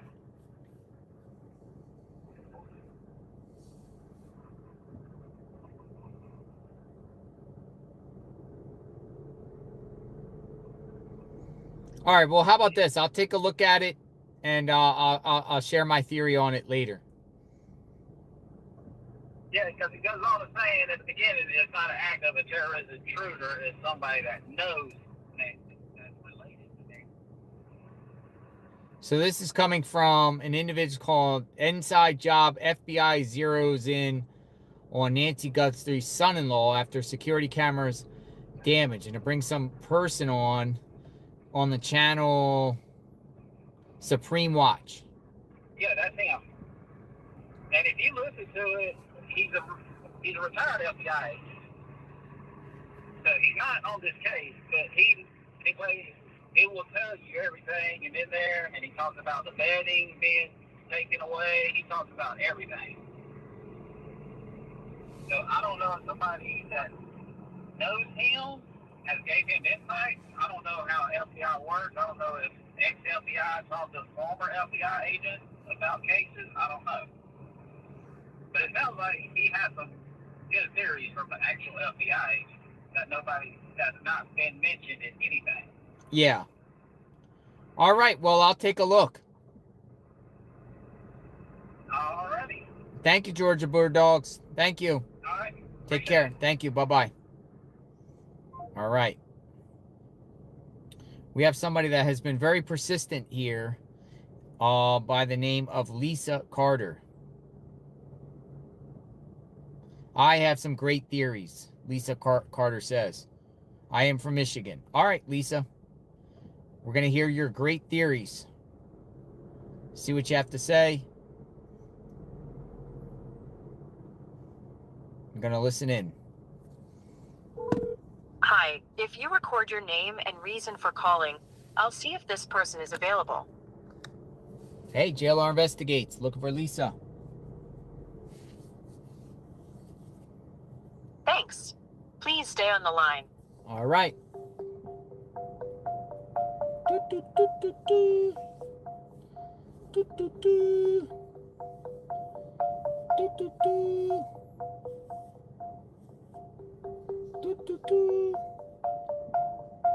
I like that ringtone.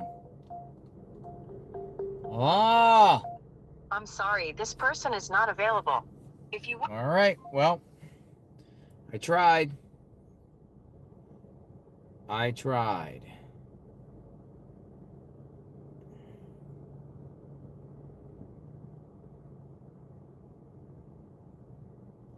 Hello. Okay, yeah, somebody said. Oh, okay, coming back. Hello. Hi, JLR. Hi, Lisa. Is that you? Yes, it is. I'm sorry. I didn't know how to answer this because I got a new phone. Oh, okay. So, Welcome aboard, Lisa. oh, thanks. So I I've seen just you reach. started watching you about a month ago, and I'm Okay. telling you what, I am addicted to watching you. I'm 58 years old, and I stay at home, and I just love hearing your take on everything. That's awesome. And it seems like you have a lot of takes. Oh, yes, I do. I have been watching so much of this stuff, and I just feel so sad for them. And heartbroken, obviously. We all are. But a couple of the big things is I sent you a picture of that card. And not only of the card, but of what Google says about it, too. And that would be the Adult Protective Services card? Yes. So they had to have been there well before this happened. They had to have been contacted, rather, before she went missing. Uh-huh.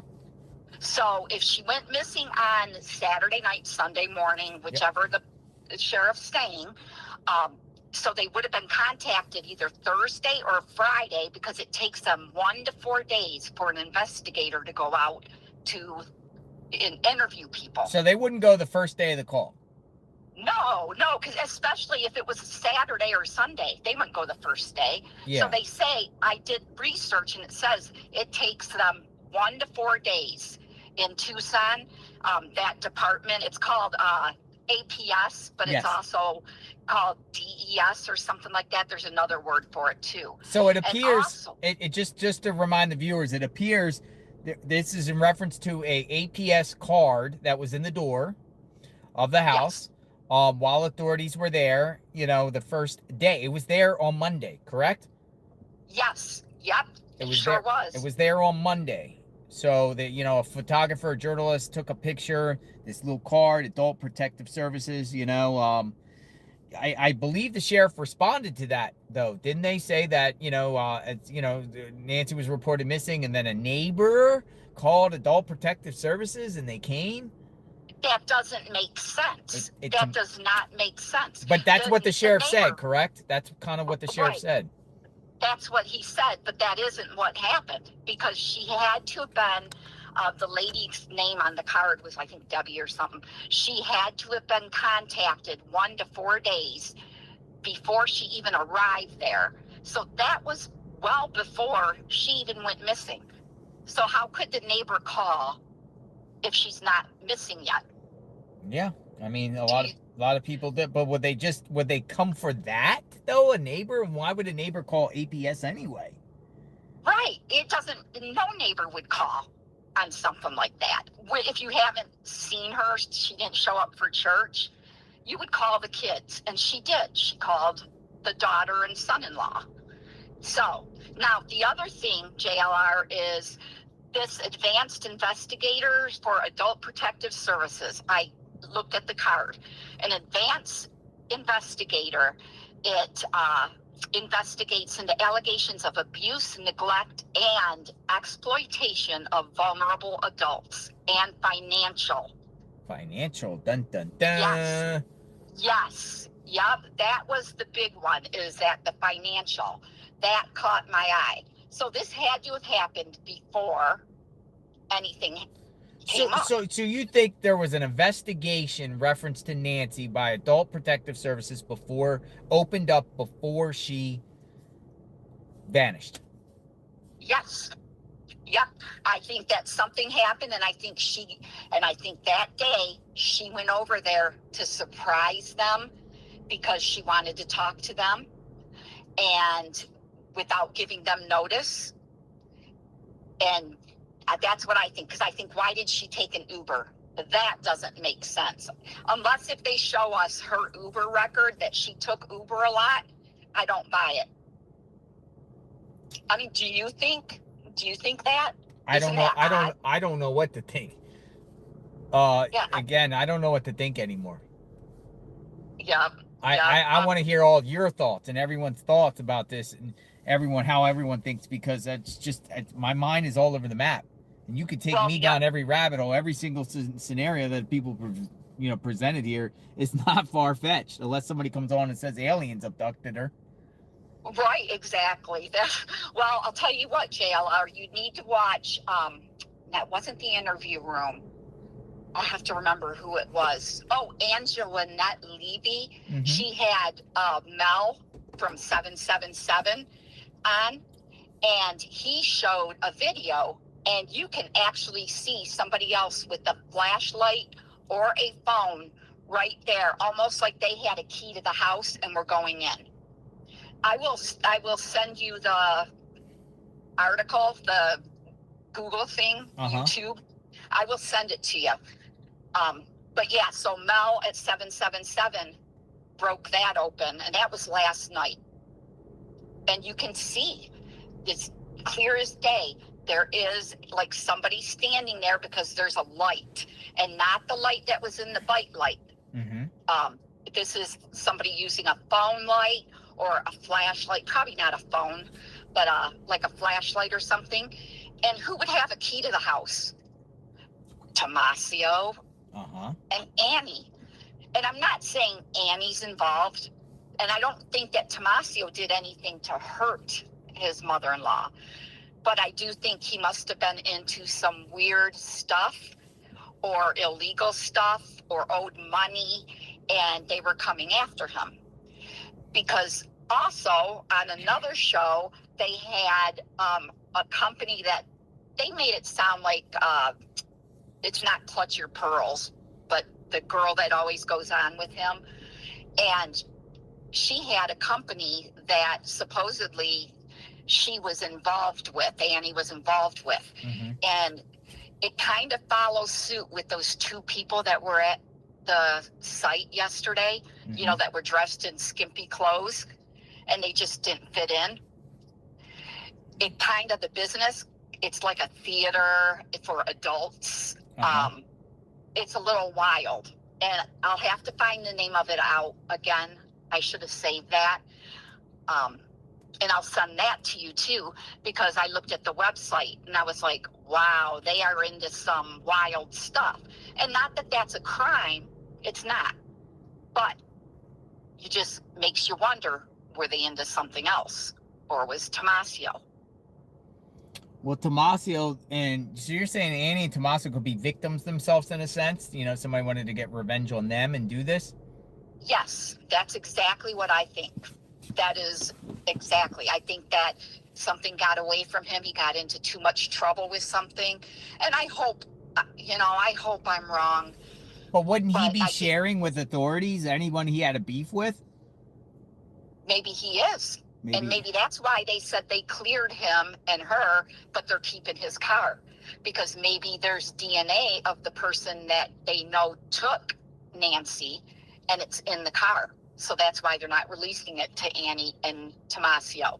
And that's why they said, go ahead, go look in the house.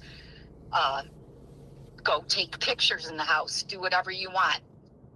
Because they know who really did it. And they're trying to get them to give the mom back, to give Nancy back. But who could it be? What was Tommaso really doing? Like, who was he getting involved with? Well, gambling? Yep, I was just going to say gambling, or also, it's kind of weird that the Gem show that's a big thing, I guess, the Gems big show. Thing. So, yeah, and it's kind of funny that it happened on that weekend of all times, and that Annie is involved in the Gem shows, jewelry, all of that. So I'm leaning towards that. I'm leaning towards something, maybe a bad deal with the Gems happened. And that's what I think. And also on the interview room, see, I've been binge watching JLR.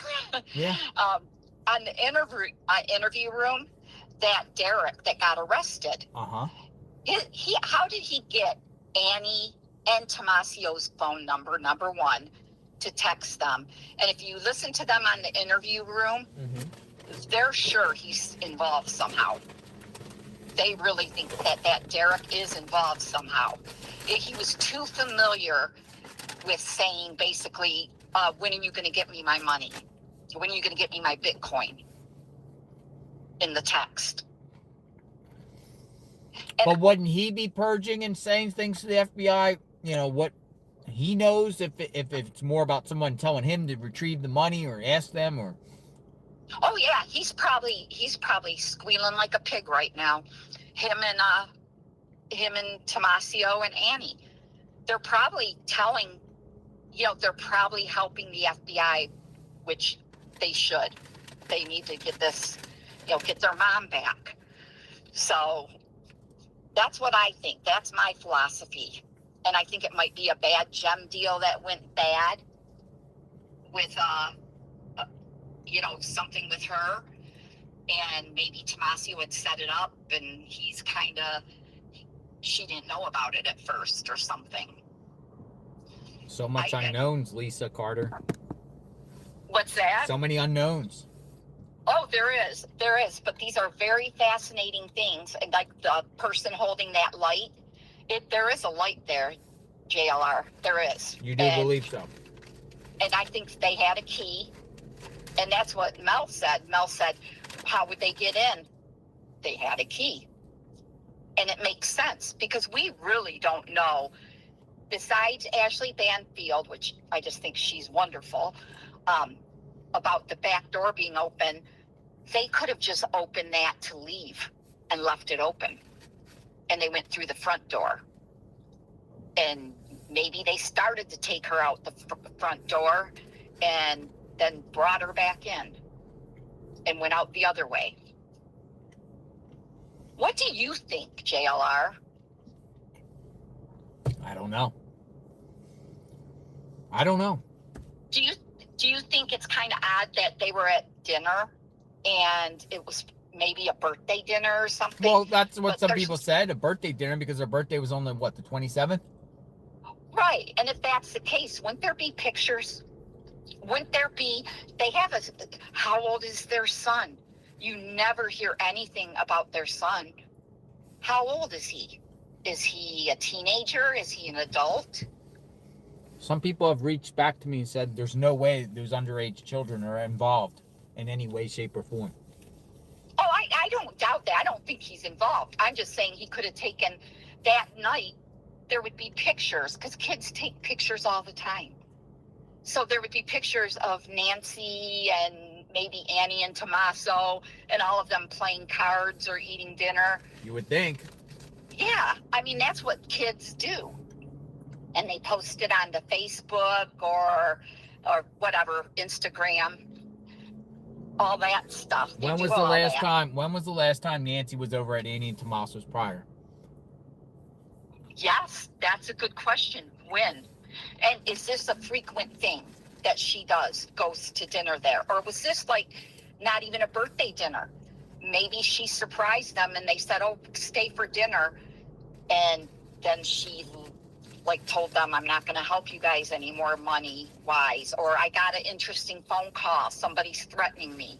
Who takes an Because- Uber? Who takes an Uber to a family member's location when they have their own vehicle? Exactly. Nobody does. Which neighbors said they've seen her drive in her vehicle, Yeah, so why didn't she drive over there? which is not far at all. Right. And as a kid, I would go pick up my mom, my 84-year-old mom. Mm-hmm. You wouldn't have them Uber. That's not that Uber's a bad thing. It's not. But, you know, your 84-year-old mother is vulnerable.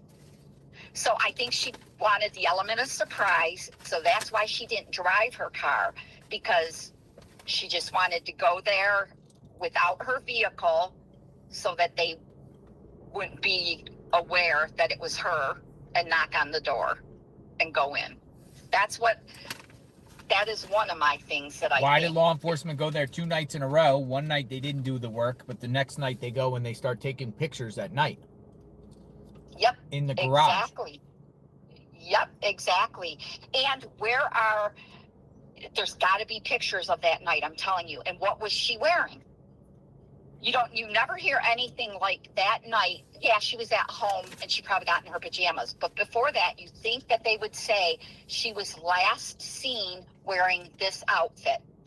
It's a red shirt or black pants. They have not once said what she was wearing. And that to me is weird. Somebody goes missing. Even if they don't know, they could describe what she could have been wearing in a sense, because Annie and Tommaso probably seen her in a nightgown before, if it's a night, whatever, by being over there.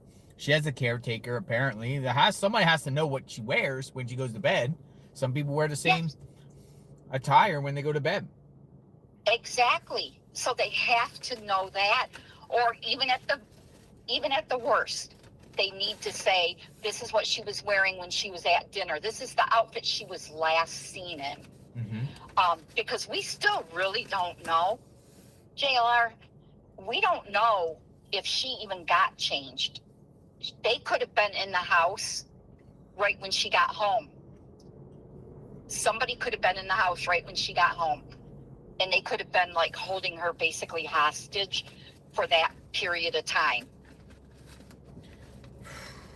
Have you thought about that? I've thought about every scenario, to be honest. Yeah. I know it's hard to sleep even with this, because you just, and the cops, I don't know much about, if they're doing, it seems like it's not the police, but the sheriff isn't doing a great job. But then maybe he knows a lot more and he's just not releasing anything, and we're going to find out that, hey, he did do a great job. No, I don't know. And she comes home safe, hopefully. So, but I appreciate you calling me. I felt like I was stalking you. Mm-hmm. So. No, you're good. You're good. I appreciate it. Yeah, well, you're doing a great job. I'm really impressed and very much enjoying your show.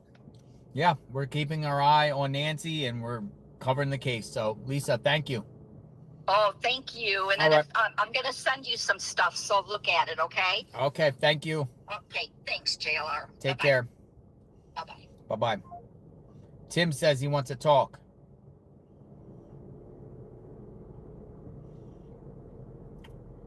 Let's continue to look here. Now, pretty soon I'm going to go back over to Savannah's work here shortly for this 6 o'clock, where we're going to the sun is starting to wind down now, so that's good. So we won't have to overheat and everything. I kind of enjoy sitting in the shade here and listening to you fine folks. Anyone want to talk? Keep it coming. Say you want to talk. Just share that you want to talk on the record. Leave your phone number. love to hear from you.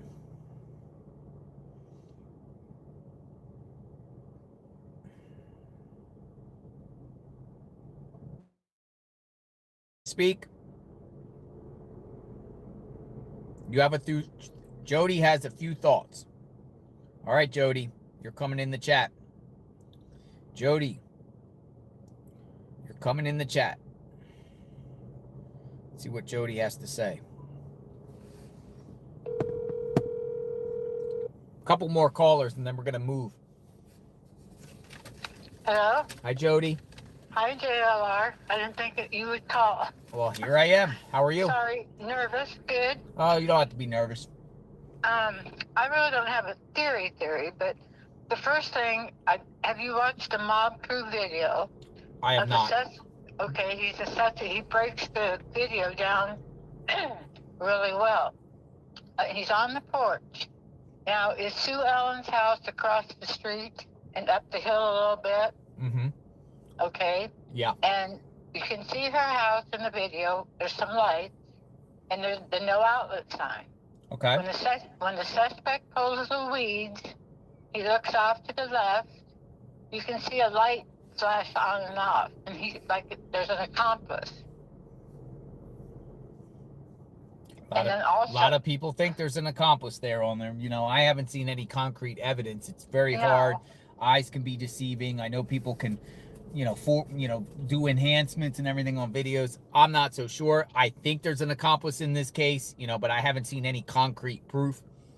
Correct. And then, like that lady just said, that square-like cell phone light and mail mentioned, I believe it was Judy Ron. You can kind of see that light too in that video. It means you think there's two people. I believe there has to be two people. With her, the way she walks with a walker and things like that. And then some of the people's thoughts I've had, they've kind of mentioned about, excuse me, I'm recovering from cancer, so it's hard to sorry. talk. How you doing? You okay? I'm doing great now. I've been in remission for 2 years. God bless you. Thank you. And also, oh shoot, I've got my notes written here, so I'm kind of getting confused. But I've been watching other, when you're not on, I kind of listen to the FBI, the people that have been in this type of business and profilers. And have you heard of that? Okay, I'm getting confused. So taking the Uber driver, like everybody said, that just seems so weird when she only lives 10 minutes away. And then it is weird. And then the other thing, they've been back and forth to that Annie and Tom's house. And you brought that up just a little bit ago with the last lady about how they came back with those lights flashing in the house, taking pictures. So something may have happened there. And the garage door, when supposedly somebody brings her home 2 minutes, how long does it take a lady with a walker or a cane to walk into her home if she has a hard time getting in and out? Maybe she didn't even get back to the home. And maybe those blood droplets on the porch could have been staged. They didn't take the mat or those weeds for forensic evidence, because when that guy has the flashlight in his mouth, there would have been saliva or something on that, you think? Yep. And so that just seems to me to be weird. She takes the Uber, and did she even make it back home? We don't know. We don't know. And then we don't know. And then last week when those the people in the suits showed up, that they say prosecutors and FBI. You were out front, but I saw a drone video. They were really interested in that little patio area. They were on the left side of the house. Yes. And they think, that was her bedroom interest, and it's been reported that she liked to go out there and read. Yep. And that sometimes she liked to leave that door open, especially in the weather at night, for cooler air. So you think that maybe the theory, since they were focusing on that patio area, is they got into her bedroom? Well, maybe there's somebody already got in, was waiting if she did make it back home. I just believe there's some way they know that area very well, because it's so dark out there. Like, how would you just pick that house out of all those $1 million homes? It was going to just be a burglary. I think it was targeted somehow. And I do think there's more than one person involved. Remains to be seen. I think Yep. all of us, at the end of the day, not all of us, some people still think it's a single person. We'll see, Jody. We will see. It's just so hard. And then there's one other thing I know. You know that Jim Fitzgerald? He's a really good FBI profiler. He broke the Unabomber case and other cases he's helped. He's a real good profiler. Uh-huh. He just brought up one other thought. If it's not, that this erotomania, that maybe there's somebody that's so obsessed with Savannah. Do you remember the John Hinckley case? Yes. How he... Jodie Foster. Jodie Foster. Do you have to let me go? Huh? I thought you said my name, Jody. No. He was obsessed with Jodie Foster. That's correct. Well, he was so obsessed with her, he just thought there was a way to get her attention. He had to do something big and dramatic. Yeah. It's the same thing here, To get the attention of Jodie Foster. Yeah. So maybe this guy is so obsessed with Santa. Maybe he got an autograph sometime, stalking her, or something. Yeah, but the guy in the mask just doesn't look like some creep boy doing it to get somebody's attention. This guy looked like he was on a driven mission to take somebody out, not like that. But I mean, Hinckley sits there and shoots Ronald Reagan. I mean, come on. That's true. That's pretty crazy. Very true. But some of those women were thinking maybe it's a woman. There are men, Italian men, Iranian. They get their eyebrows groomed. They do. Yes, they do. Oh. So we'll see. I'm gonna look later and look at this and analyze this and say, could it be a woman? Yeah. I'll say a lot of my viewers think it's a woman. Burly. It looks burly to me, even if they have other clothes on. I don't see any breasts sticking out. Something in the chest area sticking out. And he's kind of got a limp. Yeah. So you've been studying this person too. Oh yeah. Jody, It's just been, I never get on YouTube, and all of a sudden, as soon as this case happened, it was just something like all these people are saying. Everybody's so glued to this because we want Nancy safe, and we want to know who did this. Yes, that's exactly. I pray all the time like you do. God, please lead us to who did this, and hopefully Nancy's alive. That's what we all hope for and pray for. Jody, I appreciate you. I appreciate the time. Hopefully you're well, and hopefully you're healthy, and hopefully you're getting healthy, and hang in there. Keep fighting. I am. Oh, I got to tell one more thing that's very fascinating. I have a sibling member. Mm-hmm. He's former FBI. He's currently consulting on the John Benet Ramsey case. So I know he's very, there's a lot of things that they have to go through and everything, and they don't necessarily announce to the public until they have the proof. Mm-hmm. So that's probably where we're all kind of just, everybody, we live in a world, we want this now, we want this, we want this. You have to be patient because I'm sure we're going to know soon. Like you said, I have a gut feeling it's soon. So anyway, thank you for your time. Hey, Jody, thank you for the watch, and you be safe out there. Thank you. Yep, you be safe out there too. Take care. Okay. Bye-bye. Bye. All right. All right, folks. So let's change the scenery. I'm going to shoot up to a restroom real quick, and we'll go back up to the spot where there could be a vigil here at 6 p.m.-ish as soon as it gets dark. It is 4:23, so it probably takes 20 or 25 minutes to get there. So we'll be rolling in at 5 o'clock as the sun starts to go down here. And yeah, it was interesting. So let's go for a drive. Let's keep it moving a little bit. I have to use the restroom, and then we will put in the KVOA station, and we'll see what's going on. So road trip, going back on a road trip. Dun, dun, dun. We're on a mission. We are leaving the sheriff's complex. Look, the sheriff's office is empty here. It's empty. Nobody's here. Doesn't mean investigators are not working, but it is pretty empty around here. Got a lot of sheriff's vehicles over there. Some sheriff's videos or sheriff vehicles. Looks like next door is some sort of detention center. I've seen a lot of sheriffs go in through the side door there. That might be the jail or something right there. I'm not so sure, but they were all like going in there. All right, so we are hoping that the Pima County Sheriff's Department is working and helps solve this case and get the perp off the street to the perps. And we're praying. All right, we're on the move. I have to just go to I think there's a Circle K up the road or something like that. I have to use the restroom. Go in there real quick, and then we'll drive.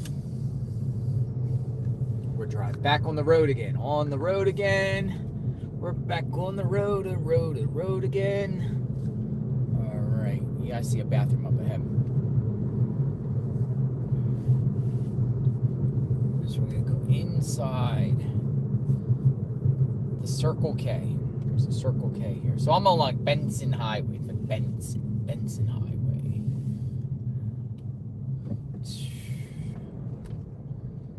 All right. Over here. Whoa! Somebody's rolling up in a shopping cart. And a whole has a whole shopping cart. Look at this. Whoa! I've seen quite a few of these people with shopping carts.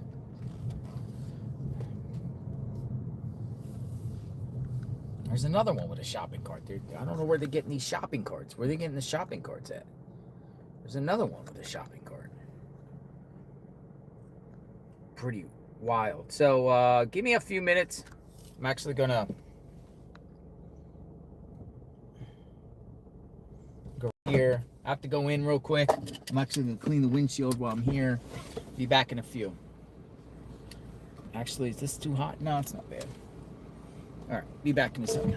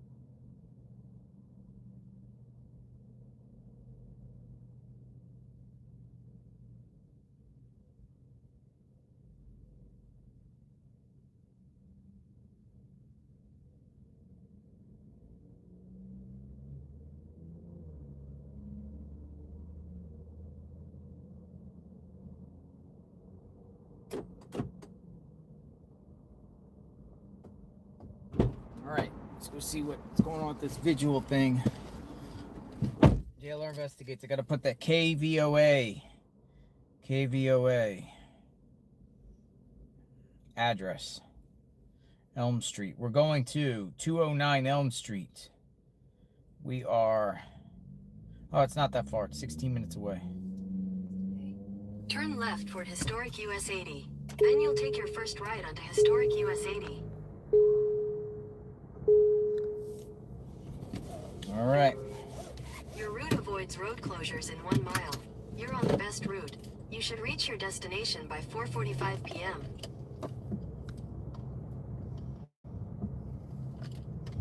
4:45 p.m. We got about an hour. We can chat there and see what's going on. The sun's starting to go down. All right. We're going to keep this stream going. Been almost 10 hours. We got about 2 hours left. Turn right onto historic US 80. Then at the next light, you'll take a sharp left. I don't know if I can get over here, but maybe. Yeah, I can. Ha ha ha ha ha. At the light, take a sharp left onto South Campbell Avenue, Keno Parkway. Keno Parkway.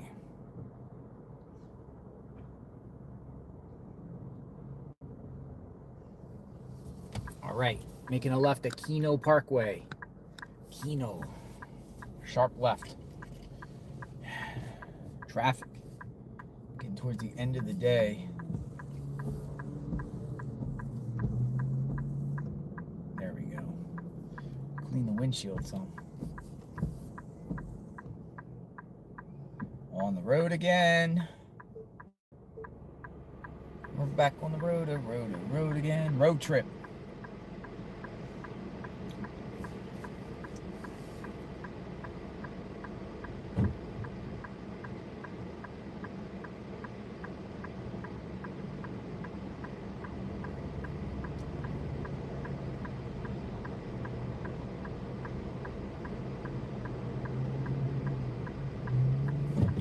There we go. Keno Parkway.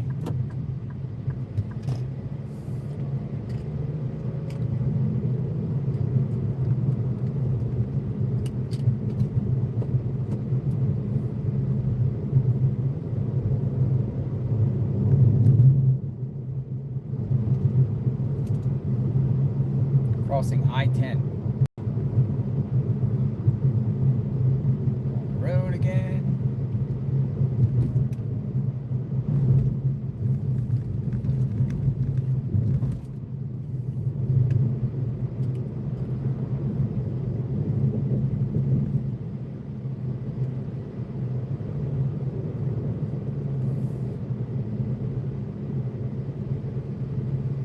Where is Nancy Guthrie?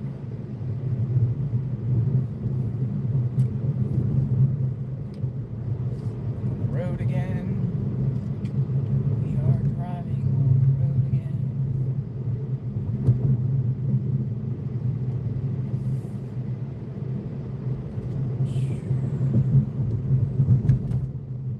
A lot of road construction around here.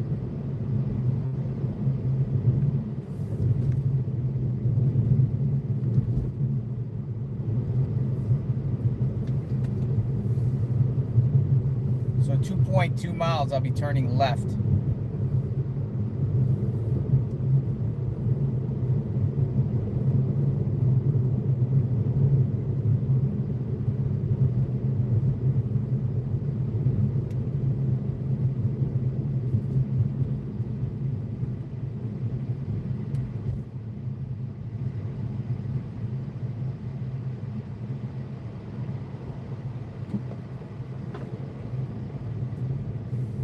Here we come to save the day.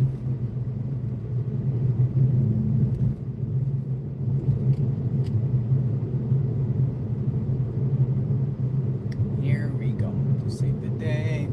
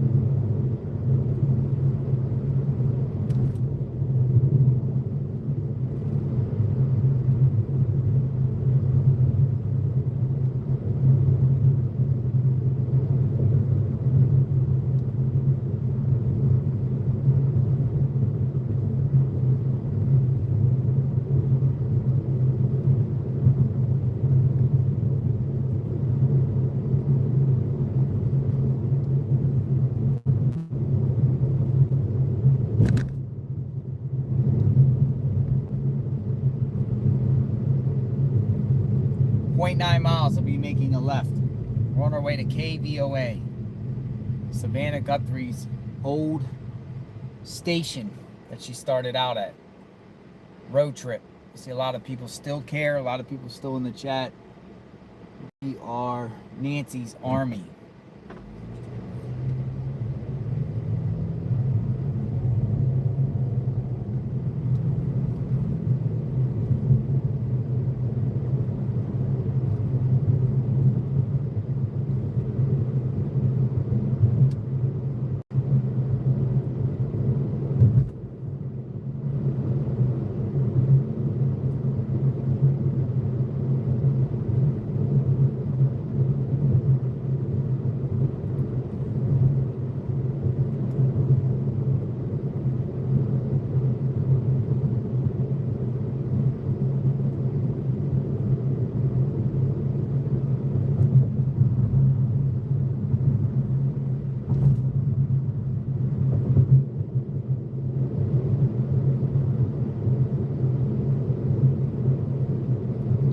West. Coming up.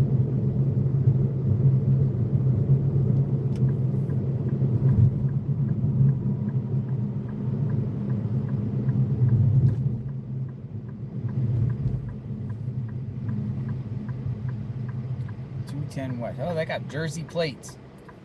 Got somebody here from Jersey.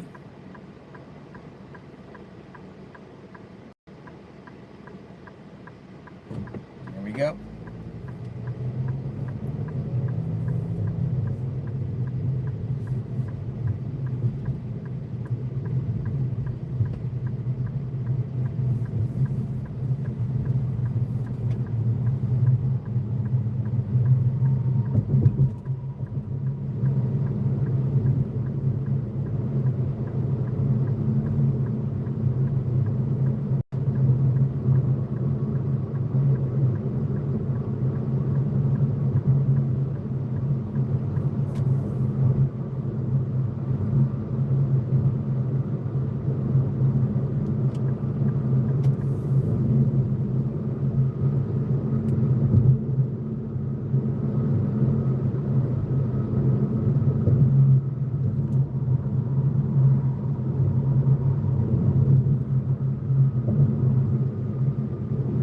Broadway Boulevard.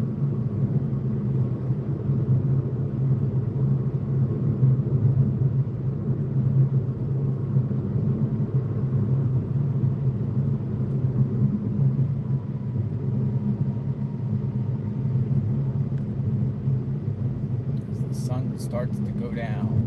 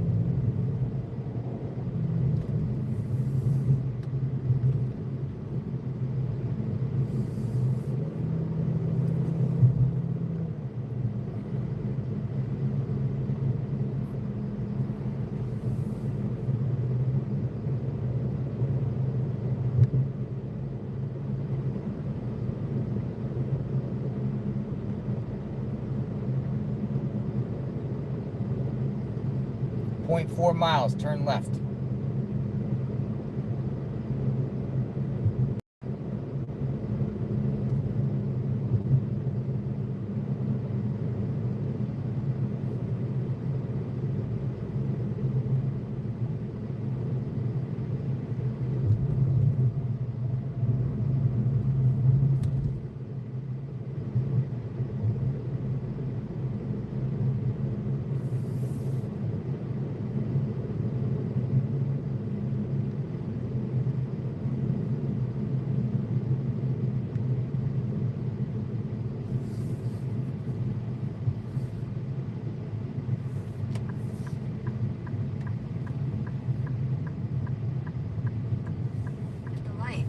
right onto historic US 80 North Stone Avenue.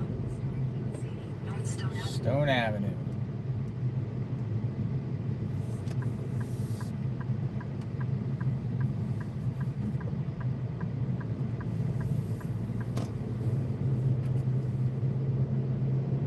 All right, Elm Street, 1 mile. I think we're gonna pass the Popeyes.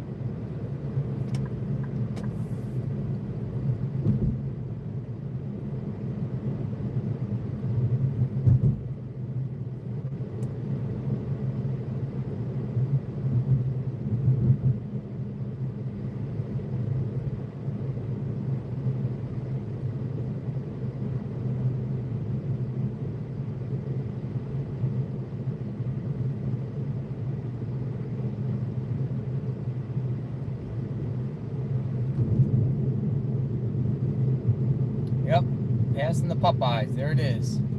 Where we ate at Popeyes, right over there. Popeyes, behind the bus. Popeyes.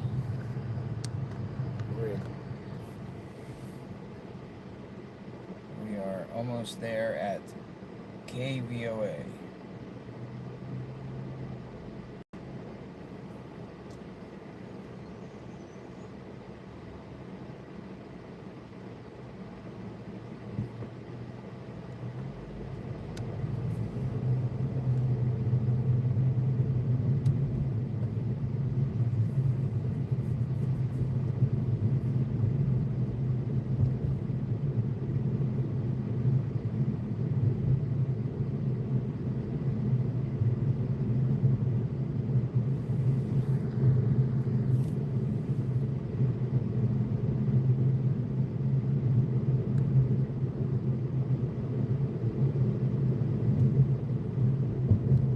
I don't think anyone's going to be here yet, but I think within the next hour, maybe we'll see some people.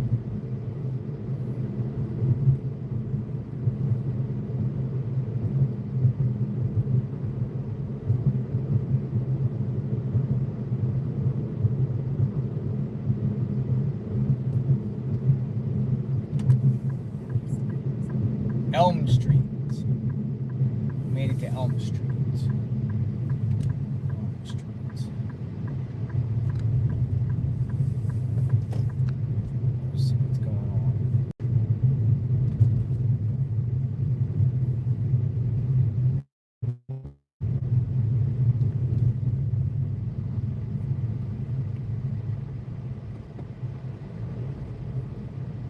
Welcome to Tucson.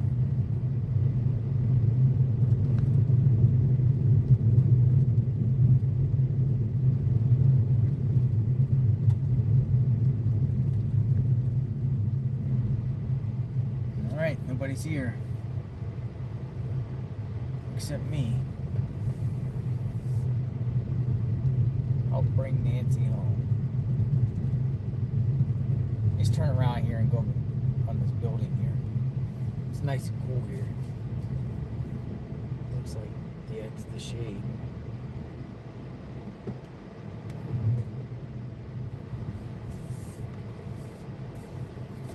Nobody's here.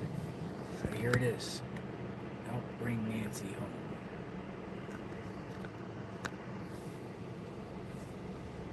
Well, nobody's here yet. Let me see, I could probably go over here and do this. Phone and clean up. Maybe it heats up, maybe it won't. We shall see.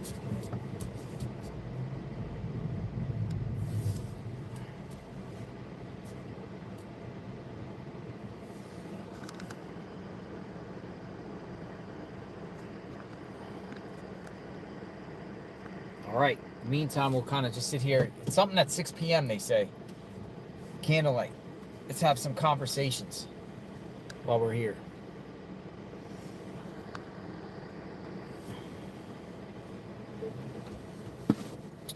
Let's have some conversations. Let me check my phone. Anyone? Oh, let me call Dad's Gone Live and just find out what's going on. Find out if this thing is planned here.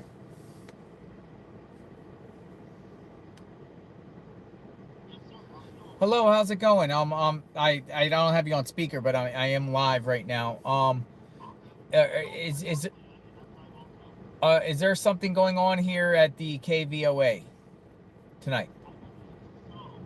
6 p.m.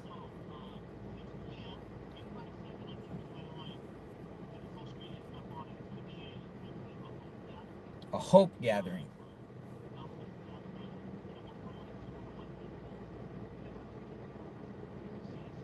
Uh-huh.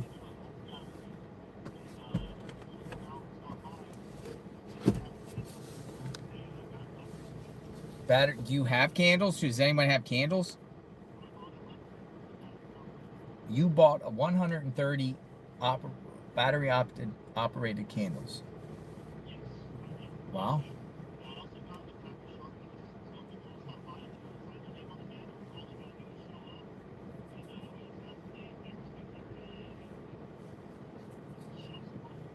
Hope gathering, 6 p.m. Where are you at now? Oh, you're on your way down. Anything at Nancy's home?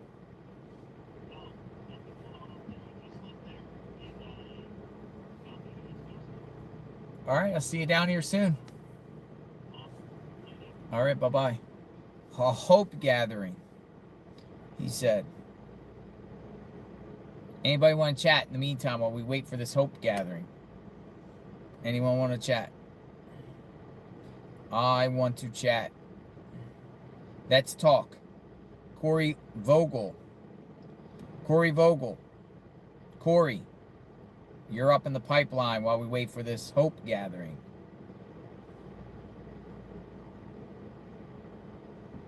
.202 number coming, Corey. Come on in. I'm not available right now. Please leave a message. Oh, not available. You can call back if you want to in the next couple minutes. You wanted to share your story.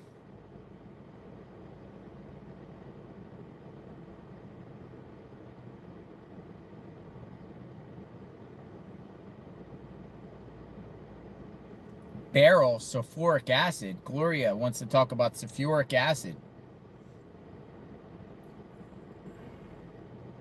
Sulfuric acid. All right, Gloria, you want to talk about sulfuric acid? I'm going to give you a call. That's an interesting topic. What do you know about sulfuric acid?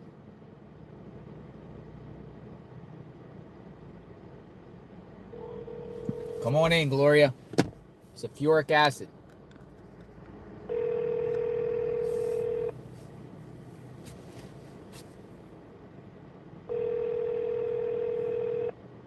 You sent it about 30 minutes ago. That might be up a little behind. All right. Hello? Hi, Gloria. Yes. JLR Investigates. Hey, how are you? I'm doing great. Thanks for reaching out. Yeah, I was just listening to you out there. I must be behind because, anyways. Yeah, I'm about, what, 30 minutes behind? Oh, maybe. Yeah, you sent it around 4:20 Arizona time. So you wanted to talk about Nancy sulfuric acid. What's going on with sulfuric acid? Well, if it does have anything to do with the Clintons or Epstein likes to do barrels with sulfuric acid, so she maybe never been found. Wait a second. What do you mean? I really don't know nothing personal about Epstein. What is sulfuric acid? What's going on with that? Well, on his island, he likes to use barrels with sulfuric acid and puts the people in them, and they just dissolve. Well, that's pretty crazy. It is. So she maybe never be found. You know, it does not look like a robbery. It does not look like kidnapping. So, I mean, I think it's very targeted. The guy at the door looks like a bumbling fool, but he's not been found. When he's hitting the thing, it doesn't looks like he's trying to break the doorbell. It looks like he's just kind of ringing it like, hey, let me in. I think he's like the cleanup crew that's coming in to clean something up. But it's so weird how the Sheriff Nano doesn't, you always tell what the last person was seen wearing, whether that was what she was still wearing or not, who knows, but he won't even say what she was wearing the last time anybody saw her, which is really weird. And, you know, he doesn't say anything about the blood droplets, like, is it just fresh blood that dropped, or did it pick up fibers of being, like, in a blanket, or, you know, is it, like, leaking out of something? Are you still there? I'm here. I'm listening to you. Yeah. So, like some viewers said, yeah, Epstein and higher ups. Is that where you're leaning to? I am. The coincidence of the Clintons they were interviewed on the 26th and 27th, and they've made a lot of people disappear. And so Savannah's husband, Michael Feldman, he was the scrubber for Clinton when Clinton was president. Like when he was going to be interviewed on April 22nd in 1995, 3 days prior, the federal building, the Alfred P. Murrow building, explodes with all the files that would have indicted him. That blew up 3 days prior to him being interviewed for all that stuff. So, well, you know, I think that maybe they took her to try to get Feldman to scrub this new thing go away that he and Hillary were being interviewed on last Thursday and Friday, and they maybe just couldn't make it go away. So, well, you're not going to see your mom again, or just as a tactic to get other people to shut up. It's like, do you want your mom to go to Superior next? You know?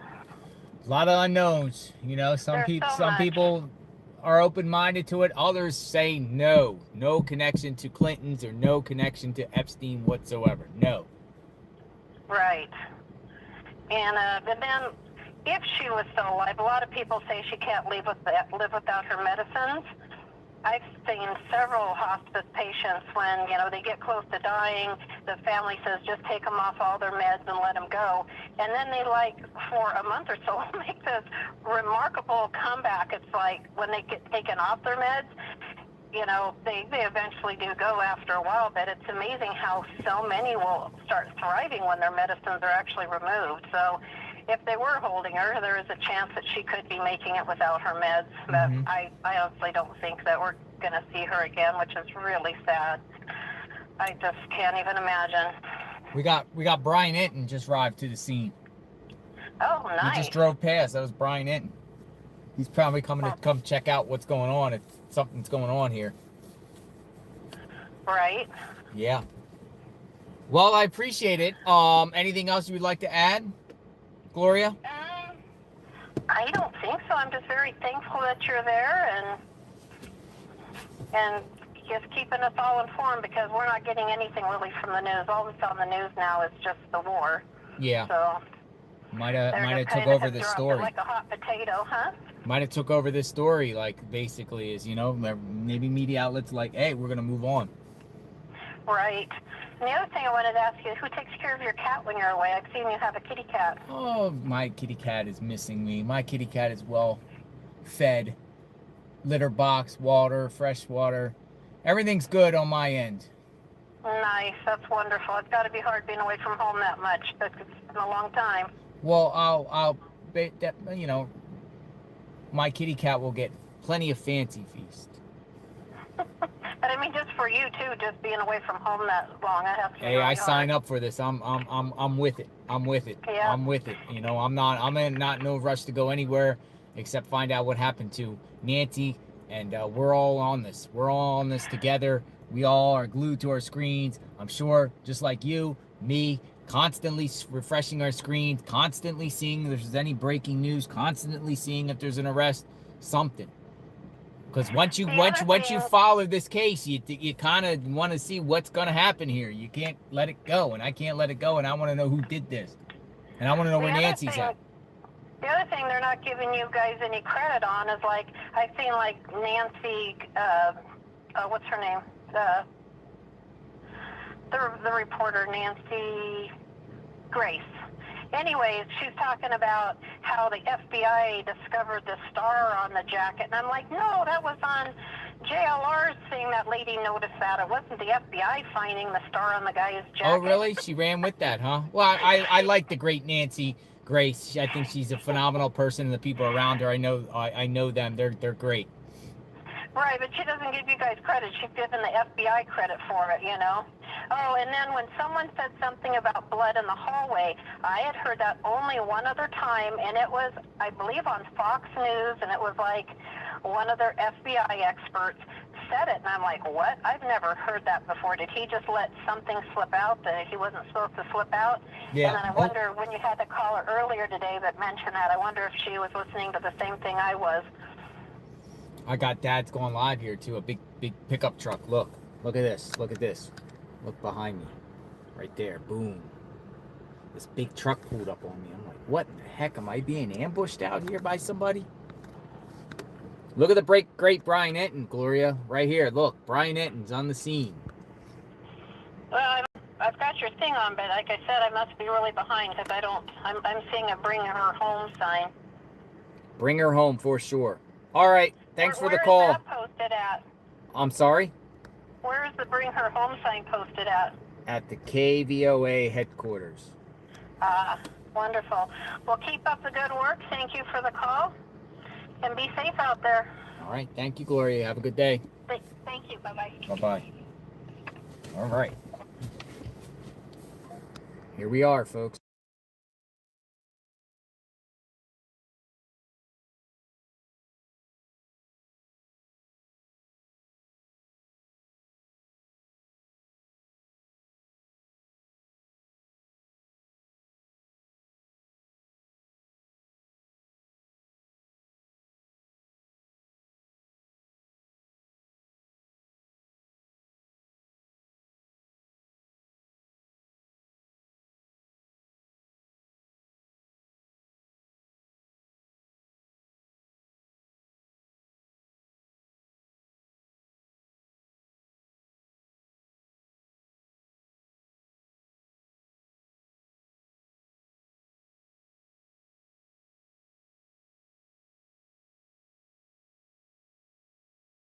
Oh, I was muted. Oops, I'm sorry, muted.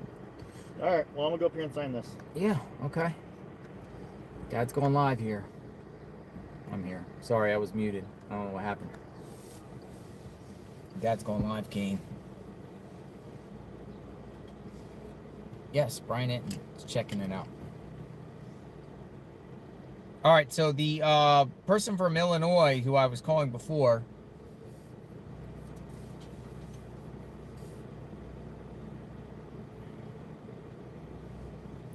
called me back, so we're gonna call back Illinois. I don't know this person's name. I have to check the email again. She'll identify herself.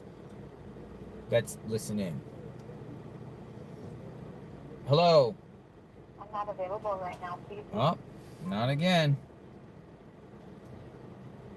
Wanted to talk. It's approaching 5 o'clock. We're gonna see what happens here at this remembrance. Oh, she's calling back. Hello, JLR Investigates. Hi, JLR. Sorry, my phone's not even ringing when you call. Ah, what's your name? What is your name?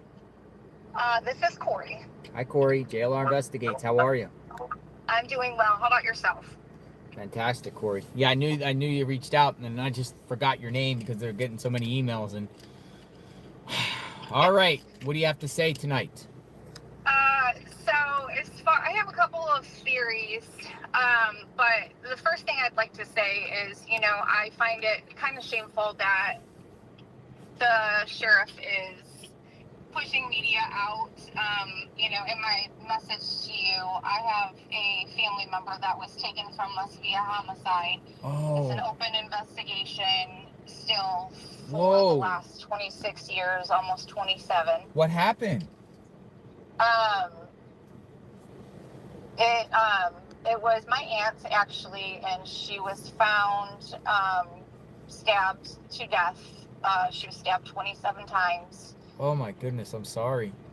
And she was a bartender, and she was closing down the bar, and she was found the next morning when they went to open it. So with that, as a family member that went through that, the media was what kept her case in the limelight for us. And I really feel that the sheriff is retaliating. almost because I think that maybe the FBI is taking the lead and it's not being put out there publicly just because of what happened this past week with them shutting down the lane to one lane or one way and then 2 days later taking that away. I feel that maybe something changed and that was a retaliation on the sheriff's part to media. First off, what was her name?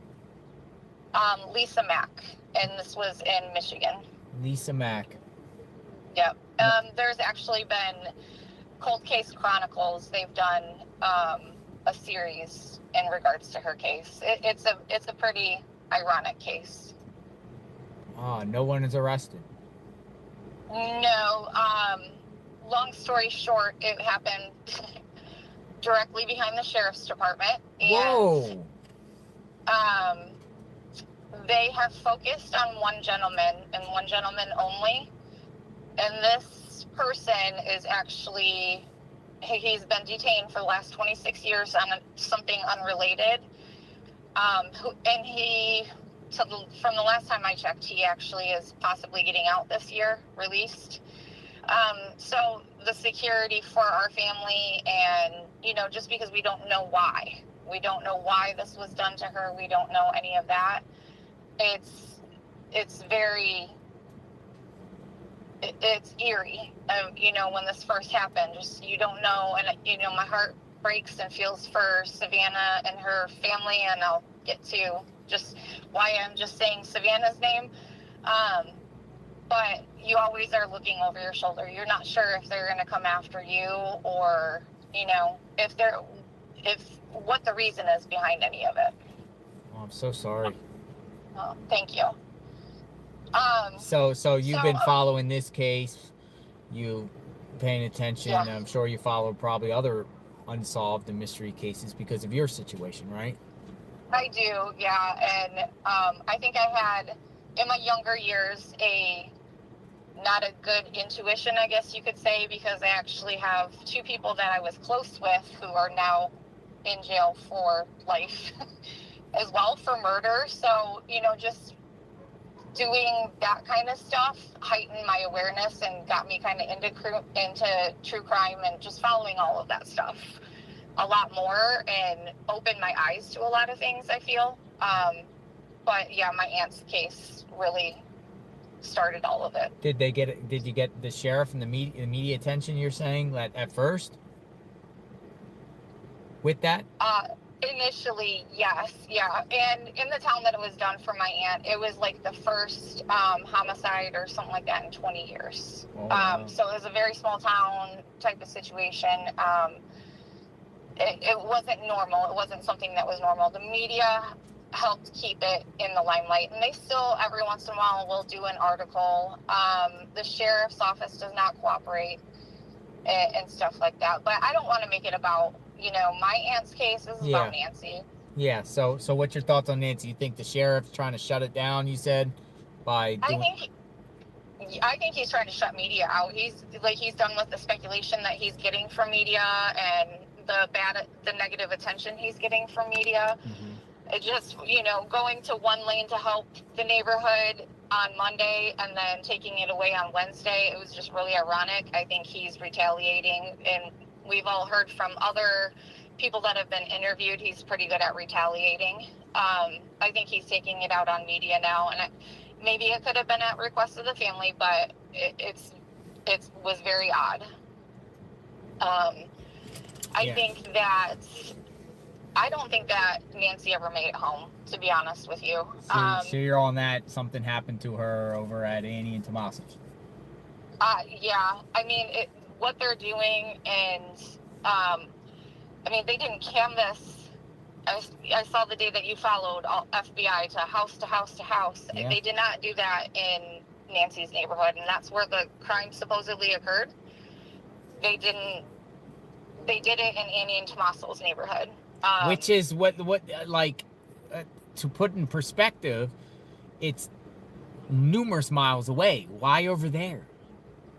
And that's, they know something that is making why they canvassed, and they didn't go just on her street or just on her back street. They gave a notice to everybody, please be home. If not, we're going to follow up.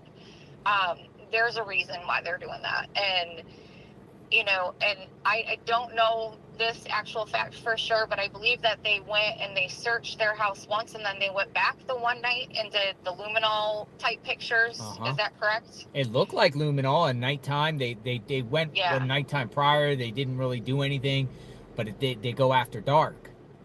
Yeah. I mean, you need night. You go back need night to the house do that. twice. There's something there that's bringing them back twice. But then Wednesday, when, you know, all the family was there, there was a drone footage. Tommaso was at the house. There was drone footage where he was sneaking from the garage to the white Wagoneer. I mean, so that leads me in the other direction. Well, you know, the white Wagoneer was at Nancy's house the other day. Yeah. Same and that's one. On Wednesday, that's when I saw him on the drone. Like, if you slow down the video, I think Brian had it or something like that, but it was 100% Tommaso. I also think that in that footage that the FBI shared out, it was definitely photoshopped. It was cropped. A lot of people that think that they see 3 to 4 people or, you know, Nancy over their shoulders off in the back, that to me looks like something was photoshopped out by the FBI, which, I mean, they have every right to do so. The timestamp and everything's not there intentionally. They cropped that out, but there was definitely something there. I've done pictures, Photoshop, Lightroom and all that stuff, and you can tell that there was something that was taken out of there for whatever reason. They don't want the public to know that. Wonder what it is. I was thinking it was a car. I mean, it's about the size of a car, but why would they do that? You know, so that just leads to more questions. So what makes you think Nancy didn't return home? Just the garage door thing, the timing. Ideally, the time. Like, I don't have, you know, the new up-to-date garage door or whatever, so I can't speak too much about it. But ideally, to my knowledge, for them to get the date or like the timestamps for that would have to only be from her app. Like, she opened her garage from the app on her phone to get the timestamps. I don't know if they use the keypad or the actual opener, if that would give you signaling timestamps. The 2 minutes is odd. I think that 2 minutes was enough for, let's say, Tommaso to come in and get in the garage and show that she was maybe home and stage the house. I think the blood on the front porch, I think it's staged. And you think it's staged? Mm-hmm. To make it look like she was dragged out of the house via kidnapping.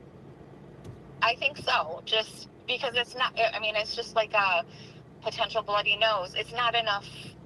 I don't know. It's just not enough, I guess, to make it look like a true crime scene. I guess it's hard to say because we don't know what happened, but I just don't think that I don't think that she was ever actually there. Scary.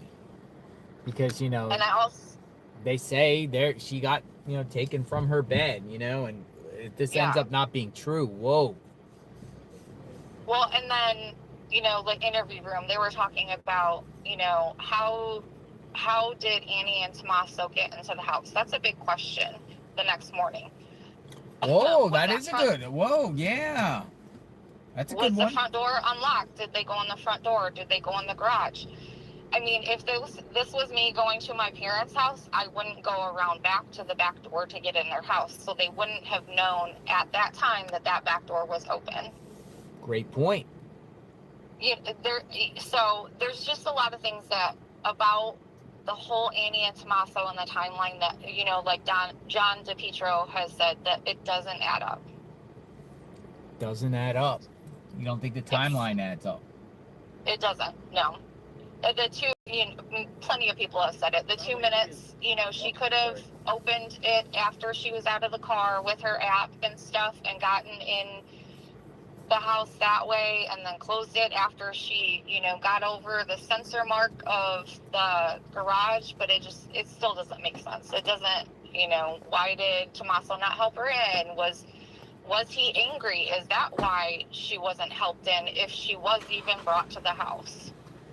If you could ask the sheriff a question, what would you ask him? What would be your number one question? If I was to ask him a question, I think it would be,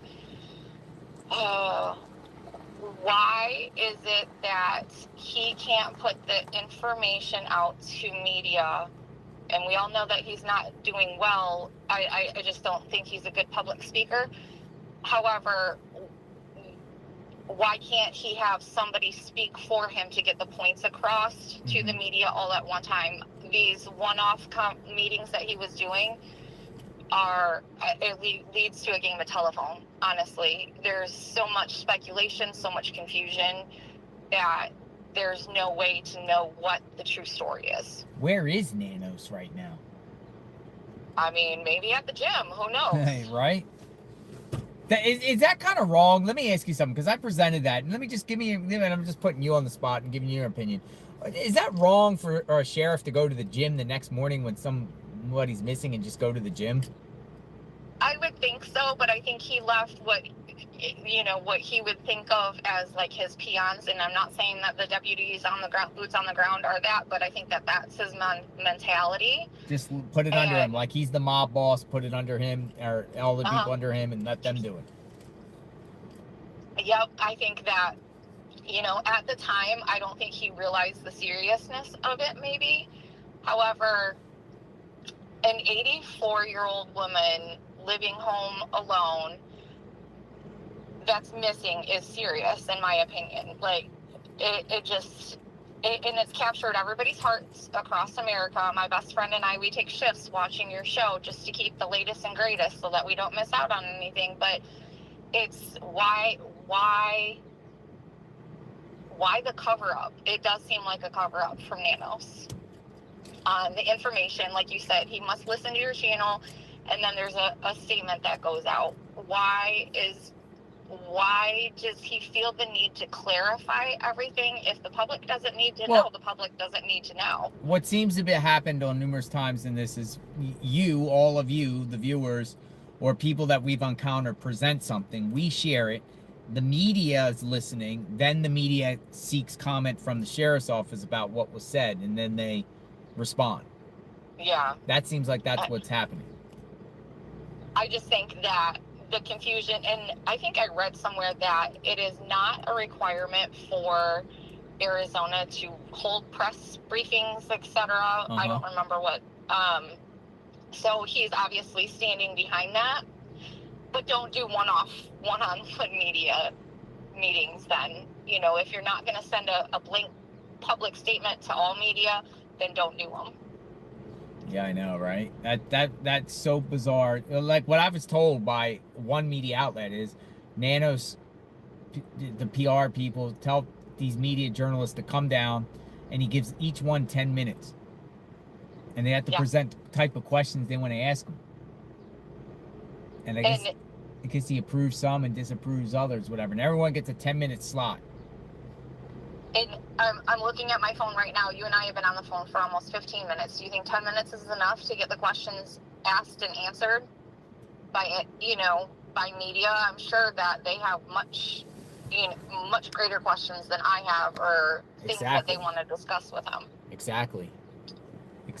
Yeah. 10 minutes. The only other thing is that I read somewhere that Nancy did give Annie and Tommaso $325,000, I think, towards their house. How much? Where are you getting that from?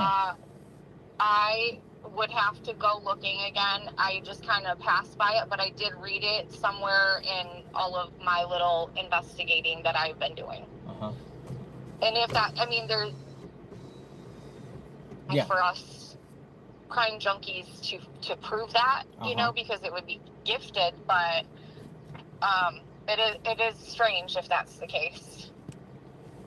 Well, keep praying. Yeah. Thank you. No, I'm good. Thank you, sir. No, you good? Yeah, I'm all good. Thank you for calling, and I'm glad that you're there, and I hope that you keep up, but I also know that you can't just sit there when there's nothing happening. But I do feel that something's coming. It's been really quiet. This is a forum, Corey. Everyone can share their stories, experiences, thoughts, speculations, and what's going on. Hang in there. Hopefully you get justice for your loved one. Well, thank you. Thank you. Have a good evening. You too. Bye-bye. Thanks for calling. Thanks for talking. I keep saying calling. I'm the one that's doing the calling. Hello.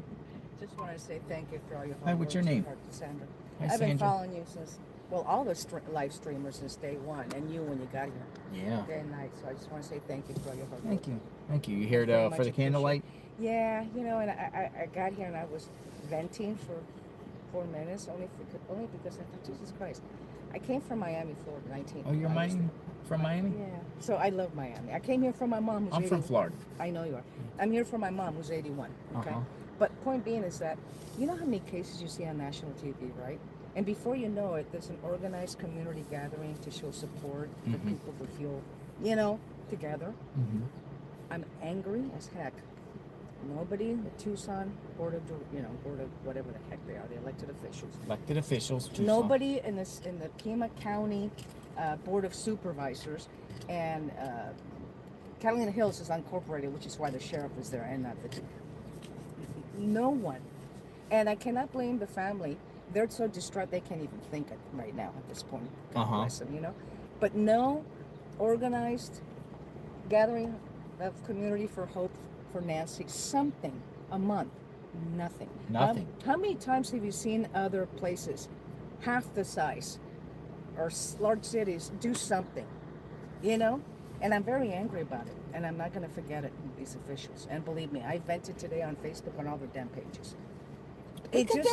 None of the officials around here have spoken about this. The only thing is there was one elected representative that was telling everyone to leave. At least, if you care anything about our community, as a community, why don't you we have beautiful parks with plenty of parking, with a stage, and announce for a week a community gathering for Nancy of Hope. Make us, as a community, come together and hug each other and pray for her. We all do it individually at home, but it's nothing like having the community together. No one has organized nothing for a month. And I've been waiting for that to happen for a month that I can go to with the community. I've been here a year and a half. And that makes me really angry. And the sheriff, I don't even want to talk about. But anyways, you know what I'm saying? It just makes me sad and angry at the same time. Because how many cases you see nationally over the years? Right away, the community gets together. You know what I mean? There's some sort of, and I don't blame the family and the friends. They can't even, can you imagine? They can't even think right now, for God's sakes. But the city officials that we elected as a community to maybe do something for us together, yeah, that makes me, you know what? Thank you. Thank you for the conversation. Thank you so much. You say she's from Miami. She's outraged. She is outraged that there has been no elected officials or anything like that organizing anything for Nancy, and there hasn't been anything organized for Nancy on the elected official. I mean, Tucson, Nancy represents Tucson. Tucson is Savannah, Guthrie, and Nancy. Even though they live in the Catalina foothills, they are Tucson. But nobody in Tucson or anybody has said anything about anything, really. So she said she's angry. We're at 5:20. Phone's a little bit. I might have to switch positions in a second. But the sun is starting to creep on. It gets dark in the next 15 minutes or so. We could take another caller or two. Anyone want to chat? Saying in the chat. Appreciate everyone that wants to chat. Nate Dogg says he wants to talk. Nate Dogg. Let's talk. Nate Dogg says a 213 number. We talk about the Nate Dogg the rapper, the real Nate Dogg the rapper. We shall see. Nate Dogg wants to talk. All right, Nate Dogg, come on in. It says Los Angeles. Nate Dogg. See who he is. Nate Dogg. Hold on. Hey, JLR, what's up, man? Hello. Okay, you don't sound like the rapper Nate Dogg. No, man. Oh, they said Nate Dogg died anyway. That's how far behind I am. Yeah. How are you, sir? Well, I've been watching since the beginning. Can you hear me? Yeah, I can hear you. A little muffled a little bit.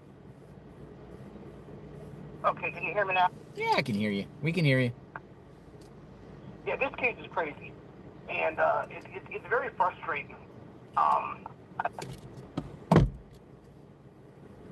the get-go, it has been nothing but crap, right? And it reminds me a lot of the John Bonet case because they botched the investigation from, day one. They let all the family come in and, clean and do all this stupid stuff they were doing, right?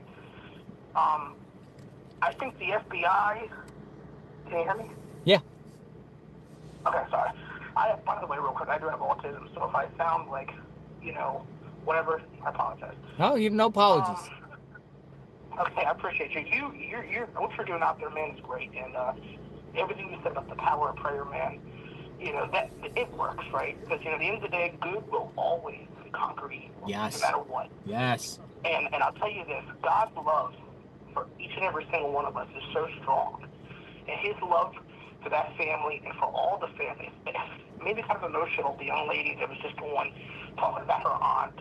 And I've been watching Ike Mel, he's great on YouTube, and him he talked to somebody yesterday, who their daughter, I think, went missing as a child, and I think in Tucson, and it's so sad, but I tell you this, even though there's a lot of crap on the sheriff's department, and I think there is little egos, because I've been watching Brian and his interviews with, he was talking to a sheriff, a retired sheriff yesterday, and you can kind of tell that when Brian asked him, was like, hey, what do you think about, if the FBI, when they come in and what if the sheriff would have just said, hey, you know what, FBI, you guys are more equipped.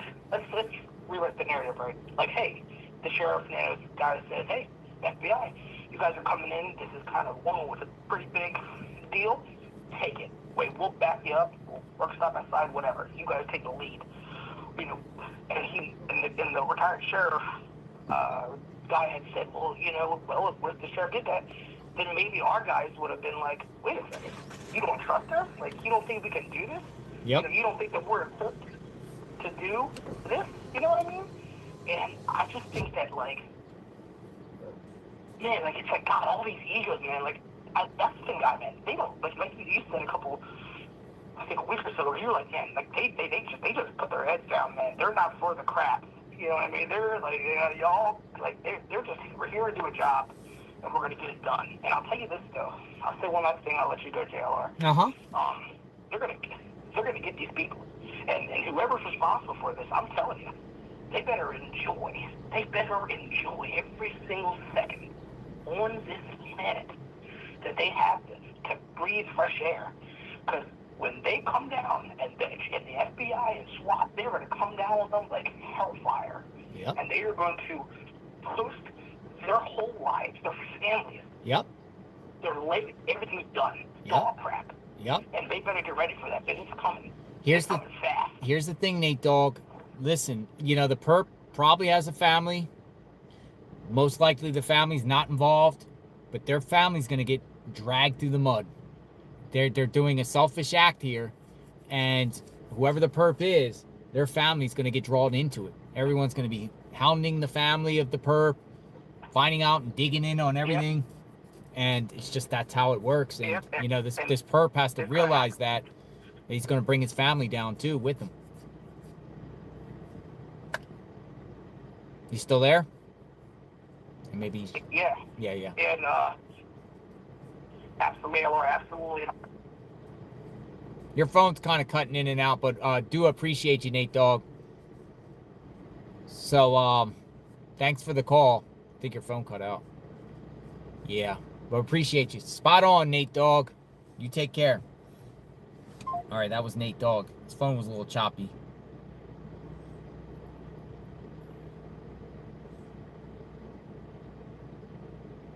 We got a new perspective from Clyde. Clyde wants to talk. Clyde, call please. I have something to add, a theory, new perspective. All right, Clyde. Is it Clyde or Sidey? Side. Well, no, no, wait, I don't know your name here, but Here, CJ. CJ. Call you CJ. CJ. CJ. You're coming up, CJ. Welcome to JLR Investigates.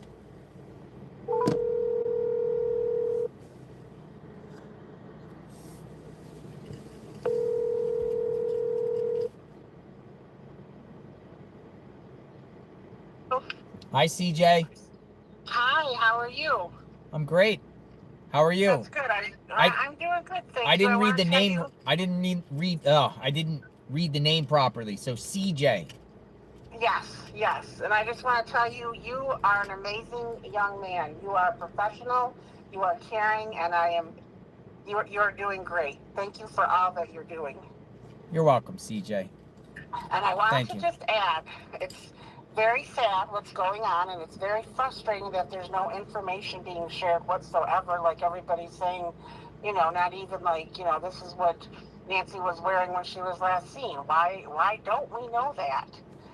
And then some of us were talking, and it's like we were brainstorming and thinking, Tommaso just, to us, seems, I don't know, there's just that gut feeling. And what if he said, hey, why don't you come over to the house? We'll send an Uber, come on over. And then something happened at their house, but he went back to Nancy's house, opened the garage door, went in to make it look like she went in, either got back in his car and left, or went inside, ransacked the house a little bit, because we don't really know what's been done in the house other than, possibly her being taken from the bed. And then went home and said, hey, I need a guy to go over there and look like someone's trying to break in, which would explain the guy kind of looking fumbled, grabbing some plants, trying to cover up the camera, but there's no sign of forced entry at that front door. Yeah, but would somebody like just call someone out of the whim and just say, hey, I need you to go like do this crime, even though it's not technically murder, but like a cover up? If there's something going on that people are involved, maybe he's got someone that would do that for him. Who knows? Just to cover up and get, if there's money involved or whatever the case may be. But then I'm like, and every time you guys say, well, there's no forced, people are like, well, there's no forced entry. We haven't really seen anything or heard anything verifying that. And that front door definitely had a deadbolt lock and then a regular lock. So if there's no signs of forced entry from that door, but there's blood at the front door, okay, did somebody go in the garage, bring her out through the front door and left the blood there? But how then, did anyone say if the front door from the inside out was locked or not locked? Yeah, good point. So, you don't know if that front door is even touched, and maybe those blood specks are from maybe the previous day or the night before she went over to their house. Maybe she had a cut finger or something.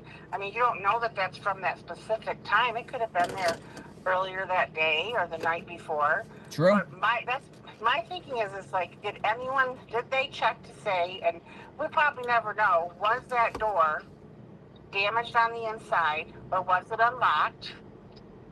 Because, if they dragged her out the front door, are they going to stop and lock it back up? And how are you going to lock the deadbolt from the outside in without a key? You come up with very interesting questions, logical questions, I think. Unknown. It's a mystery. It is a mystery, and I think it's even more of a mystery as to why there's just so much lack of information.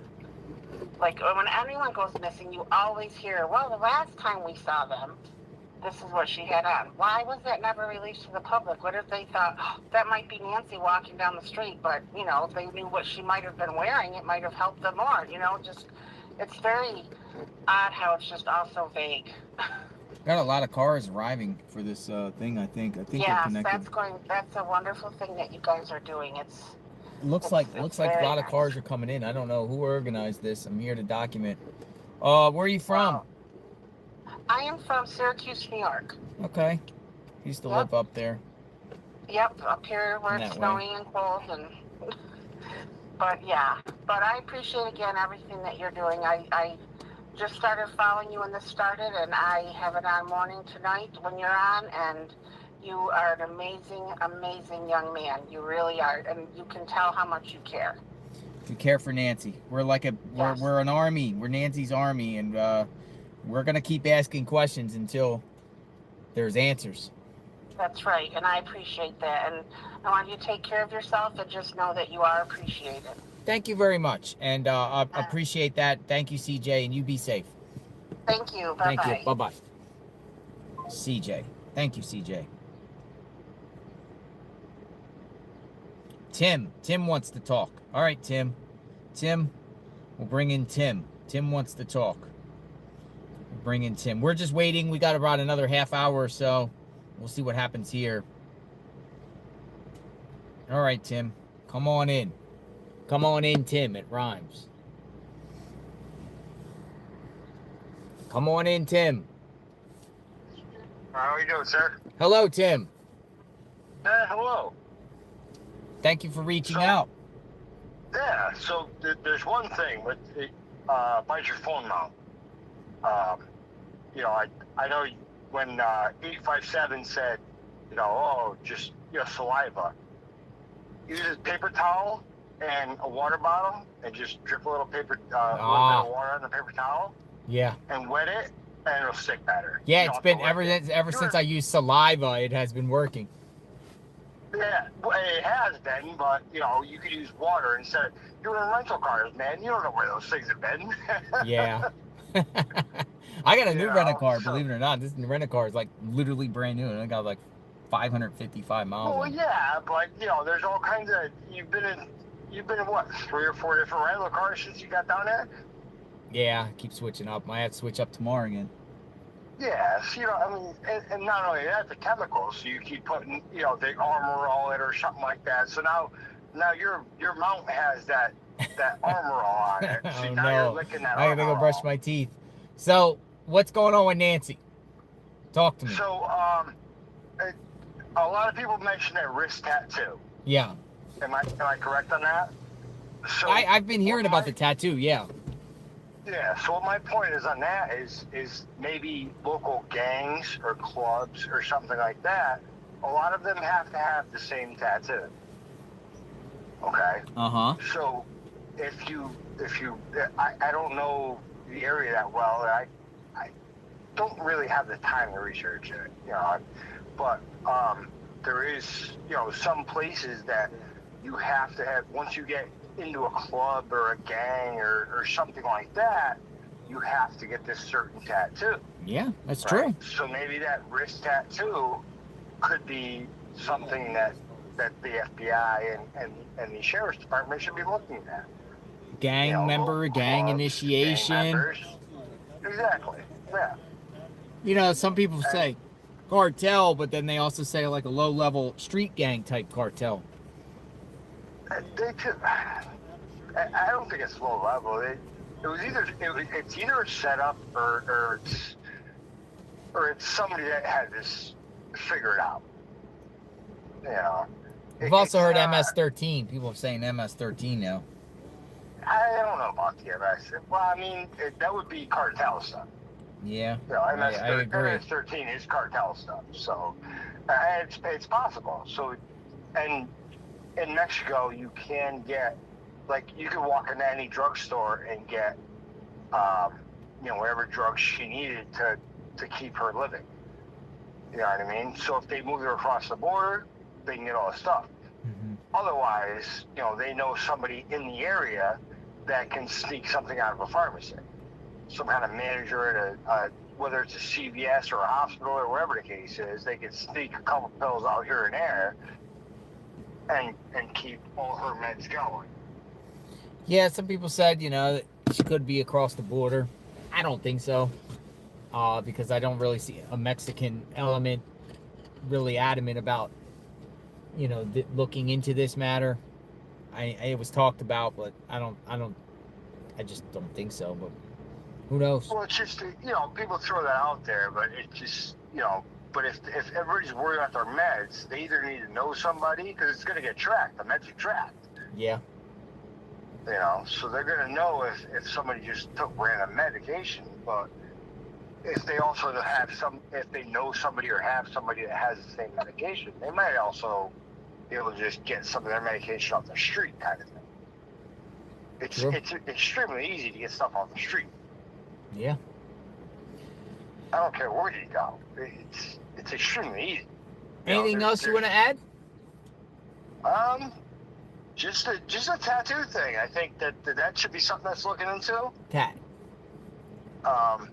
That's the main thing that I wanted to call about, and then let you know about the, instead of licking the bottom of the phone mount, just use a paper towel and water. Put a couple drops of water on it, and you're a bunch of different rental cars.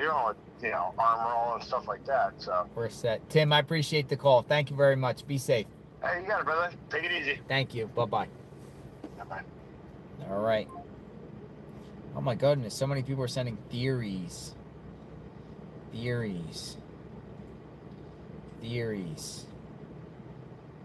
Would love to give my theory. All right, this is going to probably be the last call. And then, JR? Door cam. I want to talk about the Nest door cam. I'm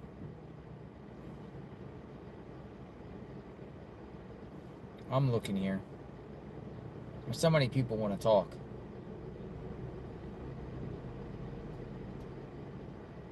I can't believe no one understands why Nancy took the Uber to Annie's.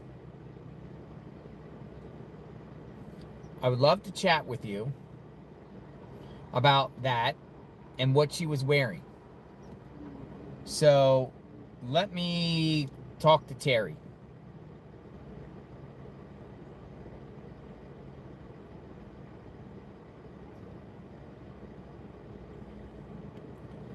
So give me a second. All right, Terry, you're up.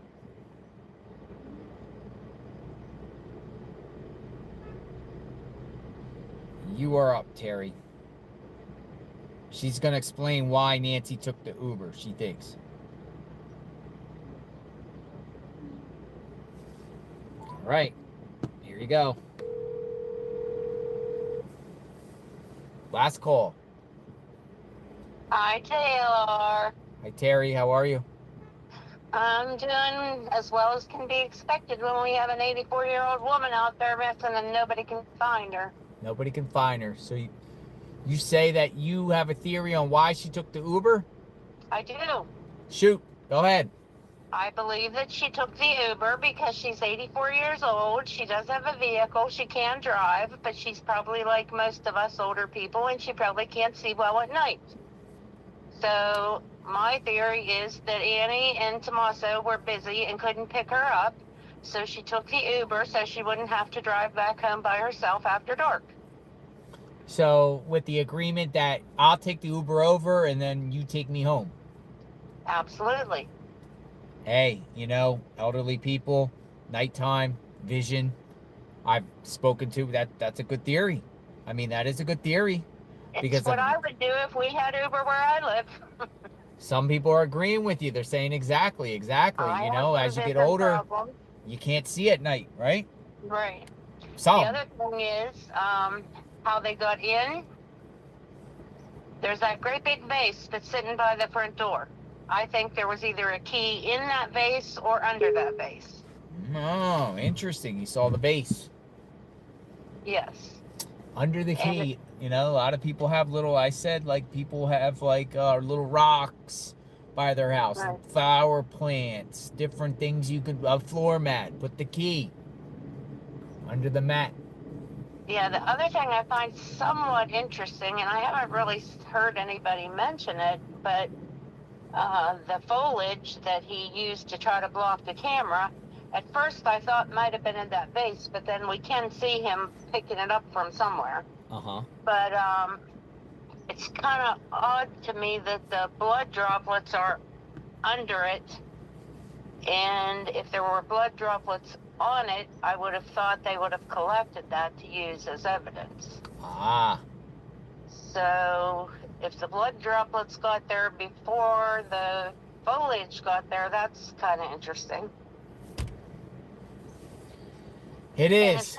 As far as what she's wearing, I don't think they're telling us that because there's certain things that only the perp would know. So they don't want to put that out there because they've got to save some things to be able to nail these people to the ground. And I sort of think that they know who did it at this point, and they're just waiting to build the case so they know they can get them for sure. When will that be? Dun, dun, dun. Well, I'm hoping it's going to be soon, however long it takes them to hang themselves. But did you see that sign when you were at the house today? Yes. Maybe when I was taking a shower or something, I missed about that, and I saw on Zach Peters, he had shown that. He quotes you a lot. I don't know if you know who he is, but yes.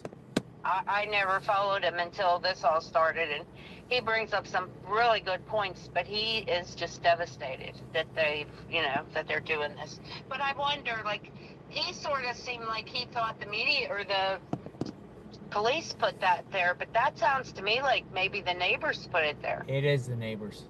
Yeah. Well, Terry, I appreciate it.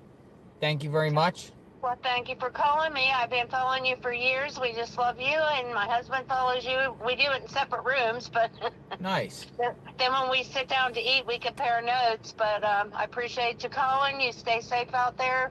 Keep doing what you're doing. We got to find Nancy and bring her home. Absolutely. Well said. Take care. All Thank you. You too. Thank you, Terry. Bye-bye. Bye. In my opinion, someone on the inside is tipping off the other so they can evade LE searches. 3 to 4 people involved. 2 for cleanup. 1 or 2 of the planners. So, 4 people. 4 people. Thank you for that, Stormy Bell. 2212. 4 people involved. Oh, we got somebody here.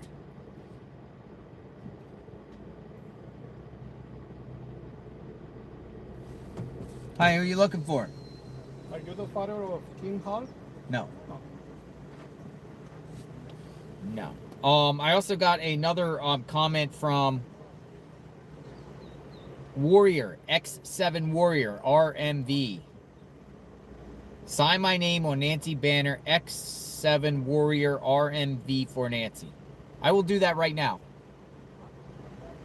X7 Warrior. I gotta find a pen. I'll go do that right now. I'm gonna keep it right here. I'm gonna go do that right now, and then I'll show it to you. Hey, does any of you got a pen? Yeah, we got one. Sharp. All right, I'm gonna do it now. All right, I'm gonna go do that for you right now. X7 Warrior RMV. Matter of fact, I'm gonna get my tripod out while I'm out here.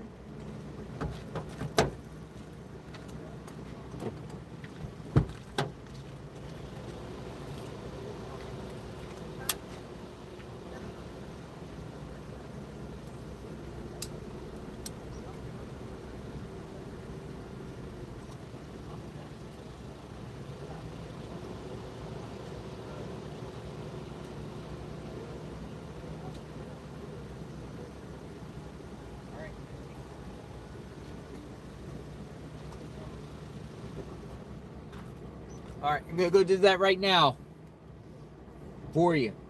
X7 Warrior.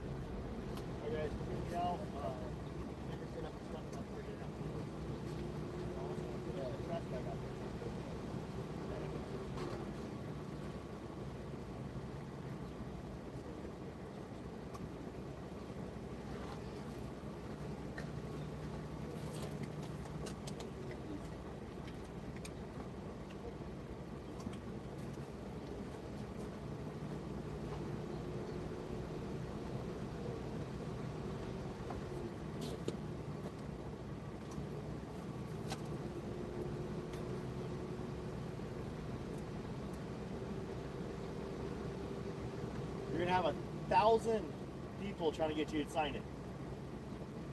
I'll bet you're gonna have 1,000 people asking to sign it. I have to do the request for. I'll have to show you what I just did. There we go.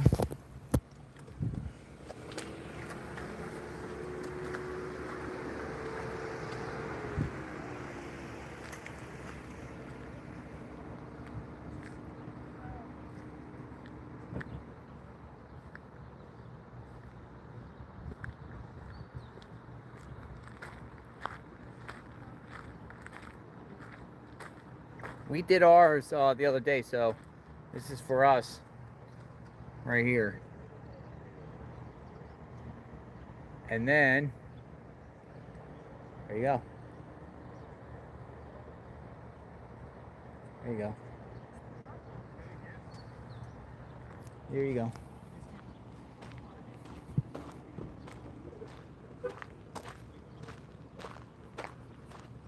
So quite a few people are here. Look, people have arrived.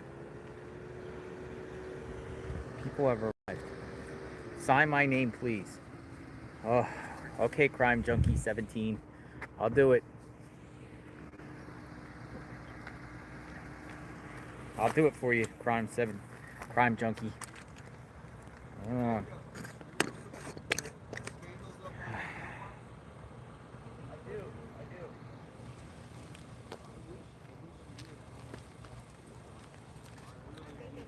Junkie 17.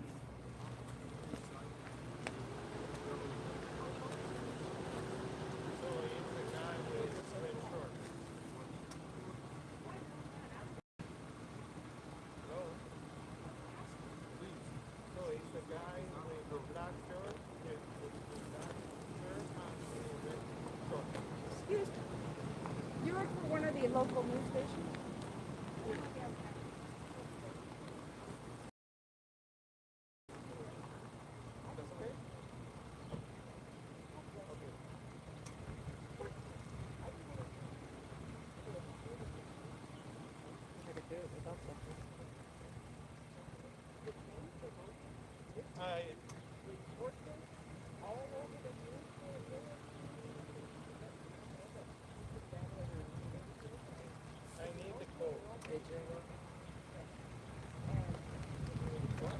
All right, Crime Junkie, I got you. I'll just show you real quick. There's people up here signing things up here. Some cars are arriving.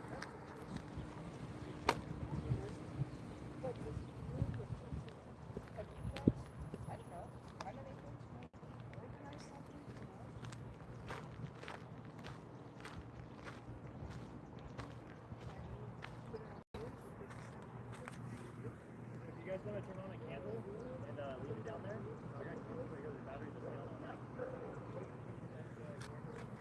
And then I sign for on behalf of everybody right here. Please bring Nancy home.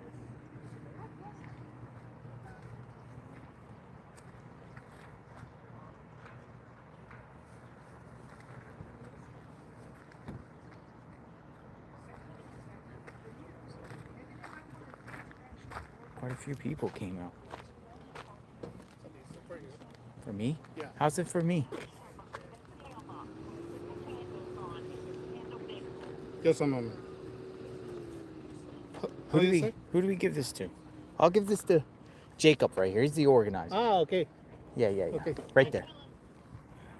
He gave it to the wrong person.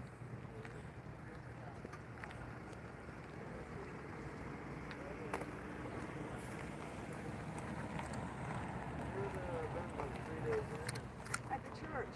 At the church. That is not a public gathering. I know, and it's last minute, but I just want you to think about it. I really like to get together. I'm waiting a month, and this is the first chance I've had to do anything.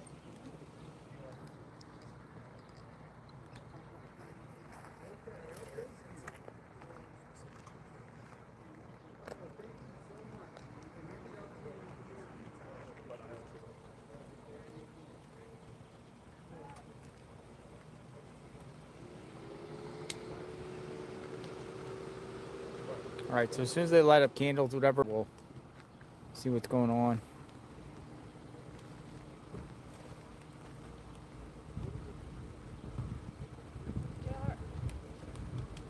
Says the elected officials in Tucson or Pima County have no care to gather the community together in any way. I told this guy from the local news channel, hey, you might want to talk to someone in your station. Can you please organize something for the community to come together as a community? Because a lot of us would, the hundreds would run out to be together to show support for Nancy and the family. You know? Yeah.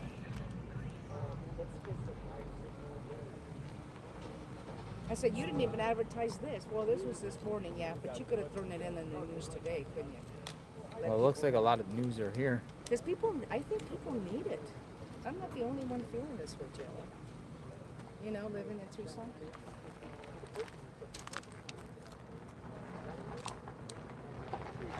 If this happened in your town, I know you'd be feeling what I'm feeling.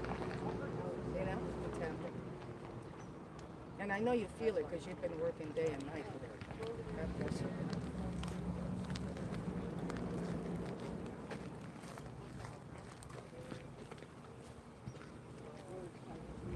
Yeah, but you have to put a fence. You were so sweet when I heard that you were buying candles. Thank you. I wish I had your number last night. Kathy from Alabama had a banner dropped off for us Kathy to use. from Alabama? So if we wanted to put up a banner somewhere else, I don't know where. Oh, okay. Yeah, in the It's a mayor's banner. office. That might be a good idea. Mayor's office? Or Nanos' office. Oh, yeah, Mayor's there office. you go, thank you. There. Oh, you know what? That's for baby.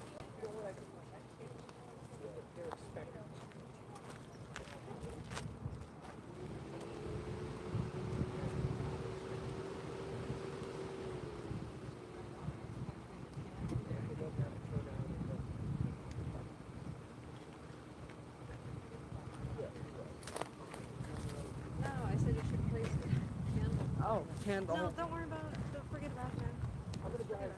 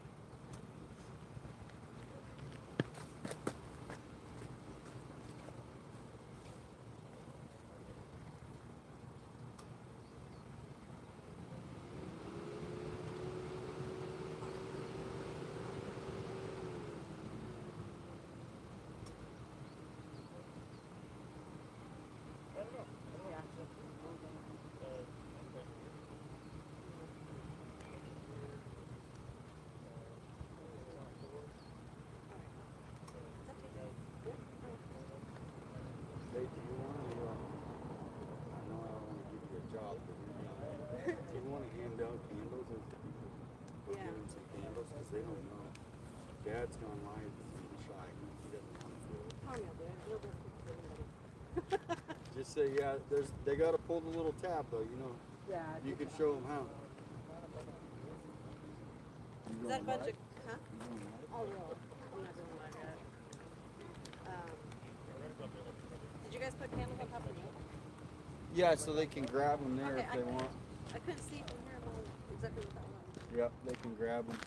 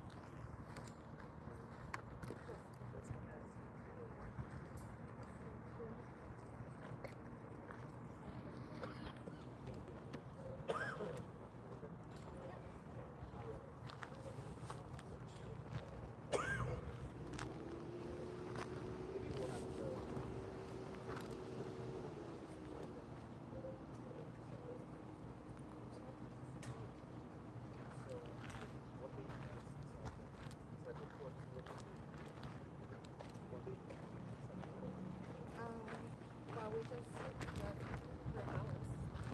We were looking for that. Just support for first safety. It's been following, yeah. And you're from Tucson? Yes. Yeah. What do you think happened?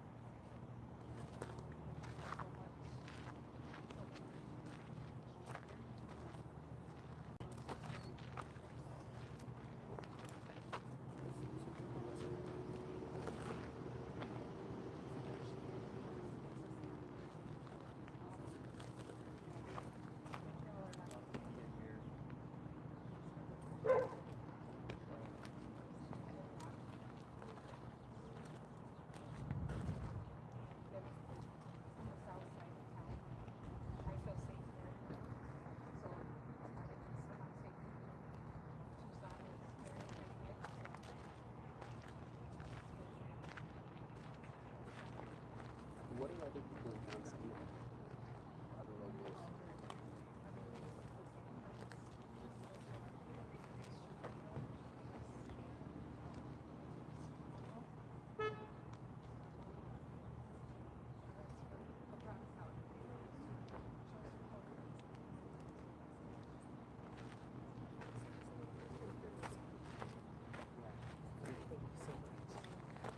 You know I'm a girl. Thank you.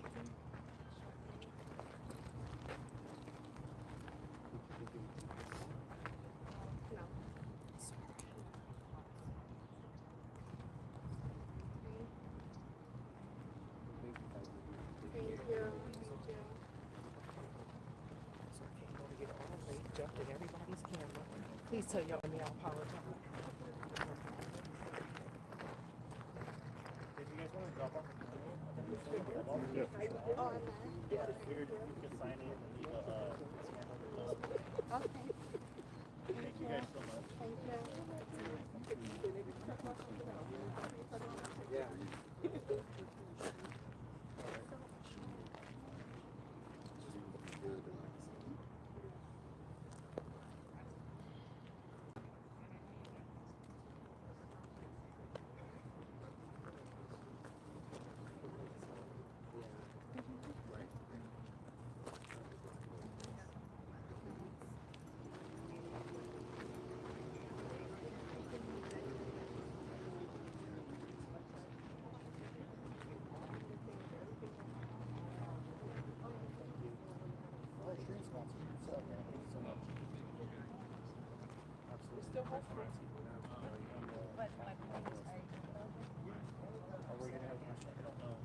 This is the last minute thing that I Yes, sent. yes, yes. Okay.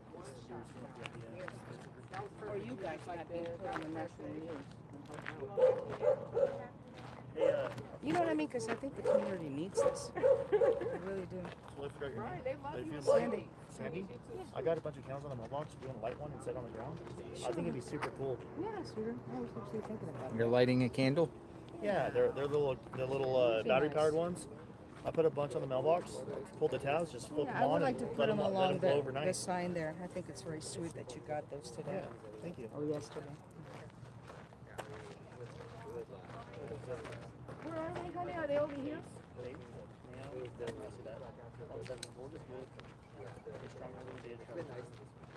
knows those for big refuge.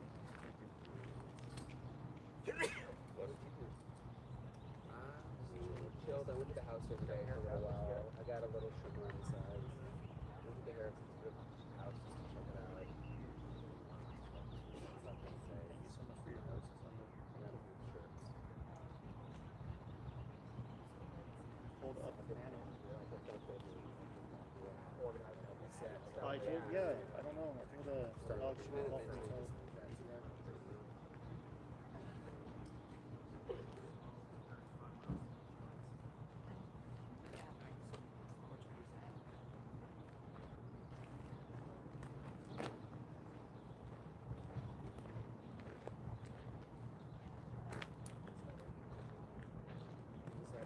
You guys want to sign it, man? I got Sharpies over there, and then sign it and leave a candle on the ground.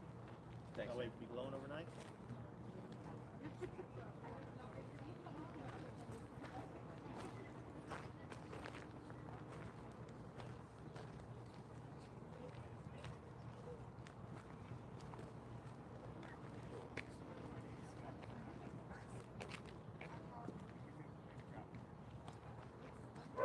And the media's definitely there. That's for sure.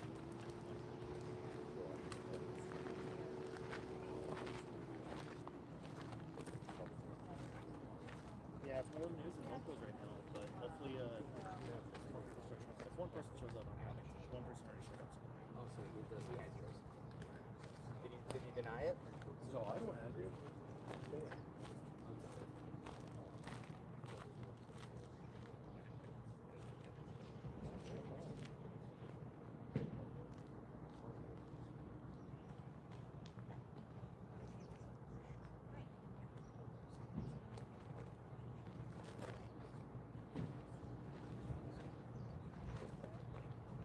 Hey, just one more time. No, what's up? The more I'm thinking about it, but that's one FX3. See, that's the one. Well, it wasn't like that before the tariffs. It was cheap. I think I paid like $35 for mine. And then the tariffs hit, brought everything up, you know. But it's 24 to 70 lens with the camera 63. Yeah, I know. But since you do video, I've always had a servo on my lenses because news, and that's what I like. So you can probably come across something. I just want to compare this. Then yeah, you can get away with like a Sigma or like a lot of different things in that case. Because these are definitely more expensive because they have a servo.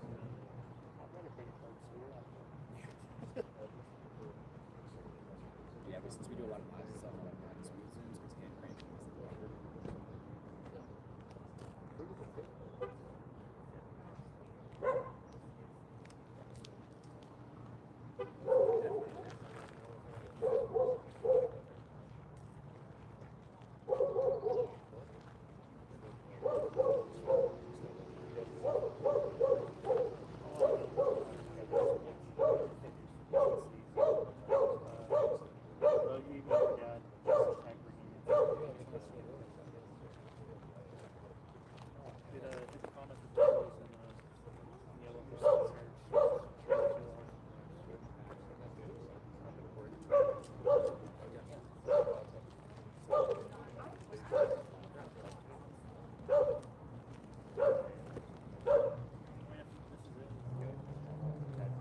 What time is it? 6:06.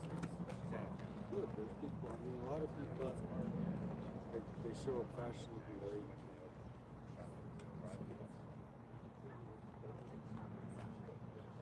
I think it's for media. a ton of things. We've got a news article to go now, so. So I think it's also letting people know. A lot of people didn't know this was even here to do it. I'm gonna be leaving in the morning. Yes, this is my last live stream. And it's kind of means, to me, this means a lot because this means this is, something that we're doing right before we leave.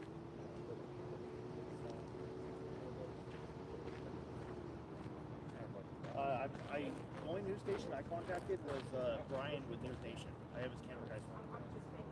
So I contacted Brian with News Nation. Brian was here kind of early, and then other than that, we've just been posting on all this promotion on our pages and stuff. Oh, that's one of the ladies. She's actually out. She's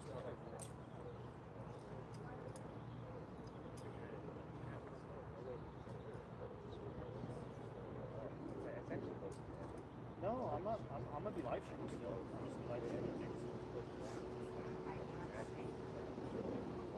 Yeah, the white Kia belongs to one of the ladies.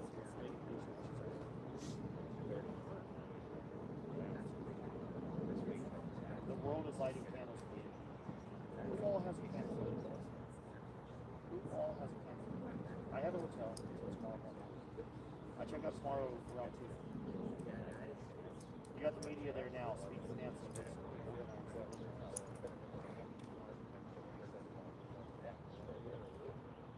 The car down the street belongs to me.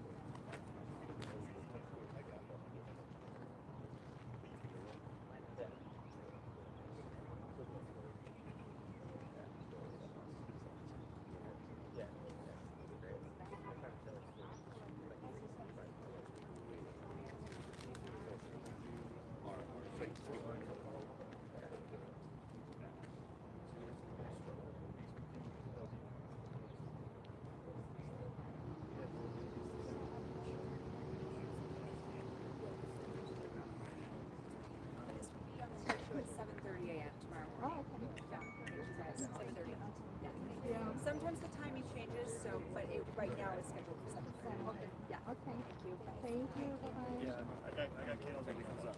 I got candles. So I guess locally the stations are going to run it at 7:30.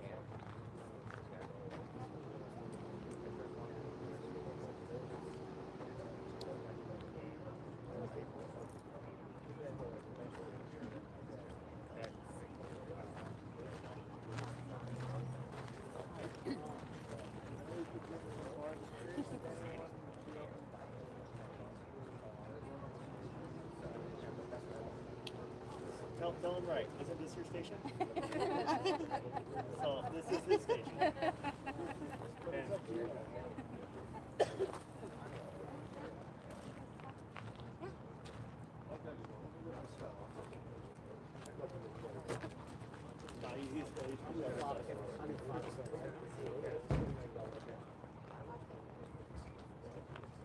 Since she's getting scared, yeah.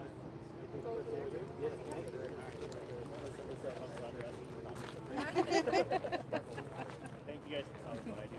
Thank you. Right here. Thank you. Come on closer. And Dan, you want to talk to come up here? Stand right next to each other.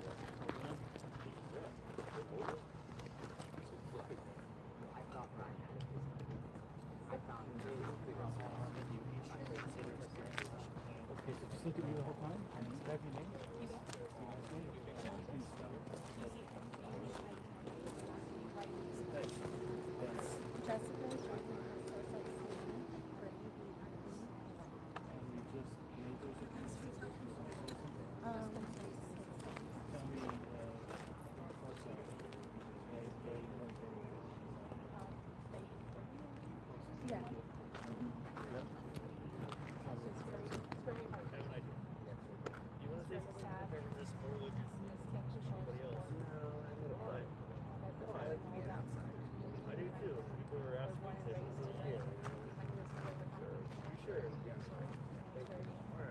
I can interview with you.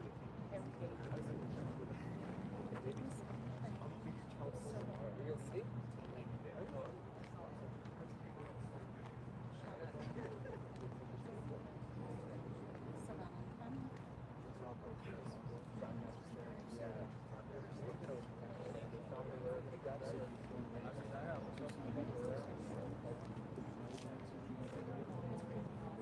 Just seeing Savannah, that's it. You know?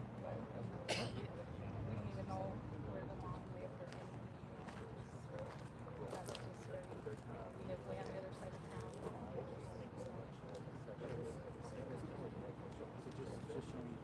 That's it.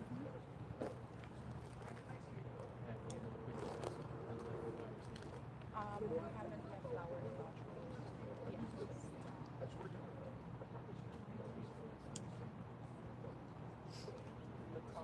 Yeah, so we'll be working candles. The people that stop by, they are drop off candles. There is a bunch over there. So just a few people showed up on this one, but it's better than nothing. I did. I'll do it when the cameras aren't around. People are trying to talk about talking. I'm okay. We got this going. That's plenty for me, guys.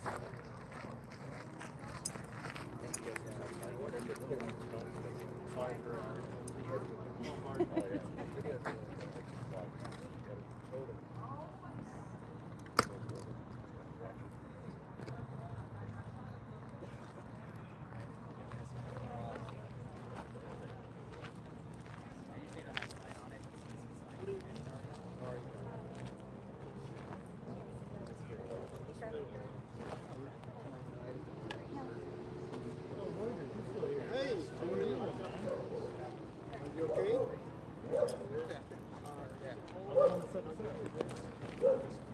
Today is my last day.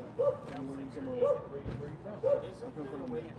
Oh, you're going back to Colombia? No, tomorrow I'm going to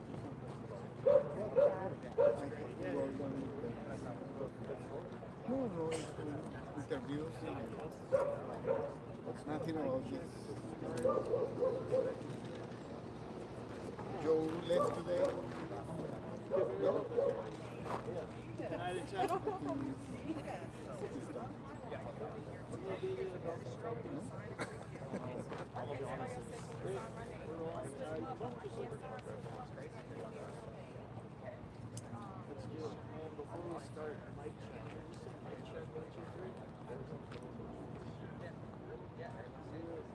Fix one thing.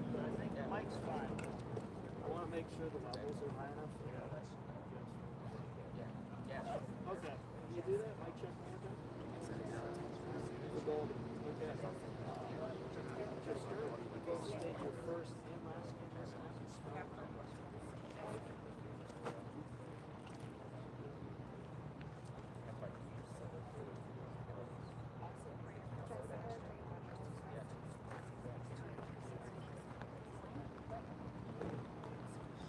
What made you all come out? So you know, light up everything in front of Nancy's banner. I will. You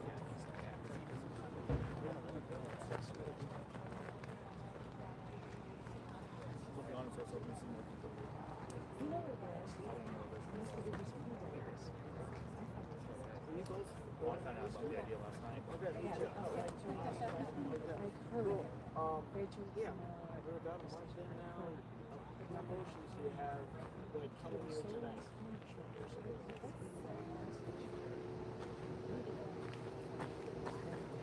Watch right now. And that's yeah. This is your fault. What do you think the power is of adding a name to something like this, or you know, putting your support out into the world?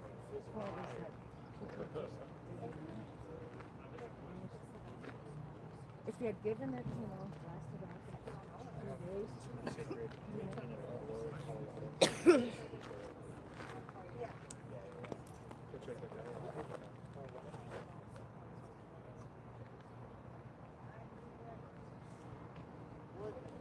Explain, I wasn't part of it since you got here, so sorry about that. But did you both like write a message on there, or what did you do?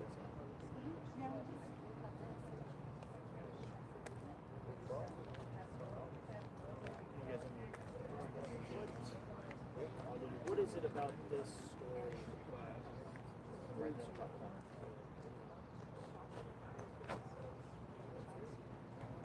I'm gonna call him right now. I'm gonna see if he answers. Oh, I don't even. Call him right now. And then Tucson. What do you think of that?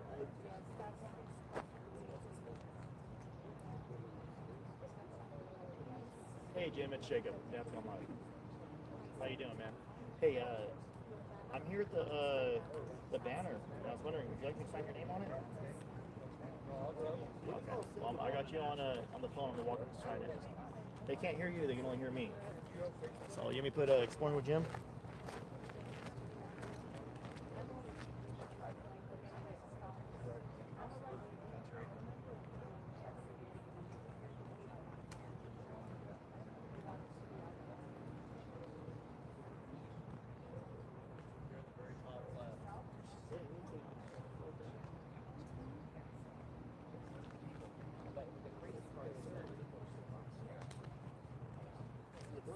Yeah, sorry, I didn't let you know about this sooner. Technically, I'm not typical Monday. We're in March now. You have hope.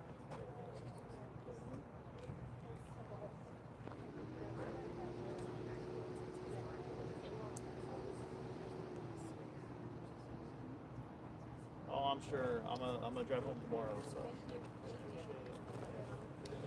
Yep. You're going through Bakersfield on the way out? Yeah. Absolutely.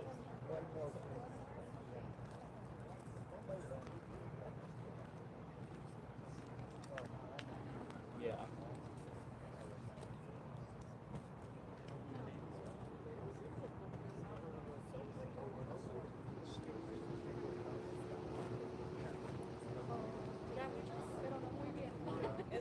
Well, everything's coming to an end here. I'm just kind of observing here. I was over there talking to some media outlet, just talking what's going on.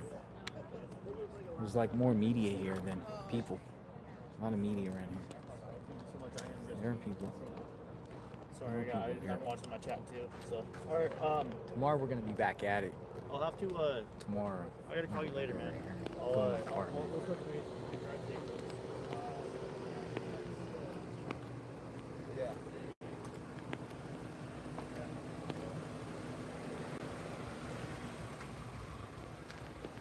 I want to lay a camera. I want to lay a candle, but I don't want to do it with all these cameras. I just don't want to do it with all the cameras like flashing. You know what I mean? I'm just not in the mood for that. But I'm gonna lay one down in a bit. I just don't want to be seen on camera doing it. I'm not here for the cameras.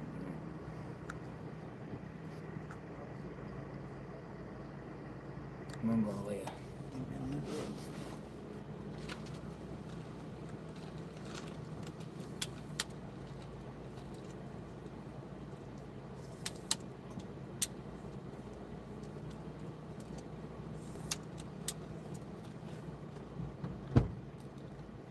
Still, it looks like there's more people showing up though. There's another group coming down the road with some flowers and things. There's another group coming up the road here. Coming down. I got about 10 more minutes to stream before my stream cuts out. Looks like people are arriving with candles and everything. Big group of people. Or some. My phone is ringing. Who's calling me?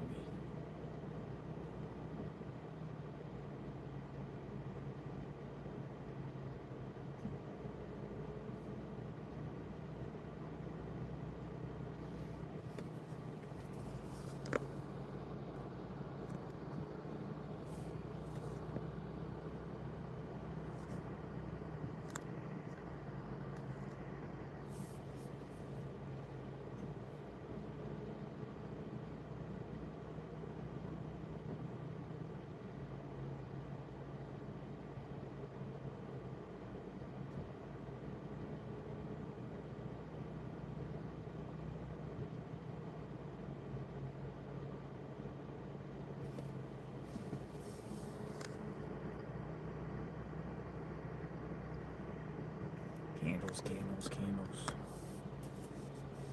Nope, not tired. We're gonna be back at it tomorrow. We're gonna just, I guess we'll start at the sheriff's office and we'll keep going. Some of the media outlets I was just talking to, some of the journalists still here, I'm not gonna say who, think something's gonna pop up the next couple days, like something really big. Like, just have that inkling feeling that something's just gonna jump forward here.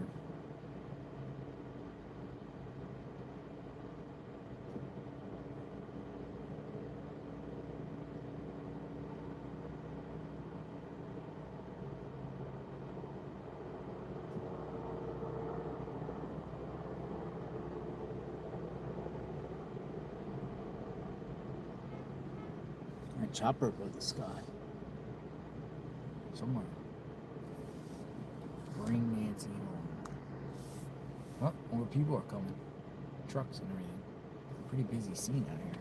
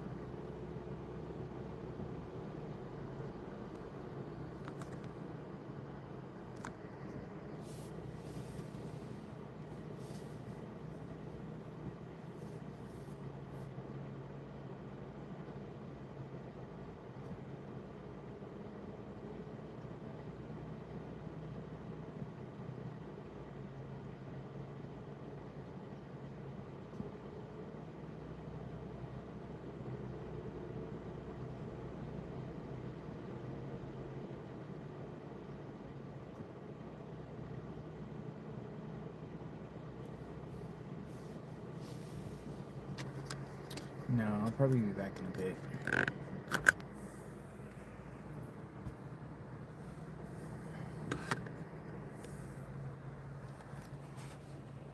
So, yeah, out here.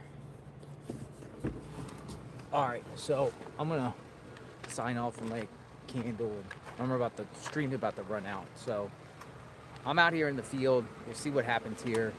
If anything, more people come, I'll restart or whatnot. I'm running out. My battery's running low. So I'm out here, JLR Investigates. So again, we'll do like we do every night. We're praying for Nancy. We just say a prayer for Nancy. Power of prayer. This is very powerful here, you know, having this out here for her, and just strangers coming up and signing this. This has been on for weeks now, and the entire poster board is literally filled. Power of prayer, folks. That's what we're going to do on this channel. So pray extensively, and miracles will happen for sure. We are praying for Nancy's family, the Guthrie family, the entire Guthrie, all of them. You know, hopefully they'll get answers and get some closure or justice, answers. The unknown is the worst. The unknown is the worst. We're praying for Sheriff Nanos, the entire Pima County Sheriff's Office, all the partnering law enforcement agencies that have been assisting in this case, including federal authorities, the FBI, Vortec, 4-Star, the other agencies out there. If I forget somebody, praying for all of them. You know, they're out there doing their thing, and it's not easy. You know, going in a chopper looking for somebody. Everyone's putting their life on the line to find Nancy. I'll pray for Tucson, the community, the Catalina foothills, the entire neighborhood of Nancy, all the media out there continuing to bring public awareness to Nancy, and all the streamers, bloggers, YouTubers, and everyone. Just some people just come out here and just show support.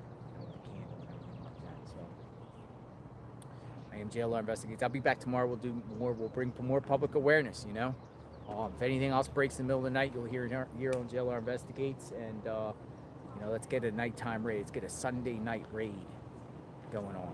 So appreciate y'all stopping by. It is getting dark. Look at the sun. Oh my God, look at that. Holy smokes, look at that. That is a beautiful, look at that. Oh, look at that. That is beautiful, look at that. I gotta get it. Oh my goodness, this is...